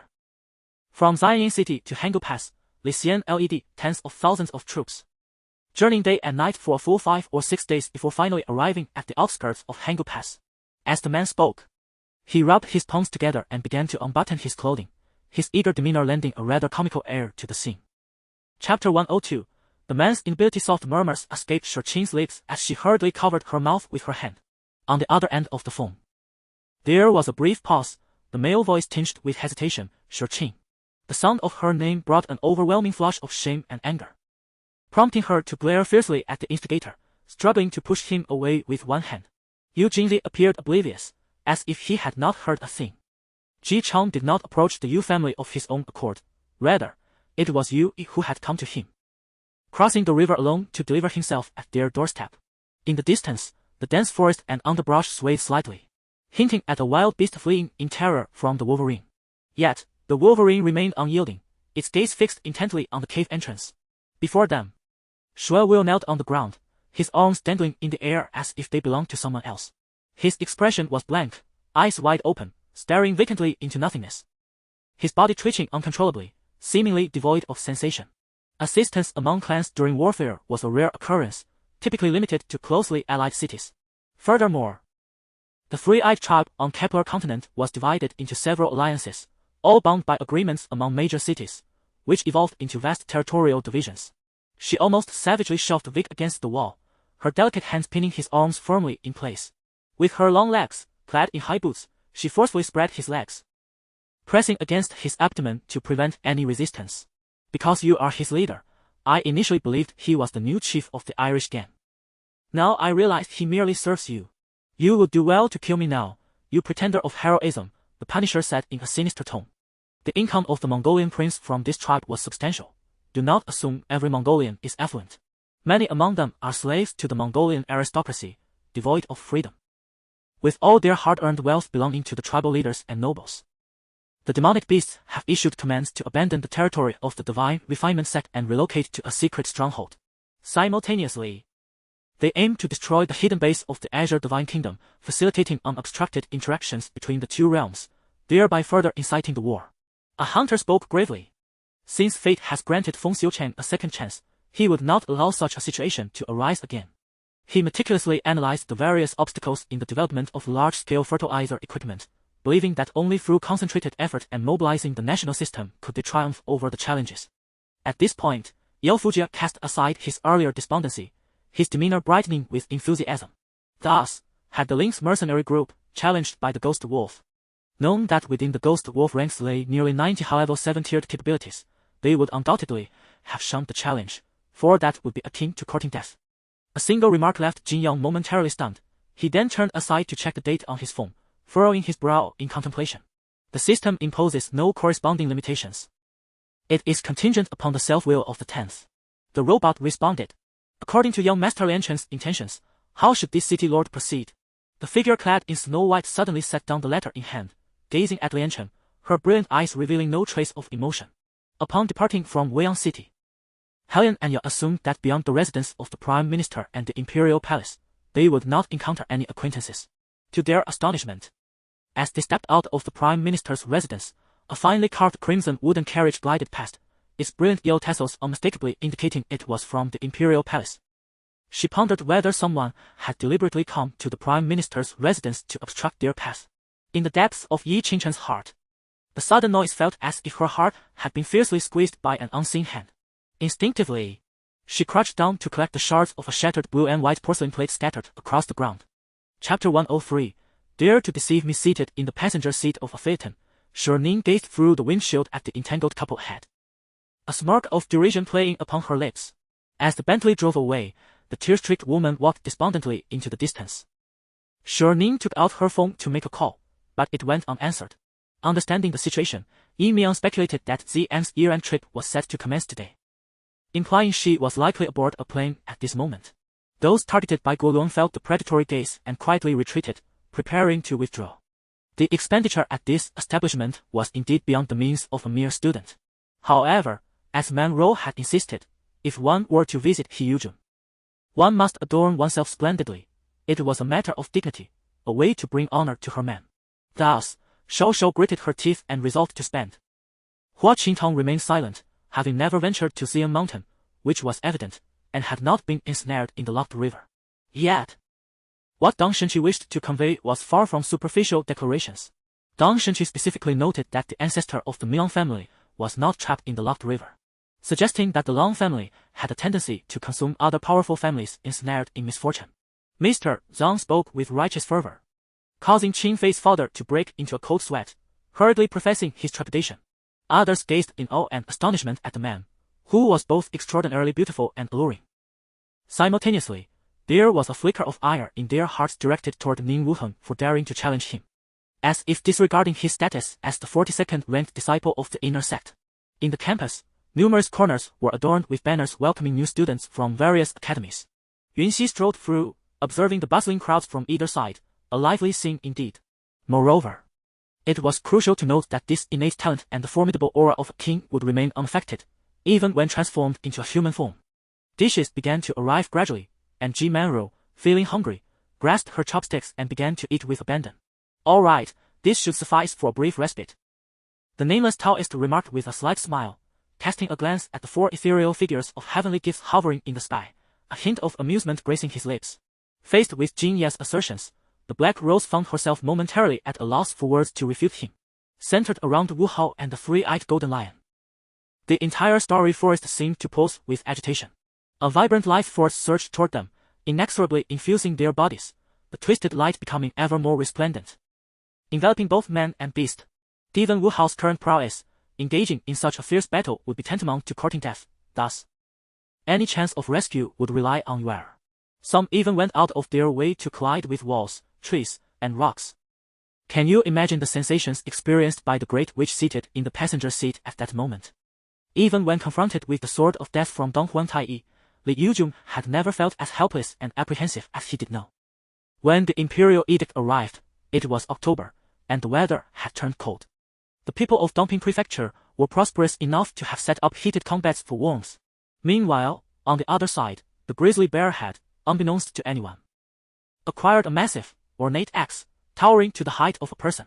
As it swung the axe, the surrounding air whistled sharply, and trees as thick as a man's girth snapped upon contact. Suddenly, a mysterious figure cloaked in a dark mantle appeared at the cliff's edge, accompanied by 4 silhouettes emerging from the shadows. Li Dong turned around, his gaze piercing as he fixed it upon Li Yuyun and Li Song. Just as he was about to speak, he was interrupted by the Lion King.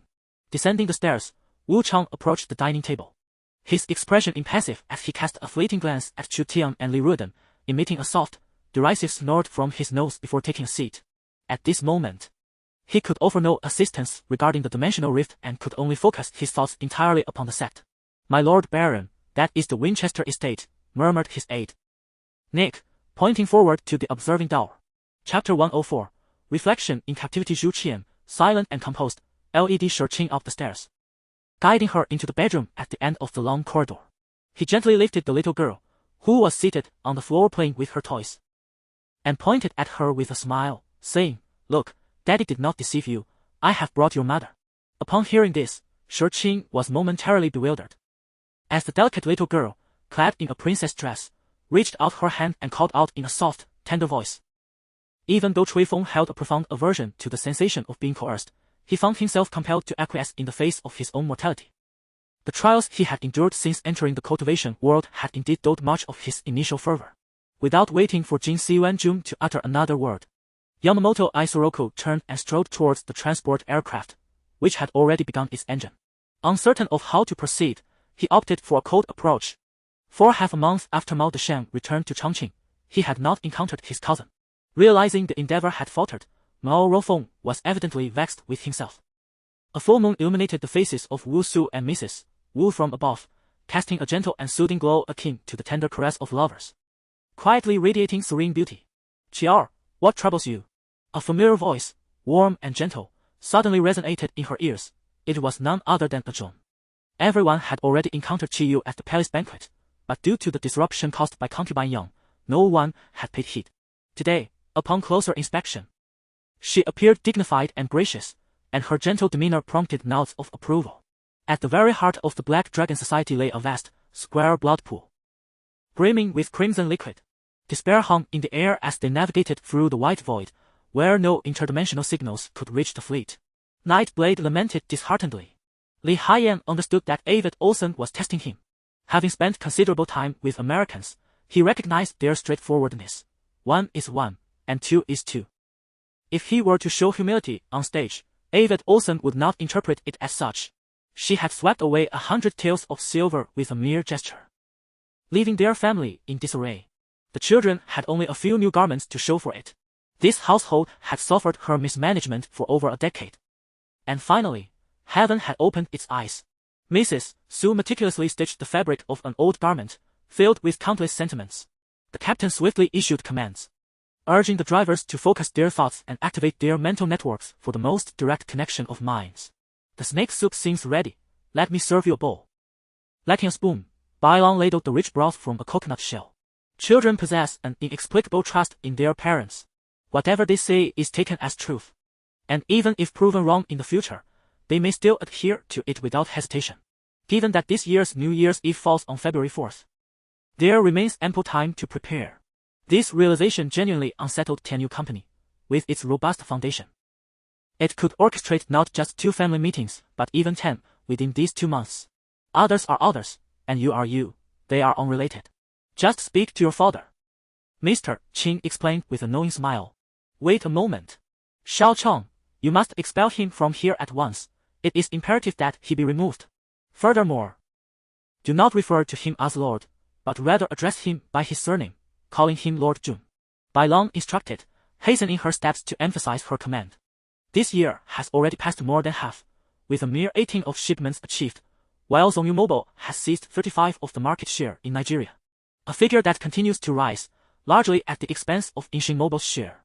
"Let us first find a place to rest," I suggested. Fatigue overtaking me after a night devoid of sleep. Qian Jiao's eyes widened in astonishment as she gazed at the engagement roses before her heart racing uncontrollably. Her cherry lips parting in surprise, reminiscent of a rose inviting to be plucked. Chapter 105. It's better to eliminate it upon hearing these words. Shi Qing turned off his phone and smiled, inquiring, "Are you pursuing me?" "Indeed," Zhu Qian replied, brushing aside the hair that fell over his brow, his lips curling into a playful smirk. "Compared to you, Jingji, I am more than sufficient. Once we are together, you can rightfully become Tong Tong's mother." What a splendid prospect! It seems he is intent on finding a stepmother for Tong Tong. Of course, he was not an unreasonable man.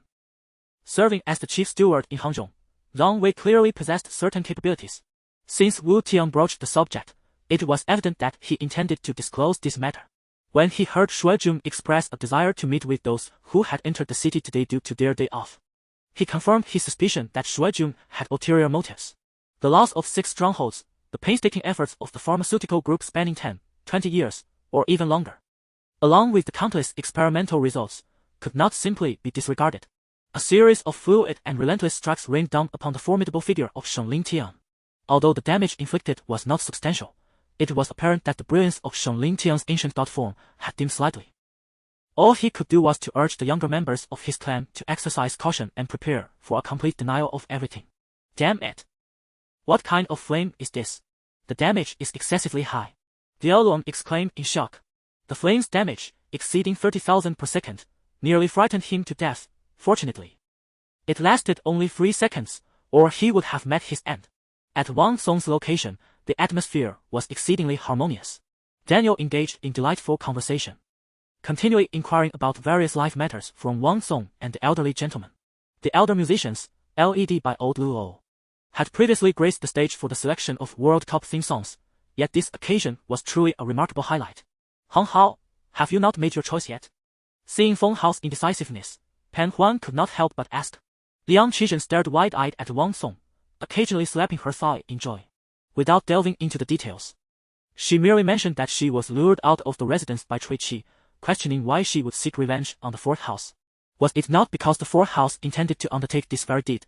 Feng Yuan sat upon the golden chair, seemingly unable to move. Observing Wu Hao's repeated delays, he felt compelled to stand, as though genuinely ready to kneel before Wu Hao. Lu Jin was not armed with long weapons, possessing only an axe and a shield. Initially, he cautiously defended with the tiger-headed iron shield, but once he discerned Niu Jin's technique, he cast aside the shield and wielded the axe single-handedly. Fu Xie and the false Dan realm practitioner wielding the golden gel scissors were taken aback, sensing the surging magical aura emanating from Zhang Yuanhao's billowing black robe. Their expressions shifting dramatically. The sound of collision reverberated through the air, rippling like the patterns in water, creating layers of resonance. What? A coachman? Absolutely not. Niu Gao immediately shook his head vigorously. Sighing, Doppelganger gazed at the flickering candlelight, feeling an emptiness within, as if something was amiss. Fu Bai remained silent while Yu Jingyan spoke, engrossed in his chessboard, clearly intent on leaving Yu Jingyan in the cold. Utilizing such a world scenario to craft a complete cinematic narrative is exceedingly straightforward and entails minimal cost. As the revered Zhang Wu Shenzhen called out names one by one, several individuals stepped forward, each receiving an orange ceremonial robe without exception.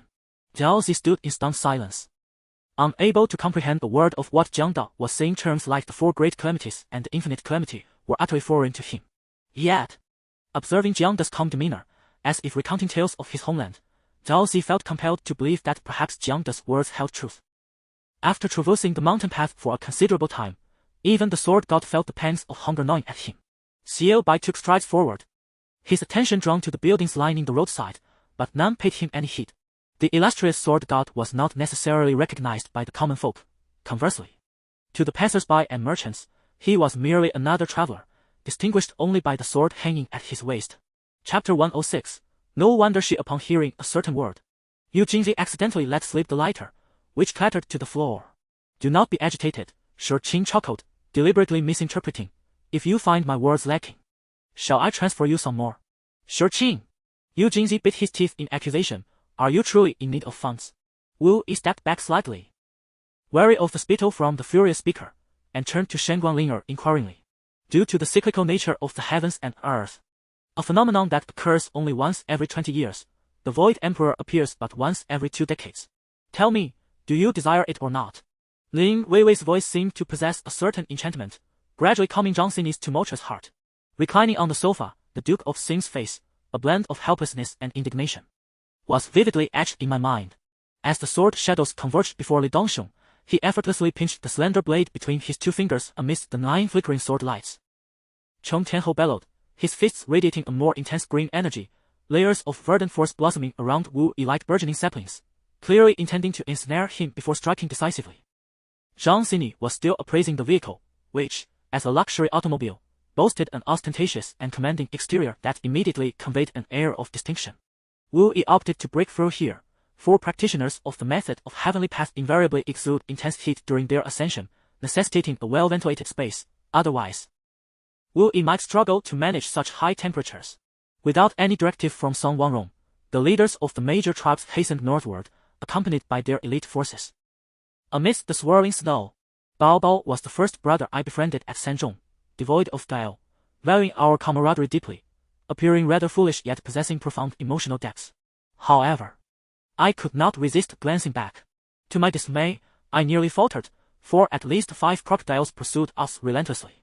Perhaps driven by a scarcity of substantial prey, a yearning for variety, or seeking vengeance for Midaken's acts, these formidable reptiles were unyielding in their chase. Thus, in resignation, Li Yuting, noticing a modest sum remaining in the company's coffers, resolved to relocate the business from the eastern district to the northern district. Although she was accustomed to the ways of commerce, she had a modicum of awareness regarding the underworld, prompting her decision to make the shift. Consequently, I did not ponder further, extending my hand like a swooping male predator, fully confident in my ability to seize it. Not for now. Let us meander within the shop first. Young Run shook his head and stepped through the entrance of Lang Yuzhai, with Chiu Yubai following closely behind. A day later, Niu Feng had arrived above the dark abyss, gazing into its oppressive depths. Recalling his previous experience with the Minotaurs, he realized this time he was alone, accompanied only by the lower-grade divine water, Yu. Subsequently, Xu Ei's breath gradually returned, her complexion slowly becoming more radiant.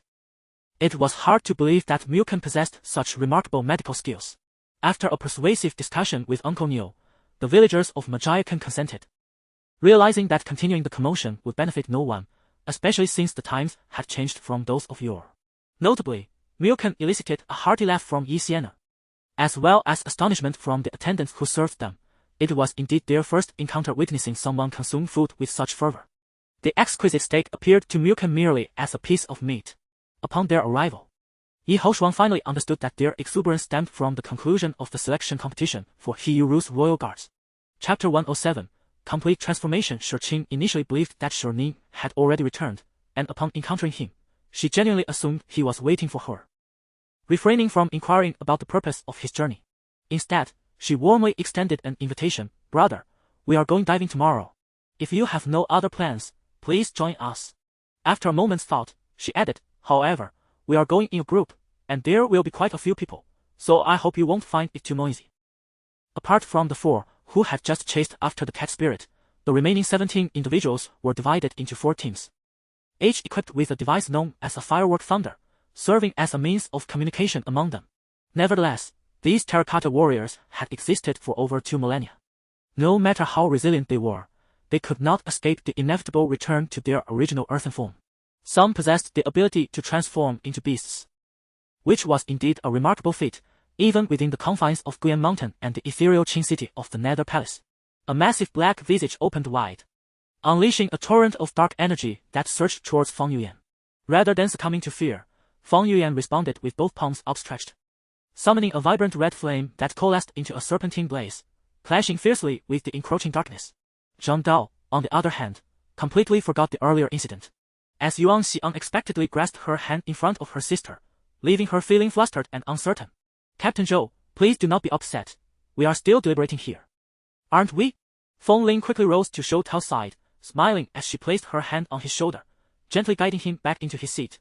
Thus, even though they were acutely aware of the challenges ahead, as long as they felt they had a 40% chance of victory, the majority opted to confront the champion. Before long, her entire body expelled a layer of pale blue perspiration, indicating that the aphrodisiac had been purged from her system. She tightened her grip on Aichi's hand, conveying her intentions through a resolute gaze. It was precisely for this reason that Xikong Jian arranged for Jian Wuxiu to propose to the Z family on behalf of Jian Wudi, leading to the 2-year dual agreement with Jian Tianjiu. As expected, during the subsequent evaluations, aside from 2 elite members whose strength exceeded 600 pounds, most participants remained below 500 pounds. The state of the chosen one was far from effortless. Nearly every movement required him to draw his bow, and a single misstep could disrupt the rhythm of his assault against the attacking goblins. However, given the cataclysmic power of the thunderstorm, it was utterly implausible.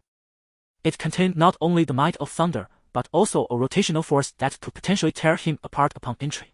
Ultimately, it all boiled down to strength. Without it, progress would be nearly impossible. To acquire anything, one must possess an equivalent might, yet some things remain unattainable by strength alone, namely, luck. Although she felt extinguishing the flames with her own power was akin to using a cannon to swat a mosquito, Revelia could not help but gently wave her hand in response to Li Hialin's apologetic gaze. She was well aware of the anger and hatred simmering within her, and despite knowing she did not wish to see him, she could not restrain herself from approaching. Upon arriving at the hospital, I beheld Lin Feng lying unconscious on the hospital bed, and instantly, Bai Mu Shui was overwhelmed with tears, sobbing quietly at his bedside. And Aicilia attempted to console her with a few words, but to no avail. Ultimately, she allowed her to weep, perhaps believing that the release of her tears would bring some solace to her heart. With a surge of determination, I propelled myself forward, leaping 3 meters away from Liang Yu, my sword slicing through the sky above me before descending with the swiftness of lightning. Hong Hong launched the initial assault, unleashing a relentless barrage of fireballs that rained downwards, forcing the swift-winged gorilla to evade in a flustered manner. Amidst the roaring flames, the gorilla's escape routes dwindled, and it was only a matter of time before it succumbed to the blood-red inferno. Long No Rue contemplated, surmising that the initial awareness of the trial area among the spirit beasts likely stemmed from psychic suggestion. Chapter 108, Love Must Be Missed. The matter has become widely known, and as one of the parties embroiled in the controversy, Shi Qing's words cast Chu Yang in the light of a third party attempting a coup. That is not the case, Chu Yang explained, her face betraying her embarrassment. You have misunderstood. That was not my intention. Then what do you mean? Shi Qing inquired, her composure unshaken. Jiao Yao, the 10th day of Wei Feng lying in his sickbed, marked the moment he was to remove the bandages from his eyes. In an instant, Yun Feng observed the expressions of fear among the snake people of the caravan, while those on the side of the snake bandits displayed expressions of joy. Could it be that the owner of this roar was the very source of the snake bandits' confidence? The investigation report was meticulously detailed, chronicling the date and time of that day, along with the birthday the director later relayed to Gu Tuo, a mere 7 days apart. Thus, Gu Tuo understood that he had entered the orphanage 7 days after his birth. Merely from the city walls to the spider church, the demons had slaughtered no fewer than 7 or 8,000 drow and other enslaved races, including gnomes and grey dwarfs. Meanwhile, the enslaved soldiers within the city suddenly rebelled, joining the demons in their path of destruction. Li Dou could sense Man's palpable excitement, though he could not fathom the reason for her elation. He decided to let her be. He was not one to question every little thing. If a mind sorcerer had been present, they would have immediately perceived that Duo Luo was striving to concentrate all the mental energy in his mind into his eyes, a feat not easily accomplished. In her heart, she could not help but ponder whether she was truly prepared to embrace this man. Wishing for a bountiful mushroom harvest, what brings you two to me? Trinity inquired, maintaining her usual tone. The escort out of the city need not be elaborated upon. The beautiful white woman, upon regaining her senses, resigned herself to her fate, following Wang Ping and the others to the rendezvous point in Aicilia and Nuoli. At that moment, Bao Yu turned on the television, engrossed in yet another sensational follow-up report about the frenzy of fish and crabs, when suddenly he pointed at the screen, exclaiming. Duan Dahu shifted the momentum of his blade, channeling his inner strength. This power, temporarily borrowed from Zuo Ci, surged through him without resistance, harmonizing seamlessly with the great dream spring and autumn technique, radiating like flowing golden light, making it impossible to predict the next position of the dragon-slaying blade. At that moment, only 1/3 of the petals of the 1,000 layers inserted by number 1 had turned black. General Ren's voice echoed from afar, sounding as if he were on the verge of exploding with frustration. Wang Chuang contemplated briefly and surmised the situation, and Shang Shang, unable to comprehend, merely wished to flee.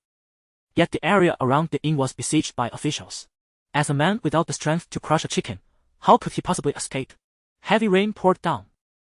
The 3 prisoners could not evade the deluge, and were soon drenched in a foul mix of rotten vegetables and stinking eggs. Do not assist him. Let him kneel until tomorrow morning. Chu Hong sighed and was about to rise to help Chu Changchong, only to be rudely interrupted by Chu Lin. Seeing Yi Feng and Lu Qinshuan before her, Liu felt a wave of frustration as she rubbed her temples.